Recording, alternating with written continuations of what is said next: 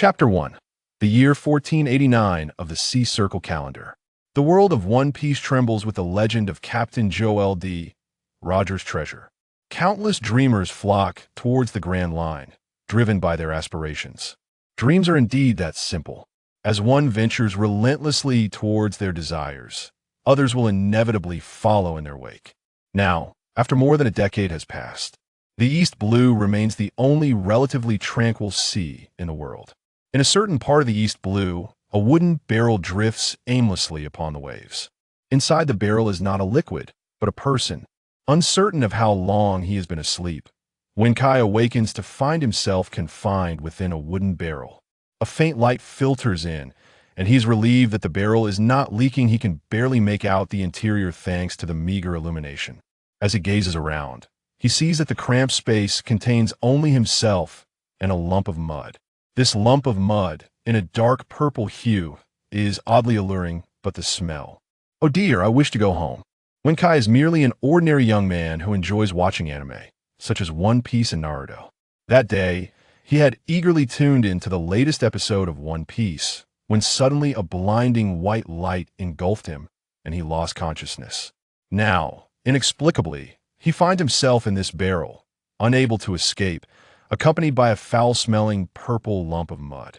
Wenke feels quite unfortunate and, in frustration, strikes the lump of mud, only to discover that it is indeed alive. How can mud move? And it truly reeks. Ding dong, the Pokémon ball storage has been activated, with user access level set to 1, allowing the use of first-tier Pokémon. A cold, indifferent voice suddenly echoes in Wenke's mind. Wenke buries his face in his hands indeed. He has traversed to another world. But what is this Pokémon storage? Never mind. He decides to go with the flow and refers to it as Warehousekin. On my first trip to another world, why am I in a barrel? Wenke asks Warehousekin, somewhat disheartened, curious to see if it will respond. The user is fortunate you are now in the world of One Piece. Wenke's initial reaction is one of exhilaration. What extraordinary luck to find himself in the realm of pirates. For here, countless men pursue their dreams. There are an abundance of extraordinary abilities granted by devil fruits. A myriad of thrilling tales awaits, and many beautiful maidens grace this world. As the pirate world is one of high martial prowess, to encourage users, a level 3 Pokémon, Grimer, has been bestowed upon you and is now in your possession, ready to be captured with a level 1 Pokeball. Wenke's heart is a tumult of emotions as he cradles the purple creature. Grimer, sporting a face and waving its short arms, joyfully exclaims, Grimer, it seems quite fond of him. Warehousekin is not as rigid as one might think. Wenke frowns, but upon closer inspection, Grimer is rather endearing, albeit a bit clingy and definitely odorous. By the way, Warehousekin, do all the creatures in our storage belong to the Pokémon universe? Wenke inquires with curiosity. Indeed, the Pokémon ball storage contains Pokémon from 7 tiers across various regions, and the user's maximum level can reach tier 7. Upon completing a certain number of time-limited tasks, the level will naturally increase, so users are encouraged to strive diligently. Warehousekin explains patiently. How can I obtain tasks, or when are they issued? Wenke asks Warehousekin. Users need not worry, the narrative will issue corresponding time-limited tasks as required, and upon completing these tasks, you will gain eligibility for Pokeball draws. Completing 10 time-limited tasks will grant an additional reward on the Grand Wheel. Wenke nods. This mechanism is quite commendable as it effectively motivates users. By the way, Warehousekin, where exactly are we in the world of pirates? And when will I meet the protagonist, Luffy? Wenke feels this is of utmost importance. In the vast world of pirates, someone like Luffy, a key player, is indeed a significant ally. Wenke believes that joining Luffy's crew is the best path to embark on the Grand Line. It is not that Wenke fails to see the merits of the Marines, bounty hunters, and other pirates. Rather, Luffy's magnetic charm, during his previous viewing of the series, has left him hoping to be a good pirate and share in the adventures alongside Luffy and his friends. Users need not worry currently. You are located in the East Blue of the One Piece world. Please wait patiently for half a day. Once Luffy's storyline commences, we will also begin issuing tasks. Warehousekin reassures Wenke. Wenke hugs Grimer gently and inquires, "Where Houskin? I need to return Grimer to its Pokeball. Where can I obtain that Pokeball?" The user's Pokeballs are stored in a miniature space. As long as the user thinks of a specific Pokemon, its corresponding Pokeball will materialize directly. All right, I will give it a try. Wenke thinks of Grimer's name. Poof! Before Wenke, a purple Pokeball appears out of thin air, complementing the purple Grimer. Just as he is about to capture Grimer, it stubbornly climbs onto Wenke's face, the overwhelming stench nearly causing him to faint. Grimer adamantly refuses to enter the Pokeball, and Wenke cannot force it. At that moment, Wenke pushes Grimer away, tears welling in his eyes as he recalls that the first Pokemon of the legendary trainers was Pikachu. It is not that he is particularly obsessed with appearances, but having a lump of mud resting on his shoulder feels rather absurd. This Warehouskin is also a handful. It clearly knows the characteristics of Pokemon, yet chose to grant him a Grimer. By the way, wasn't Grimer supposed to be gray when I was a child? Why is this one purple? Wenke wonders aloud. He embraces Grimer, temporarily giving up on returning it to the Pokeball. The Pokemon provided to the user are exclusive to the warehouse. Each one possesses significantly enhanced abilities compared to the originals, yet their personalities and dispositions remain unchanged. Warehouskin explains at this moment. Wenke nods, fully agreeing with this aspect. Pokemon are also forms of life. They each possess unique traits, temperaments, and thoughts. It is hard to imagine the extent of intelligence that those legendary Pokemon might possess. Now that Wenke has this warehouse, he has secured a solid safety net and trump card in the world of One Piece. Behind each Pokemon lies its own distinct capabilities. With everything clarified, Wenke can only patiently await the unfolding of the story. He lies back in the wooden barrel, the initial excitement of his arrival gradually calming. This marks his first day in the world of One Piece. It is ordinary to others, yet extraordinary for him. Regrettably, no one welcomes him. Only Grimer keeps him company, but Wenke believes that one day, he too shall stand at a higher vantage point, surveying the boundless sea and conquering this era of great pirates. He too will become a formidable figure admired by others. The more he contemplates, the more confused he becomes, and Wenke drifts back into a deep slumber. Meanwhile, aboard a passenger ship traversing the ocean, Nami, adorned in a splendid gown, gazes melancholically out at the sea from the window. I wonder if Cocoa Village is faring well. The once serene scene is disrupted by the sound of a ship's horn as a row of grappling hooks latches onto the passenger vessel. It turns out that the pirate ship of Arlong has boarded this passenger ship, causing chaos to ensue.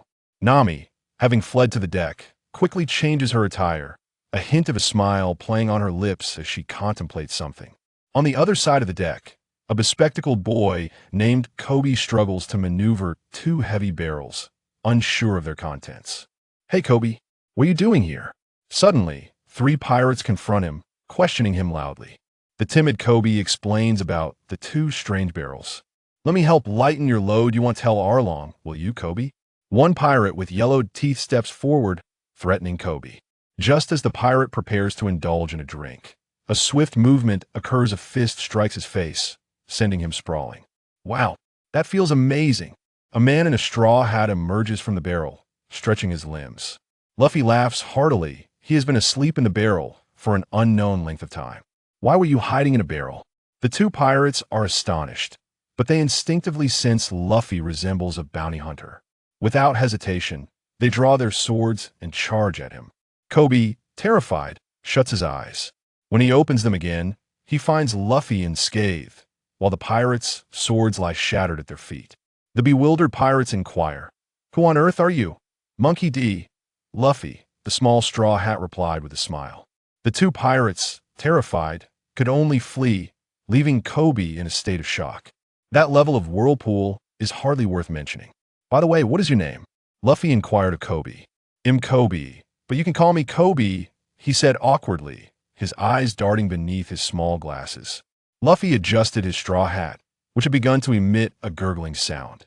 Frustrated, he wondered why he was hungry again. "Kobe, where can I find some meat?" "Huh?" Kobe was taken aback by Luffy's question. Without hesitation, Luffy hoisted Kobe onto his shoulder, instructing him to lead the way. The two of them paid no mind to another barrel nearby. The second barrel, which had rolled into the ship's hold, remained silent until long after Luffy and Kobe had departed, at which point the lid was kicked open. At that moment, Wenke emerged, clutching a purple, stinky sludge, and stood up, stretching his back. "I'm utterly exhausted. From now on, I must never stay in a barrel again," Wenke exclaimed, drenched in sweat while clinging to the foul substance. The barrel was both hot and cold, and the sludge rolling around him had inadvertently strengthened Wenke's resilience. Ding! Time-limited Task 1. Help Kobe overcome his fear of Alvida and regain his courage. Reward: 1 opportunity to draw a level 1 Pokémon. Wenke recalled that this seemed to be something Luffy would do, and now it was his turn. With only 1 drawing chance, it was precious for someone just starting out like him. He had to complete the task. Thus, Wenke, determined not to slack off, stealthily made his way toward the storage room, waiting for Luffy to encounter Alvida, as that would provide a reasonable excuse for his appearance. Inside the storage room, Luffy sat there, eagerly devouring his food. At that moment, Kobe stared in disbelief. "Luffy, are you also a pirate?" "Yeah, but I haven't found any companions yet. It's just me for now," Luffy replied matter-of-factly. "Then what is the purpose of your arduous journey at sea?" Kobe cautiously asked. Upon hearing this, Luffy burst into joyous laughter. "I aim to become the king of the pirates." "The king of the pirates?" Kobe was utterly taken aback. "You mean the one who dedicates his life to pursuing the One Piece, claiming the entire world as his own?" Kobe adjusted his glasses, gazing in a daze at the laughing Luffy. Could this man truly achieve such a feat? Boom! Before Kobe could ask further, a wooden board above them shattered from the impact, and amidst the swirling smoke, an exceptionally large, pockmarked woman rose, resembling a small mountain. It had begun. Wenke, alerted by the commotion, grabbed the rope he had just found and moved toward the upper deck. Ding! Time-limited Task 2. Assist Luffy in defeating Alvida's crew members. At least 20 must be defeated. Reward: 1 opportunity to draw a level 1 Pokémon. Wenke smiled. Luffy was indeed someone worth following. For the sake of his task, he must engage in battle. Upon reaching the deck, his eyes were first drawn to the robust Alvida, and then to the straw hat-wearing Luffy. Finally, he noticed Kobe, who was hiding behind Luffy. Alvida seemed to taunt Kobe, her expression mocking, as Kobe knelt in fear. Wenke realized his opportunity had arrived. He moved closer to Luffy. Rather than being a mere bystander here, why not pursue your dreams? Don't you agree, Kobe? Wenke suddenly shouted at Kobe, brandishing the rope. Kobe was taken aback, turning to look at Wenke. "You need to remember what your dream is. To become a Navy officer. Have you forgotten your childhood aspiration? A true warrior is one who fears nothing ahead. Have you forgotten all this? Stand up, Kobe." Wenke continued to encourage him. Kobe removed his glasses and slowly rose to his feet. Indeed, his dream had always been to become a Navy officer, dedicating his life to the cause of naval justice. That day, he had simply gone fishing as usual, only to find himself inexplicably aboard Alvida's pirate ship, enduring countless beatings with an iron rod, nearly losing hope in life. But upon meeting Luffy today and hearing Wenke's awakening words, he slapped himself hard. Kobe, what exactly are you afraid of? She is not the Grim Reaper. She is merely an ugly, overweight woman. Alvida, you ugly fat hag." Kobe finally cast aside his fear of Alvida, breaking the shackles within his heart, and boldly expressed his thoughts. Ding! Time-limited Task 1 completed. Would you like to draw a Pokémon? The notification from a storage room coincided with Kobe's shout. He had succeeded. Wenke did not respond to the storage room's prompt, but instead looked toward the deck, where Luffy was now confronting Alvida. Thanks to Kobe's words, Alvida's face contorted with rage as she raised her iron rod and swung it fiercely at Kobe. Luffy stepped in front of Kobe, absorbing the blow with his head. Wenke's encirclement by pirates intensified, swelling to a formidable 20 or 30 individuals. These buccaneers, their muscles taut and serpentine, brandished cutlasses with menacing ferocity. Suddenly, a Grimer, reeking of its noxious essence, bounded to Wenke's vanguard. Now erect, the Grimer stood at nearly 1.5 meters, adopting a combative posture against the encroaching pirates. These seafarers, wary of the unknown entity, exercised caution. Save for the leviathans of the deep, they had never witnessed such a creature. Wielding the rope, When cast a frigid gaze upon them, uttering a single word with serene composure. Lash. Lash. With a flourish, when addressed the warehouse manager in his mind. Ding. Limited time task 1 complete. Commencing the extraction of a level 1 Pokémon. Reward. A Pidgey. Reward has been recorded in the miniature space. A flying type Pokémon. Pidgey. Wenke expressed a degree of satisfaction with the lottery results. Bobo's evolution is that of a Pidgey, a formidable flying type Pokémon acquired by Ji during his early adventures. As long as the Pokémon are from this stage, I can utilize their moves, correct? You need to provide me with a list of their available moves. Wenke recalled the importance of understanding the characteristics of these 2 Pokémon. It has already been uploaded into the user's mind. Any Pokémon from this stage can employ the moves they are capable of learning, thereby reducing the training time. The warehouse products are undoubtedly of the highest quality. And users need not worry. Alright, come forth, Pokeball. A white Pokeball materialized in Wenke's hand. Go, Bobo. The Pokeball opened, releasing Bobo in a burst of white light. Bobo resembled a small bird. Its wings were initially unremarkable in color, yet the system-enhanced Bobo's wings gleamed as white as snow. Only the feathers on its belly and the tips of its wings remained gray. Its black eyes were imbued with a hint of ferocity, and its beak and claws were also white, adorned with 3 tufts of white feathers atop its head. Venture's peculiar method of summoning Pippi astonished everyone on deck. Who on earth was he? The pirates, having never witnessed such a spectacle, recoiled in unison, their mouths agape, utterly dumbfounded by Venture's bizarre summoning. How could an animal emerge from a mere sphere? Kobe, equally flabbergasted, muttered, could this person's ability to summon from thin air be a manifestation of a devil fruit? Luffy, having just deflected Alvida's iron club, noticed Venture summoning Pippi, his eyes gleaming with excitement, exclaiming, amazing. What a beautiful bird. This guy is incredible. Alvida, momentarily taken aback, remained focused on dealing with the rubber man before her. She had to defeat Luffy first. I've resolved to become king of the pirates.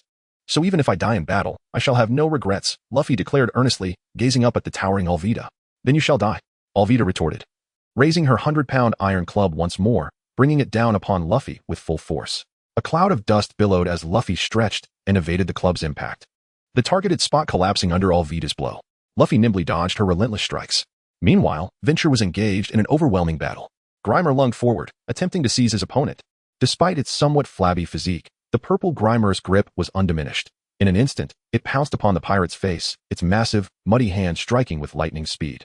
The pirate didn't even have time to utter a cry before being slammed onto the ground, the deck shattering upon impact. Most of the surrounding pirates, filled with dread, dared not approach, save for 2 or 3 reckless individuals who charged at Grimer with cutlasses. To their horror, the blades, having sunk halfway into its body, were halted by an unknown force, unable to penetrate further. What? The attacking pirates exclaimed in terror. Then could bellow, Grimer, restrain the cutlass. Attack with poison hand. Grimer discharged the cutlass from its belly using its acidic sludge. Capitalizing on their carelessness, it unleashed poison hand, its noxious fist leaving considerable indentations on the pirates. Some spewing blood, others sent hurtling. Ding. User is 80 of the way to completing task 2. Pirates defeated. 4. We'll take care of you first, kid. Though the Grimer was wreaking havoc among the pirates, some realized that its summoner was vulnerable. Eliminating Ven would resolve everything. But would Ven permit this? Pidgey. Use quick attack. The Pidgey, like a bolt of lightning, swooped down, assaulting the pirates with its beak. The pirates felt as if they had been struck by a bullet in the chest, with several collapsing after each pass. Ding. User is 50 of the way to completing task 2. Pirates defeated. 10. Pidgey. Grimer. Continue the offensive. Ven sneered. These individuals were mere fodder in the East Blue, let alone the Grand Line. If he couldn't overcome such weaklings, he shouldn't bother joining the Straw Hats and should simply end his life. Gum Gum Rocket. A fist, stretched to its limit, struck Alvida in the abdomen with full force. Caught off guard by Luffy's rubbery fist, Alvida felt a fleshy projectile strike her abdomen, launching her into the air. Aya. Kobe was dumbfounded. Luffy had been evading Alvida's iron club, but now sent her flying with a single punch. Alvida, who could lift a 100-pound club. What manner of monster was Luffy? Luffy, unconcerned, grinned and turned to observe Ven's battle, showing no intention of intervening. Ven's battle was nearing its conclusion, with fewer than 10 pirates remaining. The rest groaning on the ground, incapacitated. Grimer. Use sticky hold, then poison hand again. The Grimer moved with astonishing agility. The remaining pirates, already skittish, were terrified of the monster, barely able to hold their swords. As their numbers dwindled, the remaining pirates, unable to endure any longer, dropped their swords and fled. Wenke did not pursue the fleeing enemy relentlessly. He had already vanquished 20 pirates, if not more, and was poised to complete his time-sensitive task. Ding. Time-sensitive task 2 completed. Would you like to draw a level 1 Pokémon as a reward? At that moment, the storage system also heralded good news. Draw Wenke, without hesitation, responded affirmatively. Ding. Time-sensitive task 2 accomplished, commencing the draw for a level 1 Pokémon. Reward, a Squirtle. The reward has been recorded in the miniature space. Excellent. Wenku was quite fond of this classic Pokémon, which had once been a mainstay in the early adventures of his mentor, Master G. At that moment, Pidgey perched on Wenku's shoulder, chirping sweetly, while he scooped up Grimer once more. As long as the Grimer learned to manage itself, its notorious odor could be kept to a minimum. Suddenly, a rubbery hand grasped Wenku, and Luffy leaped directly in front of him, his face aglow with excitement. Well, what is your name? You were incredible just now, Luffy exclaimed, bouncing around Wenku like a monkey. I am Wenku, he replied with a smile. Hello. I am Monkey D. Luffy, are you also a devil fruit user? Luffy inquired, poking curiously at Grimer's skin. I am not a devil fruit user. You may refer to me as a Pokémon summoner, Wenku explained. Pokémon summoner? I'm not quite sure what that is, but you're amazing, Wenku. Will you join my crew? Luffy, ever straightforward, posed the question. Nearby, Kobe gasped in astonishment. Luffy, are you really that direct? Of course, my captain. Wenku had been eagerly awaiting this moment. Oh, that is fantastic. My first crew member has been born. Luffy beamed like a child. Wenku, join the Straw Hat Pirates. In a certain expanse of the East Sea, a small vessel glides slowly across the water. It is none other than Luffy, Wenku, and Kobe. After their victory over Arlong, they set sail, yet lacking a navigator and a map, their provisions have dwindled. Had it not been for Wenku's steadfast determination to preserve their scant supplies on the first day, Luffy would likely have consumed them all in a single meal. The ship's cook, Wenku, mused that they couldn't withstand having a glutton on board, observing how gaunt Kobe had become. This recent food shortage had illuminated the crucial importance of a well-equipped vessel and a skilled chef. Indispensable elements, lest starvation become a grim reality at sea. Wenku, I'm famished. Any luck fishing? Luffy called out weakly from the ship's bow, his voice lacking vigor. I'm trying, Captain. Please be patient. Wenku retorted. Exasperated by his captain's insatiable appetite and minimal contribution. When would a working man like himself ever truly be satiated? Roronoa Zoro, where in the world are you? Wenku had envisioned their initial encounter to be swift, a mere episode's duration, based on the anime. Reality, however, demanded a painstaking search through various towns. When will Nami arrive? A navigator was also essential. After what seemed like an eternity, Luffy and his companions finally reached the town garrisoned by Captain Morgan. Finally, the Navy base town, Luffy exclaimed, elated to be ashore after subsisting on fish for so long. Thank goodness, dry land at last.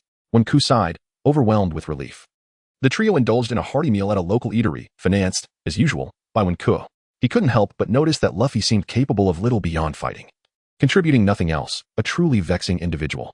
Let's be on our way. We still need to see that pirate hunter at the naval base, Wenku stated calmly, wiping his mouth after finishing his meal. Are we really going? They say he's a demon in human form, Kobe said, his tone anxious. With us around, you'll be fine. Wenku assured him, and Kobe relented. They quickly arrived at the outskirts of the base. The execution ground was desolate, save for a tall man with a green bandana bound to a post. With his eyes closed, he resembled a lifeless figure. Luffy and his companions observed from a distance until a young girl, Rika, appeared with carefully prepared rice balls, while Kobe reacted dramatically when Ku remained composed, awaiting the unfolding of events. Soon after, Helmeppo made his entrance, crushing the rice balls underfoot, and Rika was thrown aside, only to be caught by Luffy. Revisiting this text is akin to experiencing the anime anew. The subsequent content constitutes the crux of the matter. One can gradually approach this man, Roronoa. As they scrutinized him, Zoro was equally assessing them. With a steady demeanor, he calmly chewed and swallowed the contaminated rice ball. You are bound to starve doing that, Luffy chuckled, convinced that Zoro might indeed perish from hunger. Because I will undoubtedly survive, Zoro replied, his voice gravelly yet magnetic, his bloodthirsty gaze leaving Wenke momentarily dazed. Truly, he was a man destined to influence the world, and even now, his formidable presence was quite intimidating. Big Brother is really a nice person. He helped my mother and me and willingly allowed himself to be captured by Lord Bellamy. He is a good man. Little Li Xiang wept at that moment, when gently patted Rika's little head and reassured her, do not weep, Rika. We shall undoubtedly rescue that older brother. Ding. A time-limited quest has been issued anew. Quest 1. Save the pirate hunter Roronoa Zoro. Reward. 1 level 2 Pokémon. Penalty for failure. Retrieval of Grimer. The warehouse keeper has finally made an appearance, and it has been quite a while since one last heard that familiar voice. Yet, what is this penalty? Has the warehouse keeper gone astray? The purpose of this visit was to join Luffy in rescuing Zoro, the future second-in-command. Perhaps the warehouse keeper is also aware of Zoro's significance to the overarching narrative and dares not treat it lightly. Ding. Quest 2 has been issued. Encounter Nami. Assist her in acquiring the sea chart. Reward. 1 level 1 Pokémon Bulbasaur and a 10 beginner ability potion. Penalty for failure. None. At this moment, Wenku was utterly astonished. Setting aside the term serendipity, what might this ability potion be? The very name exudes an air of grandeur. When a user consumes this potion, they can temporarily acquire the abilities of a specified Pokémon. Such a delightful prospect? Could it be that the warehouse master, feeling a tinge of pity for his own plight, has decided to bestow such benefits? Users are advised not to become complacent. The revolution has merely begun. The ability potions are categorized into 4 tiers: basic ability potion, intermediate ability potion, advanced ability potion, and permanent ability potion. The warehouse master explained patiently. Verily, when assented, discerning the paramount importance of this elixir to his present circumstances. Subsequent to the skirmish with Alrita, he had first-hand experience of the formidable prowess of Pokémon in combat.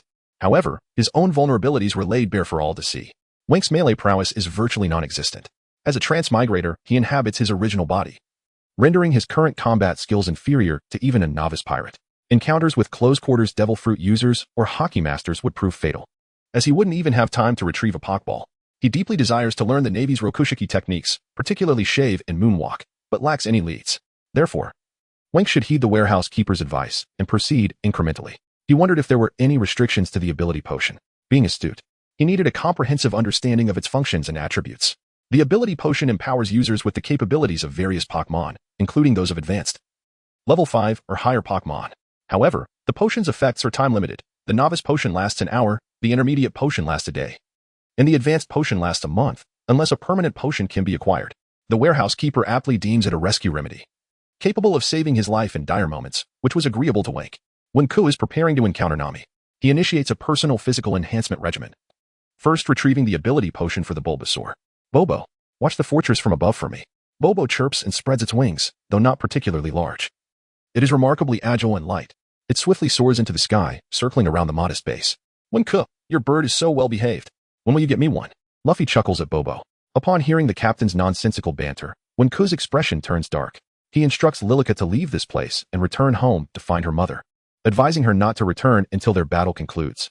He then turns to Luffy and KB, saying, let's split into 3 directions. I need to infiltrate the naval base for some tasks. Luffy, you seek Zoro's sword, and KB, you go back to the execution ground to keep an eye on Zoro. Once the plan is set, Wenke feels a slight sense of relief and quietly climbs the wall, stealthily infiltrating the naval fortress. Luffy and KB exchange glances before each focusing on their own missions, with the primary goal of rescuing Zoro. Meanwhile, an orange-haired girl wanders within the fortress. It is Nami, who has escaped from the passenger ship. She is preparing to steal the treasure map, hoping not to disturb the station naval officers.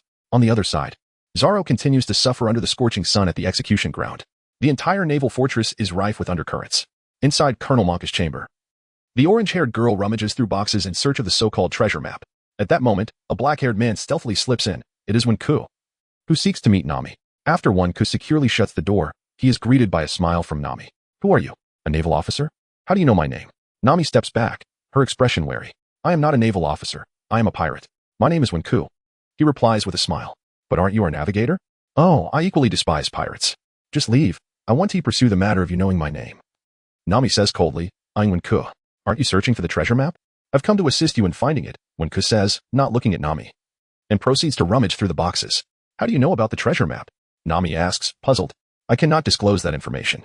Ah, here it is. Is this it? Wenke holds up a piece of parchment and tosses it to Nami, which bears a large red nose. With an unperturbed countenance, Wenke jested. While this isn't a chart of the Grand Line nor a treasure map, this blueprint is the linchpin to unlocking the newest chapter of our saga. An expression of grave solemnity adorned Bikina Nami's visage. What's the matter? Do you lack the courage to venture forth? Wenke taunted. Humph. Why would I be afraid? You best not tell me. Nami retorted disdainfully before departing. Damn, that little wildcat.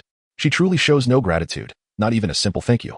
With a touch of exasperation, Wenke rubbed his forehead. Ding. Limited time task 2 completed. Reward, a level 1 Pokémon Bulbasaur, along with a vial of beginner proficiency elixir 10. The reward has been deposited in your pocket dimension.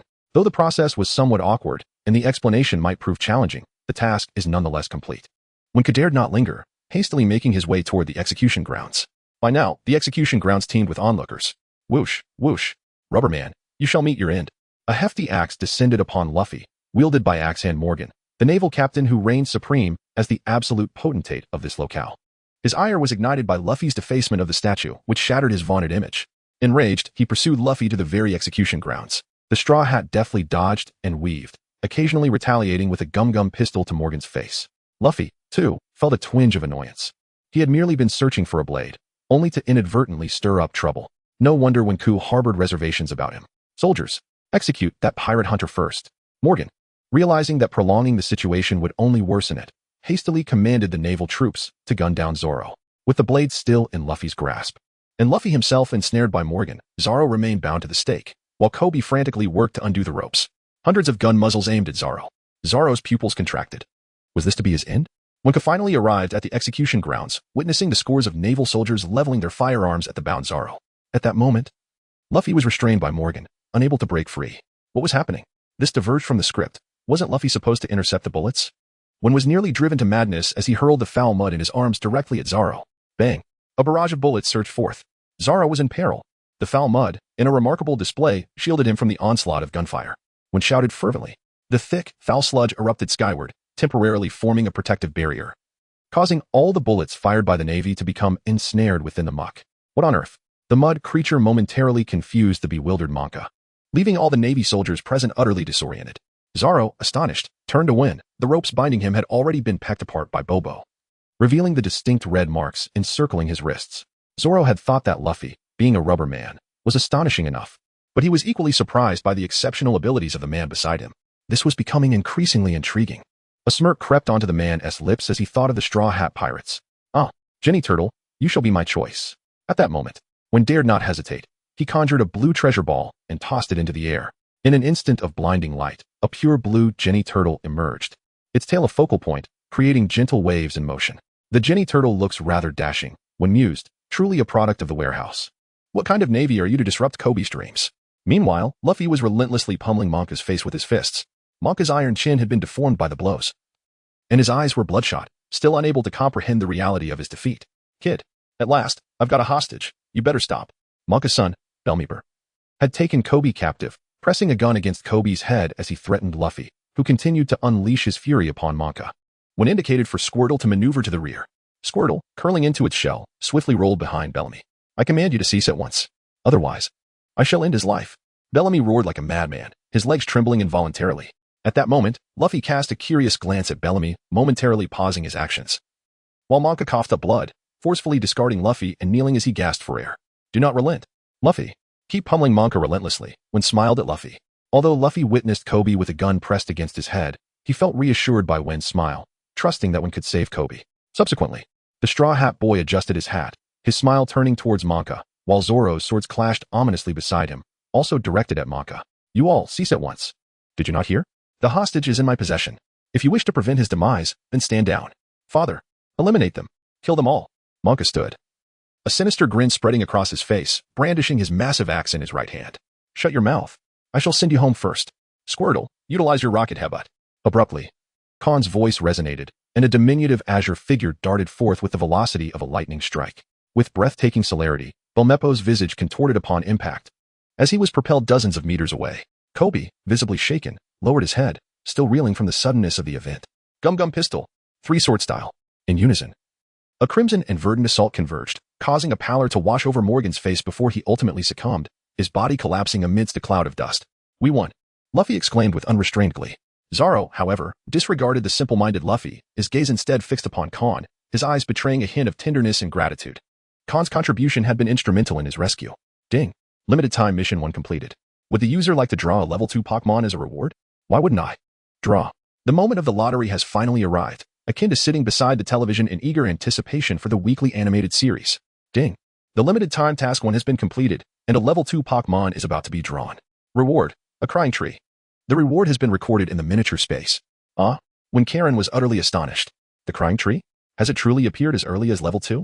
The potted Pokémon, crying tree, is not deemed weak. Rather, it astonishes with its ability to mimic moves.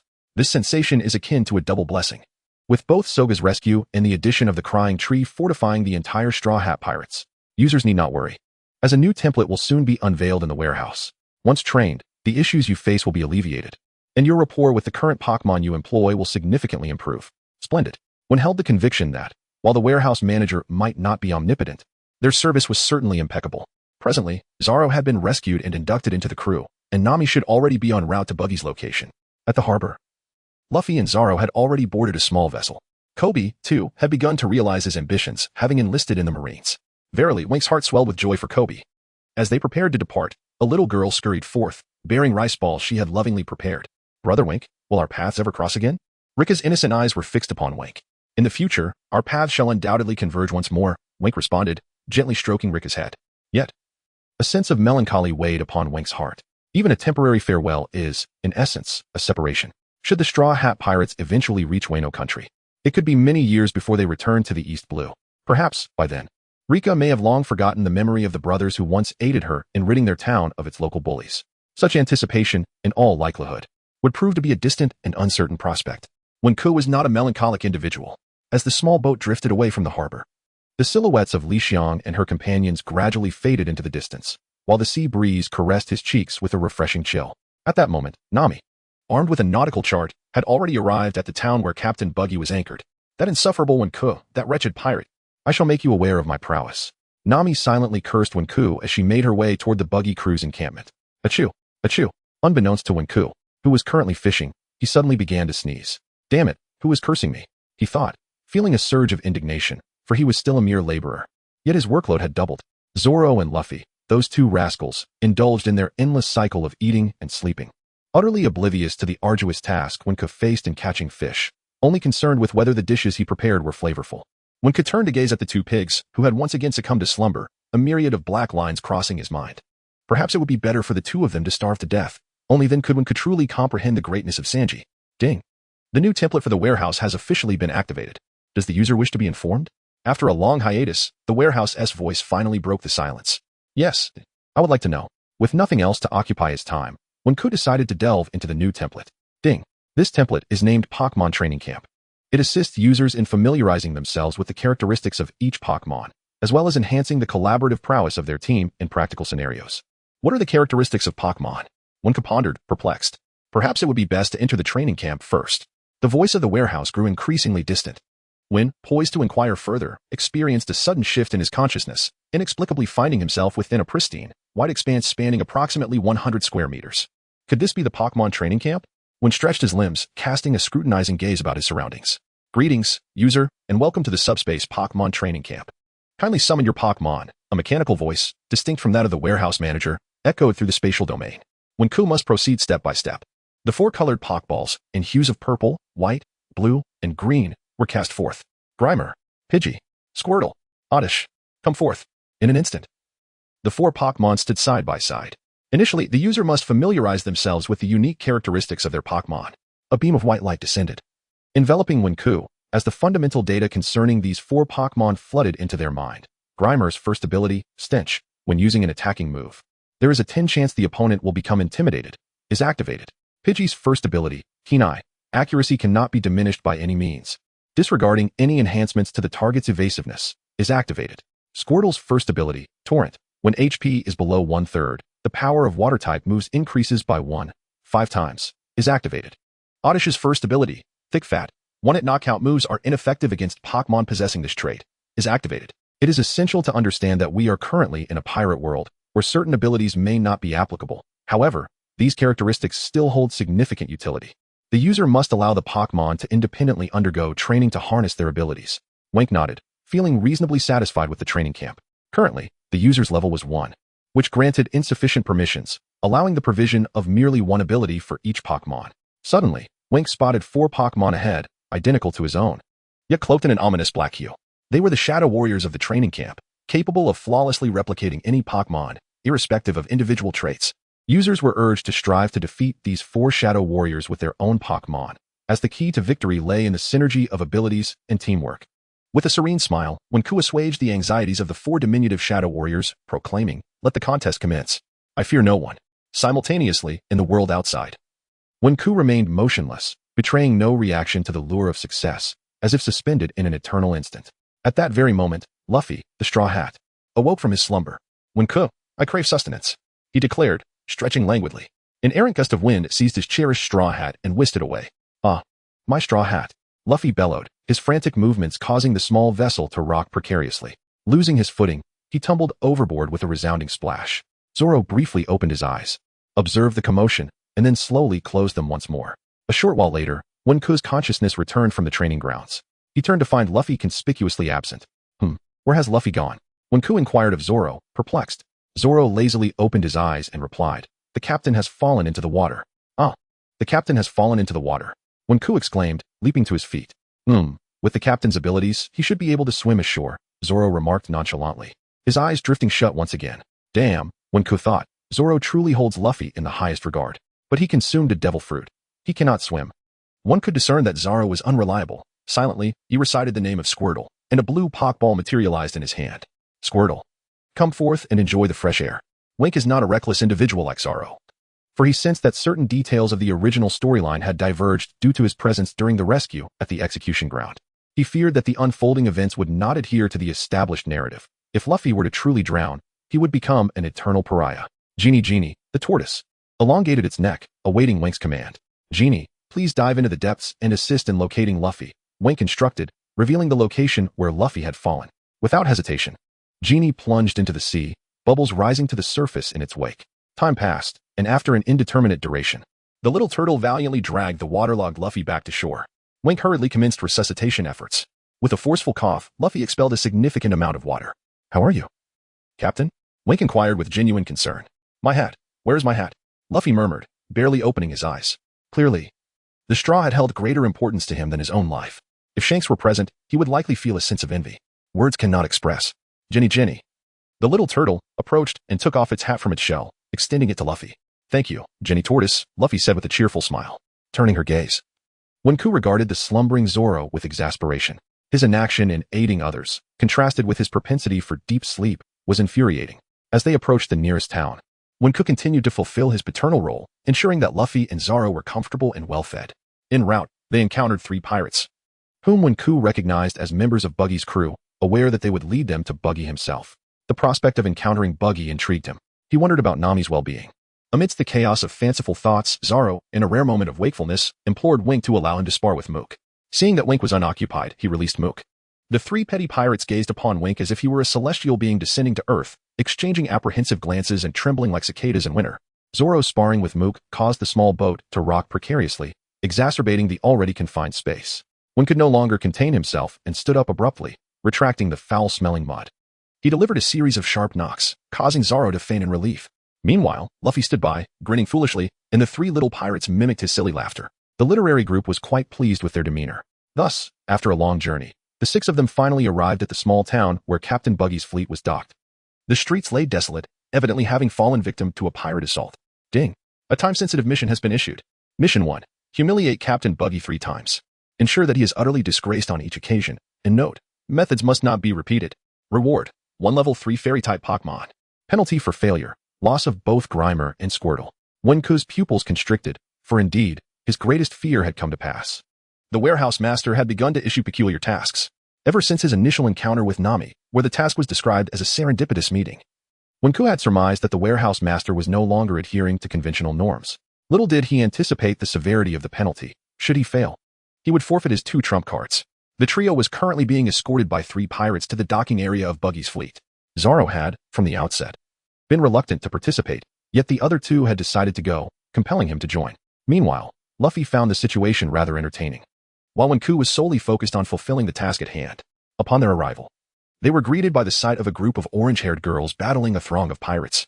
The pirates wielded their knives against the girl but refrained from harming her, instead playfully toying with her like an eagle with its prey, creating a scene of utter chaos.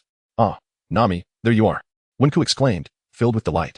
Upon seeing Nami, Luffy also smiled. He had shared a few fleeting glances with this orange-haired girl. In contrast, Zoro remained remarkably composed, having never encountered Nami before. Suddenly, the pirates halted, and one among them, with a prominent red nose and a clownish visage, turned to gaze in their direction. Oh, quite dashing indeed. This must be the infamous Buggy. With a mirthful countenance, Wenke exchanged a glance with Bucky. Pray tell, who might you be? Bucky responded with a sardonic chuckle. Nami. Her gaze fixated upon Wenke, her eyes gleaming with sudden interest, swiftly bounded to his side, casting wary glances at the surrounding Bucky pirates brandishing their blades. Oh, Wenke, do rescue me. These scoundrels seek my demise, she exclaimed without reservation. Must you preface my name with such an unflattering epithet? Wenke lamented with a wry smile. Ah, so you are allied with Nami. It seems there shall be more corpses to add to the pile. Bucky uttered with a sanguinary relish as he licked the blade of his short knife. Large nose, I harbor no fear of you, Wenke rejoined with a serene smile.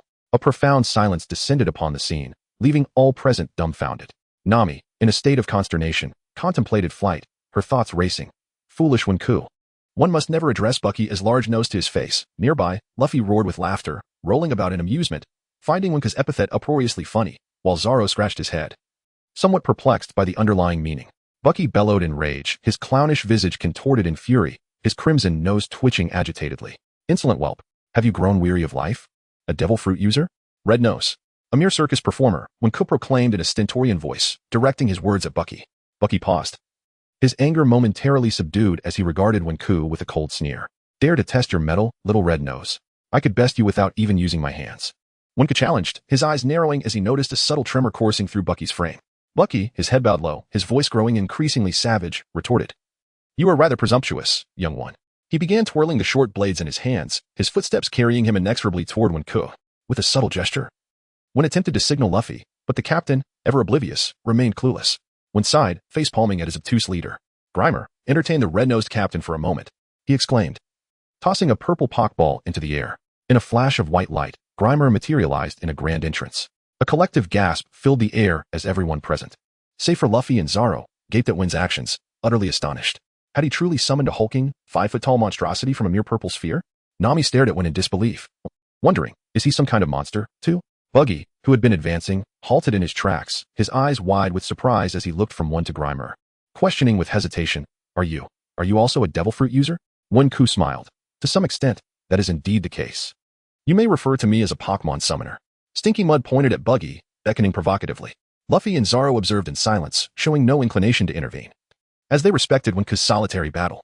Through several days of interaction, they had come to understand the peculiar strength of Wenke's four strange creatures, with Stinky Mud being the most formidable among them. If it were Stinky Mud, then Buggy, despite being a devil fruit user, would undoubtedly face defeat. Zoro's confidence in this conclusion stemmed from his first-hand experience of Stinky Mud's terrifying prowess. Stinky Mud was nearly immune to sharp objects, and coupled with its repulsive stench, Zoro, a master of the three-sword style, found himself at a loss. However, this did not imply that Zoro could not defeat Wenke, for Wenke himself was quite lacking in skill. Come and fight me, you monster. Die. Buggy charged wildly, while Stinky Mud merely picked its nose, feeling a slight itch in its belly. It used its muddy hand to pull the two short swords directly towards itself, the blades becoming embedded in its form. As Stinky Mud stared at Buggy with an expression of amusement. What in the world? What kind of monster are you? Buggy exclaimed in shock, having never encountered anything like this before. Enough with the games. Wake him up with a mud bomb. Stinky Mud opened its wide mouth, launching a mud ball of moderate size directly at Buggy's face, covering him in dirt. Red nose, you can't possibly lose to a lump of mud, can you? Look at you, covered in filth. Ha ha ha. I told you I wouldn't even need to use my hands to defeat you. Wenke, in pursuit of his mission, shamelessly mocked Captain Buggy. Buggy was bewildered. This lump of mud swallowed its own sword without hesitation and hurled another clump of mud at his face. What kind of fight is this? The surrounding pirates pointed and murmured in disbelief, unable to fathom that the undefeated Captain Buggy had met his match for the first time. Buggy wiped the mud from his face, feeling the weight of the crowd's skepticism and mockery. A long-buried sense of inferiority surging within him as he gazed at Wenke with increasing malice.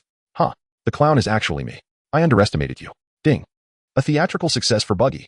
Completion progress for time-limited task 113. Wishing the user continued success. Acknowledged, and with continued dedication. Suddenly, Buggy recoiled, vociferously commanding his subordinates. Load. Obliterate them. A cannon of approximately 1 meter caliber was then aimed towards the Straw Hat Pirates. Buggy Ball. Wenke almost forgot Buggy Captain had this ultimate weapon. Luffy, you should be able to withstand a cannonball, right? Wenke hastily turned to Luffy. Ha ha ha, cannonballs are nothing to me. Luffy thumped his chest, stepping forward with unwavering confidence. Wenke, have you lost your mind? Who sends their own captain to their doom? Nami exclaimed anxiously. Just watch and witness Luffy's might. Wenke responded nonchalantly. Fire. Tum. A dark projectile hurtled towards the Straw Hats. Buggy, in a state of ecstatic anticipation, awaited the spectacle of Wenke and his comrades being reduced to ashes. Gum Gum Balloon. Luffy inflated his body into a massive balloon. The cannonball plunged into Luffy's form. Its force rapidly dissipated and was subsequently propelled back with equal intensity. Aya! Danger! The pirates scattered in disarray. Bang! Following a deafening explosion, the shockwave pulverized the buggy balls mounted to scrap metal, leaving several pirates grievously wounded. Buggy, fixated on Luffy, inquired, Are you also a devil fruit user? Indeed, I am a rubber man, Luffy proclaimed, brandishing his fist with a hearty laugh. Nami felt as if the world had descended into madness, lamenting how everyone she encountered today was a monstrosity. Buggy's heart was as still as a placid lake. His most trusted instrument of war, the buggy ball, had failed. At that moment, Nami abruptly turned away. I have no time for pirates. You can fight amongst yourselves. I'm not participating. She was gripped by fear, questioning her place among such extraordinary beings. Wenke shook his head, aware that Nami was merely fabricating excuses to seize Captain Buggy's treasure. In truth, The girl was quite unfortunate, desperately striving to amass a fortune of 100 million, only to discover that it was merely a trap laid by Arlong, a futile endeavor akin to drawing water with a bamboo basket. Ding. A time-limited mission has been issued. Protect the pet shop of the little dog Chio. Additionally, defeat the beast tamer Machi. Rewards: 1 level 1 Pokémon. Penalty: 1 vial of ability potion will be confiscated. At that moment, the warehouse manager unexpectedly dispatched a task, prompting Wenke to recall the matter concerning the little dog Chio. However, he was already stretched thin, and although Buggy was furious, he had begun to reconsider his course of action. If the situation turned unfavorable, he would undoubtedly flee. Yet, the mission remained incomplete, and Wenke could not allow him to escape. Lu Fei, Zaro, I entrust the stinky mud to you. You can spar with these pirates. I must attend to an urgent matter in town, Wenke informed his companions. Sure, you take care of your business. We'll manage, Lu Fei responded cheerfully. And Zaro nodded in agreement. Stinky Mud, keep a close watch on Zaro and Lu Fei, and ensure that Captain Buggy doesn't slip away while I'm gone. Wenke instructed as he patted the Stinky Mud. The Stinky Mud seemed to acquiesce. In truth, Wenke might have been overthinking, for Buggy was exceedingly greedy. He likely would not abandon his loyal crew, but he would never forsake the treasures he had amassed. If he fled, the treasure would vanish as well. Thus, he dared not run, nor could he afford to. Buggy observed Wenke's inexplicable departure, his heart tightening, but upon seeing the Stinky Mud glaring intently at him, he hesitated to make any sudden moves. API call failed with status code 429. Error. Code. For 29. Message. Resource has been exhausted, e.g. check quota. Status. Resource exhausted. Wenke patiently listened to the mayor's tale, silently awaiting the arrival of Machi, with his pet lion, Lychee, feeling somewhat famished. The beastmaster of the Buggy pirates, Machi, had come to this town to procure some food for Lychee. As he happened upon a pet shop, he noticed a dark-haired man standing at the entrance. Who is this man? Machi was taken aback. He recognized him as the individual who had thwarted Captain Buggy. He had been present at the time but had managed to escape stealthily. However, a sudden thought struck Machi, that terrifying mud monster was still stationed at the pirate's hideout, which meant that this man was no longer accompanied by that creature. In an instant, Machi's confidence surged, and the deep-seated fear he had felt dissipated as he gazed at Wenke. At that moment, Wenke spotted someone riding a lion approaching, his heart racing with impatience. Beastmaster Machi? At last, you have arrived. Hurry and defeat me, for there are important matters yet to attend to. One must commend the little dog, Chio, for its unwavering loyalty to the old shopkeeper's past promise, steadfastly guarding this pet shop. This loyalty and sense of responsibility filled Wenke with admiration, further motivating him to protect the establishment behind him. Kid, are you still going to stop me from entering the pet shop? Machi inquired. Chio barked angrily, eyes brimming with hostility. Silence. You wretched dog. I shall dispose of you shortly. Machi retorted vehemently. Machi, heed my warning and depart. I will not permit you to enter this pet shop, Wenke declared, his gaze fixed intently on Machi. Machi scoffed. What's the matter, kid? That lump of mud is no longer by your side. How could you possibly defeat me? Who said I was reliant solely on that muddy creature? Wenke chuckled. Come forth. Squirtle. Pidgey. Trico. He tossed 3 colorful Pokeballs, each releasing a radiant white light. Machi focused intently, but as he discerned the 3 Pokémon, he couldn't suppress a derisive laugh. Is that what you summoned? A mere turtle, a bird, and a tree? No wonder that earlier creature was just a lump of mud. You, as a summoner, seem to conjure the most peculiar beings. Soon, you shall find yourself unable to laugh, Wenke replied with a smile. Machi leaped down, commanding Lychee to charge at Wenke. Lychee, rush forward and bite that person. Squirtle, use water gun against Lychee. Pidgey, coordinate with Squirtle and employ quick attack for disruption. Trico, flank and unleash a powerful leaf storm. Under Wenke's composed direction, the Squirtle squad, having honed their collaborative spirit through extensive training, swiftly overwhelmed Moki's lion, Richie, leaving him prostrate. Richie, my Richie, Moki lamented. Spare your cries, your fate is no different. Squirtle, execute rocket headbutt. No, you mustn't do this to me. Ah, ding. Limited time task 2 complete. Claim reward? Claim. Wenke responded habitually. Ding. Limited time task 2 complete. Reward, a level 1 Charmander. The reward has been deposited in the microspace. Well now, is the little dragon viable? API call failed with status code 429. Error. Code. For 29. Message. Resource has been exhausted, e.g. check quota. Status. Resource exhausted. API call failed with status code 429. Error. Code. For 29. Message. Resource has been exhausted, e.g. check quota. Status. Resource exhausted. With a mischievous glint in his eyes, when surveyed Buggy, his mind brimming with playful schemes. Contemplating how to tease Buggy, an audacious idea struck him. He abruptly hurled a crimson treasure ball, and after a blinding flash of white light, a red fire dragon materialized, its tail ablaze with unquenchable flames. Wow, how cool. Is this a new species? Luffy exclaimed, taken aback by the sight of the little fire dragon for the first time. The other pirates momentarily ceased their actions, cautiously dispersing, while Zoro also paused to direct his attention toward one. At that moment, Buggy, emboldened, stepped forward to scrutinize the little fire dragon. Is this a dragon? Buggy inquired, a look of confusion crossing his face. Wenke smiled. Why not test its power? What can such a trivial gadget do to me? Baki activated his disdainful mode. Wenke suddenly exclaimed, Little Charizard, unleash your flames upon Captain Buggy's head. A tremendous burst of fire erupted from Charizard's mouth, singeing Buggy's hat, which was already perilously close, and eventually spreading to his hair. Put it out. Put it out. Buggy cried out in panic, leaping up as several pirates rushed over to extinguish the flames. Thus, a new Buggy emerged. Originally adorned with blue hair, Buggy's locks, thanks to the powers of the chop-chop fruit, could regenerate even when severed. However, the flames from Charizard transformed his once flowing hair into a frizzy mess, with a portion truly singed away, creating a comical clown-like appearance, complete with a red nose. Ha ha ha, Buggy, my little Charizard has given you a new hairstyle. Wenke laughed uncontrollably. Nearby, Luffy pointed at the bewildered Buggy, rolling on the ground with laughter, while Zoro's lips curved into a faint smile. The crew of pirates struggled to suppress their laughter, as their captain now possessed an inexplicably endearing quality. Wenke never anticipated that Charizard would make such a remarkable debut, accomplishing a significant feat right from the outset. This mission is nearing its completion. Wenke, you shall perish. You must die. I have never harbored such a desire to kill someone. And your dragon, I shall slay it too. You are all utter fools. Utter fools. Buggy, once bewildered, now erupted in fury, pointing his finger at Wenke, unleashing a torrent of insults. Image? Since encountering Wenke, has he retained any semblance of dignity? Ding. Buggy has successfully completed the second act. The progress of the time-limited task stands at 23, wishing the user continued success.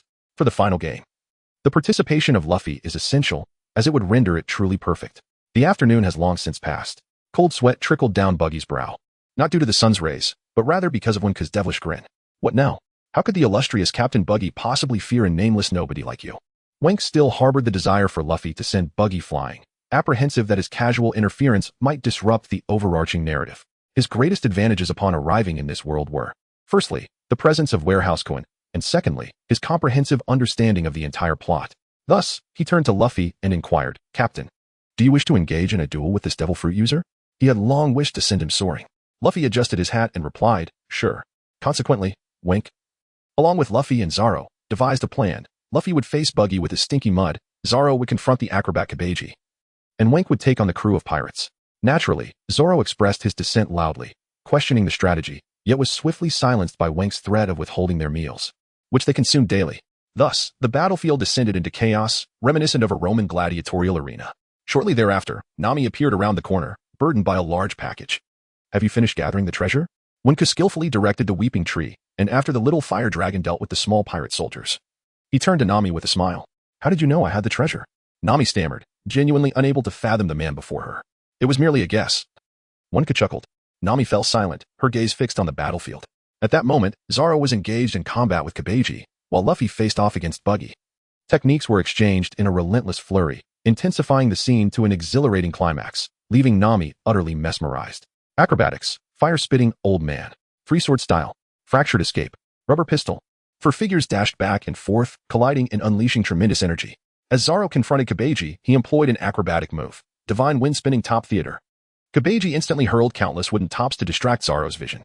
Zoro called out to Bobo above. I'm counting on you, Bobo. Ever since every Pokémon became familiar with Luffy and Zoro, a tacit understanding had begun to form, a notion held by Wenke, aiming to enhance the overall strength of the Straw Hat crew.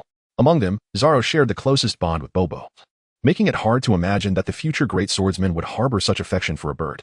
Bobo, aside from Wenke, often darted out of its Pokeball to stay with Zoro. Bobo, understanding the cue, unleashed a whirlwind, a fierce gale that swept through, causing all the tops to fall to the ground under the force of the wind. Damn bird. Kabeji seethed, his rollerblades propelling him to the surrounding walls. Zoro leaped and darted, his three swords gleaming coldly as he charged at Kabeji, with Bobo providing aerial support. Acrobatics, isolated while suspended slash. Die. Kabeji, suspended in midair, swung his blade at Zoro, who wore a cold smirk, waiting for Kabeji to descend. In a sudden move, Zoro leaped, his dual swords in a quick draw, creating a swirling tempest, his blade meeting Kabeji's attack head-on. In a decisive strike, Zoro cleaved through Kabeji's waist. Roronoa Zoro victorious. Meanwhile, Buggy found himself cornered by Luffy and Stinky Mud. Fractured cannon. Buggy's wrist shot forward, aimed directly at Luffy. Stinky Mud instantly leapt onto Luffy's back, absorbing Buggy's assault. Thank you, Stinky Mud, Luffy beamed. Stinky Mud chuckled in response, as aside from Zaro and Bobo, it shared the closest rapport with Luffy, who often used his rubber pistol to massage Stinky Mud. Watching from the sidelines, Wenku exchanged glances with Nami, who understood immediately, hiding amidst the ruins in anticipation of Buggy's inevitable disintegration. Observing the situation, Buggy realized he had to change tactics, as every strike was nullified by Stinky Mud's soft body. He unleashed his ultimate move, Fractured Cutting. Sharp blades slashed in every direction. Stinky Mud managed to shield Luffy's back, yet Luffy's front was still marred by several cuts. Rubber pistol. Luffy remained unfazed, unleashing a barrage upon Buggy. Stinky Mud suddenly leapt, targeting Buggy's slowest moving body part, his feet. Not good. Buggy's expression changed as he felt his feet pinned down. If confined, his devil fruit powers would be severely diminished. Fractured Carnival. Sensing impending doom, Buggy's body split apart like a blossoming flower, numerous chunks scattering in all directions, hoping to obscure Luffy and the other's vision. Now's the moment, the final game. It is evident that once Buggy's feet are restrained, he becomes considerably easier to contend with. Otherwise, Buggy proves to be quite a formidable adversary, with Stinky Mud only capable of offering resistance as its adaptability and speed pale in comparison to Buggy's seasoned prowess. Stinky Mud. Bind Buggy's feet. Upon merging, Buggy discovers that aside from his feet, he has lost most of his arms. What on earth is happening? Buggy has inexplicably transformed into a diminutive figure, and a footless one at that. Oh, searching for his body. Here it is. Nami emerges from the ruins, casting a bundle of items onto the ground. API call failed with status code 429. Error. Code. For 29. Message. Resource has been exhausted. E.g. check quota. Status. Resource exhausted. When gazed at the diminishing figure of Buggy, feeling a profound sense of satisfaction as it finally faded into a mere speck. The red-nosed captain would return. If he had to endure some hardships, so be it. The Grand Sea route still awaited him. Ding. Time-limited mission 1. 3 encounters with Buggy completed. Additionally, the title earned. Jester Terminator. Mission 1 accomplished. Reward. 1 level 3 Pokémon, Hercross. The reward has been stored in the miniature space. At that moment, a cacophony erupted behind the Straw Hat crew. Wen and his companions turned to see the townspeople rushing towards them, armed and intent on rescuing their mayor. They pointed at Luffy and his crew. Look. Pirates. They are the ones who seized our town. Capture them. Charge. Run. Quickly. Wen urged Zaro and Luffy to flee, while Nami, reluctant to part with Captain Buggy's treasure, hastily followed with a sack brimming with loot. They managed to shake off the townsfolk's pursuit and escape to the dock. Nami, we must leave now. Wen called out earnestly as he boarded the ship, addressing Nami, who was still clutching the treasure. Luffy tipped his hat, offering a kind gaze in her direction. Zoro remained silent, his eyes closed. Nami paused, struggling to comprehend Wen's words. Aren't we companions? She questioned, her confusion palpable. Wen smiled, basking in the sunlight as a gentle breeze caressed them. Nami felt her eyes welling up. It had been a long time since someone had spoken to her in such a manner. All right, we shall go together. 2 small boats emblazoned with Buggy's flag sailed across the tranquil sea. Inside the vessel, Wen inquired of Nami about their course. What is the situation? Where shall we head next? Well, if we continue south, there will be an inhabited island where we will need to find a more suitable ship, Nami replied, pointing to a spot on the sea chart. The narrative must ensure that the plot does not deviate excessively. Usopp, the sharpshooter of the Straw Hat crew, must board the ship. All right, thank you, Nami. I shall go fishing now. As Wenkai emerged from the cabin, he continued his fishing, but in truth, he had received a new message from Warehouse Cohen. Ding. The user is now required to undergo new training. Thus, the training camp has introduced a new training mode. Finally, there are no shadow warriors. Wenkai let out a long sigh of relief, then focused his mind and returned once more to the training camp, which remained a vast, white expanse. Wenku silently recited an incantation, and a black treasure ball materialized in his hand, which he promptly hurled into the air. In a radiant flash of white light, a colossal Hercross emerged. This formidable creature, Wenku's second level 3 Pokémon, stood nearly 1.7 meters tall. Its body enveloped in a dark gray exoskeleton, complemented by a pair of hard-shelled wings on its back. Most striking was the robust horn protruding from its forehead, measuring at least half a meter in length. Its forelimbs bore resemblance to the digging appendages of a rhinoceros beetle, robust and powerful, adorned with sharp spines at the wrists and thighs. Hercross stood with pride, while Wenku summoned additional companions, Grimer, Squirtle, Charmander, Trico, and Pidgey. At present, Wenku boasted a total of 6 Pokémon, 2 level 3 Pokémon, 1 level 2 Pokémon, and 3 level 1 Pokémon. A chime echoed as a new training mode activated below, inquiring whether the user wished to proceed. A warning followed. This mode harbored certain risks, and if the user lacked confidence, it was advised not to attempt it. The voice, devoid of emotion, was unmistakably mechanical, a departure from the warmth of the warehouse's spirit. Wenku ultimately decided to give it a try. At present, the Shadow Warrior no longer suffices for the enhancement of Pokémon. He requires new training to strengthen his Pokémon. Ding. Caution is advised, as these 3 stone sentinels are products of the Pokémon training camp, representing strength, speed, and defense respectively. The training camp has augmented their capabilities tenfold, making them formidable opponents. Red Sentinel 1, Strength Enhanced tenfold. Orange Sentinel 2, Speed Enhanced tenfold. Red Sentinel 3, Defense Enhanced tenfold. These 3 stone sentinels are rather extraordinary. API call failed with status code 429, error, code 429. Message, resource has been exhausted, e.g. check quota. Status, resource exhausted. Wenke had underestimated the situation, but negligence often leads to grave consequences. Suddenly, the second figure advanced with lightning speed, closing in on Wenke with blinding swiftness. At that moment, Wenke was caught off guard, his pupils dilating in shock as he was struck forcefully in the abdomen by a punch from the second figure. He coughed up a mouthful of blood. Observing Wenke's injury, Squirtle immediately unleashed a water gun attack. However, the second figure moved with an eerie grace, effortlessly dodging Squirtle's assault and retreating to the side of the first and third figures, completely untouched by the water.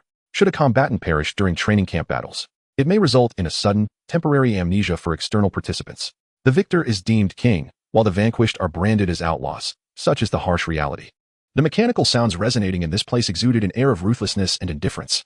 One can certainly unleash his ire. It appears that Warehouse Kuin holds affection for me, while you, this second-hand item, only know how to torment others. The 3 small stone figures each enhance strength, speed, and defense tenfold. For they are aware that one is the weakest link in the team. One must tread carefully, for a moment's lapse may lead to calamity. Safeguarding oneself for an hour is the greatest victory. Heracross. Use focus energy. The mighty beetle directs its intense gaze at the trio opposite, only to discover that it bears no effect. Grimer, unleash Mud Bomb. Envelop them. Grimer unleashes a torrent of mud, encircling the stone man. But suddenly, number 3 erupts, shattering the muddy confinement. Number 3. Wenke has now disowned its defensive prowess. Meanwhile, number 1 sluggishly approaches Wenke, its robust stone arms a testament to its formidable strength. Heracross. Let us employ Horn Attack. Roar. The formidable beetle charges with all its might towards number 1, which seizes Heracross with its stone arms, resulting in a stalemate of strength. Wenke's expression falters, for it is well known that Heracross is a champion of power, yet this stone man exhibits astonishing might.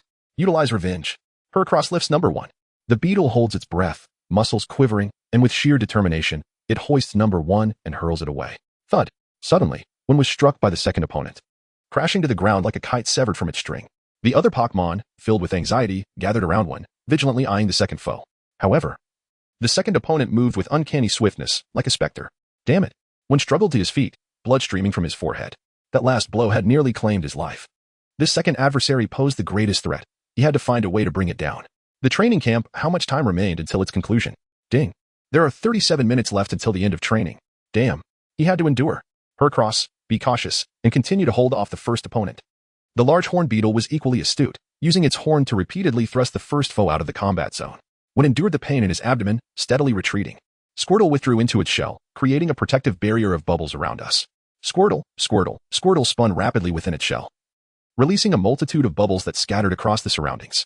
At that moment, the second figure halted, as the side ahead was obscured by bubbles, erasing any trace of one.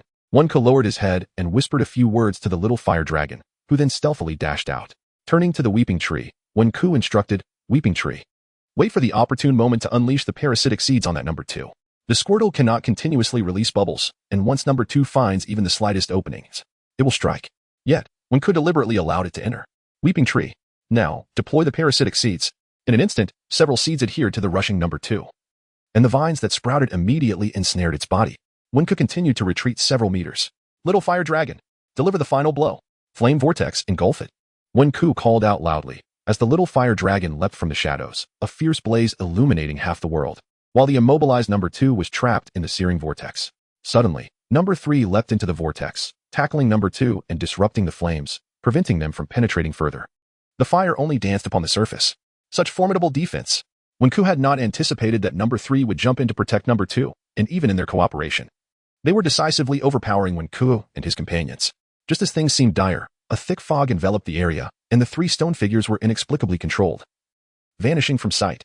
Nearby, Heracross also collapsed temporarily, as the hour-long stalemate had taken its toll. Ding.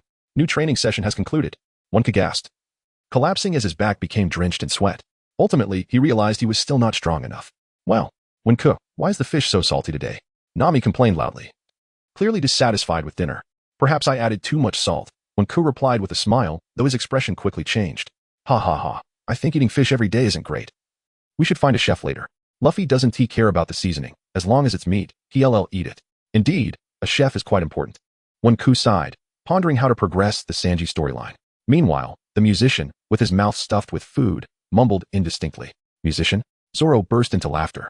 At that moment, the four of them shared a warm and harmonious meal on the small boat. 3 days later, Luffy and his crew finally arrived at the nearest small island in the south. As they disembarked, a cloud of dust erupted from the cliffs above, revealing rudimentary pirates scattered everywhere. Usopp, API call failed with status code 429. Error. Code. For 29. Message. Resource has been exhausted, e.g. check quota. Status. Resource exhausted. The narrative evokes a blend of humor and disbelief as Nami is left astonished by Luffy's peculiar thought process. Zoro, equally bewildered, exclaims, "Are you truly our captain? 8 million? Surely, you cannot be deceiving us." Nami, displaying her cleverness, attempts to extract information from Usopp, unaware of the trap she sets. To her surprise, Usopp unwittingly falls into her ploy, his astonishment rendering his mouth agape as if accommodating an egg, rivaling even Luffy's expressions.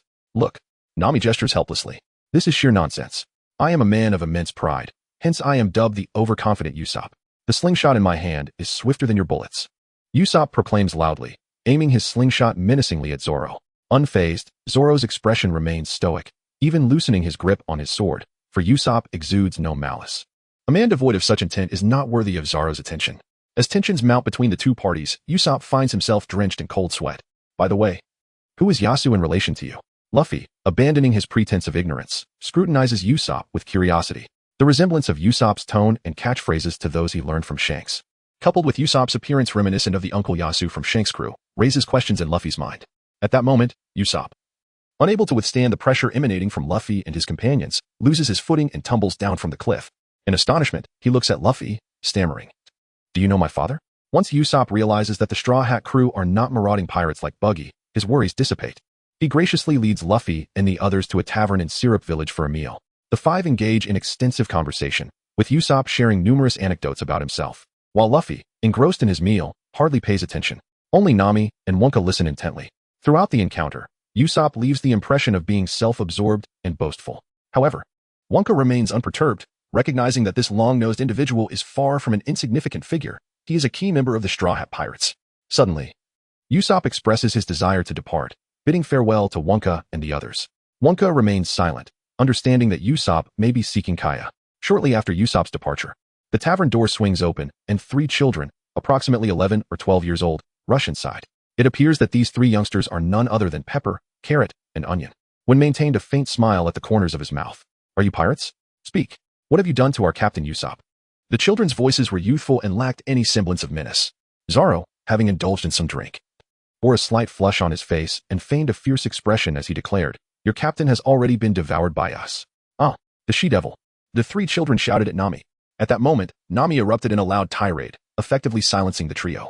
Meanwhile, Wen, who was drinking nearby, chuckled heartily, thoroughly enjoying the spectacle. Thus, the Straw Hat crew frolicked in the village of Syrup, and before they knew it, the afternoon had slipped away. With the moon now hanging in the sky, in a grand mansion somewhere in Syrup Village, a girl with playful golden hair lay on a bed, occasionally beset by fierce coughing fits. Usopp, renowned in the village as the king of exaggeration, spun tales that, while entirely fabricated, captivated the listeners with their excitement. "Miss Koya, please do not meet with Usopp again," urged a bespectacled man, adjusting his glasses as he handed her a glass of water. The pale girl suddenly became animated. "No, Clayador. Usopp is a good person. He merely tells me stories to make me happy. That is still unacceptable. Please trust your butler's counsel, Miss Koya," Clayador replied, his gaze penetrating and sharp. The girl felt a swell of injustice as she closed her book and turned to gaze at the night sky, where the stars continued to shimmer brightly. Zoro truly had a remarkable capacity for drink. One had indulged in a bit of wine and ventured out of the inn to find a flat patch of ground to lie down on. After a night of revelry, the traces of intoxication danced across his face, while the surroundings were overgrown with wild, tangled grass. Tomorrow, he would seek out Kuya, wouldn't he? It is evident that Klo has disguised himself as the steward of Klahadal solely to lawfully inherit the estate of Koya. Perhaps Koya's ailment over the past few years is the result of Klo's machinations, for Klo is undeniably a formidable strategist. Ding. A time-limited mission has been issued. Defeat Captain Klo and thwart his sinister plot. Reward: 1 level 2 Pokémon. Penalty: randomly reclaim 3 level 1 Pokémon. Ah, dear Warehouse, you are indeed the sole confidant in this world who understands your plight. Ding. Another time-limited mission has been announced. Convince Koya to join the Straw Hat Pirates. Reward: 1 level 3 Pokémon. Penalty: reclaim her across and reduce luck by 10%. It seems that Warehouse has been holding back for quite a while, ready to unleash all these missions. However, Wenke stared incredulously at the task panel, overwhelmed by the sheer volume of information presented. Why was this happening? Wasn't he undermining the narrative? Wenke questioned the Warehouse master, for he harbored a sense of unease. His arrival had already diverted the storyline from its original course. Users must firmly believe that One Piece is a tangible world, where each character is a living entity. The narrative is merely a narrative, and the inherent unpredictability of the future has irrevocably altered the original plot. We must forge ahead, regardless of whether the outcomes are favorable or unfavorable. Very well. We shall confront the ever-changing tides with steadfastness. When gradually regained his composure, his sole focus now was to accomplish the task at hand and enhance his own strength. Ding.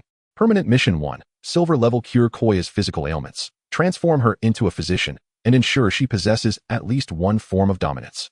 Reward, a level 6 Pokémon. Penalty, none. Following this, yet another task panel emerged. One may gaze in astonishment. A perpetual task? Is there truly no time constraint? Indeed. The sole distinction between a perpetual task and a time-limited one lies in the aspect of limitation. However, in comparison, the challenge of completing a perpetual task is considerably greater. Yet the rewards are most generous. The warehouse keeper consistently provides patient explanations. Treating Kuya's ailment is but a trivial matter. However, this formidable challenge is rather daunting.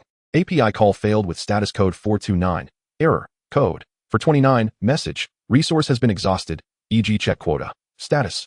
Resource exhausted. With a smile. When expressed a desire to take a look, and Nami inexplicably echoed her sentiment. As they journeyed onward, the Straw Hat crew gradually caught sight of a sprawling estate in the distance, stealthily guided there by the mischievous Onion Head. The Western-style architecture, resplendent and opulent, accentuated its nobility. The estate was immense, and no words could adequately encapsulate its grandeur.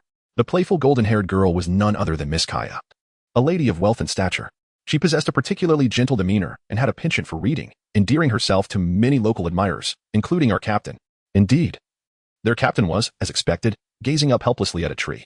Luffy and the others followed his gaze, discovering Usopp boasting to Kaya from above.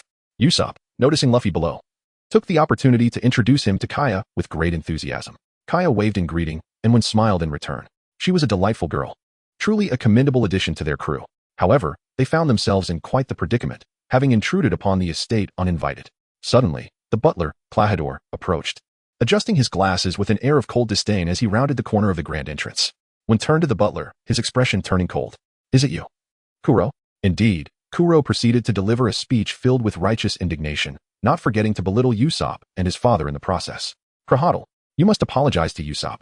At this moment, Kaya could no longer bear it and hoped her butler would extend an apology to Usopp. Why should I apologize to such a savage man, miss? Kuro's demeanor was solemn. You may not believe me, yet pirates are indeed brave warriors. Usopp retorted loudly to Kuro. Kuro scoffed. Pirates are brave warriors? That statement is rather absurd. You have no right to speak of him. At this juncture, Wen stepped forward, casting a cold gaze at Kuro, leaving Usopp momentarily stunned. Kuro's eyes deepened, and he fell silent, creating an awkward pause in the atmosphere. Ultimately, both parties departed in discontent. Before leaving, Wen glanced back at Kuro, standing on the steps. Is it Kuro of 100 schemes? Do your schemes stand a chance against someone like me, who has traversed worlds? Wen chuckled coldly. That evening, at the inn, Wen noticed that Luffy had not returned. Thus, he set off with Nami and Zoro towards the coastal cliffs in search of him. Nami and the others were puzzled, questioning the reason for heading to the cliffs, yet they trusted Wen, and the trio strolled along the way. Eventually, they discovered a sleeping Luffy in a certain hollow. Upon awakening him, Luffy was bewildered. As he pieced together fragmented memories, combined with Wen's imaginative connections, a brief recounting of past events emerged. Kuro had tightly secured the mansion's gates and made his way to the coast via a pathway. He discussed the whereabouts of treasure with his subordinate, Zango. Later, Usopp and Luffy overheard this, and Zango put Luffy into a hypnotic slumber, causing him to tumble down the cliff, yet Kuro did not kill Usopp. When nodded, and events continued to unfold in a positive direction. Nevertheless, one must remain prepared for contingencies, for Klo possesses a remarkably high intelligence, arguably second only to that of Ben, the first mate of the red-haired pirates. Wenke directly chose to confront the situation, revealing Captain Kuro's sinister plot to Nami and Zoro, both of whom were taken aback. Luffy was utterly bewildered, struggling to comprehend how that miserly and irritable butler could deceive even his own master. However, since these words came from Wenke, Zoro chose to place his unwavering trust in him, while Nami, still somewhat hesitant, selectively inquired, if that is the case, Miss Kaya is in peril. What are your plans for tomorrow? At the coast, Wenke articulated his strategy to both Nami and Zoro. Luffy scratched his head, unable to grasp the intricacies of the plan. Our great strategist is truly remarkable.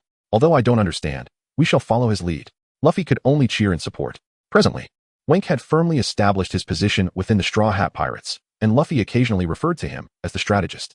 Many thoughts and strategic matters aboard the ship, including those concerning Nami, were typically entrusted to Wenke's capable hands. At this moment, Wenke silently recited a mantra, and in an instant, blue and white Pokeballs materialized in his hands.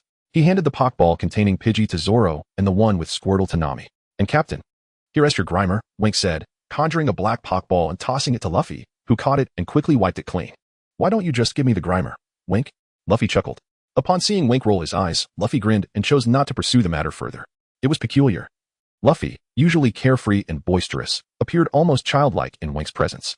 Yet, his concern and protective instincts for Wenke were unwavering. Despite his carefree demeanor, Luffy was acutely aware of these feelings. In Luffy's heart, Wenke held a position only second to his brother Ace, and he placed immense trust in him. Having completed his tasks, Wenke signaled for Luffy and the others to leave, as he had matters of his own to attend to. Watching their retreating figures, Wenke addressed the nearby thicket. Come out, it's just me now. A figure emerged from the underbrush, trembling slightly. API call failed with status code 429. Error. Code 429. Message. Resource has been exhausted, e.g. check quota. Status. Resource exhausted. API call failed with status code 429. Error. Code 429. Message. Resource has been exhausted, e.g. check quota. Status. Resource exhausted. As Usopp weeps, a profound sense of empathy arises within him. Each time the cry of the wolf is coming echoed, he never truly believed it, yet one fateful day, the wolf indeed appeared. The shepherd who had incessantly sounded the alarm would no longer be trusted. Usopp must endure this lesson and require time to adapt. Although Wenke could have unmasked Klo earlier, he chose to allow the narrative to unfold as intended, for he had his own mission to complete. The evolution of Usopp and the prospective arrival of Koya remain significant to this storyline. Wenke hands Usopp a green gem-like orb, affectionately named the Crying Tree, urging him to take it to save Koya the following day before turning away. Can we truly win? Usopp mumbles to himself as he gazes at the orb in his hands, feeling an unsettling sense of disbelief in his own fragility. Yet amidst the veil of reality and illusion, who can discern the truth? One thing is certain. Wenke shall undoubtedly rend Klo's hypocritical facade asunder come dawn. Let us witness who is outmaneuvering whom. Night falls, the crescent moon ascends high. In the luxurious abode of Koya, what once was tranquility is shattered by the sound of metal scraping. What are you saying? Mary, a servant of the Koya household, is astounded to discover that the seemingly benevolent butler, Clahodl, has concealed his true intentions for 3 long years, all for the rightful claim to the young lady's inheritance. The revelation is almost too incredulous for this typically gentle and wise steward. Yet, it is not too late to learn the truth. Klo, moving with the stealth of a cat, swiftly approaches. In an instant, a gust of wind accompanies him, his claws glinting ominously in the moonlight. Miss, run. As the hanging lantern shatters, Mary's warning is abruptly silenced, leaving only the vivid crimson of blood dripping from Klo's claws. The following day, which appears ordinary at first glance, is permeated with an unusual tension. As dawn approaches, the likelihood that those nefarious individuals will arrive from either the southern or northern coast looms large. Wenke, having spent a restless night wandering the shoreline, is filled with unease despite his preparations. In the original tale, Zhang Ao led a band of pirates from the northern coast. Yet his presence as an outsider has altered the course of events. Zhang Ao may very well reconsider and strike from the southern coastline instead. API call failed with status code 429. Error. Code 429. Message. Resource has been exhausted, e.g. check quota. Status. Resource exhausted. Wenke had decided that Nami and Zoro would guard the southern slope, while he would accompany Luffy to secure the northern shore. Once the tasks of the 4 were allocated, Nami took her leave with Zoro. The wait during this time was excruciating, as the sun climbed higher in the sky. Wenke was compelled to conclude that Zhang Ao and his companions must indeed be advancing along the southern coast. They had not, after all, launched their assault from the northern shoreline. API call failed with status code 429. Error. Code 429. Message. Resource has been exhausted, e.g. check quota. Status. Resource exhausted. When grasped Luffy's hand and commenced their journey southward, in stark contrast to the tranquility of other regions. The southern slope was a scene of intense conflict. Kill them, roared Zango, consumed by rage as he urged his men to advance up the slope. What is a mere woman to us? Charge. Initially, Kuro had conspired with him to launch an assault on West Rob village from the north, but he abruptly reversed his decision, commanding an attack from the south. Aware of the dire consequences of defying Kuro's orders, Zango had no choice but to comply. At that moment, Nami stood on the slope, addressing the Squirtle beneath her feet. Squirtle, defeat them. With a swift puff, Squirtle unleashed a powerful water gun, striking the pirate horde below and eliciting cries of despair. Damn that turtle! One pirate shouted furiously. We shall overwhelm her with sheer numbers. She is but one turtle. These pirates, seasoned in battle, began to mount an overwhelming assault up the slope after sustaining some losses. That fool Zoro. Why is he lagging behind? Nami exclaimed, her impatience mounting as she awaited reinforcements. Meanwhile, Wen was making his way to the southern shore when, quite unexpectedly, he stumbled upon a lost Zoro. The situation appears dire. It is evident that something has gone amiss. Nami and Zoro have gone astray, which means that currently, the only defender on the southern shore is Nami. We must hasten to provide assistance. Time is of the essence. The Straw Hat Trio, led by Wenke, makes their way to the southern shore. Clahador, where are you? Kaya awoke abruptly, finding herself alone. She descended the stairs in search of her butler. To her horror, she discovered the servant, Mary, lying unconscious in a pool of blood. Oh no, Mary, please wake up. Mary, Kaya cried, tears streaming down her face as she tried to lift Mary and shouted desperately. At that moment, Mary's eyelids fluttered, and she mustered the strength to open her eyes, weakly gazing at the sobbing Kaya. Kuro, despite his merciless nature, showed some compassion. After all, they had a 3-year bond. He even gifted him glasses. A pirate may be ruthless, yet there remains a flicker of humanity. Ultimately, Kuro spared Mary's life. When Kaya learned that her butler, Clahador, intended to kill her and had attacked Mary the previous night, disbelief washed over her. The words of Usopp echoed in her mind, and she instinctively covered her mouth. Recalling how she had scolded him the day before, her heart now heavy with remorse. Kaya, open the door. Please, let me in. Suddenly, a familiar voice broke through from outside. Kaya and Mary froze. That voice, Usopp? Is that you? Kaya hurried to open the door, and indeed, there stood Usopp along with 3 little rascals. What are you doing here, Usopp? I am so frightened, Kaya exclaimed, her tears mingling with relief. Usopp's expression hardened as he grasped Kaya's hand, urging her to flee. We must leave at once. Your butler is a villain. I was wrong, Usopp. I should never have doubted you. Oh, that doesn't matter now. We need to go. Usopp insisted, his grip tightening as he glanced around, wary of Kuro's return. In truth, Kuro had already ventured to the southern shore, waiting for Zango and his brothers, and would not return at this hour. Not yet. Usopp, Mary is still here. Injured. I cannot leave her, Kaya explained. She felt a surge of shame towards Usopp, realizing that he had been thinking of her even that morning. Her cheeks flushed, and an inexplicable flutter stirred within her heart. Upon entering, Usopp was taken aback and filled with rage at the sight of Mary's injuries. To protect her, he and the trio of little rascals found a hidden corner to shelter Mary.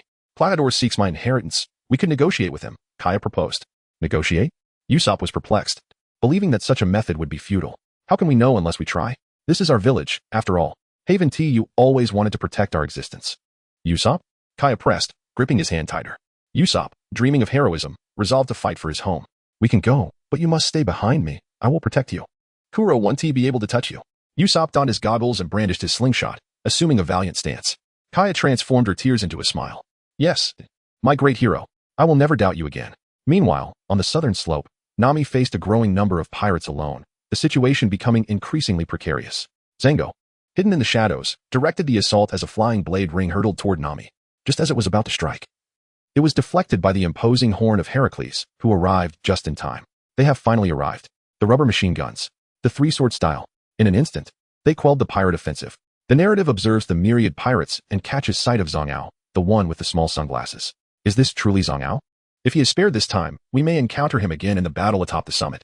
The fact that Zhang Ao has joined the Navy is of little consequence. The stalemate in the battlefield has been upended by Luffy and his companions. Zhang Ao squints and summons the cat duo. Upon seeing the cat duo, Zoro's eyes light up. What's the matter, Zoro? This stout one and this slender one are quite the rarity. Do you wish to engage? Wenke chuckled.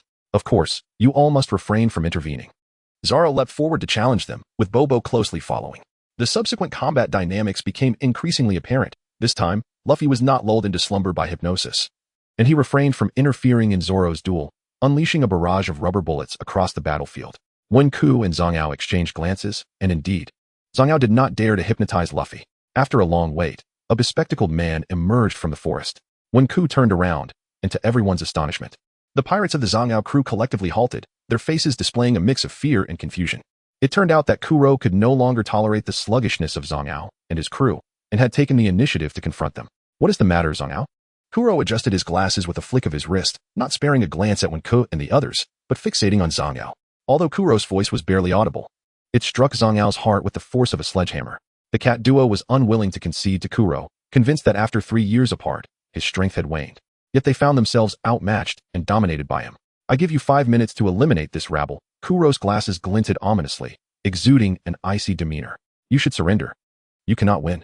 Wenke beckoned Nami to stand behind him, addressing Kuro while his companions, Heracross and Charizard, readied themselves for battle.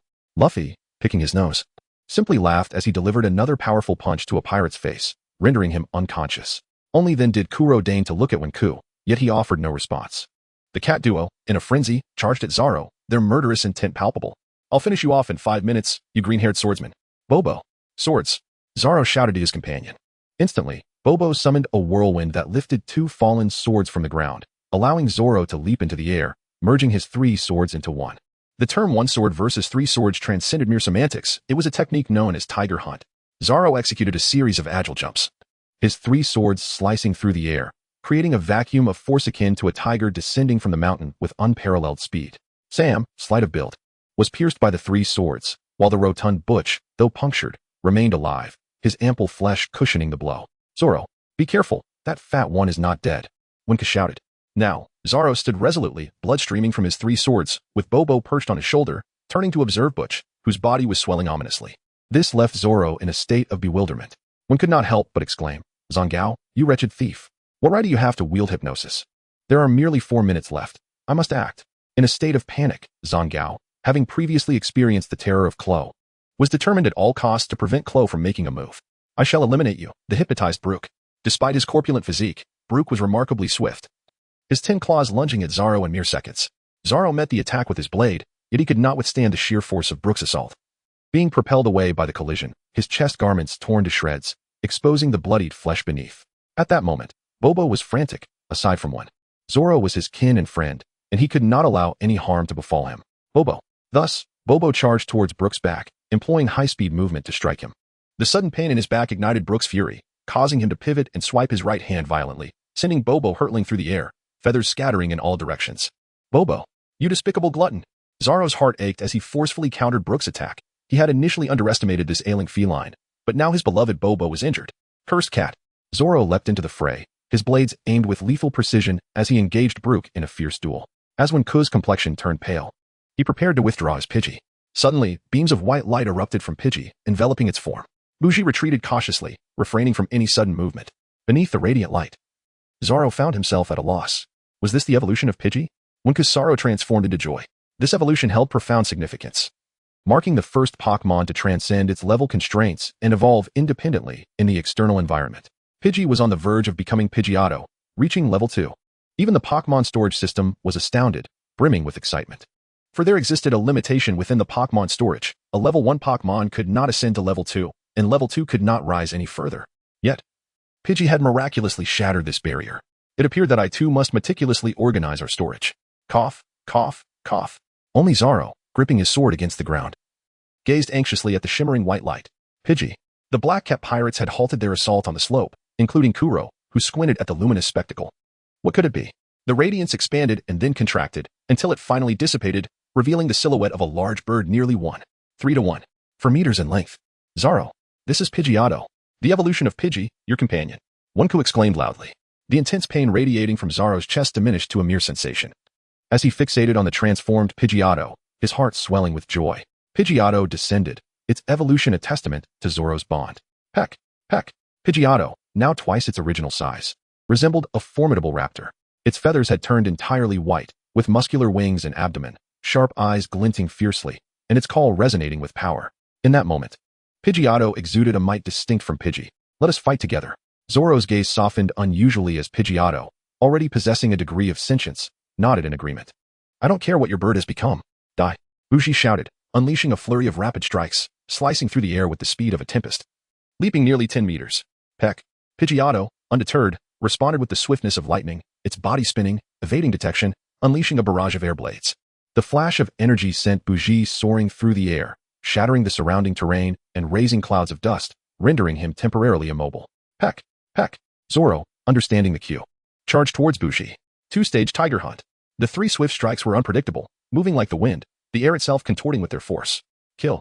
The cross-shaped blood splattered through the air as Bougie rolled his eyes back, his ribs severed, leaving him utterly defeated. Peck. At that moment, Pidgeotto landed on Zoro's shoulder. In the distance, Wenke smiled, admiring Zoro, while cold sweat dripped down his brow, and even Kuro appeared somewhat perturbed. Quick. Too fast. The tide of battle had once again shifted. A significant portion of the mountainside had been reduced to dust, the earth cracking under the pressure exerted by Bougie. Ah, sheath your sword. Zoro gently caressed Pidgeotto's body with his left hand, its softness and comfort evident. However, Pidgeotto had grown too large to comfortably perch on Zoro's shoulder, standing at a height of 3 to 1 for meters. Although it had retracted its claw strength, Zoro still felt a twinge of pain in his shoulder. Kuro lowered his head, adjusting his glasses, feigning rest. 3 minutes remaining. Zangao's mind was in disarray, unsure of how to proceed. Meanwhile, the remaining pirates charged down the slope, maintaining their distance from Kuro, fearful of his dual nature as a gentleman in appearance yet a ruthless killer beneath the surface. This led to a momentary stillness in the atmosphere, with Wenke and his companions refraining from any rash actions. As the seconds ticked away slowly, Kuro suddenly opened his eyes, sensing an inexplicable disturbance in the forest, footsteps approaching chaotically. Humph, I despise having anyone behind me. Kuro's silent movements were eerie as he lunged towards the recently arrived Usopp and Kaya. Danger! Usopp's pupils constricted as he shielded Kaya, throwing himself to the ground. Sizzle! Kuro's claws raked across Usopp's back, inflicting excruciating pain that jolted his nerves, the shredded collar revealing clear claw marks. Usopp, why did you do that? Kaya stood up, confronting Kuro. Isn't that the girl from the villa? Zangao pondered in confusion from a distance. So, that means she is the ultimate target? We need not venture into the village any longer? One astute pirate among the crew inquired. Then we should just kill her, right? Another lean pirate scratched his head, questioning. How about we take turns? A pirate lying on the ground whispered to his companion. Zoro cast a quick glance at them, noticing the two pirates feigning unconsciousness. We're doomed. We're doomed. The green algae-headed one has seen us. The two pirates lamented internally, maintaining their act of unconsciousness. Meanwhile, Kaya boldly negotiated with Kuro from uphill. Please leave this village. Plahador, I will give you all my possessions. Please leave now. Then I shall graciously accept, but I desire one more thing. Kuro smiled like a gentleman. Kaya paused in surprise. What I seek is the tranquility of the mind. Tranquility? Kaya still failed to grasp Kuro's intent. Yes. I simply wish for peace of mind. I have spent 3 years here earning the villagers' trust. It truly is a delightful and comforting feeling, Kuro remarked with a smile. Yet Kaya understood the twisted nature behind that grin. The negotiation had failed. Kuro ultimately shattered Kaya's final resistance. Thus, I wish to forever possess this inner peace, Kuro said, sharpening his claws as he advanced slowly. One could barely keep his eyes open, yet he remained still, sensing that Kuro would not strike, especially with Luffy still present. Subsequently, Kaya drew her gun and aimed it at Kuro, only to be swayed by his sweet words and cast aside her weapon, unaware that Kuro's claws were now poised with lethal intent. Bang! Kaya flee. Usopp, gritting through the pain, rose to his feet, retrieved the fallen gun, and fired a shot. Worthless. Kuro sneered, effortlessly alternating his silent steps, seizing Usopp with his right hand. To Kuro, eliminating this boastful fool was as trivial as slaughtering a dog. Pa, if you dare kill me. Usopp, now emboldened, pointed at Kuro and hurled insults. Kuro, increasingly irritated by Usopp's incessant chatter, felt a surge of murderous intent when suddenly an unexpected fist struck his face. Pooh. The scar remained, a testament to Luffy's furious blow. When let out a chuckle, leaving Nami puzzled, questioning whether her esteemed strategist had lost his mind. At that moment, Kuro soared into the air, only to crash several meters away. Usopp collapsed onto the ground, beads of cold sweat trickling down his face. Hurry over, we will protect you, when urged Usopp and the others. Consequently, Koya rose to embrace Usopp, aiding him as they approached, while Nami ensured the safety of the three little rascals. Hee, that stings a bit, Kuro remarked, rising to his feet, his glasses slightly shattered.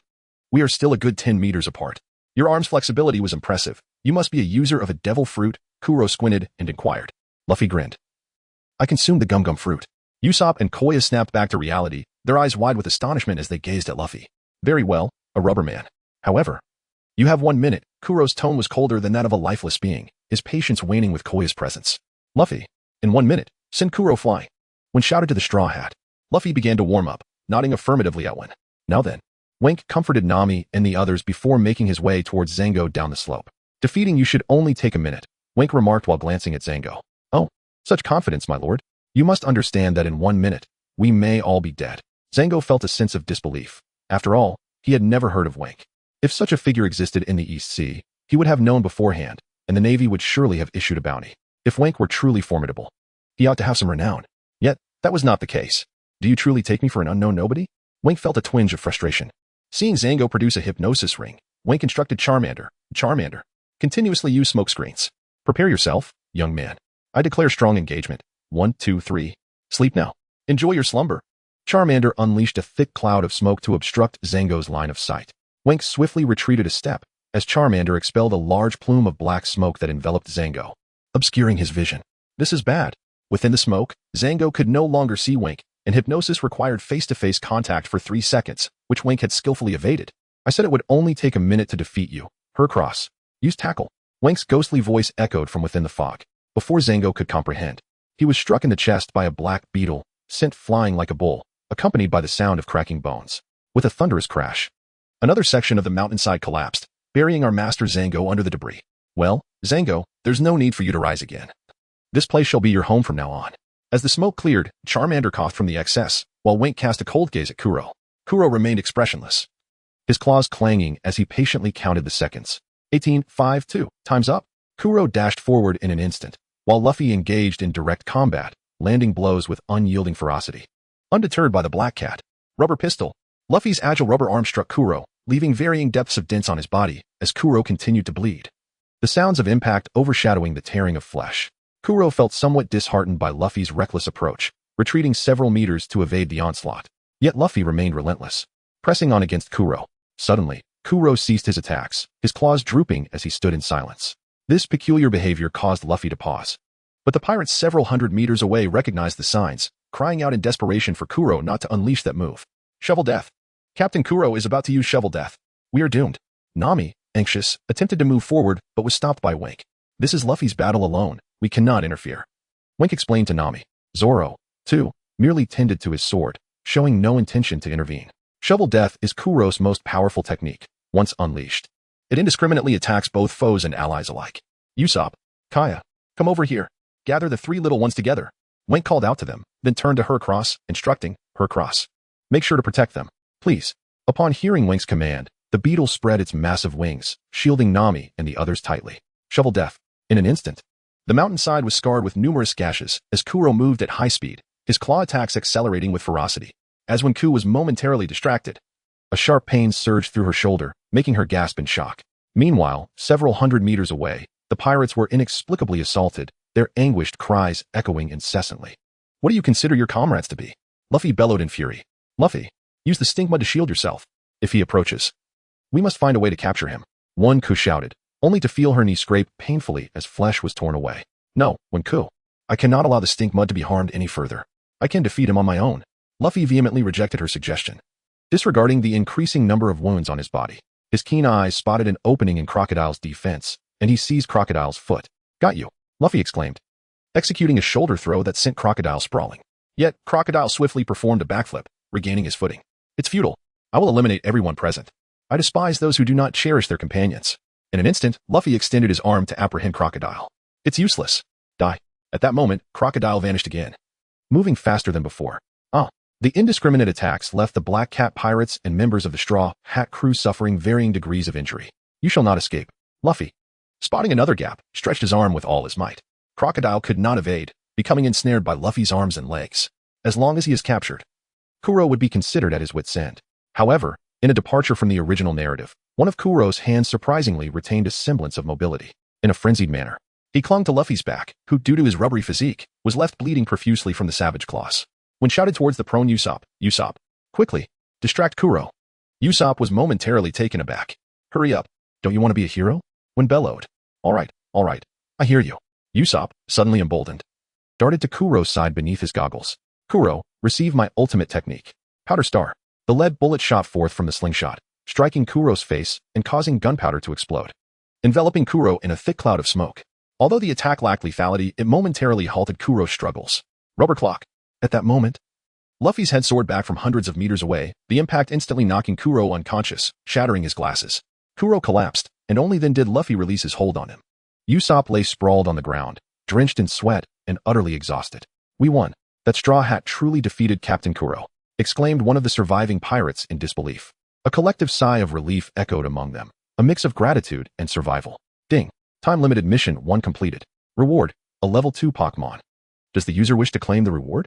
The warehouse spirit appeared before one, delivering the good news. Claim it, when nodded. Ding. Reward, a level 2 Meowth. Bestowed with the ability to speak human language. The reward has been stored in the miniature space. Meowth? When chuckled, amused. I hope it's not that Rocket Team's Meowth. That would be quite amusing.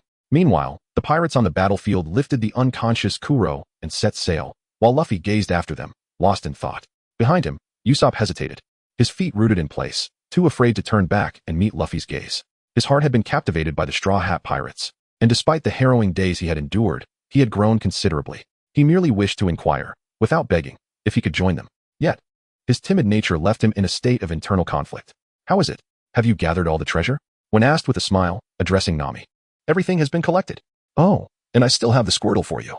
I truly owe it my thanks for this battle, Nami said, retrieving the blue Pokeball from her pocket to return to one. Keep it. You need its protection more than I do, One replied, inexplicably leaving that statement behind. Nami looked at the Pokeball in her hand, feeling the ice and heavy stone in her heart diminish significantly due to the care she received from this man. As the Black Cat pirate ship slowly drifted away, Kaya felt a sense of disorientation, possibly due to the 3 years of deception by Clahador weighing heavily on her. Kaya. Usopp at her side dared not speak. This is your moment to shine, Usopp, One said with a smile as he approached Usopp. You know. My dream is to become a true warrior of the sea, which was also my mother's wish, Usopp sighed, gazing at the clouds above, with a newfound insight. Usopp's eyes glimmered, tears welling up. My mother in the sky is watching over me. I mustn't cry. I will hold it back. I will become the person I aspire to be. Wenke felt a profound sense of contentment. The lofty aspirations that accompany a determined pirate are equally applicable, even to the timid Usopp, who remains distanced from his dreams. Yet, his personal growth continues unabated. The pursuit of a pirate, amidst the cycles of life and death, of honor and shame, is indeed a simple one. Such is the world of pirates, marked by both merciless cruelty and tender warmth. 2 days after the battle, the Straw Hats prepared to embark once more. During this interval, Kaya sought out Wenke to discuss certain matters. Is there something on your mind, Miss Kaya? Wenke feigned ignorance, smiling as he inquired, keen to gauge whether Kaya would express her intentions openly. I wish to join the Straw Hat Pirates, Kaya replied, somewhat bashfully. As the ship's strategist, Wenke had long enjoyed Luffy's trust, prompting Kaya to approach him first to convey her desire. Such delightful news.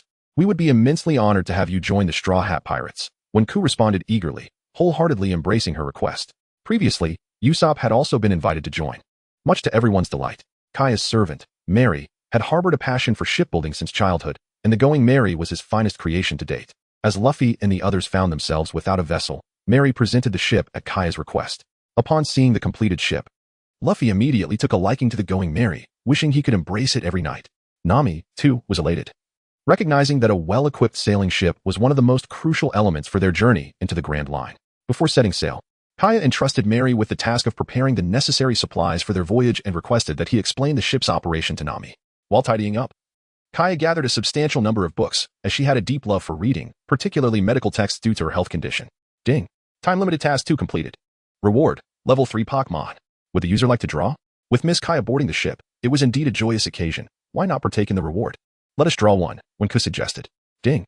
Reward, 1 level 3 Pokémon, Scyther. The reward has been recorded in the miniature space. Scyther. Wenke was astonished. In a previous life, he had always held a particular fondness for the mantis that soars through the skies, for this extraordinary creature possesses a remarkably striking appearance. The reward was commendable, and Wenke felt a deep sense of satisfaction. After everyone boarded the ship and departed, Wenke observed the Merry, with the ram's head figurehead standing out prominently. It is known that the merry-go features a distinguished seat located at the bow, characterized by a figure reminiscent of a sheep's head, which has always been Luffy's exclusive spot. At this moment, Luffy confidently perched himself atop the sheep's head and exclaimed loudly to Wenke and the others, "From now on, this shall be my special seat." Nami and the others struggled to tolerate Luffy's occasional childlike demeanor, leaving Wenke in a state of amused exasperation. Subsequently, under Nami's skilled navigation, the Golden Merry-Go gradually distanced itself from Syrup Village, forging ahead towards the Grand Line. Oh, and we need a pirate flag, Luffy proclaimed as he leapt onto the deck, eager to personally design the flag of his imagination, drawing the attention of the crew. Before long, the pirate flag was completed. Wow, this flag is utterly hideous. Usopp voiced his loud disapproval. He could hardly bear to look at the crooked, uneven lines of Luffy's creation.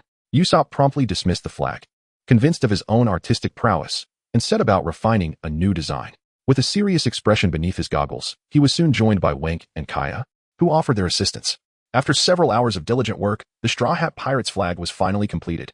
With Wenke's contribution, modern elements were seamlessly blended into the design, resulting in a flag that was even more vibrant than the original. Wow, what a beautiful pirate flag. I love it, Luffy shouted with delight, and Nami and the others expressed their satisfaction as well. As the afternoon slipped away, and amidst a chorus of hungry voices, Wenke began preparing their meal. Despite his culinary skills being rather average, when Wenke presented the pot of dishes, tears still streaming down her face. Alas, the plot of the seaside restaurant is finally upon us, and Wenke could hardly contain her excitement. However, our esteemed chef Sanji, how much longer must we endure a life of meager rations if you do not join us? Ding. The warehouse offers a permanent benefit to its users. A goodwill roulette. This allows users to gauge the goodwill of those around them. Oh, could it be a deception? Such a marvelous thing exists? Wenke inquired curiously. In truth, each time a user levels up, they unlock a permanent benefit, quite remarkable indeed. However, to prevent pride from swelling, this boon is only disclosed now, the warehouse patiently explained. Very well, I must express my gratitude to the warehouse. Wenke's heart soared with joy. She had not anticipated that this warehouse had such capabilities. While this goodwill metric may seem trivial, it could reveal the attitudes some hold towards her. Ding. Does the user accept? Accept. Wenke felt as though her mind had been imbued with something new, a numerical roulette imprinted within her consciousness, irreplicable. By the way, how is this goodwill data evaluated? Wenke needed clarification. Ding. The range of goodwill is as follows. 130 denotes a stranger relationship, akin to mere passers-by with no intersection. 3,160 indicates familiarity, comparable to classmates or friends. 6189 signifies a deep acquaintance, akin to siblings or close friends. The warehouse explained each category meticulously. And what if the goodwill reaches above 90? That warrants a further distinction. Relationships exceeding 90 are intricate. 9095 signifies an emotional advancement between individuals, akin to a secret affection, and as for male-male dynamics, I shall refrain from elaborating. 9699 represents an elevation, akin to a passionate romance, the essence of liking someone. What does a goodwill score of 100 signify? Wenke was exceedingly curious. The pinnacle stage is love. I am not human, and thus do not comprehend such depths of affection. Steadfast loyalty and vows of eternal devotion may merely scratch the surface of that sentiment. Wenke smiled softly, remarking that the warehouse had transformed into a literary youth. Ding. Would the user care to give it a try? Why not? Wenke replied as he stepped out onto the deck, catching sight of Zoro reclining and asleep, a gentle smile gracing his lips. Warehouse, could you inquire about Zoro's feelings towards me? To his surprise, the affinity analysis wheeled word to life, revealing Zoro's fondness for him. Zoro's affinity, 88. Goodness, that's rather high, isn't it? 88 equates to being very close friends, Wenke thought, feeling a warmth spread within him. It seemed Zoro held a favorable view of him after all. Thus, Wenke proceeded to investigate the affinity levels of other members of the Straw Hat Pirates. Usopp's affinity, 77, and Kaya's affinity, 72. Yet, it was the affinity levels of Luffy and Nami that perplexed him. Luffy's score of 89. 5 was astonishing. Well, I cannot make any guarantees. In the future, Luffy might develop feelings for you. I'm speaking of the future, the warehouse stammered in reply. Wenke was taken aback, utterly bewildered. After all, Luffy's affinity had not yet reached 90, and the warehouse itself seemed uncertain, suggesting they should observe how their relationship evolved. And what about Nami's affinity? What's the situation there? Wenke pondered. The wheel had indicated a score of 90. This calls for congratulations. It signifies that Nami currently harbors an initial infatuation towards you. As the revolution has yet to succeed, I encourage the user to continue striving. With a wry smile, Wenke contemplated the improbable notion that Nami harbored feelings for him. How could that possibly be? The Mary, steadfastly charting its course along the Grand Line, had long departed from Syrup Village. Life aboard the ship unfolded in a harmonious and leisurely manner. Luffy relished the daily ritual of perching upon the figurehead, gazing out over the vast expanse of the East Blue. At present, Kaya occupied the role of the ship's physician, her quarters overflowing with an extensive collection of medical tomes, which claimed nearly half of her space. Yet, Kaya seemed unperturbed. Her affinity for books transcended mere passion. It was a genuine fascination with the art of healing. Usopp, the ship's sharpshooter, harbored a tender affection for Kaya, frequently visiting her room to regale her with tales of their adventures, boasting about how memorable this pirate journey would undoubtedly be, while claiming the title of captain of the Straw Hat Pirates. Each time, Kaya would smile and graciously see Usopp off, who, feeling a touch of boredom, would then seek out Luffy to engage in playful banter and exaggeration. Luffy absorbed all tales with enthusiasm, yet the competition for the captaincy was a matter that ignited his fervor. When serves as the chief strategist aboard the ship, often referred to in private as the vice captain, he continues his daily fishing endeavors while secretly enhancing his synergy with Pokémon. Meanwhile, the navigator Nami steadfastly steers the vessel, managing all maritime affairs. She also trains her coordination with Squirtle, although her thoughts occasionally drift to Win, which inexplicably irks her.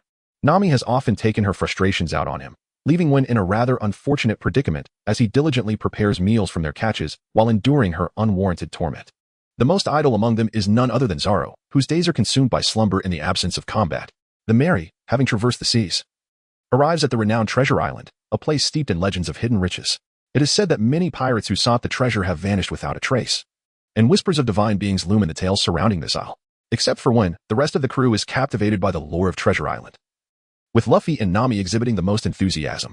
After braving tumultuous storms, the Mary successfully docks at Treasure Island, and the Straw Hat crew disembarks. The land is adorned with ancient trees that obscure the sun, and the flora is lush and tangled, indeed a rarely trodden and undeveloped sanctuary. Ding. Limited time mission 1 issued. Unravel the mystery of Treasure Island's treasure.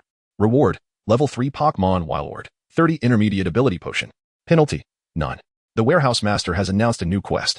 As they ventured deeper, the group frequently encountered peculiar occurrences, and after several encounters, they fortuitously discovered Cayman and his exotic beasts. The sight of this man ensconced within a treasure chest astonished Luffy and his companions. Upon learning of Cayman's experiences over the past 22 years, a profound sense of empathy enveloped them. Subsequently, once Cayman realized that the Straw Hat crew harbored no intentions of plundering the island's treasures, all conflicts and misunderstandings dissipated. With their assistance, Cayman successfully unearthed the rumored treasure. However, upon eagerly opening the treasure chest, he was met with an empty void. It turned out that Cayman's grand aspirations over these decades amounted to mere illusions. The fabled treasure was non-existent. While Cayman was engulfed in shock and tinged with disappointment, a heavy burden within him lifted, and the pressures of the past 22 years evaporated in an instant. The legend of Treasure Island was indeed a fabrication. There were no riches to be found, much to Nami's slight dismay. In truth, the real treasure lay in the extraordinary beasts surrounding these gentlemen, rather than in gold and jewels. Wenke smiled, believing this to be the essence of true value. Cayman nodded in agreement, acknowledging this perspective. Luffy then cheerfully asked, Uncle Cayman, now that you have resolved your inner turmoil, are you willing to continue pursuing your dreams? We need comrades like you. Upon hearing Luffy's invitation, Cayman shook his head in refusal, smiling with a sense of liberation. Wenke spoke wisely. I have been here for over 20 years. This island and these extraordinary beasts are irreplaceable to me. While I can no longer chase my dreams, I can still protect my home here. Ultimately, with the matter of Treasure Island resolved and Cayman's burdens lifted, it was time for the Straw Hat crew to depart. Ding. Time-limited mission 1 completed. Reward, level 3 Pokémon. Ho-Oh Whale, 30% intermediate ability potion has been allocated to the microcosmic space. As Wenku and the others boarded the ship in an orderly fashion, a sense of sorrow engulfed Kuya. Must they truly leave the old man behind? This was her first venture upon the sea, and encountering such a predicament profoundly impacted her. She realized that there were indeed individuals who steadfastly clung to their dreams. The old man had his own family here, and the precious beasts of this island were akin to kin for him. Wenku gently patted Kuya, offering solace. Farewell, Uncle Cayman, Luffy shouted while waving his straw hat. The crew aboard the ship, inspired by Cayman's resolve, found their dreams more resolute than ever. Luffy, you rascal, you must carry forward my dream. Cayman wiped away his tears, gazing at the departing going merry alongside the cherished beasts.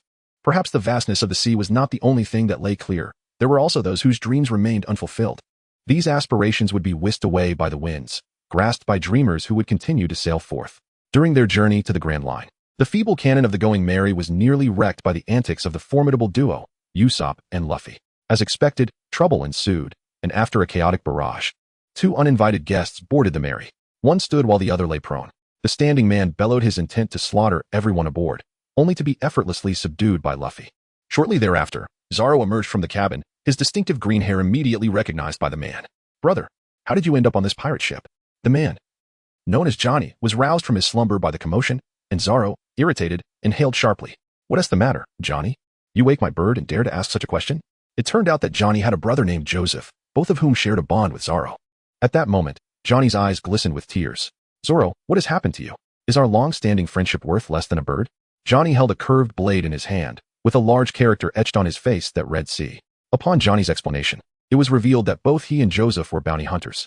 Kaya expressed her desire to attend to Joseph's ailment first, and Johnny led them to him. At that moment, Joseph appeared pallid, his eyes rolling back as he teetered on the brink of unconsciousness. Kaya swiftly discerned his condition. Discovering that he was afflicted with one of the ocean's most perilous diseases, scurvy, she instructed Usopp and Luffy to procure limes to remedy the situation. Soon after, Joseph's health began to improve, and upon regaining consciousness, he and Johnny embarked on a whimsical dance. The raucousness of their revelry provoked the ire of BB Bird, which let out a sharp cry. This commotion captured the attention of the 2 men, as Johnny had previously overlooked BB in his haste. However, upon closer inspections, he realized the bird possessed a rather impressive demeanor. Intrigued, they approached and began to point and discuss BB. Zoro, nearly drawing his sword, exclaimed, Hey, what do you 2 think you're doing? That's my bird. Meanwhile, BB Bird scratched the wooden surface with its sharp claws, clearly discomforted by their foolish scrutiny. The atmosphere around was quite pleasant, and as she quietly contemplated, a yellow treasure ball materialized in her hand. Let's go out for some fresh air, meow meow. Under the radiant light, a standing cat appeared, approximately 1 meter in height, with a gleaming oval gold coin affixed to its forehead, shimmering brilliantly. Nami gazed at the coin, her eyes wide with astonishment. Where is this? The cat inquired curiously, rubbing its ears with its paw. Wow, this cat can talk, Luffy exclaimed, stretching his mouth and stuffing an apple inside. Nami swiftly retaliated with a swift punch, and Luffy no longer dared to act recklessly. Wenke jestingly remarked, let us first acquaint ourselves with the individuals present. From henceforth, they shall become your family. Meow Meow nodded, for whatever the captain said was undoubtedly correct. Only Johnny and his companions stared at Wenke in astonishment, until Koya offered an explanation about Pokémon summoners, allowing them to temporarily comprehend the situation. By the way, this Meow Meow can serve as our pirate crew's mascot. What do you think, Wenke? Luffy suddenly stood up, inspired by a brilliant idea. I refuse. This king shall not be a mere mascot, protested Meow Meow, turning away defiantly, while Wenke crouched down and affectionately patted Meow Meow. At that moment, Luffy seized Wenke's arm, pleading for her to acquiesce to his request. Suddenly, Wenke was reminded of Luffy's affection level of 89. 5. Observing Luffy's affectionate demeanor, her expression shifted, yet she was reluctant to hurt his feelings. Thus, disregarding Meow Meow's objections, she reluctantly consented. As the group engaged in casual chatter, Johnny recommended a splendid restaurant in the East Sea. After traveling northeast, they arrived at their destination, the floating restaurant Baratai. The establishment resembled a colossal ship, adorned with fish-shaped figureheads at both ends and intricate patterns across its hull, with numerous small boats scattered throughout its interior. What an impressive structure. So this is the floating restaurant, my goodness, exclaimed Meow Meow, unable to contain their excitement as drool flowed freely, much to Wenke's disgust. Who could have anticipated an unwelcome visitor approaching? It was the Navy. Usopp gasped in terror, nearly losing his wits. The crew beheld a naval warship, its 2 cannons aimed menacingly at the Mary. Wenke's heart sank. In the original story, there was only 1 cannon, and now there were 2. Boom, boom. The cannons fired. Nami's face paled. 2 cannonballs are coming our way. This time, even Zoro was taken aback, immediately rising to his feet. Luffy, you block 1. Wenke shouted urgently to Luffy in this dire moment. With swift precision, she hurled a green Pokeball. Scyther, use your air slash to slice through the other cannonball. Scyther, approximately 1.5 meters in length, possessed razor-sharp sides that gleamed ominously. It leaped forth, executing a slashing motion that severed the speeding cannonball midair, resulting in a spectacular explosion. Meanwhile, Luffy utilized his rubber body to rebound the other cannonball, but miscalculated the trajectory, sending it crashing toward the floating restaurant. Boom. The successive booms echoed like thunder. Luffy stared blankly at the crumbling corner of the restaurant, utterly bewildered. You've caused a disaster, Luffy. Quickly go inside and apologize to the owner. Wenke insisted for the sake of the plot, promptly kicking Luffy off the ship. He landed alone on the outer deck of Baratai, where several cooks forcibly dragged him away. Isn't this rather improper, Captain? Meow Meow expressed concern, observing the situation. Let us observe a moment of silence for our Straw Hat Captain.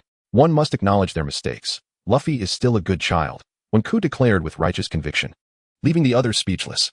Excluding Luffy, the Straw Hat crew, along with the quirky bounty hunter duo, totaled 7 individuals as they disembarked and pushed open the grand doors of Baratai. Inside, the restaurant was indeed opulently decorated, and despite it being midday, it was already bustling with patrons. This restaurant is quite spacious, Wenke remarked, beckoning everyone to find a corner to sit and momentarily enjoy some water. With Luffy absent, she assumed full responsibility for the crew's affairs. Plop. API call failed with status code 429. Error. Code. For 29. Message. Resource has been exhausted, e.g. check quota. Status. Resource exhausted. API call failed with status code 429. Error. Code. For 29. Message. Resource has been exhausted, e.g. check quota. Status. Resource exhausted. As Wenke and his companions indulged in their libations, they observed the tumultuous scene before them. Nami gestured for silence among the group, while only Meow Meow, nibbling on a biscuit, broke the stillness, addressing Wenke. Boss, is Sanji that dapper fellow in the suit? Meow, what do you think? Wenke's eyes sparkled with excitement. Sanji, my esteemed chef, you have finally made your entrance. This time, I must ensure you join us. Away with you. Never let me witness you squander food again. Sanji cast aside Finbooty, the so-called naval lieutenant, whose gaze upon Sanji was fraught with fear and humiliation. Suddenly, with a resounding crash, the door of the Baratai restaurant was kicked open, and a disheveled figure entered, brandishing a firearm. This individual could only be Akin. One can speculate upon the narrative. Despite Akin's weary appearance, with wounds adorning his head, his gaze remains remarkably bright, indicating that his mind is still quite lucid. The restaurant's chef, Pity, holds little regard for the impoverished. Upon discovering Akin's inability to pay for his meal, he resorted to force, unceremoniously ejecting Akin from the establishment. After finishing the meal, I strolled outside and, to my surprise, encountered Luffy, Akin, and Sanji gathered together. Understanding the situation, I promptly retraced my steps. As I settled back into my seat, the long-awaited warehouse master issued a new task. Ding. Announcement of limited time task 1. Assist Luffy in defeating Admiral Click. Reward: 1 level 3 Pokémon. Penalty: randomly reclaim 1 level 3 Pokémon. Ding. Announcement of limited time task 2. The Baratie defense battle. Prevent further destruction by the Click pirates, ensuring that damage to Baratie remains below 10%. Reward: 1 level 4 Pokémon. Penalty: randomly reclaim 1 level 3 Pokémon and 3 level 1 Pokémon. The excitement continues to build. It seems this is the inaugural limited time task offering a level 4 Pokémon as a reward. However, the stipulation of maintaining damage below 10% is somewhat daunting. When Curson harbored unspoken anguish within her heart, even Clique's subordinate, Tiding, alone could inflict a 10% devastation, let alone Clique himself, who was nothing short of a war machine. Time elapsed unnoticed until Luffy, in a state of fluster, dashed down the stairs, serving plates like a waiter. Usopp and the others erupted in laughter at his antics, yet Luffy remained undeterred, eventually joining in their playful banter. Japu, the restaurant owner, descended the stairs at some point. Discreetly observing the Straw Hat crew and nodding in acknowledgement, he turned to Sanji and inquired, "Hey, Sanji, what do you think of them?" Sanji, smoking a cigarette, remained silent. "You should join them. I no longer require your services here." "Old man, what nonsense are you spouting?" Sanji retorted, twisting his mustache while feeling somewhat irritated by the raucousness of the Straw Hats as he cleaned the plates. Suddenly, his gaze fell upon Nami, and in that instant, Cupid's arrow struck his heart. "Ah, what a beautiful girl." Sanji inexplicably produced a bouquet of roses and approached Nami to confess his feelings.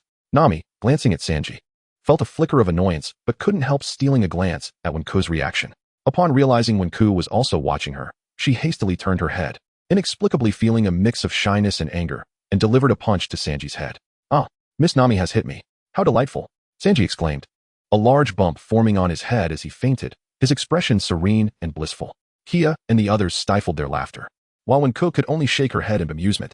Suddenly, a resounding crash, even louder than Akin's earlier commotion, echoed at the restaurant entrance, abruptly silencing the room.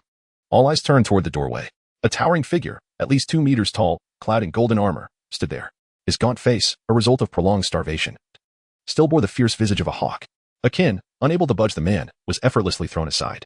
As the tension mounted, Sanji awakened.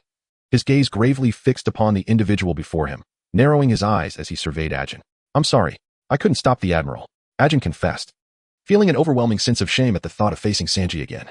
He had already incurred far too many debts of gratitude, and he was acutely aware of his superior, Clique's, character, one that he found utterly uncommendable. At that moment, Clique limped onto the outer deck of Baratie, the wooden planks creaking underfoot. Having endured the most harrowing ordeal of his life, this maritime tyrant had lost the fundamental sharpness and courage that once defined him. Initially, when entering the Grand Line, Clique was filled with ambition, eager to carve out a successful venture there. But all of that was severed by a single strike from one of the warlords of the sea. That blow, akin to a divine calamity, swept across the vast ocean, rendering his fleet of 5,000 a mere farce, with countless souls meeting their demise, many reduced to mere fragments by the sword's overwhelming force. Clique could scarcely fathom the existence of such formidable power in the world, which compelled him to retreat, his remaining crew in dire need of sustenance. Thus, he arrived at Baratie, compelled by Ajin's plight. Upon hearing Clique's request, Sanji felt a flicker of compassion, wishing to send Potty and the others to accommodate Clique's plea. However, Potty and the crew vehemently opposed, nearly turning against Sanji. It wasn't until Zeph presented 100 portions of food to Clique that the latter brazenly sought to exploit Zeph's generosity once more. He had heard of Zeph's illustrious reputation. After all, the famed Redleg Zeph had once navigated the Grand Line for a year, returning unscathed. Clique, in his arrogance, presumed that Zeph must possess certain secrets and methods for traversing the treacherous waters, exclaiming, "Zeph, your ability to survive the Grand Line for a year surely means you've uncovered some hidden knowledge. I shall take your navigational logs." "On what grounds?" Potty interjected loudly, challenging Clique. "The mere fact that you are not left to starve before us is a kindness, and you dare to make demands." The other chefs of Baratie echoed his sentiment, rising in unison against Clique. "Do you understand whom you are addressing?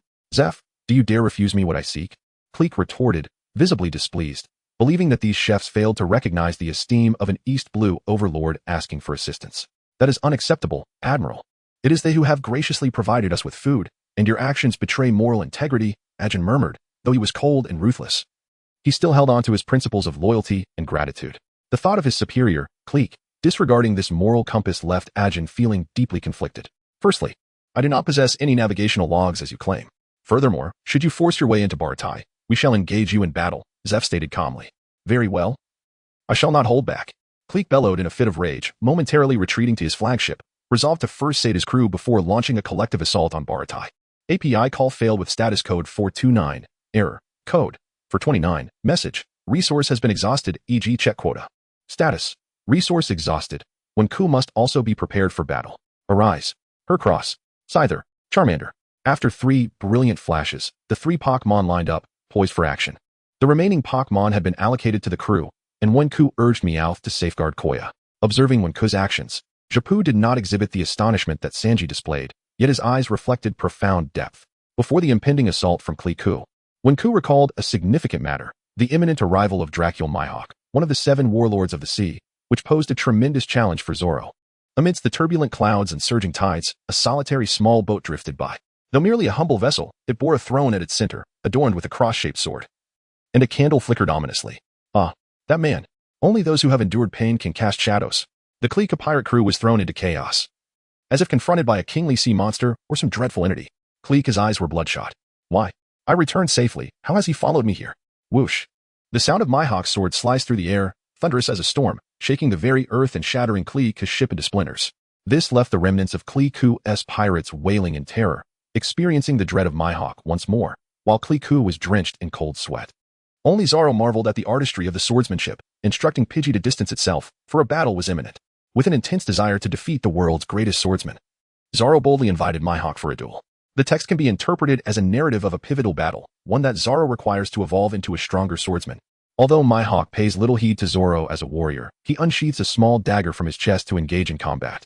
Not wishing to dampen the spirit of the encounter, only Wenke understands that this dagger transcends the ordinary. In response to the insult, Zoro unleashes his ultimate technique, Onigiri. With a swift thrust, the outcome is determined. How could this be? Initially, Zoro is bewildered. Yet, as the dagger pierces his chest, he experiences an excruciating pain. Contrasting sharply with Mihawk's calm demeanor. How could such a blade possess such power? Defeated once more, he realizes that succumbing to fear would only bring sorrow to Kuina. Thus he cannot allow himself to be afraid. Ultimately, Zoro reaches an epiphany. The despair of defeat dissipates, for he refuses to embody the essence of a loser. His indomitable spirit forbids him from accepting failure. What a formidable heart he possesses. Would he prefer defeat over death? Even Mihawk displays a hint of surprise. Boy, state your name. Roronoa Zoro. I shall remember you, a long-lost strong one. Mihawk then draws the colossal sword from his back. The pupils of the eyes constrict. Could this be the supreme blade of unparalleled swiftness? The great black blade of night is currently the most formidable weapon in existence. In reverence to the swordsman, I wield this swift blade of darkness to guide you on your journey, for the eagle eye knows how to honor a true swordsman. I thank you, the world's finest. At this moment, amidst profound silence, Zoro lacks the luxury to ponder the essence of a swordsman. He is acutely aware that defeat equates to death, and he is prepared to embrace his demise. This is the final strike. A true swordsman never fears death. Kuina, become my sword. May you lead me to soar through the realms. The ultimate technique of the 3-sword style, 3,000 worlds. The relentless surge of 3 blades embodies an unwavering resolve. The rift in the clouds shatters the heavens, and the vastness of the world pales in comparison to the boundless depths of despair. Even the eagle eye marvels at the wonders of the 3,000 worlds. Alas, the chasm between them remains insurmountable, the quantitative disparity failing to alter the qualitative essence. At this moment, Zoro teeters on the brink of bloodshed, his blade gradually succumbing to disintegration. The mournful cries of the BB bird echo through the air, yearning only to safeguard Zoro's side. Is this the true power of the world? Zoro's vision blurs. It is not the weakness of physical fatigue, but rather a novel spiritual impotence, a form of rebirth. The scars on his back are the disgrace of a swordsman. Zoro turns, blood trickling from his smile, resolutely baring his chest, yearning solely for the eagle eye strike. Remarkable. The eagle eye responds with a smile. The valiant swordsman has truly struck a chord within him. Years of solitude among the strong have allowed the eagle eye to glimpse the dawn once more. Do not rush towards death, young swordsman. As night rises and falls, Zoro ultimately plunges into the sea. Wen Xiao is anxious, while Johnny and others plunge into the water to pull Zoro ashore. A profound silence envelopes the surroundings. All are struck with awe at the world's strongest. While the defeated Zoro fades from discussion, even subjected to derision, dismissed as insignificant or overambitious. The vicissitudes of life are but a fleeting passage. When Zoro resolved to become the strongest swordsman in the world, he had long since cast aside the notions of life and death. The opinions of others will only serve as fuel for his relentless pursuit. Rest assured, that man still lives, the eagle eye declares to the approaching Luffy. The bloodstains on Zoro's chest mingle with the seawater. He has lost an indeterminate amount of blood, soaked in an unknown depth of water. Yet he remarkably retains a flicker of consciousness, solely for the sake of this world's finest. You are far too early to seek death. I am Dracula, my hawk. See clearly within yourself. Perceive the world. Grow stronger. Surpass this sword. Roar no Azaro. The eagle eye proclaims loudly, in acknowledgement from my hawk. I apologize for causing you concern. If you do not become the strongest swordsman in the world, you shall find it burdensome, yes? Therefore, until I triumph over him and ascend as the great swordsman, I shall not accept defeat again. Do you have any objections? Pirate King. Zaro shouts fiercely. None. Luffy replies with a smile. When gazed at Zaro, acknowledging that the path to growth was still extensive, yet it would not deter Zoro's strides. Ding. A permanent mission was issued. Gold level acquire an unparalleled greatsword for Roronoa Zaro on his journey to becoming a master swordsman. 2 great swords. Reward, 1 level 7 Pokémon and a level 6 Pokémon. A Super Charizard X with a permanent 70 ability potion. Penalty, none. When felt an urge to curse. This task seemed nearly insurmountable. Firstly, the unparalleled greatsword, known as the Supreme Great Blade, even one, a time traveler, was only aware that the original Onigiri was an unparalleled greatsword, while the rest remained a mystery. Where could one possibly find such a sword? Must he truly confront the 5 elders? This was a task fit for a distant future, truly deserving of its gold level status, leaving one in tears. Subsequently, Click attempted, in vain, to retain Mihawk, only to realize that the latter was wholly indifferent to his presence.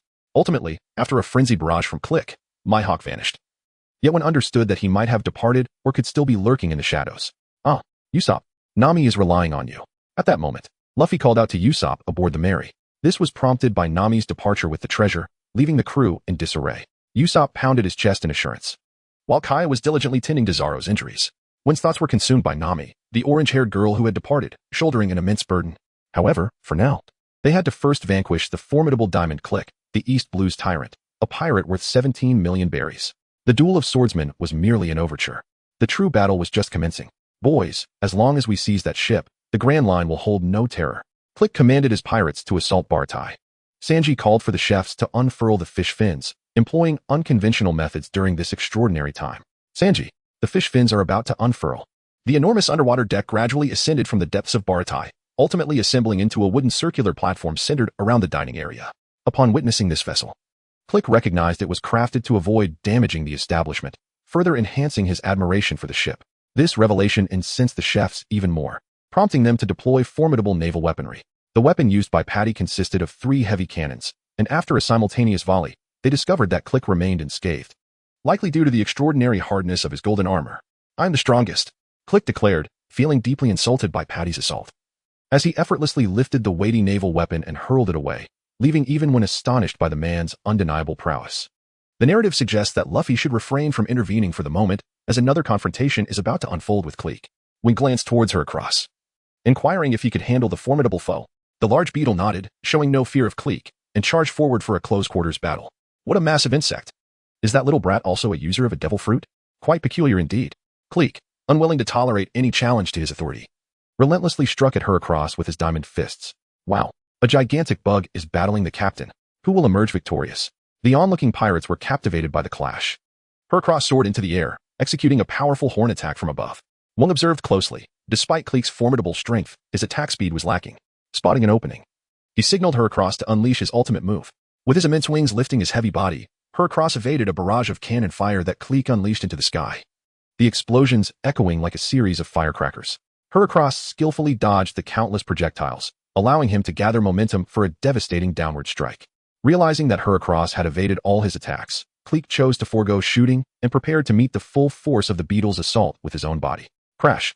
When Click braced himself against the descending attack, he was immediately overwhelmed by the sheer force, plunging into the water and causing tumultuous waves that splashed high into the air.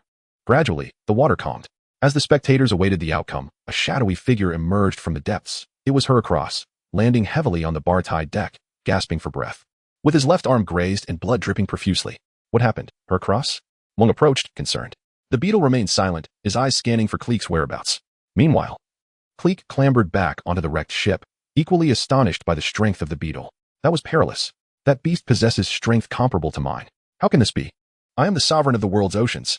Click glared at Heracross with bloodshot eyes, while Wayne, observing from a distance, noted that the right shoulder of Click's golden armor was shattered. Well done, Heracross. You've done well, he praised as he began to tend to the beetle's wounds. Luffy. I'll leave Click to you for now, when called out to Luffy, who was scaling the rigging. That ungrateful wretch has harmed my beloved beetle. I will bring him down. Luffy, witnessing Heracross's injuries, was filled with rage. It is common knowledge that users of devil fruits have a fear of water. You landlubber brat. Cleek dismissed his fear of the beetle and felt confident that he could easily overpower the rubbery challenger. Captain, let me join in the fray. A man clad in iron armor ascended to the outer deck of the Bartai. Cleek nodded, acknowledging that he too required a moment's respite. Iron Wall Baru, upon seeing blood, inexplicably ignited in flames, the fire rapidly spreading across his body and down to the deck, inciting panic among the chefs. Oh, the Flaming Baru special. I am an indomitable fortress, my defense is unparalleled. He boasted, striking his shield with unabated arrogance. The more confident he became, the fiercer the flames raged, heightening his excitement. The flames scorched a corner of the Bartai, igniting a spark within Sanji. You shall not desecrate the Bartai.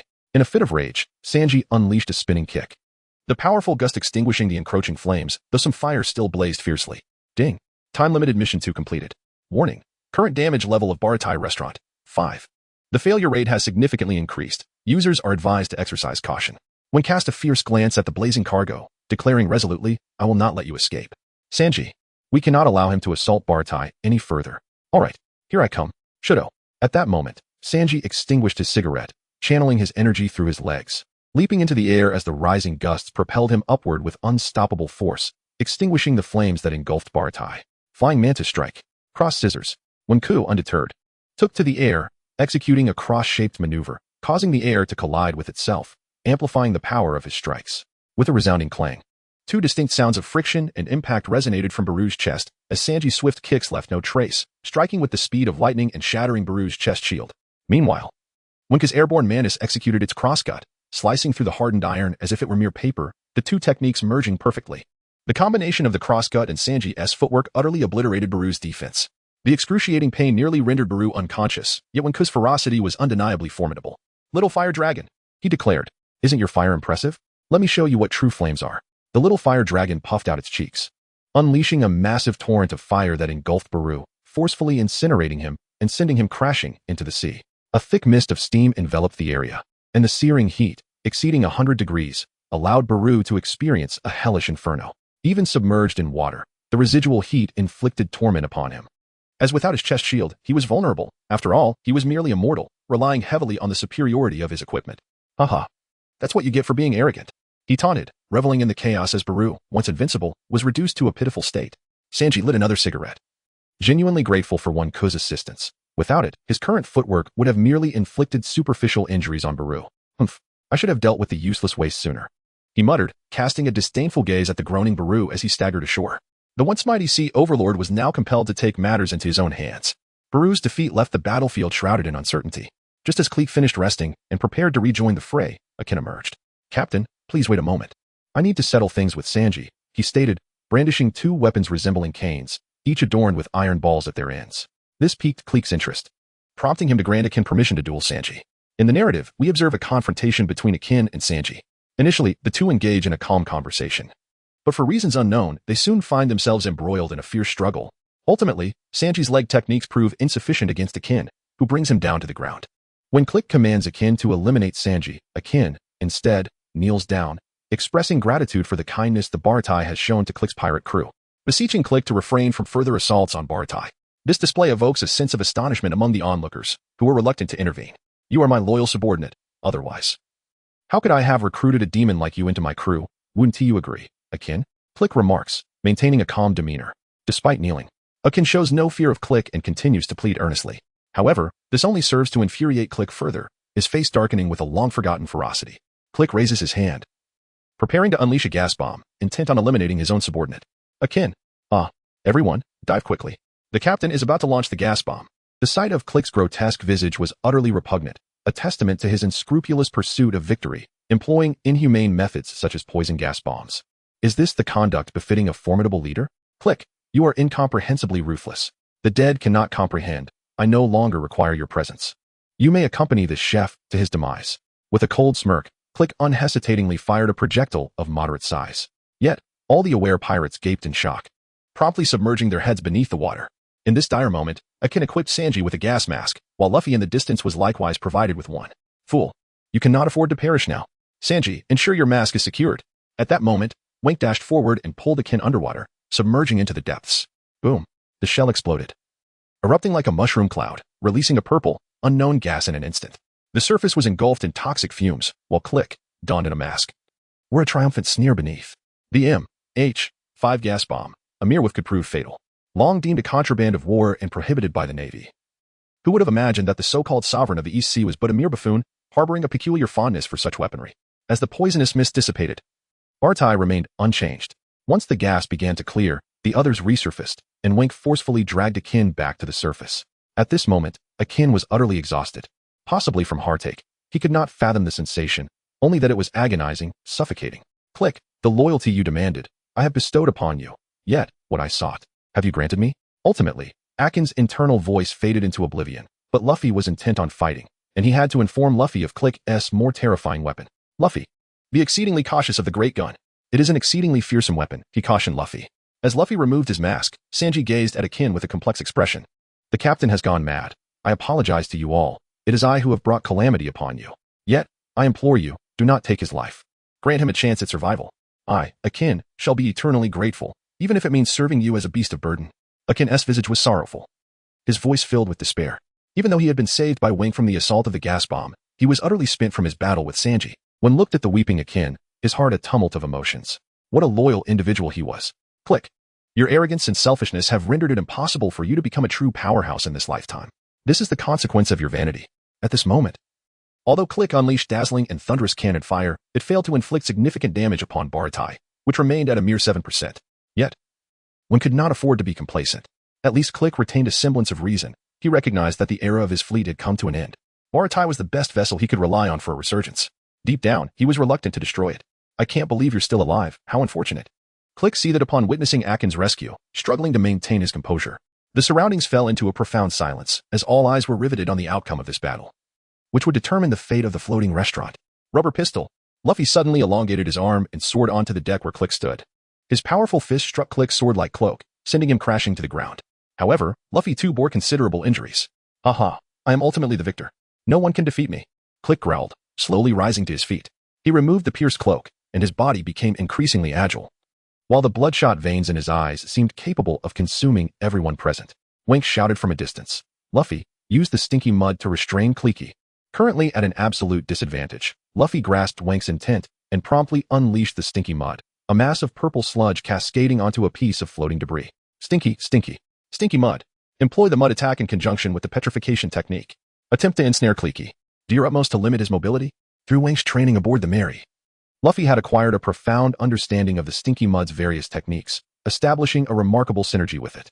At that moment, the stinky mud unleashed a fortified version of the petrification technique towards Clicky, yet its sluggish speed meant it only managed to ensnare Clicky's feet. Nevertheless, this situation presented the greatest opportunity. Thank you, stinky mud. Luffy unleashed a barrage of rubber punches with wild abandon, striking with an indeterminate number of blows. The sound of clanging resonated as his fists met the golden armor with rapidity and force. Clicky, seething with rage, extricated himself and prepared to confront Luffy once more. The air was filled with a cacophony of cannon fire, shaking the very earth, while Luffy could only maneuver with the remnants of his ship. The stinky mud, not adept in water, became soft upon contact, yet its sudden assault managed to temporarily ensnare Clicky's feet once more. The battle had reached a stalemate. Whether Clicky was despicable or well-equipped, prolonged combat was proving disadvantageous. After several clashes with Clicky, Luffy had lost considerable blood and was beginning to feel weak in the legs. At this moment, Wenku was truly on the verge of unleashing a torrent of vitriol. The brazen pirate Cliku evoked not a shred of goodwill in Wenku. In reality, he was even more loathsome than his portrayal in the original narrative. Meanwhile, Cliku roared with laughter, reveling in the sight of Luffy struggling for survival. To stoke the flames further, he merged the two shields he wielded, crafting a spear-like weapon known as the battle lance. What monstrous strength it possessed. The combined weight of the shields approached a ton, which elucidated why he was deemed the strongest among them. A gaunt pirate gasped in astonishment. Cliku wielded the lance with a ferocity that caused violent explosions wherever it struck, forcing Luffy to evade repeatedly, his momentum waning. In the midst of contemplating how to vanquish the formidable battle lance through an ingenious strategy, a slender figure surged towards Cliku, drawing near the lance and seizing it. Cliku swung to dismiss the figure, only to thrust again, piercing through the silhouette. A Jean! Sanji gasped in horror. Cease your assault. The figure, which Cliku had impaled with the lance, was none other than a Jean, who clung tenaciously to the lance, refusing to relinquish his grip. Get away from here. You traitor. Cliku seethed with fury, utterly perplexed by a Jin's self-sacrifice. He attempted to pull a Jean away, but the latter's grasp was unyielding. Stop. Don't do anything reckless. A Jin's strength waned. With a resounding crack, the seemingly invincible battle lance broke amid their struggle, the spearhead still embedded in a Jin's abdomen. You shall perish. Klika howled, lifting a Jin and unleashing a barrage of punches and kicks. Blood flowed from a Jin's lips. Enough. Wenke, Sanji, and Luffy shouted in unison. Their bond was undeniable, yet Kliku was utterly indifferent to a Jin's plight. A Jin's loyalty culminated in a tragic fate. You have chosen the wrong side. What right do you have to treat Jin this way? Wenke's fury ignited, and he launched into close combat with the hellish stab and super horn attack aimed squarely at Kliku. This was a strike fueled by Wenke's wrath. The impact shattered Kliku's golden armor, scattering gleaming shards. Second-level meat grinder. Sanji's swift kicks cut through the air with explosive force, striking Kliku repeatedly, who began to roll his eyes in defeat. Rubber rocket. Luffy followed suit with a powerful punch, propelling Kliku into the water, creating towering waves that surged high into the air. Regardless of whether Klik has perished, his dreams of dominance have been irrevocably shattered. Success and failure may define heroes. Yet scoundrels are unworthy of such distinctions. Wenke tenderly cradled the lifeless Akin, wishing for his peaceful rest. The tragic fate of a fallen hero, unrecognized by a worthy master. Akin, may your journey be smooth. The sea breeze caressed the air, dawn breaking over the battlefield, yet those who perished, be they foe or friend, remain forgotten. In the aftermath, the remnants of the Klik pirates fled in disarray, and it could be said that Baratai was safe. At this moment, Wenke observed the chefs as they cleared the battlefield. Taking a moment to savor a sip of strong liquor, pouring another glass into the sea as a tribute. Ding. Time-limited task 1 completed. Reward, a level 3 Pokémon. Would the user like to claim the reward? Ding. Time-limited task 2 completed. Reward, a level 4 Pokémon. Would the user like to claim the reward? The warehouse keeper reported each detail meticulously. Why not announce them together? Wenke replied coldly. Each time the task completion rewards were announced, Wenke would feel immense joy. But today was different. Akin's death left a profound impact on him. If one day he could assemble a Pokémon legion, he would surely navigate the world of One Piece with ease, for Pokémon, like Akin, are unwaveringly loyal. A fine blade should be fitted to a worthy hilt. And capable warriors must be wielded well. Ding. Time-limited tasks 1 and 2 completed simultaneously. Rewards, a level 3 Pokémon, Swellow, and a level 4 Pokémon, Vaporeon. They have been issued into the microcosm. Swellow. Vaporeon. Wenke felt incredibly fortunate. Currently, he possessed only 3 Pokémon, Heracross, Scyther, and Charmander, alongside one of each member of the Straw Hat crew. Of course, Meowth served as a mascot and was not included in this count. Since Pidgey had been entrusted to Zoro, the arrival of Kingler compensated for Wenke's lack of a flying-type Pokémon, while Vaporeon remedied his deficiency in water types. Nami had taken the treasure, the ship, and even his Squirtle, along with his emotions. Welped. What emotions? With the merry-go having been commandeered by Nami, Usopp and Kaya had already set off in pursuit, and Wenke and the others needed to hurry as well. That fish, Arlong, dared to bully Nami. He would surely pay a price for his audacity. Before departing, Sanji had conferred with Zeph, since Luffy's ship was in need of a cook. Sanji decided to accept Luffy's invitation to board, a culmination of years of resentment. Wake up, Sanji. Pudding and the other chefs had long to deal with Sanji, as he consistently disregarded the rules in his culinary endeavors, treating every ingredient equally, regardless of its worth. Yet these individuals harbored feelings. They too did not wish for Sanji to leave. Nevertheless, Sanji was merciless, kicking them away without hesitation. Boss Zeph, I am eternally grateful for your immense kindness and care. I shall never forget the moment Sanji bowed his head to the ground, weeping profusely. A man should depart quietly. Zeph had secluded himself upstairs, feeling a profound sorrow that he had not experienced in decades. To Zeph, Sanji was akin to a son. His departure was naturally painful. Set sail. Luffy boarded the small boat, calling out for Sanji, while Wenke stood beside Luffy, equally filled with joy. Farewell, you little rascals. Sanji wept inconsolably but managed to suppress a smile. Haha, I remain optimistic about life. Therefore, old man, that shared dream of all blue, I shall undoubtedly fulfill it in my lifetime, having just survived a fierce battle with the Krieg pirates. Wenke and the others hastily pursued the merry-go in their small boat. API call failed with status code 429. Error. Code 429. Message. Resource has been exhausted, e.g. check quota. Status. Resource exhausted. In a moment of perplexity, Wenke chose to take a look. Ding. Upon reviewing the contents, as the user has completed 10 tasks, they are graciously awarded the Grand Roulette prize after every 10-time tasks. A Grand Roulette reward will be activated. The roulette is divided into 5 major modules: medicine, ancient history, food, evolution, and weapons. When the pointer lands on one of these modules, it will randomly provide an item from that category, wishing the user good fortune. For more details about the Grand Roulette, please refer to Chapter 1. Oh, the warehouse keeper nearly slipped my mind. You, my dear warehouse keeper, have done a commendable deed. You may take your leave now. Ding. Shall the reward be activated now? Why not? Activate it for me. This roulette, just like the previous favorability roulette, has the same mode of appearance and locations. Indeed, produced by the same manufacturer. At this moment, Wenke began to scrutinize this novel roulette. The roulette consists of a pointer and 5 modules, with medicine, ancient history, food, evolution, and weapons represented in white, brown, yellow, gold, and red, respectively. Ding. Does the user wish to spin the pointer? Just spin it already. The roulette commenced its rotation, spinning back and forth, while Wenke patiently awaited. As the pointer slowed to a stop on the brown section, Wenke grew anxious. Robin had yet to board the ship, and this ancient history would be of no use at this moment. The pointer then moved leftward and halted at yellow. Intensifying Wenke's anxiety further, there was a voracious eater aboard the ship, and acquiring food now would be utterly pointless. Ultimately, the pointer continued its leftward motion. But it truly came to rest on gold, ceasing its rotation. A brilliant golden light emanated forth. Wow, a golden legend. Wenke nearly squinted from the dazzling brilliance. Ding. Congratulations to the user for obtaining the evolution plate, with the reward stipulating, the user may designate one Pokémon to undergo its initial evolution, with a restriction of level 3 or below. Incredible. What a lucrative gain. Undoubtedly a golden legend. API call failed with status code 429. Error. Code 429. Message. Resource has been exhausted, e.g. check quota. Status. Resource exhausted. The planning may commence, with Heracross and Scyther being promptly dismissed. Both esteemed entities are now deemed sufficient, and Wenke has no further need for upgrades. Meanwhile, the newly acquired Noctowl and Vaporeon stand respectively at level 3 and level 4, rendering the reward temporarily unnecessary. Thus, it is indeed Wenke's humble Charmander, still at level 1, that requires an evolution to enhance its prowess. The previous evolution of Pidgey was drenched in serendipity, and Wenke harbors no confidence in encountering such fortuity a second time. Therefore, external evolution remains the preferred option. Storage. I intend to allocate the reward towards my Charmander, directly evolving it into Charmeleon. Ding. The user's request is acknowledged, rewards are being dispensed, and Charmander is evolving. Ding. Evolution complete. Congratulations to the user on obtaining a level 2 Pokémon, Charmeleon. Excellent. Wenke silently murmured a name, and a fiery red Pokeball was tossed into the air. Under the radiant white light, a creature emerged that was 2 sizes larger than a Charmander. Luffy and Sanji approached to examine the fire dinosaur. Its skin tone was deeper than that of a Charmander, its eyes more expressive, and atop its head, a horn-like protrusion had begun to form, with its tail ablaze with an even fiercer flame. Cool. Wenke, is this a new species?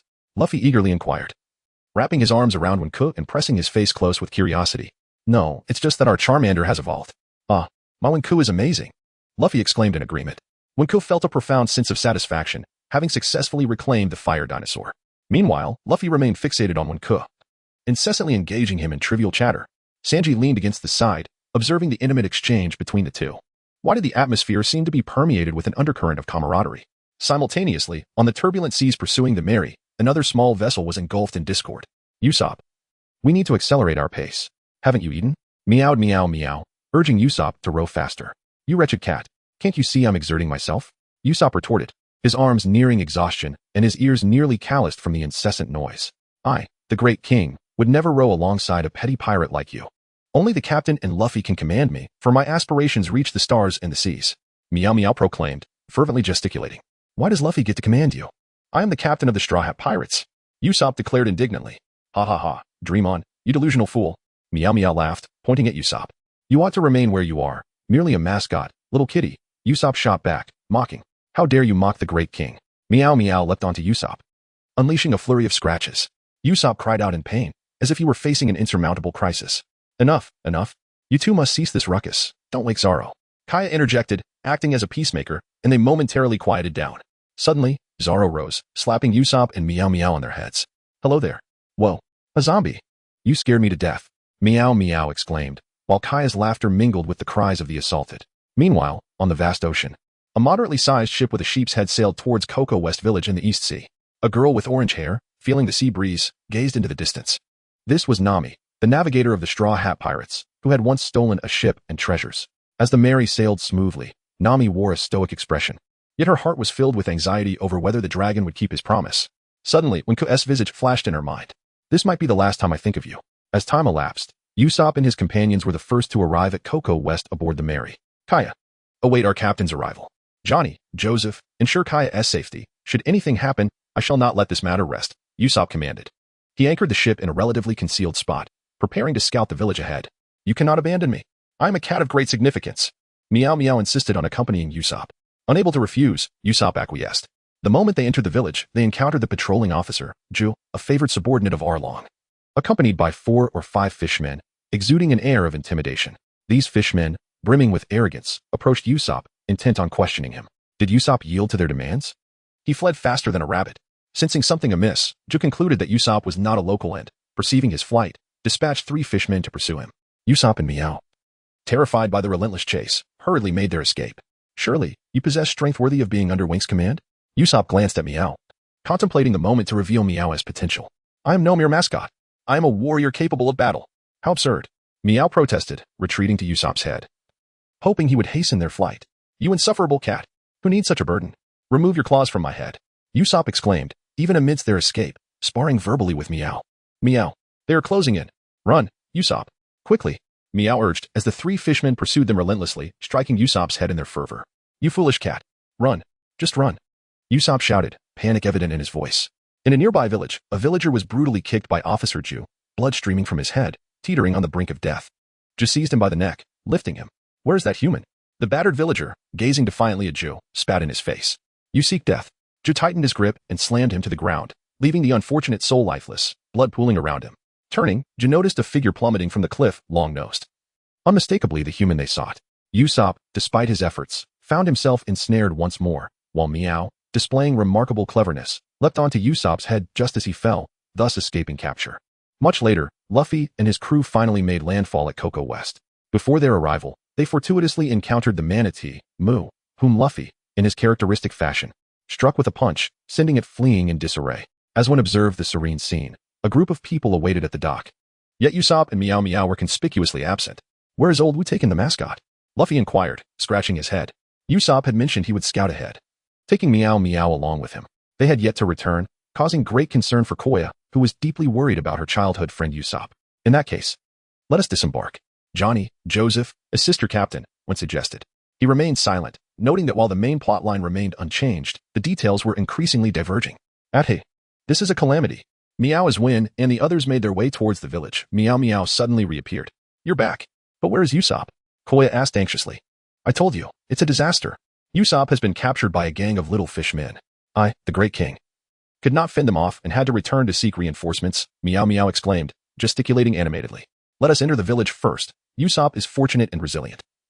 He is not destined to perish just yet. When, upon hearing the news of Usopp's capture, felt a pang of worry, yet with Nami around, he believed Usopp would be safe. As the Straw Hat crew approached the village entrance, they noticed a middle-aged man observing something at the village's threshold. One can scrutinize this middle-aged man. His face is marred by scars, and a windmill is affixed to his hat. By all appearances, this individual must be Ajian.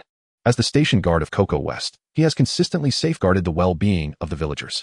To Nami and Nojiko, he embodies a paternal figure.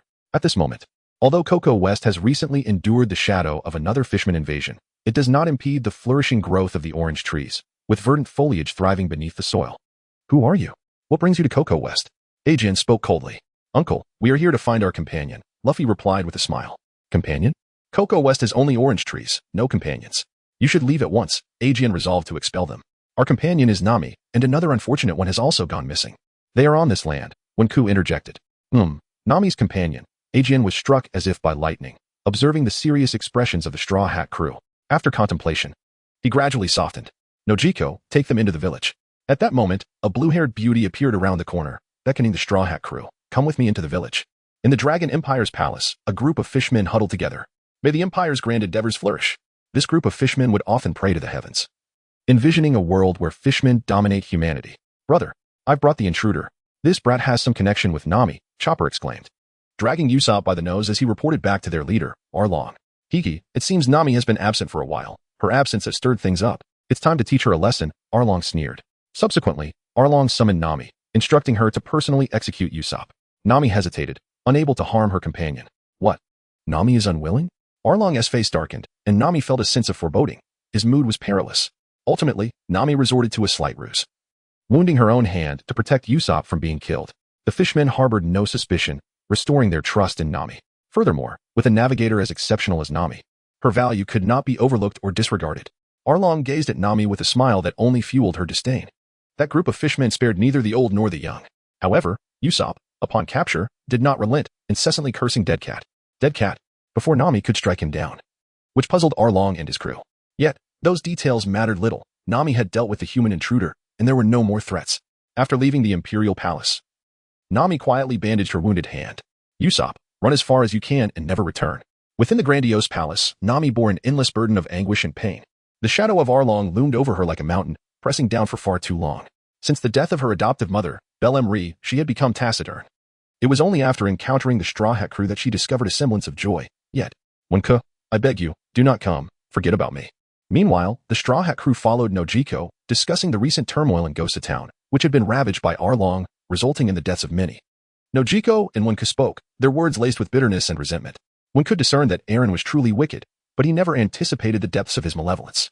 The group arrived at a small abode, where Noki sighed in relief, shedding his shirt and engaging in conversation with Luffy and the others. It was then that Wenke casually noticed the dragon tattoo adorning Naka's arm, and he comprehended the underlying sentiments. When Nami joined the Arlong pirates, she bore the emblem of the crew etched onto her arm, yet her heart must have been tormented beyond measure. To alleviate Nami's inner anguish, Noki, fearing that she might feel inferior due to the mark of the Arlong pirates, took it upon himself to get a tattoo as well. Suddenly, a knock resounded at the door. Noki urged everyone to remain silent before opening the door, revealing a child accompanied by a long-nosed figure. It was Usopp. When turned to see the long-nosed boy exclaiming in delight, "Ah, Mama, when? I've missed you so much." Usopp, covered in dust like a weary traveler, was overjoyed to reunite with one. "Oh, everyone's here," he exclaimed, his happiness soaring as he entered and scanned the room for a particular someone. "Dead cat, I told you not to abandon me." Usopp finally spotted Naya hiding behind Kaya, his fury igniting as he recalled Naya's earlier betrayal. He seized Naya and delivered a swift kick. "Meow. Usopp, how dare you kick this king? I'll scratch you to pieces." Naya retaliated by leaping onto Usopp, clawing at his face, prompting a chorus of pleas for mercy from him. Soon after, Nami made her entrance. But her icy demeanor nearly rendered her unrecognizable to the Straw Hat crew.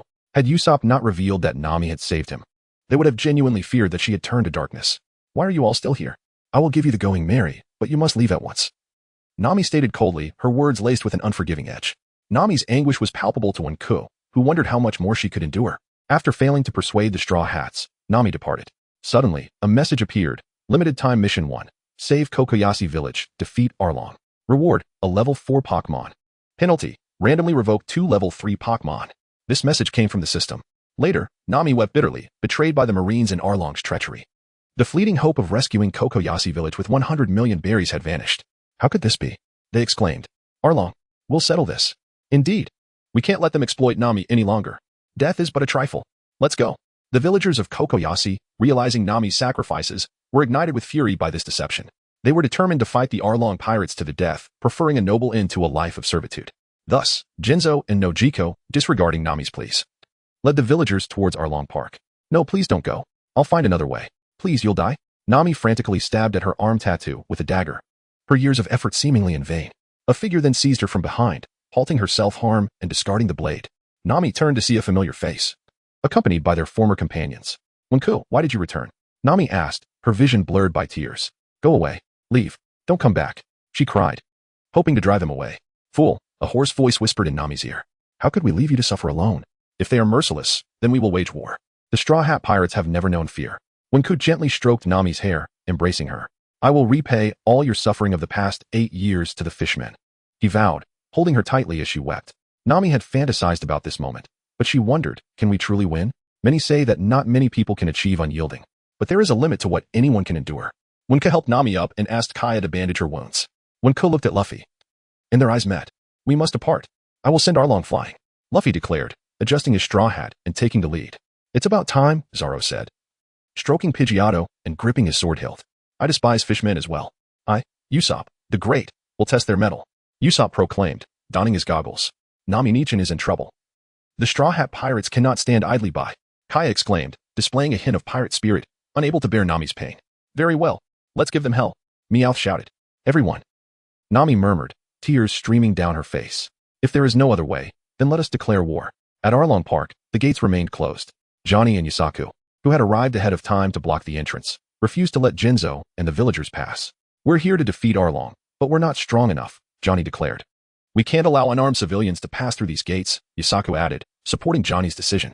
"Eventually, some men will come and deal with them," Johnny explained. "If they can't defeat them, the entire East Blue will be in terror." Jinzo and Nojiko exchanged doubtful glances, finding it difficult to believe that anyone could defeat Arlong. They knew that they were walking to their deaths, but they had endured enough. Who are these men? Nojiko inquired. Well, they are. Oh, they're here, Johnny exclaimed, looking southeast and jumping up excitedly. Jinzo and Nojiko turned to see 7 figures approaching. It's them, Nojiko exclaimed, her eyes lighting up upon seeing Nami. The Straw Hats, empowered by Wenku's Pokémon, were now formidable. Luffy was partnered with Mook, Zoro with Pidgeotto, and Usopp with Sudowoodo and Meowth. Scyther assisted Sanji, while Vaporeon and Swellow protected Kaya and Nami. The Straw Hat Pirates are assembled. API call failed with status code 429. Error. Code 429. Message. Resource has been exhausted, e.g. check quota. Status. Resource exhausted when gazed coolly at the striking structure. Arlong is Arlong, and you are you. You have harmed my dear Nami and caused the demise of so many innocents. You must perish, not even the gods can save you now. The Dragon Empire Palace loomed ominously. The Straw Hats gathered with Johnny and the others, but amidst the throng, only Nami appeared disheartened and anxious, for she comprehended the terrifying strength of Arlong and his subordinates. Luffy forcefully shattered the Grand Iron Gate, and the Straw Hat crew, along with Aegean, ventured into the Empire. Following a series of exchanges, the tension between the two factions escalated. Arlong's gaze towards Nami grew laced with both amusement and malice, instilling fear within her. As a confrontation loomed, when contemplated an alternative course of action, he resolved to utilize the potent elixir he had acquired on Treasure Island. With a level 3 Pokémon, the Whale Lord, he possessed a 30% intermediate ability potion, sufficient for one to maintain its effects for an entire day. Ding. Should the potion be consumed, it would temporarily bestow the user with 30% of Whale Lord's abilities, allowing the use of 5 techniques: Water Pulse, Roar, Water Gun, Dive, and Mist. Does the user accept? Wenke nodded, a silent acquiescence. Transform. Suddenly, Wenke sprang into the air, his voice resonating with power. In an instant, a radiant light illuminated the surroundings, captivating the attention of all. Could it be that Wenke was about to summon a new spirit? Luffy, picking his nose, glanced towards the sky, inquiring of Zoro and the others. Meanwhile, within the brilliance, Wenke's bones crackled and his muscles inflated like balloons, a sharp pain piercing through to his very marrow. Damn. Had Wenke known such agony awaited, he would never have dared to experiment. It felt as though someone was slicing his flesh and severing his bones with a knife. At that moment, Wenke's shirt burst apart due to the transformation, yet miraculously, his pants remained intact. Then, the light faded, revealing a circular form before the crowd. Wow. Wenke had transformed into a large blue figure. Luffy was nearly rendered unconscious with shock, while everyone else stood in a daze, and Wenke descended to the ground, observing her own transformation. At that moment, her voice shed its previous hoarseness, becoming melodious and clear, resonating with a delightful timbre. Astonishing. Even her voice has changed. Wenke was taken aback. The efficacy of this ability potion was truly remarkable. I have always asserted that users should not underestimate the Pokémon warehouse. As levels increase, so too do the privileges, resulting in greater benefits for the user. The warehouse spirit regarded Wenke's transformation with a certain satisfaction. Perhaps due to the novelty of her metamorphosis, her limbs felt somewhat constricted, preventing her from fully extending her hands and feet. Are you a fish person? Along observed Wenke with complexity. At first glance, her physical appearance bore some resemblance to that of a fish person. Yet, upon closer inspection, the resplendent fins adorning her back, coupled with the distinctly surreal patterns, evoked a sense of both reality and illusion. I am not one of you fish people. I am human. Wenke remained entirely unperturbed, even though 30% of the capabilities of the howling whale had been siphoned by the potion for her use. This fraction was sufficient for a confrontation with Along. Oh, in that case, you must be a user of a devil fruit. Along deduced that Wenke had likely consumed a certain type of paramecia fruit, which made her situation somewhat comprehensible. The other fish person officers and subordinates nodded in agreement, concluding that since Wenke was human, she must indeed be a user of a devil fruit. Wenke remained unresponsive, his azure eyes fixed upon the Straw Hat Pirates.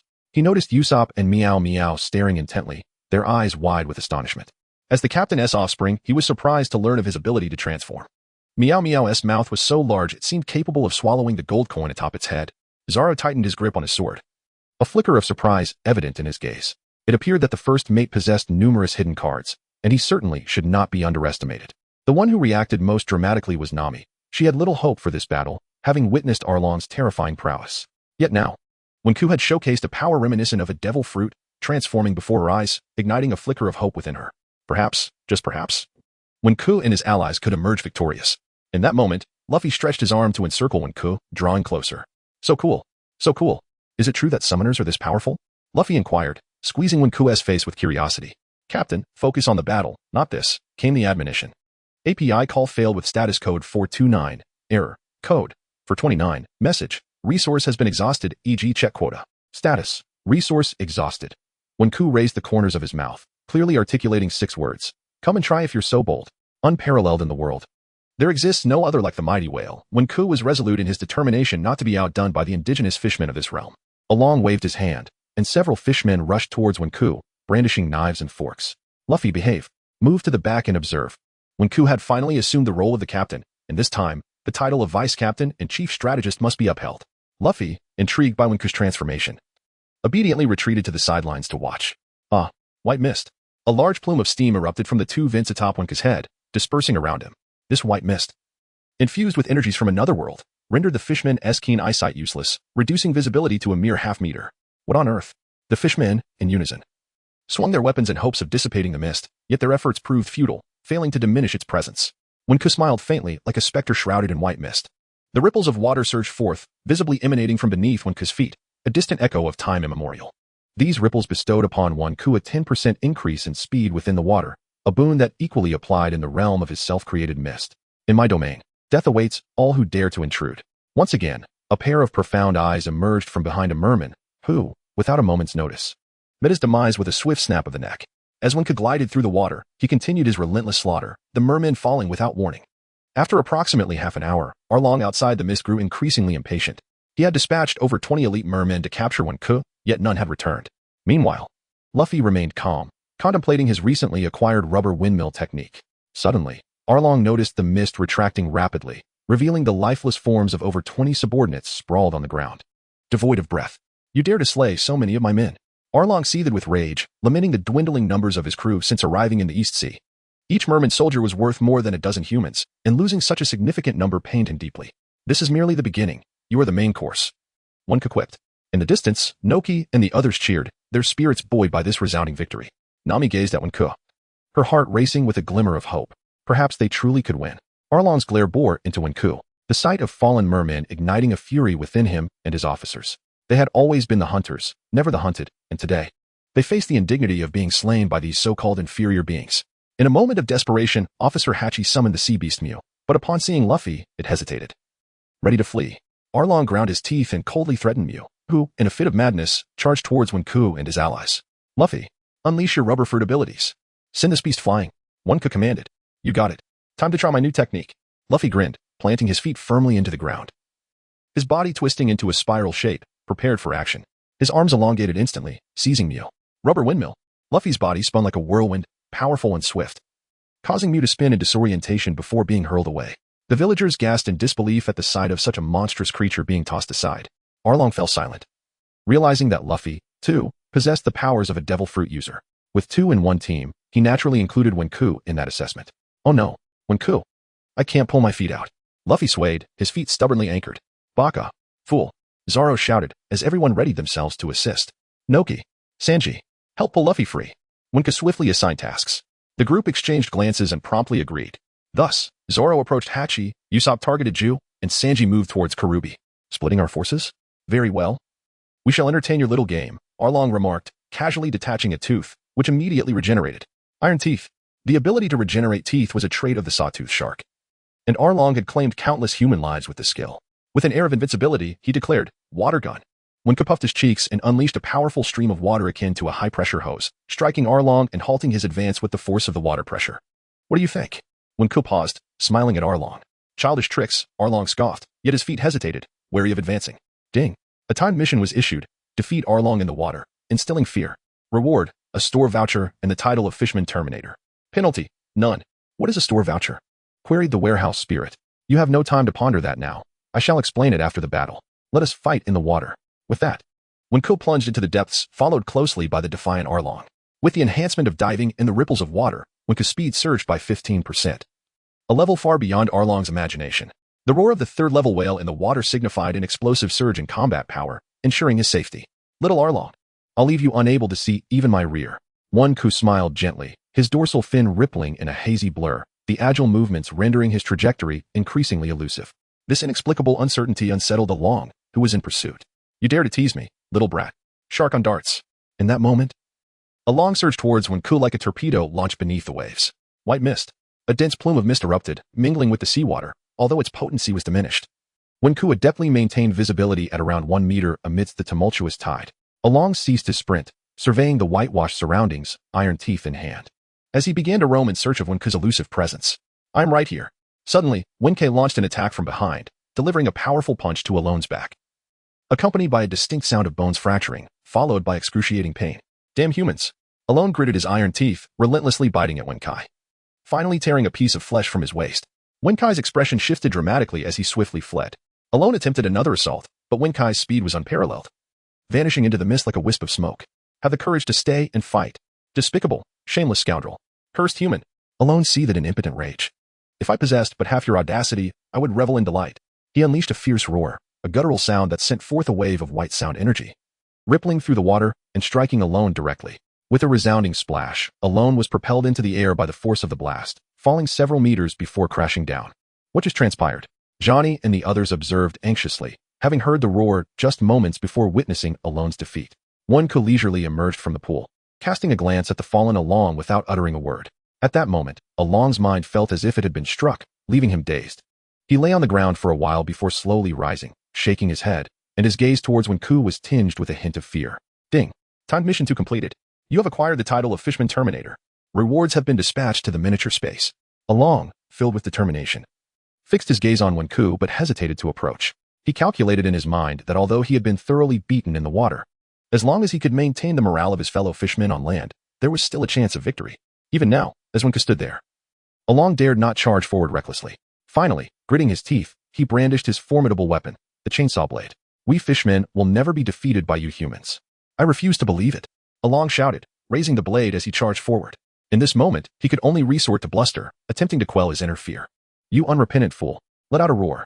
A thunderous roar erupted from Wenke's 2 air vents, the reverberating sound waves crashing into Along and the onlookers like a heavy hammer.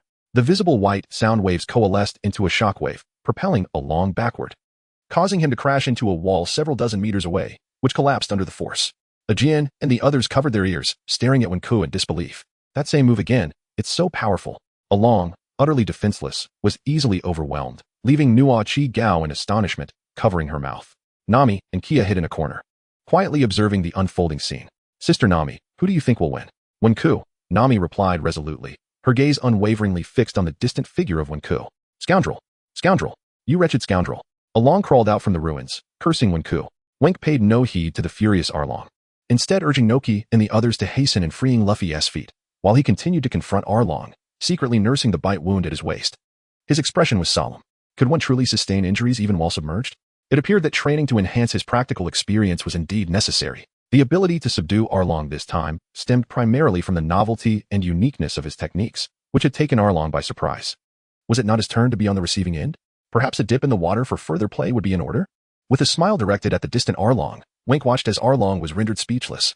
Indeed, Wenke's formidable sonic attack and his strength, surpassing that of the fishmen, had nearly brought Arlong to his knees, the unmistakable sound of bones fracturing leaving him in a state of disarray. It instilled a sense of unease, as if he were the imposter. 1, 2, 3, pull. 1, 2, 3, pull. As the battle raged on, the scene unfolded with Luffy's comrades persistently tugging at his feet, while Luffy, with a whimsical demeanor, scrutinized the situation with his finger in his nose. What a perplexing sight it was to witness his own brothers restraining Arlong. Meanwhile, on another battlefield, the atmosphere was oddly dull and bizarre. Your dead fish eyes. Come here, Usopp, the Great, proclaimed a voice. I don't wish to bully you, but I have long found you irksome. Meow, come here. You annoy me. Meow. It's coming. Usopp, run. The cat, meow meow, adeptly climbed onto Usopp's shoulder, vigorously striking his head. What a familiar sensation, Usopp muttered, nearly losing his temper. He turned to see Chu approaching, and panic surged through him, prompting him to utilize his agility. Wait, Usopp, why are you running? Use the crying tree that the captain gave you. Meow meow frantically pounded on the coins atop Usopp's head, urging him to halt and confront their adversary. You reminded me. Yes, the crying tree. Arise. Usopp summoned the crying tree, commanding it to bolster itself with tearful energy. No, wait. I should use rockfall to secure victory. I refuse to follow your suggestion. Ignore this mascot's words. Crying tree, you surprise attack. No. Crying tree, sacrifice yourself for the charge. Usopp and Meow Meow argued vehemently, leading to the crying tree's impending attack being interrupted by conflicting commands, igniting a sense of frustration. Before the crying tree could act, Chu lunged forward and kicked it away. What nonsense is this? You obstructing my path. Chu observed the squabbling Usopp and Meow Meow with intrigue. Wait, Usopp, if you cannot utilize my captain's crying tree effectively, then do not use it at all. That is practically a gift. Meow Meow, flabbergasted, realized it was humiliating to collaborate with such a fool. You wretched cat. If you hadn't interrupted me, we could have succeeded. Usopp bellowed at Meow Meow, oblivious to the approaching kick. Bang. Chu's powerful kick sent Usopp flying, landing face first in the dirt. Again, water gun barrage. This allowed Chu to seize the opportunity, unleashing a flurry of water bullets toward Usopp, who cowered, shielding his head. Meow Meow clung to Usopp's back for protection. One projectile struck Usopp, sending him hurtling away. His body twitched a few times before becoming still. Chu did not check if Usopp was alive, deeming it unnecessary, unaware that Usopp was slowly rising to a seated position. How utterly humiliating. Luffy, Wenke, Zoro, and Sanji are all valiant warriors aboard our ship, while I, Usopp, am left in disgrace, he lamented, tears blurring his vision. I too should not have fled. I refuse to be a mere mascot any longer. Meow Meow shared a bitter expression, feeling equally shamed by the encounter. Attack from the rear, and I shall distract him. Then you throw this. Usopp devised a strategy, retrieving a bottle of liquor and a hammer from his bag for Meow Meow to execute a sneak attack. Stop right there. You foul fish. After coordinating with Meow Meow, Usopp began to berate Chu from the back. What's this? Not dead yet. Chu turned back, startled by Usopp's taunt. Of course. Your attacks are feeble. How could we possibly lose? Usopp sneered, gesturing dismissively, envisioning the lion battling the rabbit. He mused that even the strong could meet an unexpected downfall, let alone the insignificant. Chu charged at Usopp with full force. Oh, it seems the life of lowly creatures is quite resilient. Usopp smirked at Chu, sensing victory on the horizon. The confrontation reached its climax as Chu raised his left hand. Prepared to conclude the bout. You scoundrel. Prepare to receive my wrath. Suddenly, Meow Meow leapt from the bushes, tossing a bottle at Chu, who deftly caught it. What is this? Ultimate technique. Let's star. Below, Usopp readied his slingshot, aiming at the bottle and firing a lead pellet, shattering it and dousing Chu in liquor. Damn humans. Water cannon. Chu retreated to the pond, fervently sucking in water, expanding his body. Now is my chance. Usopp aimed his slingshot and unleashed a devastating strike. Farewell. Ultimate technique. Flame Star. The explosion from the gunpowder scorched Chu's exterior, the flames igniting due to the liquor, inflicting excruciating pain upon the fishman. Water. I need water. I will spare you. Behold the iron hammer of Meow Meow. Perish. Meow Meow brandished Usopp's diminutive hammer, leaping to deliver a powerful blow to Chu's head. Clang. The strike rendered Chu dazed, tumbling into the water. You wretched cat. You've finally done something commendable. Usopp exclaimed, a sheen of cold sweat on his brow. Smiling at Meow Meow. Of course. Meow Meow affirmed confidently, clutching the mini hammer without a trace of fear. You two scoundrels shall not escape my wrath. Chu's eyes turned red, his head swelling as he struggled to rise. What? How's he up again? Usopp gasped in disbelief. I didn't say you could rise. Stay down. Meow Meow's iron hammer. Meow Meow leapt onto him, hammering again. Usopp's hammer. Usopp scrambled to his feet, brandishing another large hammer to deliver a finishing blow. Meow Meow's iron hammer. Usopp's rubber band. Meow Meow's rubber band. Thus, under a relentless barrage of strikes, Chu foamed at the mouth, utterly stripped of resistance. Haha. I have triumphed over the fishman. Usopp cast aside the hammer, collapsing onto the ground, panting and laughing heartily. Do not forget me. I am the true powerhouse. Meow Meow tossed aside the hammer, adjusting the coins atop its head, muttering. By the way, where did you acquire that mini hammer? Meow Meow inquired, puzzled. You must thank me, Usopp the Great. That little hammer was specially crafted for you. I just never gave it to you. No need for thanks. Usopp replied matter-of-factly. Meow Meow paused, gazing at Usopp with newfound warmth and understanding. This little hammer is splendid. I shall keep it for future use. You've shown thoughtfulness, Meow Meow remarked. Ha ha ha, naturally. Who am I but Usopp? All right. Let us hurry back and check on the captain. The scene shifted to the battle between Zoro and the cadre member, Shobei. At this moment, Shobei had not reformed, aligning himself with Arlong in their shared brutality. The octopus showed no fear of Zoro, flaunting his strength and toying with him. Zoro, already gravely wounded by Mihawk, now succumbed to fever. I had hoped for swifter recovery, yet the fever intensifies. Zoro's steps grew sluggish, his mind clouded. Wenke, save Zoro, Nami shouted loudly, and Wenke saw Xiaoba attacking with increasing speed, while Zoro began to falter. Wenke stepped forward, intending to interrupt Xiaoba. Wenke, this is my battle. Step back, Zoro bellowed. And Wenke paused, noticing the flames of determination in Zoro's eyes, ultimately standing still in tacit agreement. Ha ha ha, how foolish. If you don't allow anyone to rescue you, you will perish. Xiaoba relentlessly swung his 6 swords at Zoro, who could only defend himself. BB Bird fluttered above, anxiously flapping its wings, then flew behind Xiaoba to distract him with air slashes. Although Xiaoba was pressing forward, he was also adept at evasion, skillfully dodging the air slashes while maintaining his offensive against Zoro. With just 3 swords, how could you possibly defeat someone with 6? The cacophony of clashing blades echoed as Zoro found himself continuously suppressed by Xiaoba. That is a grave mistake. At this moment, Zoro's face was flushed, almost delirious. A result of the fever coursing through him. Xiaoba pushed Zoro back, and as BB Bird attempted to intervene, Zoro charged directly towards Xiaoba. This was precisely what Xiaoba desired. Six-sword style, ultimate. Six-sword waltz. Xiaoba, wielding his six blades with near-supernatural finesse, spun them like a meat grinder. Haha. A single touch will shatter you to pieces. Xiaoba gazed at the fallen Zoro, his eyes alight with amusement and excitement. Big brother. Johnny cried out in despair. Zoro suddenly opened his eyes, and with three swords drawn. He struck down at Xiaoba with both of his blades. That guy. He actually flipped over my spinning sword. Xiaoba roared with rage, now filled with anger towards Zoro. I truly must slay you. Johnny, witnessing this scene, momentarily felt relief, only to be gripped by anxiety once more. Big brother seems to be in great pain. His wounds might have reopened. Joseph lamented. Like a cornered beast, Zoro was in dire straits, and Wenke, fearing the story would veer off course, was nearly ready to rush in for assistance.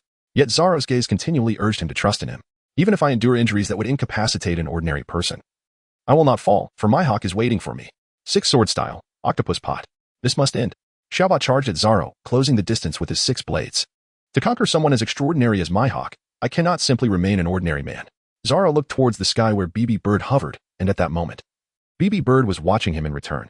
Their hearts connected in silent understanding. Suddenly, BB Bird unleashed a storm, spinning rapidly in a clockwise direction. Zoro stood right at the eye of the storm, slowly closing his eyes as Xiaoba closed in, his steps faltering as he curiously gazed up at BB Bird's frenzied rotation. The bright moon pierces the storm, mercilessly clearing the wilderness. Open the path. Zoro abruptly opened his eyes, his blades moving in sync with the whirlwind created by BB Bird. Leaping into a full-speed spin, matching the rhythm of BB Bird's rotation. The tempest swirled ominously, shrouding the area in darkness. The transparent vortex of wind sliced towards Xiaoba, who, in fear, attempted to flee but was thwarted by the surrounding gales. The powerful currents pierced Xiaoba's body like needles, while the inner blades of wind shattered the six swords he wielded, relentlessly advancing towards him. Xiaoba's six hands were severed, blood splattering across him, obscuring his vision in a crimson haze, where only the dancing winds remained. Please, spare me. Xiaoba trembled, unable to utter a word. Weak and unsteady. He was lifted by the fierce winds, his screams fading into the distance. Zoro halted, his breath heavy as he released the three swords from his hands, kneeling in exhaustion. The intense exertion combined with the unrelenting fever had drained him completely, yet defeating Xiaoba felt miraculous. BB Bird ceased its spinning, landing precisely on Zoro's shoulder, gently tapping his ear with its beak. How terrifying. Those present witnessed Zoro etching a circle with a radius of 3 meters. The very ground beneath him gouged out half a foot deep, surrounded by countless scratches. Suddenly, a shattered figure plummeted from the sky, crashing to the ground. Zoro stroked BB Bird, sighing in resignation as he struggled to rise, glancing at Xiaoba, unsure if he was dead from the force of his earlier strike. Cough.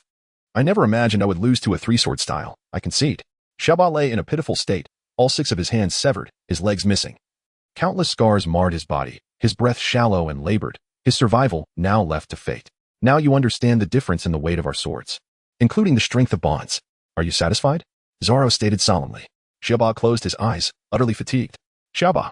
Along's eyes were bloodshot, his gaze fixed on Zoro, his teeth grinding together in fury. At that moment, Wenke approached, and Along recoiled as if encountering a malevolent spirit. What happened, Zoro? Wenke asked with concern. Wenke. I'm doing relatively well, Zoro replied with a faint smile, his steps slightly unsteady. What truly delighted Zoro was the realization that his three-sword style had glimpsed a broader path, filling him with hope for future victories over my hawk. I told you, I will not lose until I become a great swordsman. Wenke approached Zoro, calling for Johnny and the others to assist Zoro in leaving the battlefield. Meanwhile, Wenke's gaze remained fixated on Arlong, vigilantly monitoring his actions to prevent him from succumbing to rage and harming the villagers. At that moment, the battle between the two pirate crews became increasingly clear. The scene shifted back to Sanji's perspective. In front of the Imperial Palace, witnessing the condition of Shachi, who had been brutally injured, not only caused Arlong pain, but also deeply affected Karubi. Shachi had been Karubi's comrade for many years, fighting alongside the dragon pirates in numerous battles. And now his life hung in the balance, igniting Karubi's fury. The man before him, casually smoking a cigarette, only intensified Karubi's wrath. Sanji engaged Karubi in combat. Humph. I am Karubi, master of Fishman Karate at its 40th level, here to challenge you and claim your head. You know I uphold the spirit of chivalry. Yet you dare to say such things? Sanji suddenly leaped, evading the oncoming Karubi. You dare to fight me, little insect? Karubi countered with a powerful kick. But the praying mantis was no fool, deftly evading with rapid movements and a swift double strike, showing no fear of Karubi. Karubi's expression grew serious as he realized the situation was turning against him. He prepared to dodge the mantis and take down Sanji first. Deadly move. Thousand Tile Fist. Karubi's punches reached near supersonic speed, creating a whirlwind of air as they tore through space. Sanji squinted, retreating repeatedly to evade Karubi's onslaught, yet he continuously spat blood. Maintaining a calm demeanor while analyzing the openings in Karubi's attacks, refusing to be discouraged. Such speed. But you are still inferior to that old man. If your karate is at level 40, then the old man's kicking technique must be at level 400. Shoulder meet shot. Sanji suddenly accelerated, his speed increasing exponentially. And in a flash, his left leg met Karubi's fist with precision. Impossible. How can anyone be faster than my fists? Karubi was incredulous. Confident in his martial prowess, yet humbled before an unremarkable young pirate. Frantically, he continued to throw punches, while Sanji maintained a stoic expression, calmly facing the incoming strikes. At that moment, the mantis signaled from above, and Sanji nodded in acknowledgement. Based on a certain strategy, Sanji retreated abruptly, leaving Karubi confused and pressing forward. Believing Sanji was finally at a disadvantage. However, Sanji merely discarded his cigarette. You are indeed strong, but you should never provoke a chef. Consider this a valuable lesson. Shoulder meet shot. Sanji delivered a side kick to Karubi's left shoulder, halting his punches with a resounding crack. Though it was not fractured, Karubi suffered a slight dislocation, interrupting his thousand-tile fist. First meet shot. Sanji's follow-up attack ensnared Karubi by the neck, lifting him into the air with powerful force. Final strike. Chest meet shot. Sanji executed another upward kick, leaving Karubi defenseless, his body succumbing to the cumulative injuries, his eyes rolling back in anguish. Yet this was not the end. The mantis awaited the fallen prey in midair, instantly splitting into 4 shadowy figures, encircling the descending Karubi and commencing a deadly dance of blades. The initial cries of despair abruptly ceased, leaving only the carnage of scattered flesh in the aftermath. Karubi ceased to exist. Sanji did not glance upward, but instead lit a cigarette. Perhaps the scene was too gruesome, but to a chef accustomed to bloodshed, Karubi was merely a transient opponent. Never underestimate a chef, and remember, strive to be a good person in your next life. With the victories of Zoro, Sanji, and Usopp, Arlong found himself truly isolated. This fueled the villagers of Kokoyashi village with renewed hope, and within Nami, a voice echoed, affirming their potential to triumph. Usopp, you're back. How did it go with that officer? Kaya turned to see Usopp and Naim returning, eager to inquire. Ha ha ha, I didn't fail my mission. That officer was nothing. Usopp pounded his chest, brimming with heroism. That's right.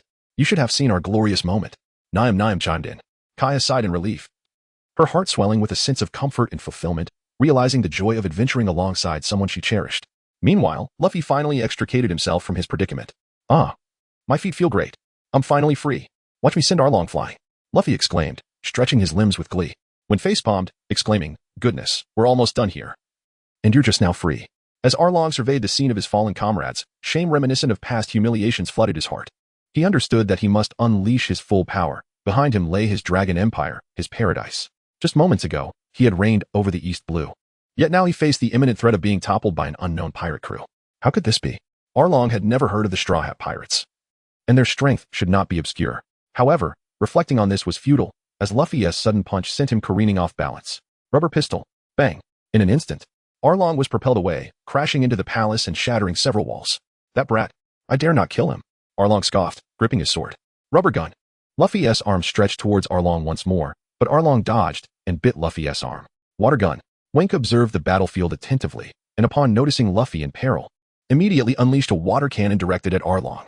Arlong hastily defended himself with his sword, yet his teeth were slightly loosened, providing Luffy with the opportunity to retract his arm. 2 rows of distinct bite marks were visible, with blood seeping from the wounds. Thank you, Wenke. That was truly perilous. API call failed with status code 429. Error. Code. For 29. Message. Resource has been exhausted, e.g. check quota. Status. Resource exhausted. The text remains silent. As a flurry of new tasks begins to be issued in rapid succession. Ding. Announcing time-limited task 3. Shatter the drawing room. Break the shackles within Nami's heart. Reminder. The user must personally execute the destruction. Reward. A level 4 Pokémon, Onyx, along with a 50% advanced ability potion. Penalty. The user will forfeit half of their Pokémon. Ding. Announcing time-limited task 4. Viciously assault Captain Mouse. Reminder. The user must engage alongside Nami.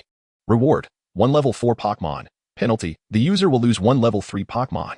Ding. Announcing time-limited task 5. Golden level hidden task 4. The user is required to sever Orin's serrated nose to gather materials. Indeed. The user has not misheard. Remove Orin's serrated nose and bring it away. Reward. 1 level 5 Pokémon. Penalty. The user will lose all of their Pokémon.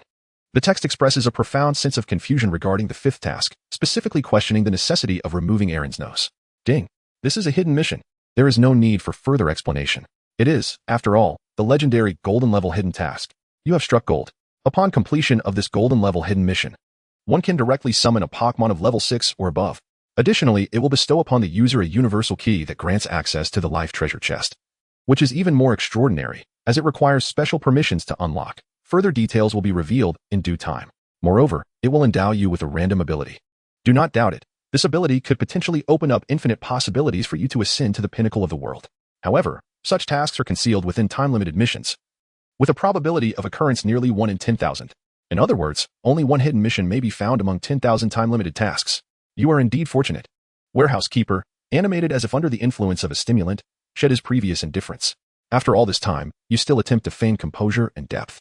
Wenke found herself irresistibly drawn to the rewards of this task. Naturally, a series of top-tier rewards would captivate anyone as heart. The challenge was undoubtedly more formidable than a permanent task, yet perseverance is never in vain.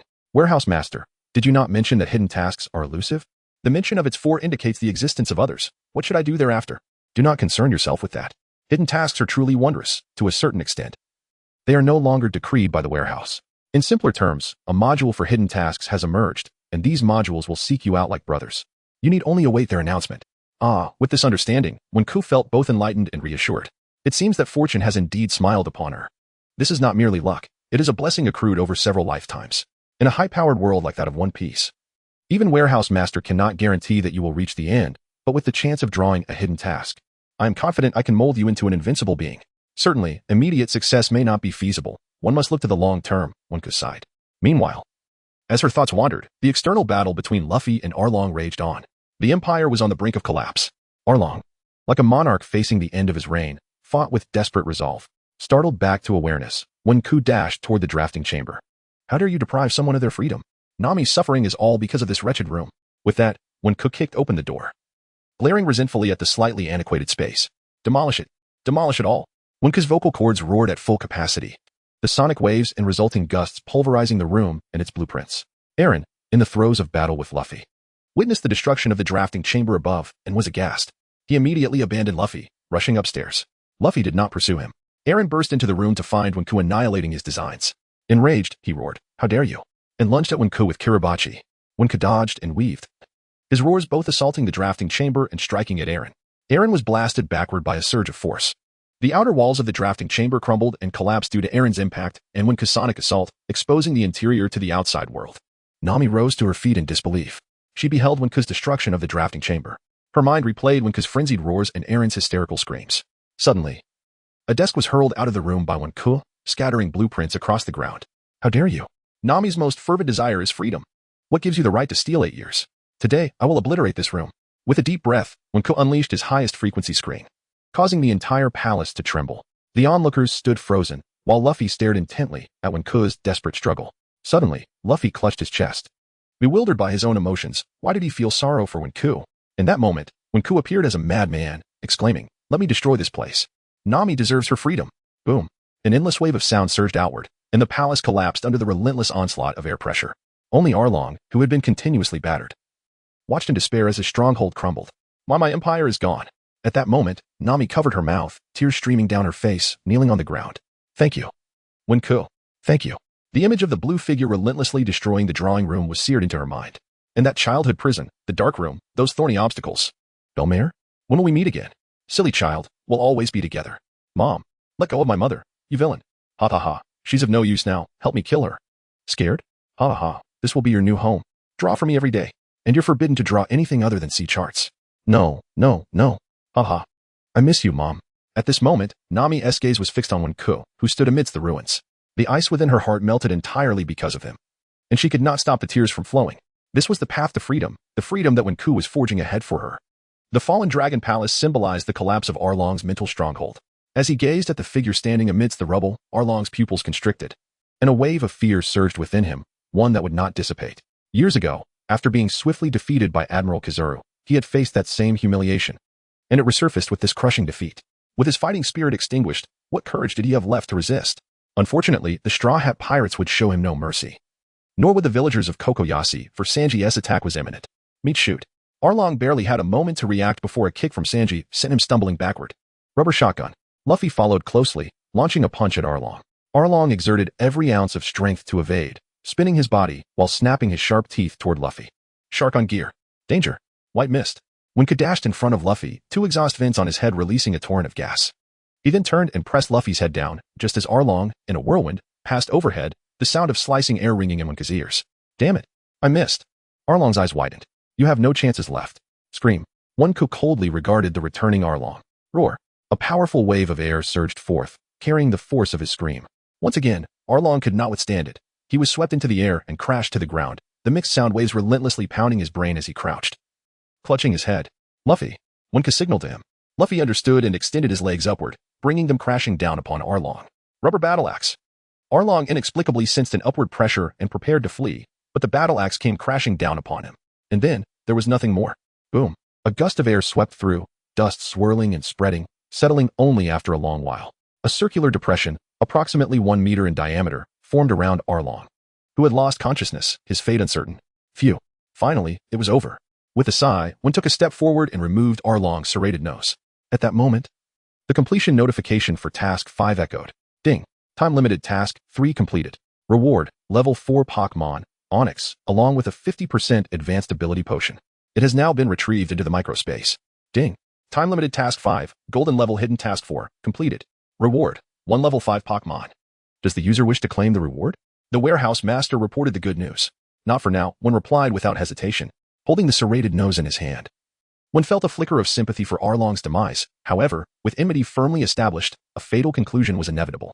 Yet, it must be acknowledged that from the original Sun Pirates to the current Dread Dragon Pirates dominating the East Sea, Arlong indeed possessed the demeanor of a tyrant, albeit lacking the requisite capabilities of one. The brutal killings and discrimination merely sowed the seeds of conflict. His death would elicit no lamentations, nor would anyone mourn his passing.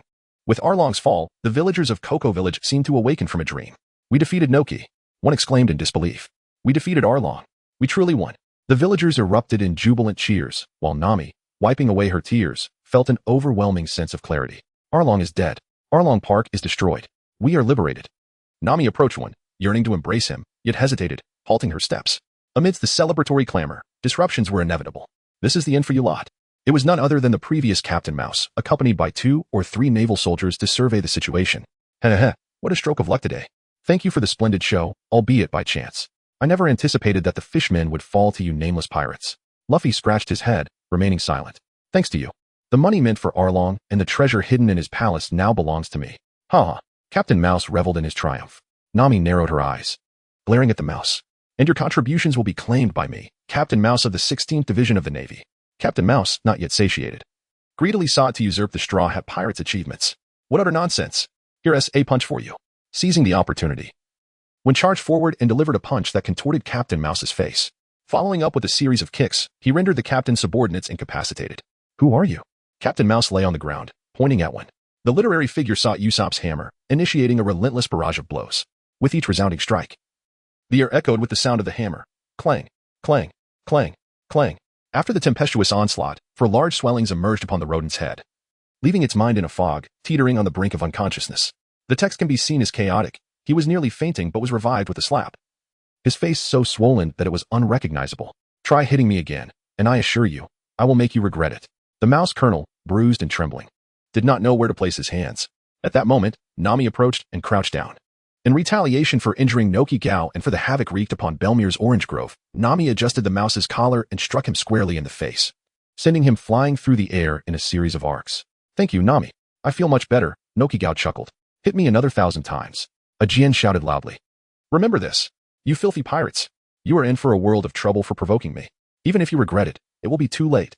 The mouse colonel dared not approach again, resorting only to uttering a few harsh words before fleeing in a panic, much like a rat scurrying across the street. Humph. Is it just a bounty? The villagers of Kokoyashi beamed with radiant smiles, making the battle worthwhile for Wenke.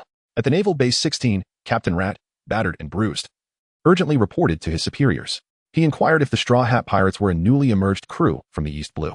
The voice on the other end of the line was completely ignorant of the Straw Hats. Rat emphasized the importance of 3 individuals: Luffy, the captain, Zoro, the former pirate hunter who had joined the crew, and a formidable individual named Wenke, whom he particularly loathed. Recalling Wenke's ruthlessness, Rat shuddered, harboring deep resentment. Rat hoped to issue bounties for their capture. He received assurances that an investigation would be conducted and bounties would be issued if the situation warranted it. Rat, relieved, couldn't shake off the lingering gloom.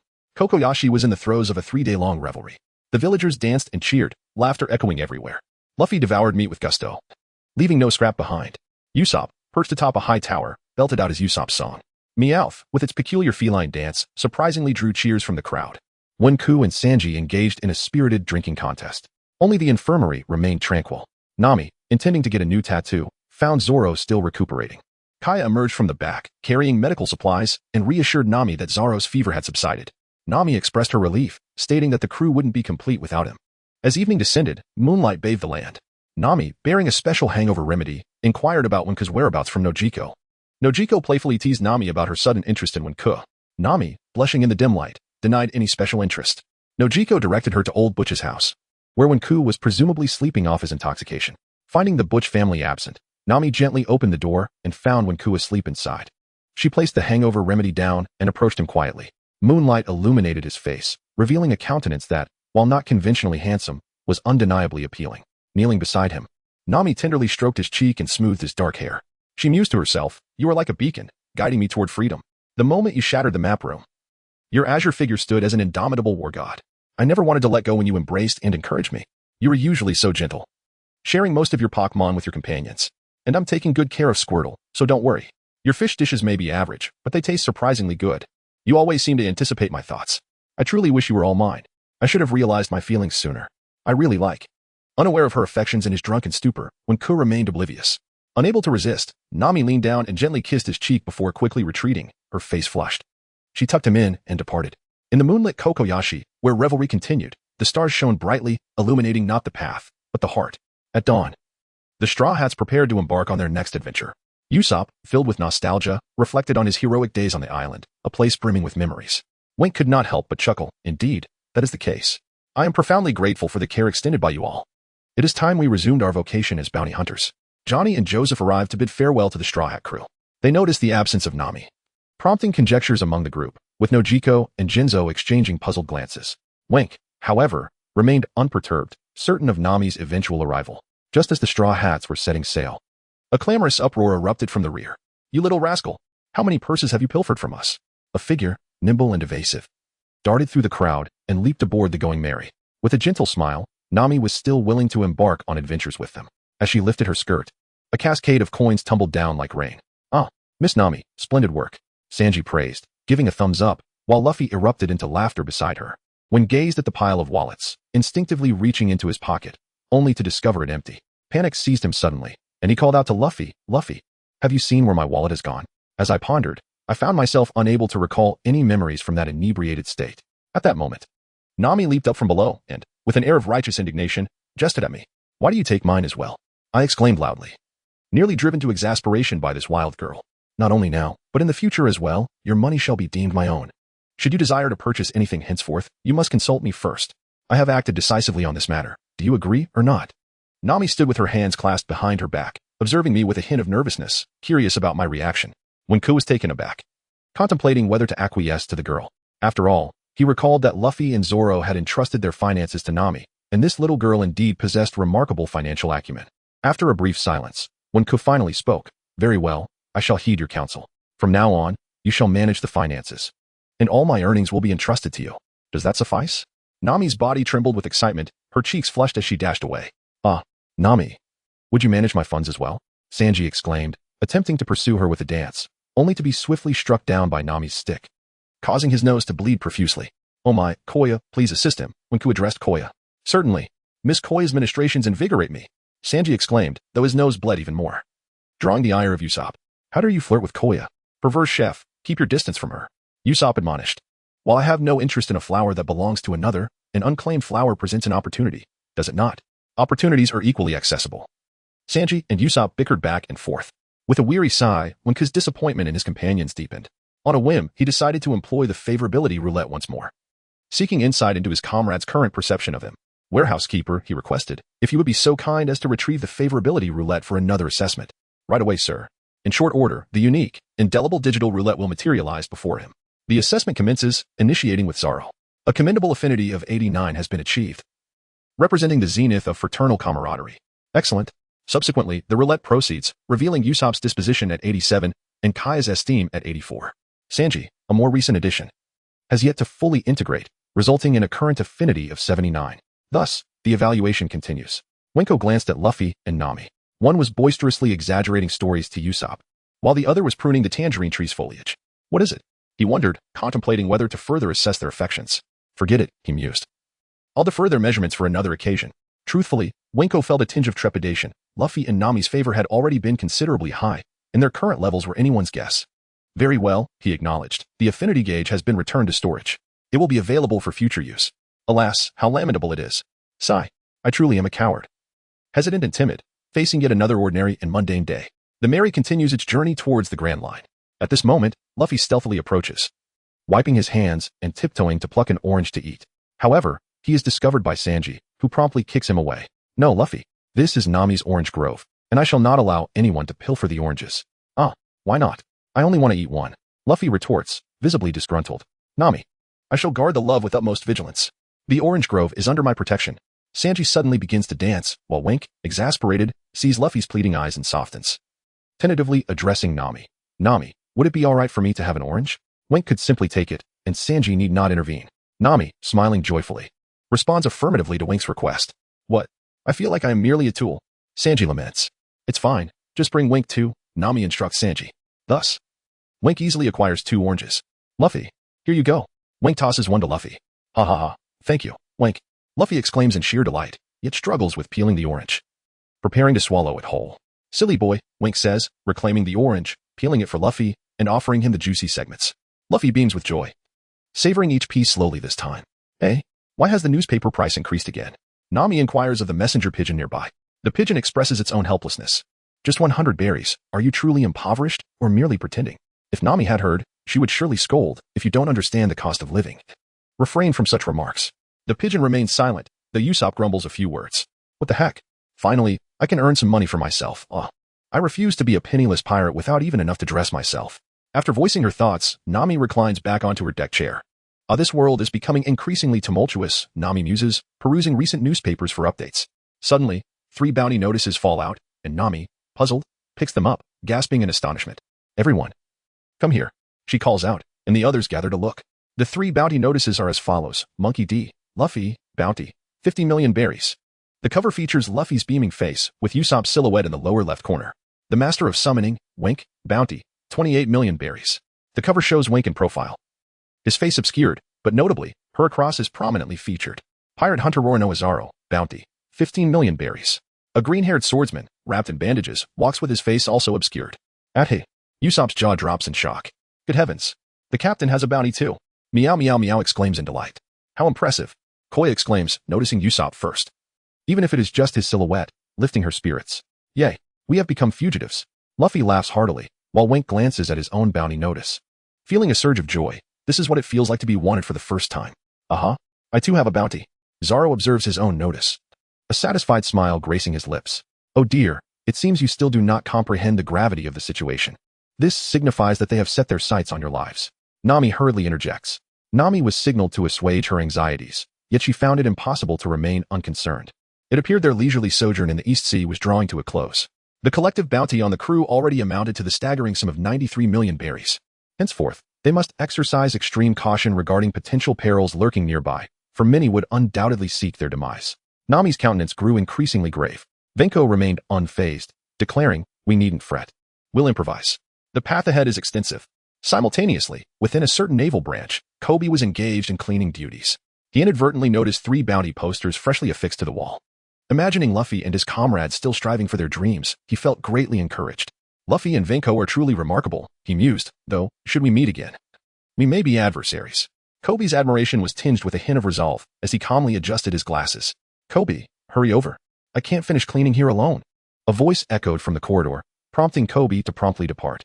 Aboard a vessel navigating the waters of the East Blue, the vanquished Kuro of the Black Cat Pirates silently contemplated Wenke's bounty poster, clutching the paper steadfastly. His mind raced with thoughts. I should never have underestimated you. Perhaps we shall vie again, Wenke. Subsequently, he issued an order to the Grand Line. Seek out the Straw Hat Pirates. At the Baratai restaurant, Patty exclaimed, Boss, look at the bounty posters. There are 3 of them. Patty approached Zeph. After examining the 3 bounty posters, Zeph remained silent, instead walking to the restaurant's periphery, where he savored the sea breeze. Press on, Sanji. All blue. At that moment, the old man's lips curved into a smile as he gazed into the distance. Aboard a small ship bearing the insignia of the Navy sat Full Body, formerly a Navy lieutenant, now demoted to a commander of the outer seas for bringing disgrace to the Navy. As he beheld the 3 bounty posters delivered by carrier pigeon, he mused, Aren't these the straw hat pirates I encountered at the Bartai? Ha! Providence has presented me with such a splendid opportunity to escape this tedious purgatory. These individuals can be apprehended with ease. Await, for I shall ensnare you all. Little did he know that a chance encounter with the straw hat pirates would soon result in Luffy sending him flying, but let us disregard that for now, as it is of minor consequence. Ha! It's not often that Hawkeye graces us with his presence, as we are presently reveling in a banquet. Come, drink, drink, drink. Shanks, his face flushed, urged Hawkeye to partake. Hawkeye, speechless, downed his drink in one gulp. Ha. The fact that Luffy is now a wanted man only adds to my merriment. Let the revelry commence. Drink, Hawkeye. Shanks, in high spirits, erupted into laughter. Elsewhere, Alvida, once defeated, and Captain Buggy encountered each other by chance, forming novel opinions regarding the Straw Hat Pirates' newly issued bounty posters. Alvida held the bounty posters of Luffy and Wenke, but she set aside Luffy's first, clutching Wenko's poster. Await me, my dear Wenke. A strange smile played upon the beauty's lips, her pupils exhibiting an unsettling glint. Wenke, I shall slay you. I shall slay you. Buggy, upon seeing Wenko's 28 million berry bounty, recalled the times he had been trifled with and angrily tore the poster to shreds, flying into a rage. Let us depart for the Grand Line. Alvida said with a smile. Let's go. Capture Wenke. Buggy retorted coldly. Once more aboard the Going Merry, Wenke, oblivious to being targeted, remained composed as he peeled an orange. After peeling it, he kept half for himself and offered the other half to Nami, who was standing beside him. Where are we now? Wenke inquired. Nami smiled as she accepted the orange, analyzing the sea chart. We are approaching the Grand Line. Ahead lies Lowtown, followed by Reverse Mountain. This is the only route to the Grand Line. Lowtown? Wenke mused. The town of beginning and end? Lowtown was less than 100 miles away, and the Going Merry was making its way towards it. The Straw Hat crew was currently packing their belongings, while Wenke continued to fish, secretly claiming the rewards from the Arlong Park mission. Ding. Limited time mission 1. Rescue Kokoyashi Village has been completed. Reward, a level 4 Pokémon. Does the user wish to claim it? Wenke initially intended to draw all together, so let us proceed with the extraction today. Task 1 of the limited time mission has been accomplished. The reward is a level 4 Pokémon, Venusaur. The reward has been recorded in the miniature space. Wenke is quite pleased with this little creature. Ding. Limited time task 4. Defeating Captain Mouse has been completed. Reward, 1 level 4 Pokémon. Shall the user claim the reward? Wenke nodded, anticipating the advent of the second level 4 Pokémon. Limited time mission 4 accomplished. Reward, 1 level 4 Pokémon Arcanine. The reward has been registered in the miniature space.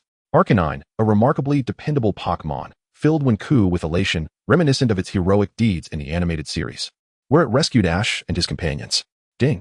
Limited time mission 5, Gold Tier Hidden Mission Part 4 Fracture Arlong Sawtooth Nose. Reward, 1 level 5 Pokémon. Does the user wish to draw the reward? As the warehouse keeper concluded, Wenke promptly instructed it to proceed with the draw. Ding.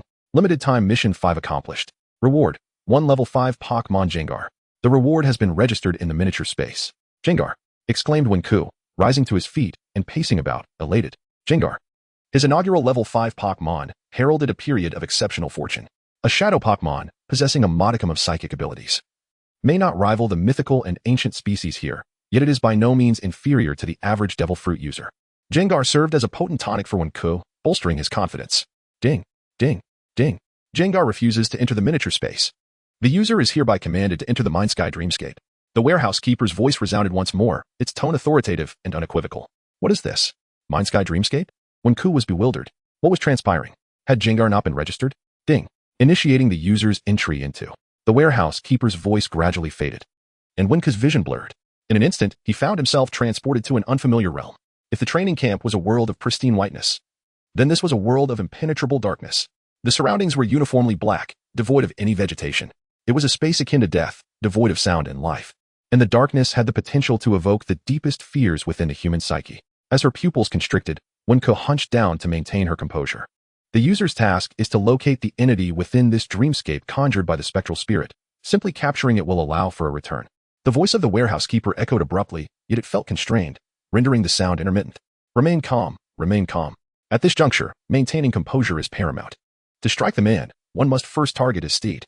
He needs to devise a strategy to seize Jengar's vulnerabilities. A haphazard search is unlikely to yield results. Wenke endeavors to recollect how Ash and his companions achieved this feat in the past. However, his mind is somewhat muddled. Having resided in the world of One Piece for over half a year, he is on the verge of forgetting even the location of his former residence, let alone the intricate plot details of an anime he watched in his childhood. He can only recall a general outline, with no attention to specifics. Confounded. Warehouse going. Is there not even a scintilla of assistance or guidance? Am I to remain trapped here indefinitely? Wenke exclaimed, gesturing upwards. The realm of lucid dreams possesses the attribute of materializing thoughts.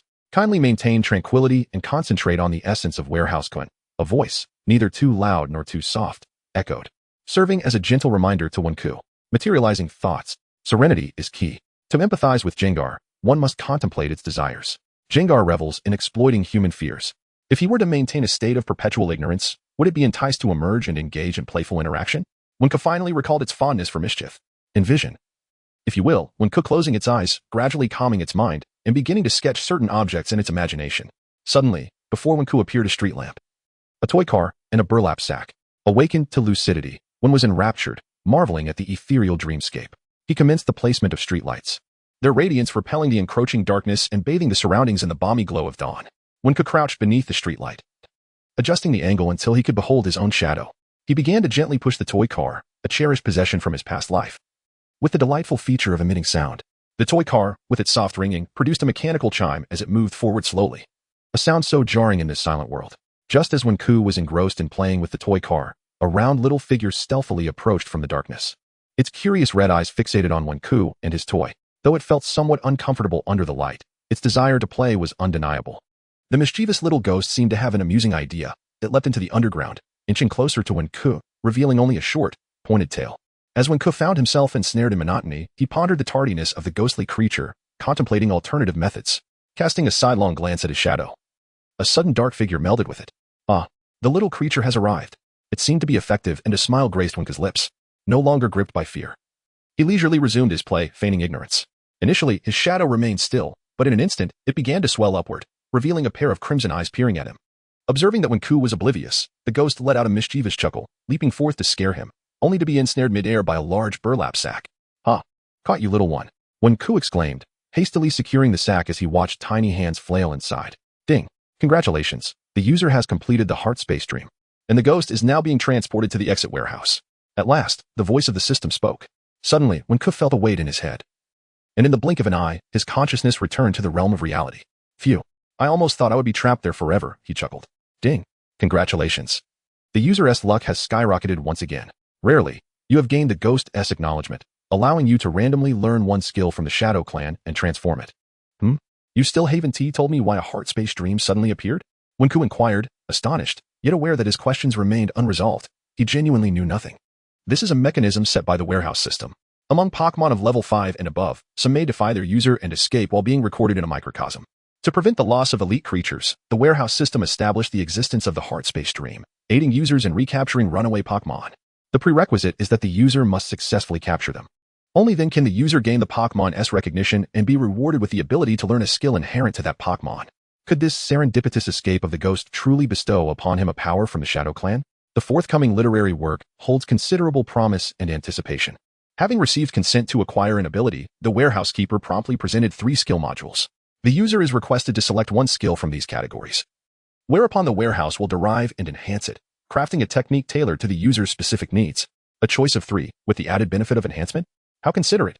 Module identifications.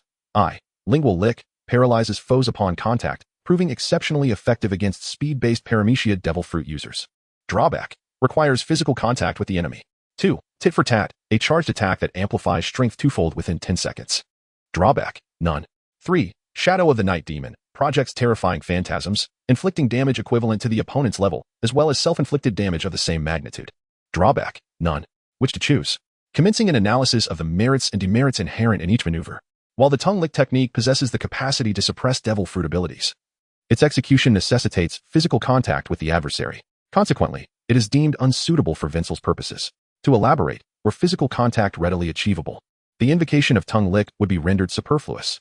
Tit for tat is similarly deemed impractical. Primarily, Vincel exists as a mere mortal, devoid of devil fruit powers or hockey, and possesses limited physical prowess. While this technique augments strength, its utility is presently negligible. Ergo, the consensus inclines towards the selection of the third option, the warehouse system. I am poised to elect Night Wraith.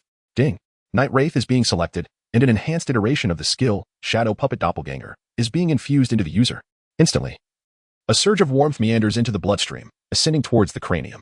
Vincel's mind becomes imbued with the intricacies of the Shadow Puppet Doppelganger, encompassing its introductory aspects and operational techniques. Since acquiring this repository, Wenke has consistently found it to be exceptionally reliable. After perusing its contents, Wenke exclaimed with conviction, "Remarkable aptitude. Shadow Doppelganger Avatar, capable of conjuring 5 to 10 shadow apparitions governed by the user's consciousness, bestowing upon adversaries a 3-second tremor-induced immobilization effect. Caveat: the potency diminishes with the adversary's strength. Quite commendable. The Shadow Doppelganger Avatar, derived from Jengar's Nightshade ability, constitutes a mid-tier combat technique within the Shadow discipline." The repository curator also expressed profound satisfaction. Wenke, upon reflecting on his experiences, suddenly realized that the Mary was docked. Well, is this really Rotown? All he could distinctly hear was Luffy's boisterous voice. As Wenke and the crew approached the town of Rogu, an expansive settlement came into view. Subsequently, the Straw Hat Pirates disembarked from their vessel, preparing to part ways temporarily. However, Zoro and Wenke were fixated on Nami. After all, the treasurer was guarding the funds, and patience was a necessity. Nami, composed and unruffled, handed Zoro some money, much to his delight. Yet, when it came to Wenke, Nami suddenly ceased her generosity, insisting that he accompany her on a shopping spree. Despite his reluctance, Wenke acquiesced, as familial duties prevailed. Thus, the group dispersed, and Wenke embarked on a tedious and prolonged shopping expedition. "Ready. Wenke, how does this dress look?" Nami twirled in a strikingly vibrant gown for Wenke's appraisal. He smiled each time, though inwardly he was exasperated. Nevertheless, Nami's figure was undeniably appealing. She could pull off any outfit effortlessly. At last, satisfied with her shopping, Nami allowed Wenke to procure a few items for himself, but first, he had to visit the execution platform. Upon reaching the central street, he beheld the very gallows where Roger had met his fate, and also spotted some long-lost friends. Haha. Soon, you shall witness an extraordinary spectacle. His old acquaintance Buggy held a knife poised at Luffy's throat, while the enchanting lady beside him was none other than the dramatically transformed Alvida. At this moment, one gazes at Luffy's smile, a countenance reminiscent of a fearless warrior. In that smile, life and death hold no significance. It embodies a sense of magnanimity and an absence of fear. Truly, you are indeed the Luffy I have always known. In a moment of fleeting clarity, one could glimpse the future Pirate King, still the same dreamer, driven by the thrill of adventure. At this moment, Luffy knelt upon the execution platform, surveying the crowd below. Spotting Wenke in the distance, he broke into a broad smile and called out, "Wenke, I am about to die." Bucky and Alvida both turned their gazes towards the direction Luffy was observing and beheld Wenke, who was also looking at them, eliciting varied reactions. Bucky's hat nearly flew off in his rage, revealing the hairstyle singed by the little dragon. That wretched Wenke. Bucky was haunted by nightmares of his devilish grin, and had repeatedly resorted to sticking pins into Wenke dolls. "Ah, so you've finally shown your face. I'll slay your captain first, then tear you to pieces," Bucky roared, consumed by fury. Alvida, on the other hand, exhibited a completely different reaction, almost the polar opposite of Bucky's. She pursed her lips, her eyes practically overflowing with Wenke's image. "My Wenke, when your captain sent me flying, I was constantly observing your valiant figure. This time, I'm going to capture you and bring you back." Who could have imagined that the former unsightly Alvida would transform into a stunning beauty after consuming the smooth fruit? Yet Wenke remained unmoved. "You're not a little sister anymore. Nami is better." Zoro, initially overjoyed at acquiring Yukazake and Sandai Kitetsu, and upon encountering a woman who resembled Kuna, had come to the execution ground out of curiosity, only to discover that the one being held captive was his captain. At that moment, the sky was overcast, punctuated by the rumble of thunder. "It's about to rain," Wenke murmured, gazing upwards, a sense of tranquility washing over him. Bucky raised his blade, his face contorted with excitement and madness at the prospect of slaying his nemesis. Boom. A thunderclap. Half the sky illuminated. The lightning bolt, swift as the wind and resounding like a celestial drum, cleaved open the gateway between eras, illuminating the scene on the execution platform. Bucky unfortunately collapsed. It seemed that lightning only trusted those of the D-clan. Luffy, the insulator, was indeed remarkable. Wenke glanced around, pondering the whereabouts of Luffy's father. Since the anticipated figure was nowhere to be found, he hastily summoned Luffy and Zoro to depart. "No, I cannot permit you to leave. Wenke, do not go." Behind them, Yarlita had caught up, her lips glistening as she closely followed Wenke. Wenke sought to avoid unnecessary complications and prioritized her escape. As Yarlita was tracking her, a sudden swirl of white smoke enveloped her, trapping her in place. At that moment, a man clad in white, smoking a cigar, approached slowly, accompanied by a woman, while a group of naval soldiers followed closely behind. Glancing in the direction where Wenke had fled, the man transformed into smoke and rapidly pursued her, just as Wenke made her escape. A notification from the warehouse abruptly interrupted. "Ding. A time-limited mission has been issued. Stop Smoker from pursuing the Straw Hat Pirates." Ensure the safe departure of all members of the Straw Hat crew. Reward: 1 level 4 Pokémon. Penalty: randomly reclaim 1 level 4 Pokémon. Smoker: a user of the smoke fruit. Luffy: Zoro, you go on ahead. I will hold them off. Luffy, feeling anxious, chose to unconditionally trust Wenke upon seeing the resolute determination in her eyes. When, pivoting with a deliberate grace, faced the impending white figure, his Jengar settling upon his shoulder, now stilled and attentive. This marked his inaugural confrontation with a devil fruit wielder of the natural order. It was Wenke who intercepted Smoker, resolved to cover their retreat. Smoker scrutinized one, his gaze unwavering. Are you the Straw Hat's second in command, the one with the 28 million bounty? Venture forth. For the narrative unfolds without resolution, as one unveils a novel stratagem to confront Smoker. Ephemeral doppelgangers, a fleeting triad of seconds, specters unburdened by sorrow within the umbral domain.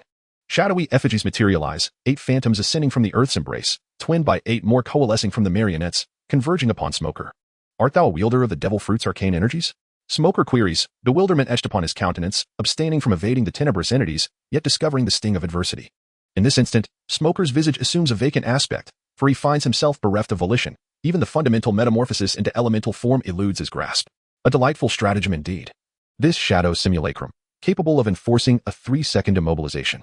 Its limitation lies in its diminished efficacy against formidable adversaries, yet against those of lesser prowess, such as Smoker, who has yet to master Haki and whose devil fruit mastery remains nascent, it proves exceptionally efficacious. Whiteout. Smoker, freed from his momentary stasis, retaliates with a forceful gust of whiteout. Seize upon his vulnerabilities. Jengar emerges, prompting Smoker to attempt its capture. His vaporous, elemental arm grasps at the phantom, only to find it eluding his grasp with effortless ease. Repeated attempts yield identical results. What sorcery is this? Smoker muses, perceiving the sensation of attempting to seize a peeled egg, its surface unnervingly slick.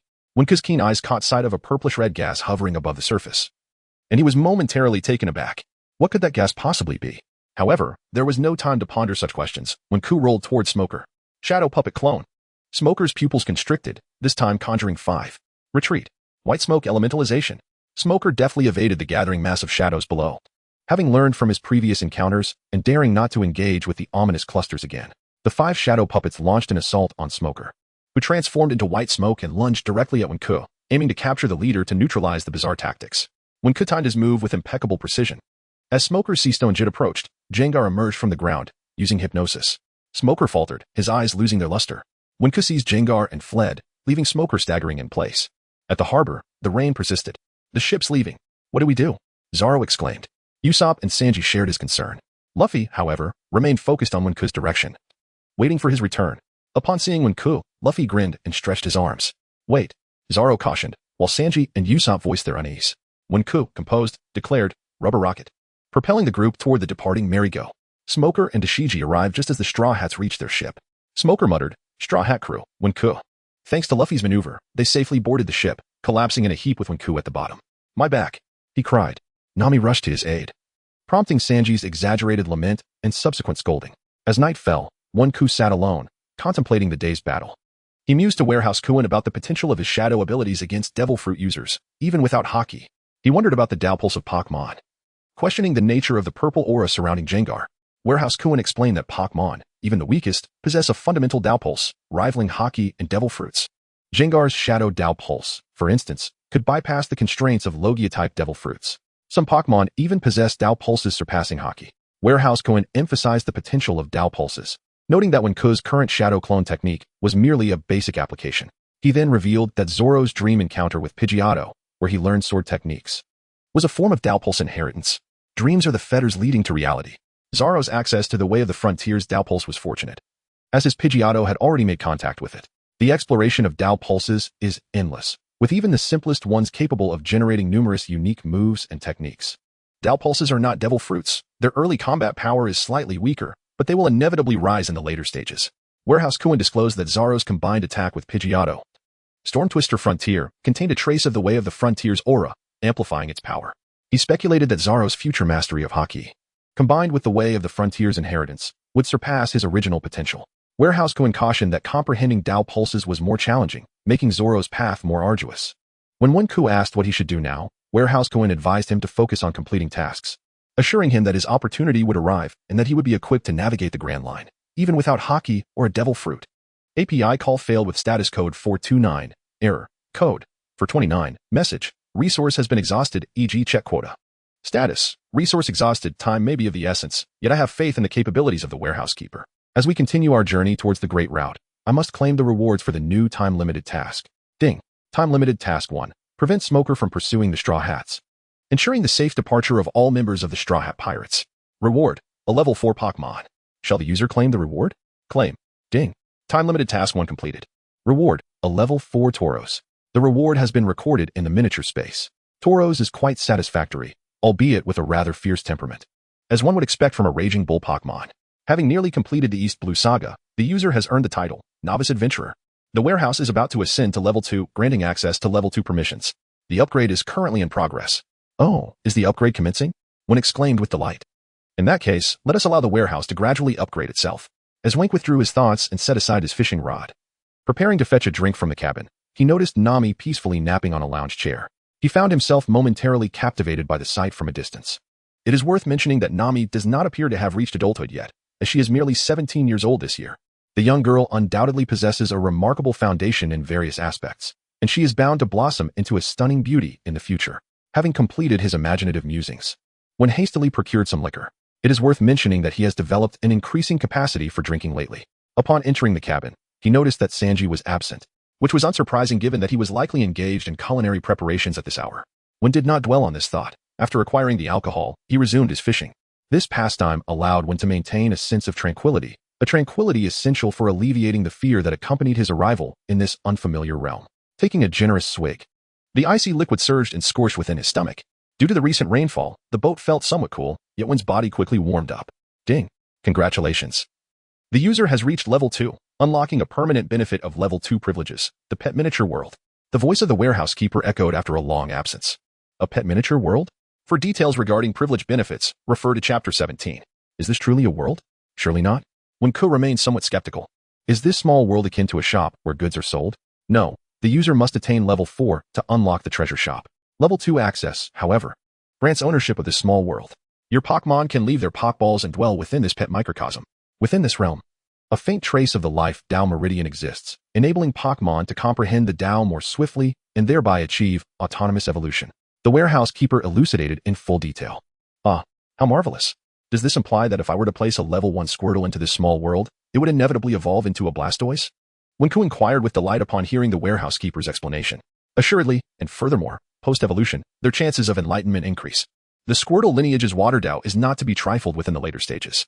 This small world is specifically designed to prepare for evolution, otherwise its existence would be rendered meaningless. At this moment, Wenke wore a smile on her face. The secondary permissions had been activated, although it only granted a single privilege. It was indeed a significant gift. With this small world, the issue of low-level Pokémon lacking combat power would no longer exist. They could ascend to greater heights simply by investing their own time. Eagerly, Wenke contemplated placing her lowest-level Charmeleon into this miniature realm. Warehouse Lord. How do my Pokémon and I enter this pet paradise? Wenke inquired with palpable excitement, eager to explore. The method of consciousness transmission to the pet world was essentially the same as that of the training camp. Thus, Wenke summoned Charmeleon and attempted the consciousness transfer. And to her astonishment, Charmeleon vanished into thin air. Ding. At that moment, the capacity of the pet world was 1100. And Charmeleon had been successfully transported into this enchanting space. Unable to contain her enthusiasm, Wenke also transmitted herself into the small world, momentarily traversing into this verdant paradise. It felt akin to living in a dreamlike heaven, reminiscent of ancient times. Here, there were no barren lands, but instead towering peaks and majestic mountains that gracefully intertwined throughout the pet world. The flora flourished abundantly, creating a lush landscape. At that moment, Charmeleon approached her, extending its hands, yearning for a hug. Wenke embraced it, noticing its evident satisfaction and joy in this new environment. Indeed, it was far superior to the confines of a Pokeball. This truly resembled a sanctuary for Pokémon. All right, go play, Wenke said, scratching Charmeleon's chin and releasing it to explore on its own. Warehouse Lord, this small world is simply magnificent. I am almost tempted to reside here, she mused. Without that thread of life essence, how could such a realm exist? Alas, aside from the user, no other humans were permitted entry, only flora and fauna were allowed, animals and plants. Wenke pondered, suddenly struck by an idea. What if we introduced the flora and fauna from the pirate world, or even the Sea Kings? Could they be accommodated in this small world? Theoretically, it should be possible. The warehouse rules do not specify that external creatures are forbidden. You could certainly try next time. If successful, the creatures from the pirate world could enrich this realm, the warehouse lord replied. Great. Wenku was acutely aware of the invaluable existence of this small world, destined to become a true sanctuary for Pokémon. Hercross, Scyther, Vaporeon, Swellow, Venusaur, Arcanine, Gengar, Tauros. Come forth. She deftly tossed her Pokeballs, releasing all her current Pokémon. Wenku planned to retrieve some of the Straw Hat Crew's Pokémon on her next visit, curious to see if they could evolve and transform within this enchanting realm. Lost in her thoughts, she was startled by the raucous commotion behind her. Turning around in confusion, she beheld her Pokémon surrounding Gengar, their eyes glinting with curiosity. API call failed with status code 429. Error. Code. For 29. Message. Resource has been exhausted. E.g. check quota. Status. Resource exhausted. API call failed with status code 429. Error. Code. For 29. Message. Resource has been exhausted. E.g. check quota. Status. Resource exhausted. Wenku felt a tinge of regret. Little did he know that after his departure, Gungue transformed from its previously forlorn demeanor, wreaking havoc among the spirits, chuckling with delight. With the master gone, it was time for mischief. It had been quite some time since leaving Rocktown. At the very least, Wenku would not whimsically speculate about the passage of time. While fishing, Luffy stealthily approached. Luffy, what brings you here? Are you off to grab some oranges again? Wenku chuckled. No, ha ha ha Wenku, I want to share a secret with you. I had a dream yesterday. But you mustn't tell anyone, all right? Luffy crouched beside him, whispering conspiratorially. Of course, do you not trust me? Wenku maintained a smile, gazing at the childlike Luffy. Before entering the pirate world, he had a cousin who called him brother, possessing a personality akin to Luffy's boisterous nature. Thus, Wenku always treated Luffy kindly. And Luffy reciprocated that trust wholeheartedly. Wenku, let me tell you, I dreamt about the stinky mud you gave me yesterday. For some reason, it could talk. I chatted with it, and felt quite happy, and then it offered to teach me things. Luffy spoke animatedly. What? Wenku's eyes widened. How is that possible? Isn't that similar to Zoro's situation? Ignoring Wenku's expression, Luffy continued. Then it mentioned it was a branch of the toxic earth path and asked if I wanted to learn. I thought to myself, the stinky mud is my friend, so I agreed. At this moment, Wenku's mind was already engaged in a discussion with the warehouse lord. My heavens, the toxic earth path? Coupled with the earlier wilderness path. Both are among the 12 paths. The warehouse lord mused. Luffy and Zoro are extraordinarily fortunate. Wenku felt admiration, but not jealousy, for this was indeed Luffy's due reward. Fortunately, they could only inherit one path. Otherwise, if they were to acquire several, chaos would ensue. Why can they only establish a single connection? Isn't it obvious? They are not the masters of the Pokémon. The initiative lies with you. If they wish to learn, they must inherit that particular path, for otherwise, the path Pokémon will not permit them to learn. Can I also only establish one connection? Wenku pondered the same question. Others can only forge a single connection. But you are different. You are the host. You need not inherit a path, but can solely learn the skills of the Pokémon lineage. However, you cannot grasp the core combat techniques of their paths. Thus, I conveyed to you the necessity of a pivotal opportunity to acquire your own path. API call failed with status code 429. Error. Code. For 29. Message. Resource has been exhausted, e.g. check quota. Status. Resource exhausted. The text is quite clear. If Pokémon possess a ley line, they can rely on the diminutive world of pets to continually enhance their strength. However, what of one? He lacks the charisma, the fruits of power. He is merely an ordinary individual. Unless I can create a ley line of my own. API call failed with status code 429. Error. Code. For 29. Message. Resource has been exhausted, e.g. check quota. Status. Resource exhausted. Wenku felt a semblance of reassurance. Thank you, warehouse lord. I merely feel that since my arrival here, everything has gone too smoothly, which fills me with unease. Your encouragement is my greatest support. Over the past 6 months, Wenku has truly appreciated the meticulous assistance provided by warehouse lord. However, this time, the warehouse lord refrained from responding. Simultaneously, the warehouse lord withheld a thought. The emergence of an opportunity is a test of life and death. To attain rebirth, it is contingent upon your own fortune. Do not let me down, Wenku. This sentiment would remain forever unspoken. Which is why the warehouse lord intentionally guided him towards creating his own path. He could not directly convey that the complexity of forging one's path is destined to be a road of no return. The warehouse lord merely wished to experiment. For it is no small feat to traverse from myriad timelines into this world of pirates. Encountering Wenku, who hails from another timeline, is undoubtedly a fateful encounter. Yet, should this host perish, perhaps the warehouse lord would also feel sorrow. This time, it deceived Wenku. Nevertheless, it hopes for his growth and strength. While the external Luffy rambled on, Wenku remained absorbed in contemplating the matter of the path. Having heard that the warehouse lord mentioned the possibility of continuing to learn combat techniques through the communication of the path's inheritance, Wenku was eager to try. How might I communicate with Gungue's inner path inheritance? Wenku inquired of the warehouse lord. The user must converse with Gungue. One furrowed his brow. Was this not mere triviality? Did he truly need to inquire if he should speak? A genuine dialogue need not rely on dreams or any other means. In this regard, Zoro and Luffy had narrowed their paths. The warehouse contained a system assigning seal, but it was necessary to purchase it. Let us speak of it again after reaching level 4. The warehouse explained. One was left speechless. After much ado, he had received nothing but an empty promise. Alas, he decided to dismiss the matter. For he possessed a shadow puppet clone, which was certainly better than facing starvation. Subsequently, one withdrew his consciousness. At that moment, Luffy had just finished his lengthy monologue. Yet one had not absorbed a single word, feeling somewhat guilty for not appreciating Luffy's earnestness. Luffy, oblivious to Wen's distraction, continued unabated. Therefore, one patted Luffy on the shoulder and earnestly declared, "Young man, your future is boundless." Luffy erupted into laughter, relishing Wen's praise. The two continued conversing for a while longer, with Luffy in full flow, leaving one feeling a bit overwhelmed. Just then, one heard Usopp shouting from the observation deck, urging them to come quickly. "Hey, come here. I've spotted a flock of migratory birds in the distance. There's a ship below, and it seems there's someone on board." Usopp called out loudly. The Straw Hat crew gathered, deciding to investigate. To their surprise, they discovered a young girl on the ship.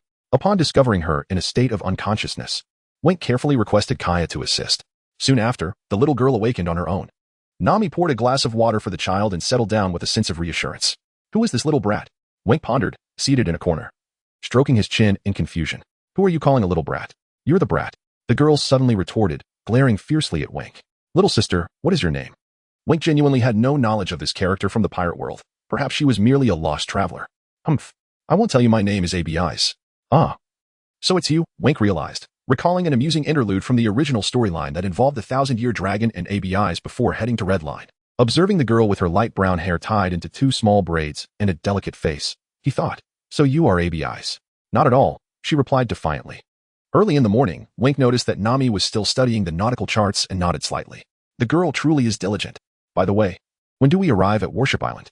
After rescuing ABIs, Luffy had decided to escort her home. Who could disregard the captain's orders? Moreover, Wenke was quite intrigued by the legend of the 1,000-year dragon. Could it be that dragons truly existed in the pirate world? At this moment, Nami was examining the nautical charts, scrutinizing the calm sea and windless weather, repeatedly comparing her observations with the landmarks. Her pupils narrowed as she hurriedly called for all crew members to gather. ABIs had just awakened and, through her observations, found that these pirates were quite amiable, treating her with kindness and often offering her delightful food. Far better than the navy that had captured her. Moreover, there were many wondrous creatures aboard the ship, at least in her eyes. Among them, the talking lucky cat astonished her the most. It was her first encounter with a being capable of human-like conversation without the use of fruit abilities. Of course, beneath all this beauty lay some imperfections, particularly Wenke, who frustrated ABIs to no end. This fellow occasionally teased her, although, to be fair, he treated her reasonably well, provided one overlooked the hours he spent fishing and ignoring her. Enough of this leisure. We have entered the doldrums. Quick. Row the boat back to our previous course. Nami shouted. Yes, Nami-san. Sanji, as expected, appeared the most thrilled. Zoro and Usopp, having never experienced the doldrums, expressed their skepticism. Just ignore it. We must return. Otherwise, we're in serious trouble. Nami yelled. Listening to Nami, Wenke gravely stated, the doldrums are indeed perilous. As he took the initiative to grab an oar and began to row, the crew exchanged glances, and despite their trust in Nami, they felt a greater faith in Wenke, their strategist, and without further ado, they began to row. But why must we row? Luffy genuinely did not comprehend. The doldrums are regions devoid of wind and currents, a completely tranquil sea that poses a significant danger to sailing vessels reliant on wind. Unable to endure Luffy's barrage of questions any longer, Nami began to explain. Luffy, half understanding, failed to grasp the gravity of the situation. Row. All of you. Row with all your might. If you don't blame me for turning my back on you. Wenke asserted, rowing with great determination. Is it really dangerous here? Usopp asked, raising his hands in confusion, while Kai also seemed taken aback. Dangerous? Sea kings. This is the nesting ground of sea kings. Nami yelled just as enormous sea creatures surged from the depths. The crew turned pale, and Wenke was nearly brought to tears. Sailing with such unreliable companions demands an acceptance of the possibility of unforeseen demise. Why is the plot still following the original storyline? Wenke thought, cold sweat trickling down his back as he beheld a giant frog leaping towards them. Damn, that frog is colossal. At that moment, ABIs lost her balance and fell towards the gaping maw of the abyss, screaming loudly. Luffy stretched out his arm with all his might and caught the falling ABIs, demonstrating her quick wit. ABIs seized the opportunity to pluck a nostril hair from the giant sea king below. This little girl is truly impressive, Wenke thought, a broad smile breaking across his face as he watched their vessel ascend higher. A sneeze. The sea king let out a mighty sneeze, sending a whirlwind that easily propelled the Going Merry forward. Once they distanced themselves from the doldrums, The crew breathed a sigh of relief and continued their quest to locate Warship Island. At last, amidst a shroud of mist, an island resembling a warship came into view. ABI's was filled with joy at the sight of Warship Island. Upon docking the Mary, Wenke and the others noticed that many villagers stood on the shore, armed and on guard. ABI's stepped down first to explain, successfully averting a potential conflict. Meanwhile, Luffy, invigorated by the thought of meat buns, left Wenke feeling a profound exhaustion regarding his captain. Under the luminous moonlight, the night unfolded its brilliance. Wenke, clutching a bottle of wine, concealed himself in the shadows, awaiting the arrival of someone. He observed a petite figure entering the kitchen, diligently preparing dumplings, and a smile graced his lips. For the little girl was on her way to the Millennium Dragon. At that moment, Luffy, in a state of somnambulism, inadvertently wandered into the kitchen. As he succumbed to slumber once more, ABI's cleverly evaded him and hastily departed. Coincidentally, Nami arrived in the kitchen shortly thereafter. Noticing the opportune moment, Wenke stepped out. "Ah, Wenke, what brings you here?" Nami exclaimed, her eyes sparkling upon seeing him. "Ha, I came to the kitchen in search of some wine." Unaware that you all were present, Wenke deftly crafted an excuse.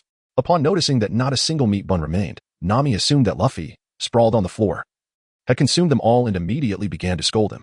"Look at the ground," Wenke remarked, deliberately directing her attention to the drag marks on the floor. Nami and Luffy exchanged glances, and thus the trio set off in pursuit of the traces. After a series of twists and turns, they entered a cave, where they beheld the fabled dragon. The text can be scrutinized. Is this a dragon? It resembles more of a western dragon, a verdant, furry creature. The text is unclear. He has never encountered a dragon. It is referred to as Dragon Lord by ABI's, and the fact that Luffy can comprehend the Dragon Lord's speech also reveals Abi's abilities. Could it be that you possess the power of a devil fruit? Nami inquired, puzzled. ABI's replied with a smile. Indeed, I consumed the fruit known as whispers, and since then, I have been able to hear the thoughts of animals. Nami was astonished. No wonder you mentioned that the wind was about to blow. ABI's also informed the Straw Hat crew that the Navy was searching for the dragon bones, and she must return to protect the Dragon Lord. Eternal life? What truly exists of immortality? Who can genuinely escape death? Every life will eventually come to an end. The pursuit often culminates in a state of profound emptiness. API call failed with status code 429. Error. Code. 429. Message. Resource has been exhausted, e.g. check quota. Status. Resource exhausted. It is lamentable that this is the 8th task. How many more concealed missions remain in this module? Why is it that we are solely tasked with gathering these peculiar items? The situation is perplexing. Thus, I am determined to locate the dragon's lair, even if it costs me a lifetime. Abi's gaze was unwavering. All right, let us embark on the quest for the dragon's lair. Luffy responded with a smile. However, Nami felt disheartened, believing that the lost island had already sunk, rendering the search for the dragon's lair a futile endeavor. Yet, Luffy remained optimistic about the possibility of finding the lost island. Wenke, look at Luffy, Nami urged anxiously. It's all right, Nami. I think we should trust our captain just this once. Anything is possible, Wenke replied with a smile. Nami placed her hand on her forehead. After all, that island doesn't even exist on the map. Concerning how to assist Old Dragon in returning home, Nami summoned Usopp and the others. Upon witnessing the legendary Millennium Dragon, they were filled with awe and astonishment, with Kia eagerly touching it. The group began to deliberate and decided to construct a raft to aid Old Dragon. Wenke hesitated, wanting to mention the situation regarding the pet world. Ding. Issuing a time-limited mission, protect the Millennium Dragon and escort it away from Marineford. Reward, 1 level 4 Pokémon. Penalty, randomly retract 3 level 3 Pokémon. With the pet world at his disposal, he believed he could transport Old Dragon there. However, even the warehouse keeper had warned of potential risks. He could not guarantee that unforeseen circumstances would not arise. If an accident resulted in the demise of the Old Dragon, it would truly be a loss. Thus, he chose to remain silent. If the original narrative were followed, it should not pose a problem, provided the plot details did not deviate too significantly. Moreover, there was another matter. The port had been sealed off by the Navy. How would they proceed? What would become of the ship? Sanji's expression turned grave, fully aware of the danger at hand. There will surely be a way, Luffy asserted. Should we charge straight in? Zoro suggested, eager for a reckless approach. We cannot force our way through. Old Dragon is still here. How will we carry him? Nami thoughtfully outlined her plan, stating that the Mary would first need to navigate to the other side of the island. Wenke nodded. The original tale concluded in such a manner, which should pose no issue. Very well, it is acceptable for Nami to take the lead this time. Thus, Nami began to assign roles. Usopp and Zoro would man the ship, while Nami, Luffy, Wenku, ABI's, Sanji, and Koya would safeguard the Dragon Lord. Meanwhile, the Navy was making its move. A lieutenant, accompanied by a dozen sailors, set out in pursuit of the fleeing ABI's, arriving at the residence of Lord Boguden. Following the traces dragged from the kitchen, they discovered the hideout of the Dragon Lord. At that moment, a man with long purple hair and sunglasses appeared. He was Eric, a mercenary dispatched by the Navy's Nelson, who harbored a keen interest in dragon bones. After pondering for a moment, Eric instructed the Navy to continue their search for the Millennium Dragon's traces, subsequently encountering Luffy and his companions. My heavens! There are indeed quite a number of Navy personnel here, exclaimed Usopp, his eyes nearly popping out as he beheld the rows of stationed soldiers. Meanwhile, Zoro and Usopp had arrived at the port, only to find a substantial presence of the Navy. They needed to devise a plan to sneak past the harbor. At this juncture, Zoro had a moment of clarity, crafting a breathing apparatus from a bamboo tube and submerging himself to circumvent the Navy. Upon seeing this, Usopp stealthily followed, hoisting the sails and successfully reclaiming the Mary from the clutches of the Navy. However, the number of warships was overwhelming, each one closing in behind them. As the ship sailed towards the location designated by Nami, the battle for the Millennium Dragon had already erupted on the hillside. How could this happen? Nami, is your plan even viable? Wenke gazed at the increasing throng of Navy personnel at the foot of the hill, now numbering in the hundreds. It will undoubtedly succeed. It must. Nami calmly awaited the arrival of the Mary. API call failed with status code 429. Error. Code. 429. Message. Resource has been exhausted, e.g. Check quota. Status. Resource exhausted. Wenke immediately summoned the flying mantis. The mantis executed a dance of swords. With a swift motion, it combined its dual sickles and began to spin gracefully. A portion of the bullets flew toward it, but they were effortlessly deflected by the rapidly rotating blades. Luffy stood resolutely in front, absorbing the bullets that pierced his body, their force gradually dissipating until he remained completely motionless, only to be violently hurled away in an instant. Eric concealed himself among the Navy ranks, his gaze towards the Millennium Dragon filled with insatiable greed, hidden behind dark sunglasses, invisible to all. He yearned for the lieutenant to order cannon fire. Roar, roar, roar. A cacophony of cannon fire erupted, shaking the mountainside and bombarding the entire area. Nami clutched ABIs tightly, both covering their ears. After all, there were only two entities, Luffy and the flying mantis, while the cannons unleashed a barrage of projectiles, making it impossible to target them all. The relentless cannon fire obliterated the surrounding heights, revealing the concealed raft beneath the dragon. Eric, keen-eyed, spotted the raft trapped beneath the dragon and sensed something amiss. He began to survey the terrain, noticing a cliff resembling a long nose to the southeast. Suddenly, enlightenment struck him. What a brilliant plan! Using the raft and the cliff's topography to dispose of the Millennium Dragon, whose ingenious idea was this? Eric then whispered to the lieutenant, who commanded his subordinates to redirect their fire toward the cliff. The long nose crumbled under the assault, heavy rocks cascading into the valley below. Nami and the others turned pale. Without the inclined slope of the cliff, the raft would lack the momentum needed for a downhill surge, making it nearly impossible for them to carry away the Millennium Dragon. It was over. The plan had failed. Nami leaned against the ground, tears welling in her eyes. Her expression one of despair. Huan was utterly bewildered. Good heavens! This strayed far too much from the original plot. How could they have brought cannons? If this continued, they might indeed escape unscathed, but the dragon would be overwhelmed by the sheer density of cannon fire. Wenke bit his lip in determination, attempting to make a crucial decision. I possess a means to rescue the Millennium Dragon. You must leave at once. Hurry! He shouted urgently for Nami and ABIs to depart, deeming their presence a burden in this precarious situation. How could Nami possibly place her trust in him? She dared not gamble on it. Although the old dragon exhibited signs of senility, it was acutely aware of the Navy's intentions and propelled itself forward, pushing the raft ahead with its own limbs. Meanwhile, the Straw Hat crew found themselves on the raft. Eric glanced towards the direction they were fleeing, which happened to be the recently shattered cliff of Loneby Mountain. A smug satisfaction swelling within him. Haha, I shall see if you can truly escape. Ah, Long Yi. ABIs wept, for should the dragon plunge into the forest below, Nami's meticulously crafted plan would face utter ruin. The thought was unbearable for ABIs. Yet, the precipice loomed ever closer, and Nami clutched the raft's rope, her heart heavy with guilt and remorse. Nami, there is still hope. Do not give up.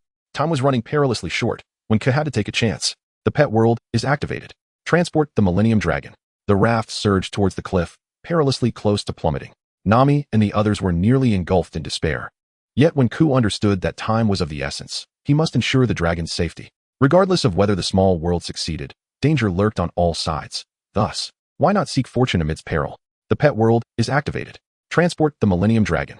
An otherworldly force began to draw the Millennium Dragon, causing it to open its eyes wide in astonishment as it gazed into Wenke's own. It did not succumb to despair. Rather, it truly believed that these individuals could save it. The dragon's form gradually became translucent, reminiscent of a fleeting blossom on a distant isle, slowly vanishing from the sight of those present, temporarily departing this realm. Ding! At that moment, the capacity of the pet world reached 10,100, successfully transporting the Millennium Dragon into the small world. Excellent! It truly succeeded. In a moment of ecstatic joy, Wenke was met with mixed reactions from the crowd. However, There was no time for contemplation as the raft finally reached the cliff, plunging straight down. Everyone plunged into the water, and Wenke, aware that Luffy could not swim, immediately dove beneath the surface to pull him onto the floating raft. Nami and the others were soaked to the bone, but Sanji ultimately rescued Kaya and ABIs. Watching the gold Mary approach from a distance, Wenke smiled. The plan was not a complete failure. On the hillside, as the vehicle plummeted toward the cliff and the dragon's silhouette vanished like a mirage, Eric's expression shifted from smugness to shock. How could this be? This was impossible. What had transpired? Where was the Millennium Dragon? At this moment, he felt a profound sense of humiliation and betrayal, his face reddening with anger as he urged the lieutenant to hasten and summon the warships for interception. Damn it! How could I have been deceived? How was it possible? How did they make the Millennium Dragon disappear? Eric could never have anticipated that someone on the Straw Hat side wielded extraordinary powers, carrying an entire world with them. Chase! We cannot let them escape. Meanwhile, before Nami and the others raced down the hill, the Mary, helmed by Zoro and Usopp, had already sailed towards the location Nami had planned. She instructed them to wait beneath the cliff, but why had the long-nosed cliff crumbled? Usopp pointed at the cliff, a cold sweat trickling down his back. The Navy ships trailing them were still in pursuit. Damn it, we can't shake them off. Usopp cursed. Zoro, equally serious, awaited Nami's strategy to come to fruition. As the raft appeared, approaching at a swift pace, Zoro and Usopp fixated on it with unwavering gazes. It seemed they were drawing near, and Zoro felt a slight sense of relief. But ahead lay the cliff, and Usopp was filled with dread. Suddenly, the Millennium Dragon vanished right before their eyes. Did you see that? I didn't quite catch it. It seemed like the dragon had disappeared. Zoro and Usopp exchanged bewildered glances, completely stunned. This was even more exhilarating than encountering the Millennium Dragon. This is insane. The mascot of the ship, Meow Meow, began to scream, as if it had truly encountered a ghost. Once Zoro managed to calm his nerves, he steered the Mary towards the spot where Luffy and the others had fallen. Dragon! ABIs cried out heart-wrenchingly, the dragon's disappearance leaving her utterly drained. Held tightly by Nami, everyone wiped their eyes, struggling to believe the events that had transpired. Such a massive creature could just vanish? Stop crying. The dragon is safe with me. There's no danger. Take care of yourselves. Wenke shouted, overwhelmed by ABI's tears. Of course, he dared not admit that he was carrying an entire world. He could only claim he had the ability to transport creatures. Transport? You promise you're not deceiving me? ABI ceased her weeping, and now that the raft was adrift in the water, Luffy and Nami gazed at Wenke with eager anticipation, awaiting his assurance. By my honor, I wouldn't lie to you. If I do, may I be struck by lightning. I will release it when the time is right, but there are too many Navy forces right now, so I cannot let it out. Wenke raised his finger solemnly, assuring them. This momentarily assuaged their fears, turning despair into joy. The dragon is okay. It seems the ending is favorable. ABI's finally broke into a smile. Ha ha ha, indeed. In dire straits, we can always rely on Wenke. Luffy laughed heartily, grateful to have such a capable first mate who resolved so many unnecessary troubles for the crew. Nami glanced at Wenke, captivated by his composed demeanor, unable to tear her gaze away. How many secrets do you hold? I truly wish to uncover every single one. Nami found Wenke enigmatic yet felt an overwhelming desire to draw closer. Throughout the journey, his presence had consistently stirred her emotions. The Mary began to approach the raft, while the Navy sought to encircle them. Chase! Don't let that ship escape. The warship continued its pursuit, undeterred by the lack of collision with the mast. And Wenke urged everyone to board quickly. We must leave at once, he called out, observing the approaching Navy ships. Hold on. Don't rush. Usopp replied. It seemed they had no choice but to break through. Zoro had already unsheathed his sword, while the bitterbird nervously scratched its claws on his shoulder. We must break through. Let us charge out. Everyone nodded in agreement. No need to worry. King S. Swallow. Bitterbird. Fly up and create a whirlwind. At this moment, Wenke needed to remain calm and not act recklessly like Zoro. He instructed the two flying Pokémon to assist in generating wind to boost their sails. And they began to flap their wings vigorously in the sky. A powerful gust filled the sails, propelling them forward. Wow, the speed is really picking up. Wenke, you're amazing, Usopp shouted. Haha, my great strategist. Look at Wenke in this crisis. Luffy grinned widely, filled with confidence in Wenke. The Mary increased its speed, gradually distancing itself from the Navy ships, and finally, with a series of deft maneuvers, they completely shook off their pursuers. Hooray, we finally lost them. Usopp wiped the cold sweat from his brow. The two Pokémon returned to the ship, their fur ruffled but their expressions bright. Thank you both for your help. You've worked hard. Wenke expressed his gratitude to Bitterbird and King S. Swallow. Pokémon are also living beings with feelings, and Wenke would never force them into anything they were unwilling to do. Set sail. To the Lost Island. Nami took the helm, yet her heart was heavy. The Lost Island, a place that did not exist on any map. Where could it possibly be? Meanwhile, on the naval ship, as the Straw Hats sailed away, the lieutenant and Eric could only watch helplessly as their quarry escaped. Eric still could not comprehend why the Millennium Dragon had vanished. But he had come up with a new idea. Damn, those pirates are escaping so quickly, the lieutenant said grimly, angered by his incompetent subordinates. No need to worry. Let them flee for now, Eric replied, hands in his pockets, gazing in the direction of the Mary. Look, they are willing to take such a great risk to leave this island. Do you remember the legend about the location of the dragoness lair? Eric chuckled. What? So there, the lieutenant exclaimed in disbelief. Eric adjusted his sunglasses with a sharp finger and said, we only need to monitor their course and wait. Hee. The elixir of immortality will be mine. Meanwhile, Admiral Nelson had also received reports indicating that the Millennium Dragon had appeared. Did this Eric intend to keep it all for himself? The corpulent officer's face was filled with suspicion towards the mercenary in sunglasses. Order the fleet to set sail for Naval Island immediately. All ships, advance. And on the other side, aboard the Gold Mary, Wenke found himself in a predicament. Besieged by Abisi's incessant demands. Wenke, just summon Lord Long. I wish to behold him. I long to see him. Abisi leaped onto Wenke, tugging at his hair. What on earth? What is wrong with you, child? You seem utterly oblivious. The ship is so small, if you summon him, there will be no space left. Wenke retorted, a flicker of irritation crossing his features. With the absence of a raft, summoning Lord Long seemed ill-advised. Would it truly be prudent to place him aboard the vessel? I beg you. I sincerely apologize for my earlier behavior, Abisi implored, her hands clasped in earnestness. Indeed. Wenke, perhaps we should temporarily accommodate him on the ship. It may be cramped, but we must obtain information regarding the dragon's lair from Lord Long. Nami added from behind, her expression tinged with concern. The island of Lost, a directionless, enigmatic realm, left the Straw Hat crew in a state of bewilderment. Yes, Wenke. I too wish to converse with Lord Long, Luffy chimed in, seated comfortably in the captain's chair, turning to Wenke. Very well, do as you wish. Wenke gestured for the crowd to step back, clearing a space on the deck, their eager eyes fixed upon him. In the enchanting realm of the pet world, a brilliant light expanded, heralding the return of the venerable Dragon Master to this world. Wow, this is astonishing, Luffy exclaimed, removing his straw hat. His face a portrait of astonishment, a sentiment echoed by the others. It was not merely miraculous, it was nothing short of divine. Usopp's mouth gaped wide enough to accommodate a ball. Wenke, is this teleportation also a gift from the Pokeball? Can it transport humans? Sanji inquired, cigarette in hand. Indeed, it resembles a spatial realm, capable of containing objects. Alas, humans cannot enter, Wenke replied. Even he, the sovereign of this world, could only send his consciousness there. Let alone other humans. It was merely a paradise for flora and fauna. The silhouette of the Dragon Master gradually materialized, transitioning from ethereal to corporeal form. Tears welled in Abi's eyes. Her beloved Dragon Master was truly still with them. Dragon Master, I miss you so much, Abi's exclaimed, leaping into the Dragon Master's embrace, caressing him to ensure his safety. How have you fared in that realm? Wenke chuckled, having previously instructed the Pokémon there to care for the Dragon Master. The Dragon Master opened his eyes, gazing deeply at Wenke. Wenke, the Dragon Master says that place is indeed beautiful and extends his heartfelt gratitude to you. Abi's translated.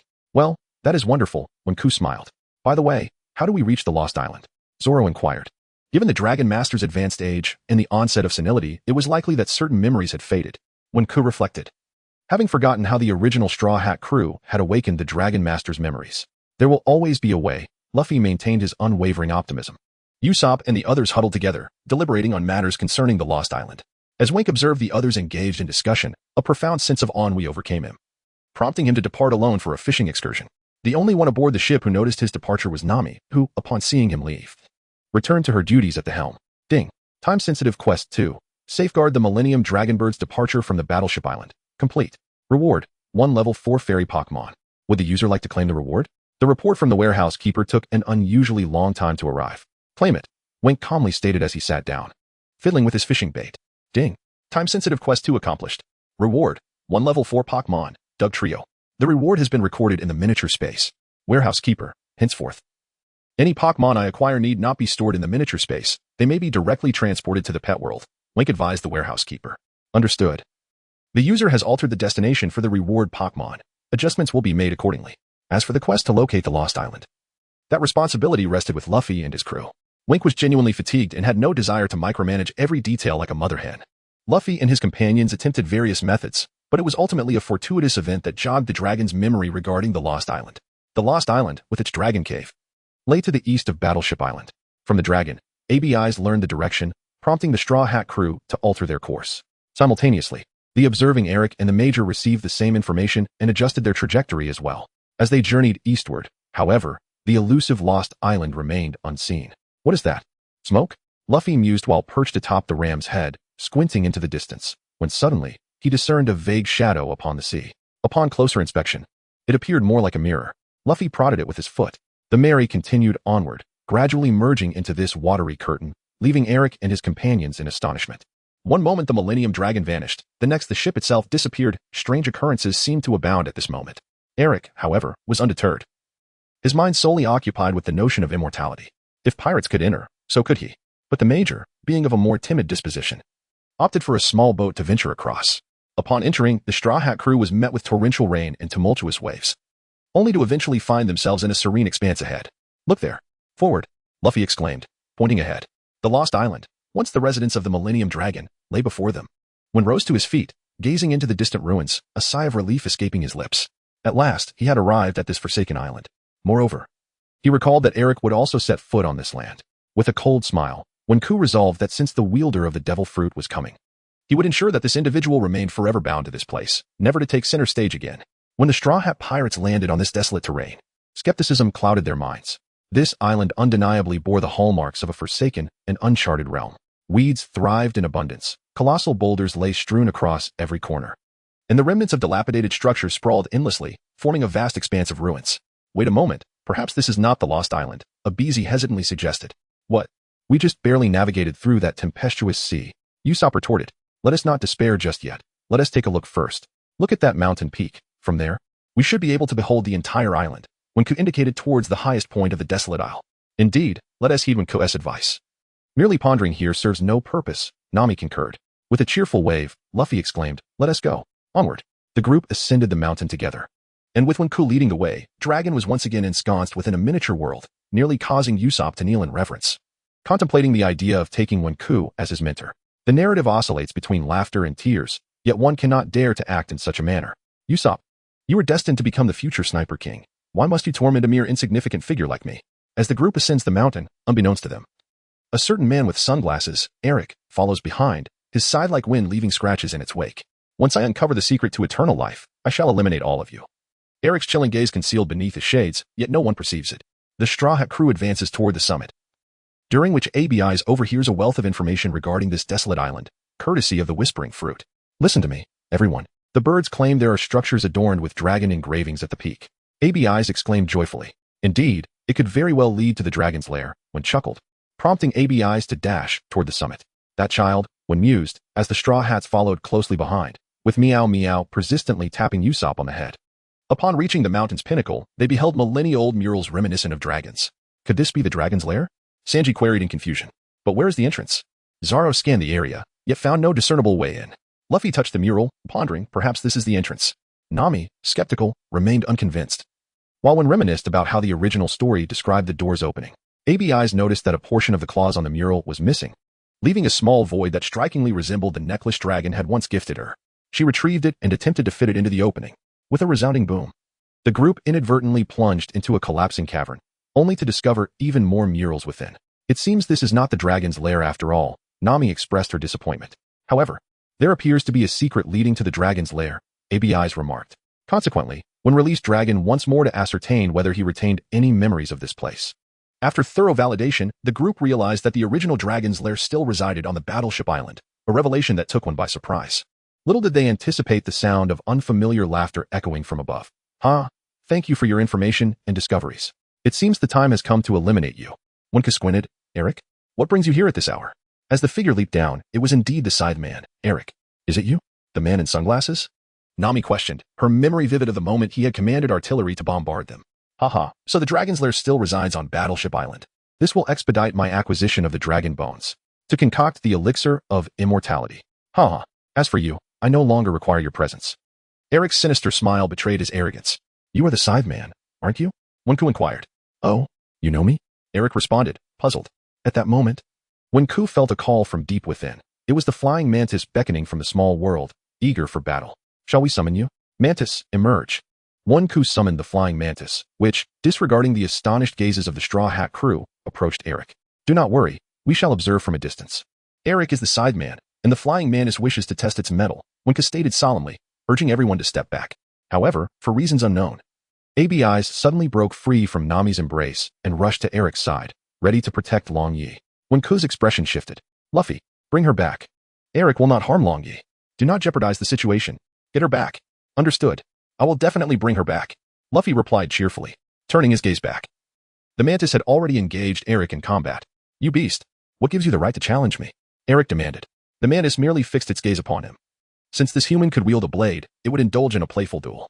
Chaotic Blade Dance. The Trilogy of the Flying Blade. Part 1. The opening move, Cross Dance.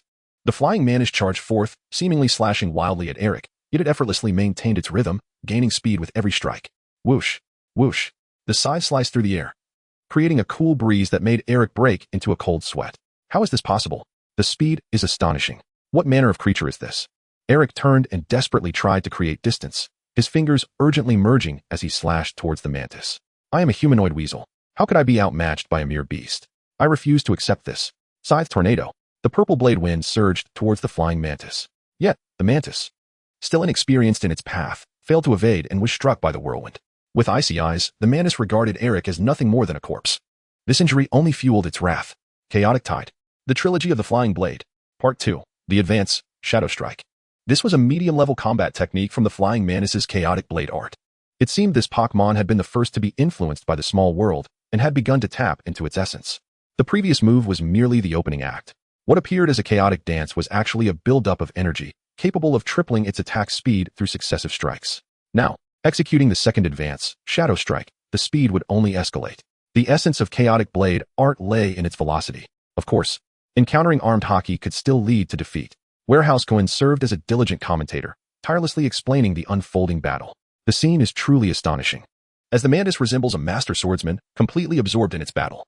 In contrast, Eric is beginning to exhibit signs of decline. The scythe dances chaotically.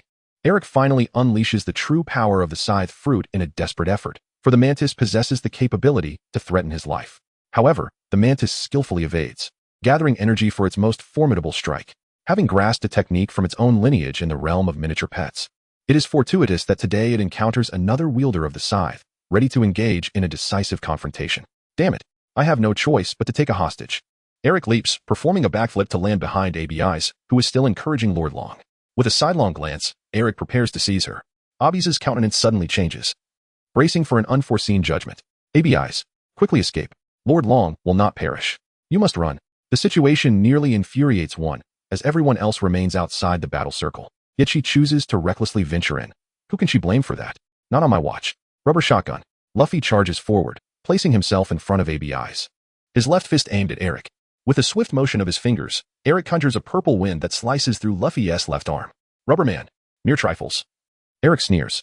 Thus, as he prepares to strike again, the mantis has already closed in for the kill. API call failed with status code 429. Error. Code 429. Message. Resource has been exhausted, e.g. check quota. Status. Resource exhausted. As Wen's pupils constricted, a thought crossed her mind. At that moment, Eric evaded the mantis's series of slashes, rolling forward significantly, his sharp claws poised to once again reach for the fleeing Abi's. I told you, do not touch Abi's. Get away from me, Luffy shouted. Rubber Gatling. He swiftly positioned himself before Eric, unleashing a flurry of punches. Aren't you afraid of getting hurt? Cyclone. Strike from afar. Eric frantically slashed at Luffy, only to discover that this time, the cyclone seamlessly merged with Luffy's body upon contact, akin to striking a mass of mud, inflicting no damage whatsoever. What in the world? What is this sorcery with Luffy? Usopp, watching from the sidelines, could only gape in astonishment. Sanji, did you see that, Captain? Zoro inquired, hand resting on his sword, his expression one of utter disbelief. Don't ask. I saw it too. Seems like the scythe wind has no effect on him. Sanji abruptly extinguished his cigarette. It's the softening properties of the toxic earth. Though soil is inherently dense, it can be divided into hard and soft types. Luffy has evidently tapped into a form of soft earth. Coupled with his rubber fruit powers, his defensive capabilities have surged immensely. Only Haki or a Logia-type fruit can counter him. This genius kid is truly remarkable, remarked the warehouse keeper in awe. Wenke gazed in astonishment at Luffy. What on earth had this boy learned from the muck? The ability to soften his rubbery body allowed him to temporarily transform into a malleable state, retaining only the hardness of his palms, rendering him impervious to sharp weapons. This meant that Luffy, in his current form, feared neither blunt nor sharp instruments, achieving a state of invulnerability. I had warned you not to lay a hand on Luffy at this moment. A soft purple gas swirled around his arms and body, while his head and palms remained unaffected by the mist. Aren't you a rubberman? Eric glared at Luffy. Indeed, I am a rubberman. However, I have acquired an extraordinary ability that enables me to soften my body, even my bones. Luffy exclaimed, adjusting his straw hat and bursting into laughter. Eric felt a cold sweat trickle down his back, realizing he had transformed from predator to prey. His scythe was undoubtedly powerful, yet Luffy's softening rubber body countered him, rendering his strikes ineffective, compounded by the presence of a flying mantis behind him. I can't believe that I, the illustrious whirlwind Eric, would find myself in such a predicament, he remarked, his expression growing increasingly composed as he looked at Luffy and the mantis. I am truly sorry. Please forgive me. ABI's returned, not wanting to see Lord Long get hurt. Next time you run off like that, how will I save you? Reflect on your actions, Wenke admonished coldly, leaving ABI's feeling quite aggrieved, questioning why she was being scolded.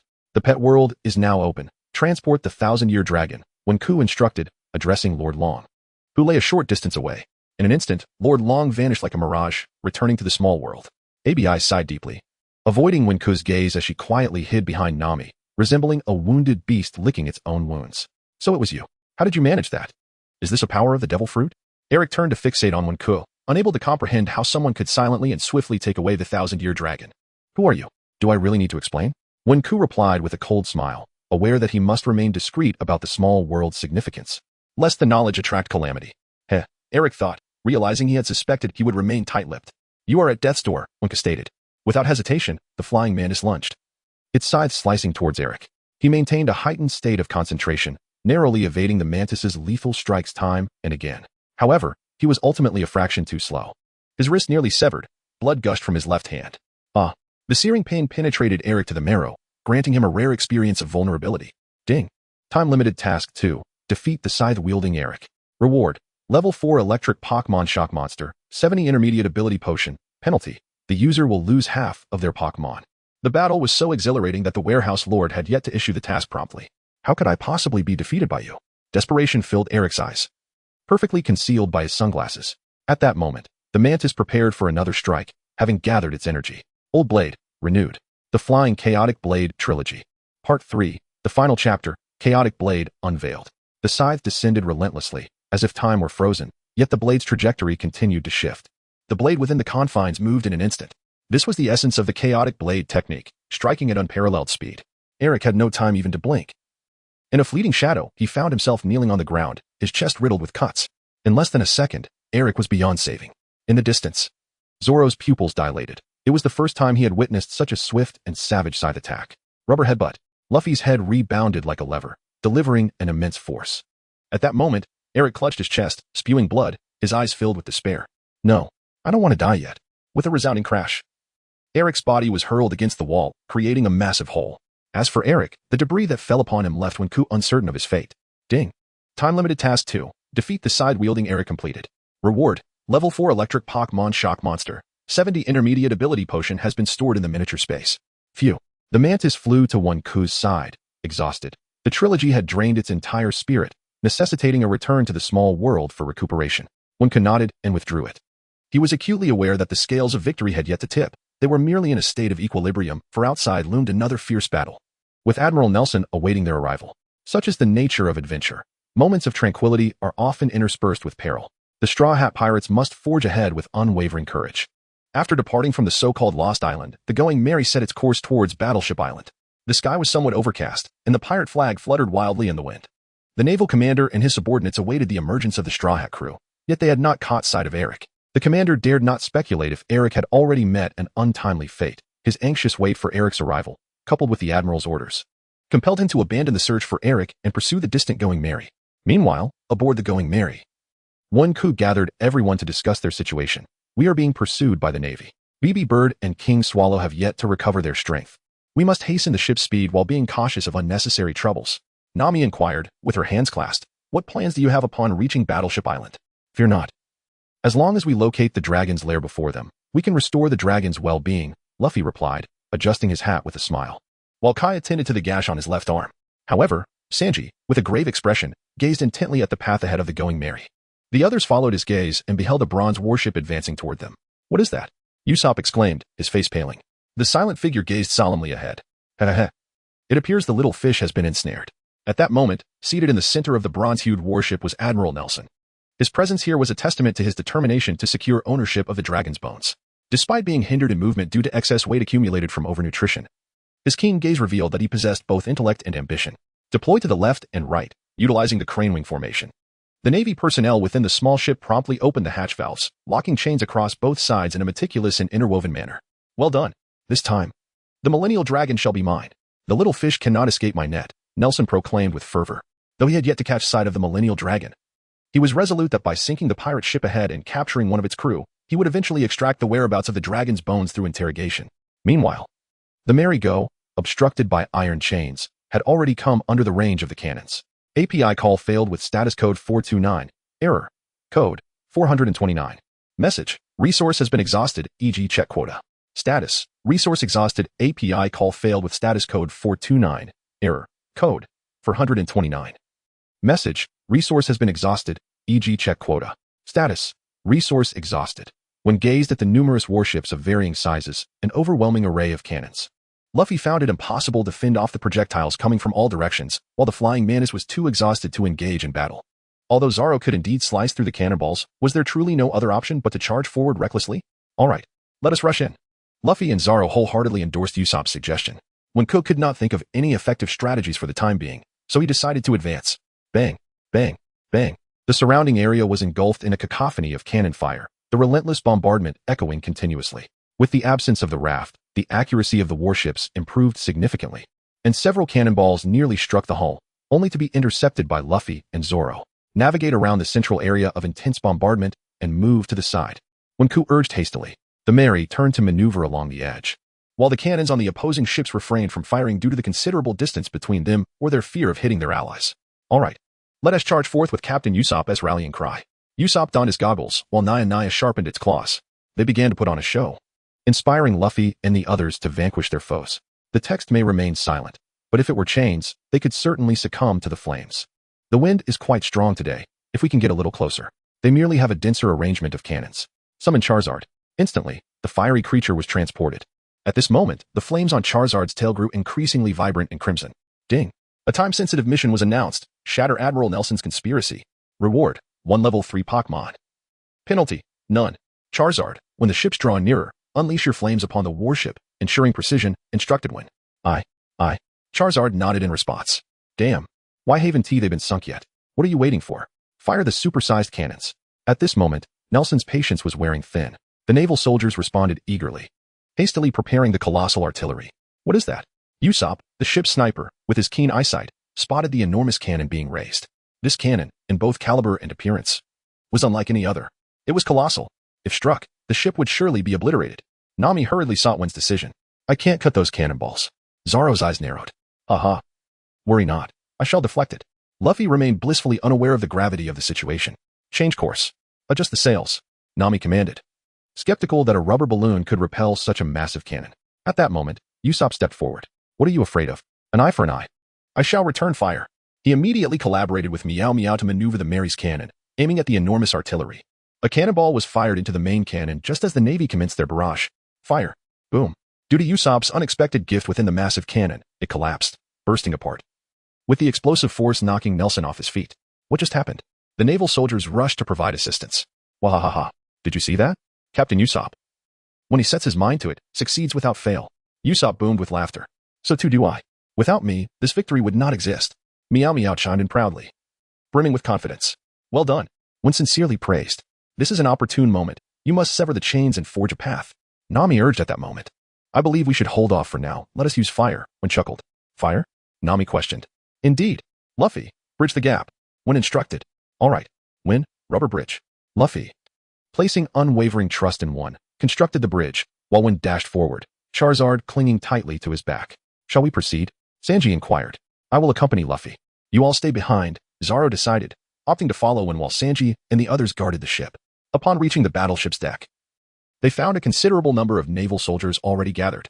When smiled, Charizard, directly unleash flames and create a fiery tide with the inferno. Whoosh. Charizard unleashed a torrent of flames, the blazing inferno, combined with the day's wind, engulfing the battleship. The fire was overwhelming. Hundreds of soldiers discarded their weapons and leapt into the sea. Alright, let's go. When called for Luffy to bridge once more, escaping the warship and returning to their vessel. The roaring flames clung to the chains, spreading through the surrounding naval vessels, driven by the wind. Nelson shouted desperately, retract the chains. Retract the chains. Damn pirates. My battleships. Protect my ships at all costs. In a bid to avert further casualties, Nelson ordered the naval vessels to abandon their crane formation. Aside from the few ships that had been burned through, the remaining intact ships hurriedly began to retract their heavy chains. We shall depart. We will slip through the gap where the chains have been pulled back. Nelson must be in utter disarray. Let us make haste, Wen advised Nami. All right, we sail. Luffy laughed heartily. The Mary sailed forth through the sea of flames. When gazed at the distant inferno, feeling a subtle sense of relief, this formidable challenge had been surmounted. Ding. Time-limited mission 3. Foil Admiral Nelson's conspiracy completed. Reward. 1 level 3 fairy Pokémon. Will the user claim the reward? Not at this moment. Wen and his companions were currently en route to the dragon's lair, and time was of the essence. They would retrieve the reward when circumstances allowed. Suddenly, Wen received a summons from the small world. Halt. Stop the ship. Do not proceed. Wen exclaimed, leaving the others in the Straw Hat crew perplexed. We need to head to Battleship Island now. Why does one want to stop the ship? Even the carefree Luffy inquired of Wen. API call failed with status code 429. Error. Code 429. Message. Resource has been exhausted. E.g. check quota. Status. Resource exhausted. The wind speed dog from Wenke sent word that Long Yi, influenced by the ongoing pet world, was reminded of certain matters. Suddenly, Long Yi began to shout with great fervor, his voice transforming from a whisper to a thunderous roar that resonated through the heavens. Miraculously, the gloomy sky dispersed. Look at those. Kia pointed at the creatures soaring from the clouds above, one after another. Ah, they are just like Long Yi. Abyss exclaimed in astonishment. There was a glimmer in Long Yi's eyes, his whiskers bristling with excitement. Just as everyone marveled at these millennial dragons, the ship began to sway violently. Look. Their SA changed below. Usopp cried out. It's an island. Sanji gaped, his cigarette falling to the ground. At that moment, the verdant Puyu water island emerged like a mirage, gradually manifesting from the depths of the sea. I understand. It surfaces once every 1,000 years. So no one could possibly know about its emergence. And now is the moment when the dragon's lair appears. Nami exclaimed with exhilaration. The Straw Hat crew was fortunate to witness this once-in-a-millennium gathering. This time, Long Yi did not meet his demise by cannon fire as in the original tale. His eyes sparkled with tears, for he had waited a millennium for the moment to reunite with his kin and clan. Returning home, even after 1,000 years, is not too late. He spread his wings, able to witness such splendor in his twilight years, feeling no regrets in death. Abyss wept. For the only transformation in Long Yi from the past to the present was the rebirth and solace found within his heart. Wenke smiled, his eyes glistening with unshed tears. It has been over 6 months since he arrived in this world, and countless times he has dreamed of returning to his former home, yearning for a glimpse of his parents. Though such aspirations may seem extravagant, Wenke harbors no regrets. This pirate realm still holds many paths to traverse. He is determined to place the Pirate King's hat upon Luffy's head and to protect his comrades. Meanwhile, regardless of Wenke's feelings, the other Straw Hat crew members are utterly astonished and intrigued by their surroundings, adding yet another chapter to their adventurous chronicles. There are so many peculiar rocks here, Usopp remarked, scanning the area with curiosity. Perhaps that is the keel. Take a closer look at the shapes of the surrounding stones. Do they not resemble dragons? Sanji replied, crushing his cigarette but with a somber tone. Now that you mention it, that does make sense. But why are all the rocks shaped like dragons? Usopp inquired, still puzzled. It is because they sank into the sea 1,000 years ago, and thus their bodies transformed into stone, is it not? Nami answered, as their discussion continued. Luffy was engaged in conversation with Grandpa Dragon and ABIs, while Wenku discreetly wiped away his tears with his sleeve and approached Grandpa Dragon with a smile. Wenku had matters of importance to attend to. Master Long, I require a piece of your dragon claw. May I trim a nail? Wenku inquired with a hint of apology. In Long Ye's eyes, a profound gratitude shimmered. For Wenku, he too was a benefactor. Had it not been for his little world these past days, troubles could have multiplied. Such a person surely deserved assistance. Long Yi, truly generous, even bestowed upon Wenku 2 fallen nail fragments. This left Wenku both amused and exasperated, and he placed the nails in his usual fishing spot. Well, it seemed he had acquired a new hobby, fishing while grinding nail powder. Wenku, what do you intend to do with Master Long's nails? Luffy inquired, picking his nose. Play. Wenku replied curtly. Although the outcome was somewhat less than satisfactory, at least the task was accomplished. Ding. Time-limited Task 1. Golden Tier Hidden Task 8. Acquire materials for the 1,000-year Dragon's Claw powder. Completed. Reward. An unknown level Pokémon egg. Will the user extract it, or place it within the pet's little world? What exactly lies within this egg? How long will it take to hatch? Wenku was determined to uncover the nature of the Pokémon within. Generally, eggs produced by the warehouse yield Pokémon ranging from level 2 to level 7. With attributes and types remaining unspecified, and hatching times varying, the exact moment of emergence remaining a mystery. The more care the egg receives, the closer the bond with the user becomes. Alas, what could be disowned from such vague information? Was this truly the language of a warehouse system? Yet, since an egg had been procured, responsibility must be embraced. One must tenderly care for and nurture this precious creation. May I inquire, dear warehouse master, how does one incubate a spirit egg? I find myself at a loss in this matter. The methods for incubating a spirit egg are as follows. Firstly, by utilizing your own body temperature, and secondly, through the nurturing capabilities of a miniature world. It is advisable to employ both methods for optimal results. I comprehend the concept of a miniature world, but the use of body temperature eludes my understanding. Wenke momentarily suspected that this was the ill intent of the warehouse keeper, as a sense of conspiracy loomed ominously. Indeed, the first method is advantageous for enhancing the bond between the Pokémon within the egg and its trainer. Without this initial approach, the Pokémon inside may develop a disliking for you. The tone of the warehouse keeper was peculiarly unsettling. API call failed with status code 429. Error. Code 429. Message. Resource has been exhausted. E.g. check quota. Status. Resource exhausted. API call failed with status code 429. Error. Code 429. Message. Resource has been exhausted. E.g. check quota. Status. Resource exhausted. Wenke shivered slightly, unable to suppress a nervous laugh. There was no need for an apology. Speaking of incubating the temperature, how does one achieve that? As Wenke pondered, a method came to mind. He ventured into the cabin to find a large piece of cloth, wrapping the yellow egg securely and cradling it in his embrace. Once, Zhao Zilong had bravely entered and exited the battlefield, cradling the infant Ado. Now, Wenke, blessed by fortune, held an egg close to his heart. Wenke gently caressed the egg, its shell slightly rough, yet it did not detract from the tactile experience. From now on, aside from battling, we shall never part ways. You must gather your strength to hatch a formidable being for me. With a stroke of luck, grant me a Mewtwo, or even a Pikachu would suffice. Wenke murmured while tenderly stroking the egg. As the Dragon Lord returned triumphantly, the saga of the Millennium Dragon reached a splendid conclusion. Farewell, everyone. You must strive forward.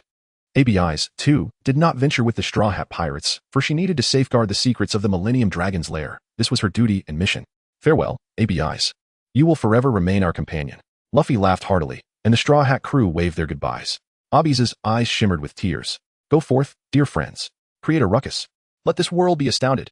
In the days following the conclusion of the Millennium Dragon, the Straw Hat crew found themselves subdued by Wenke's maternal antics. Yet they grew accustomed to it over time. However, Usopp and Meow Meow incessantly mocked Wenke, leaving him somewhat melancholic during those days. The essence of motherhood felt like eating while cradling the egg, sleeping with it in arms, and even using the restroom while holding it. Until the warehouse master sent yet another message, urging Wenke to promptly claim his task reward, at which point Wenke found a momentary reprieve. Ding. Time-limited task 3. Conclude Admiral Nelson's conspiracy completed. Reward, 1 level 3 Pokémon. Would the user like to claim the reward?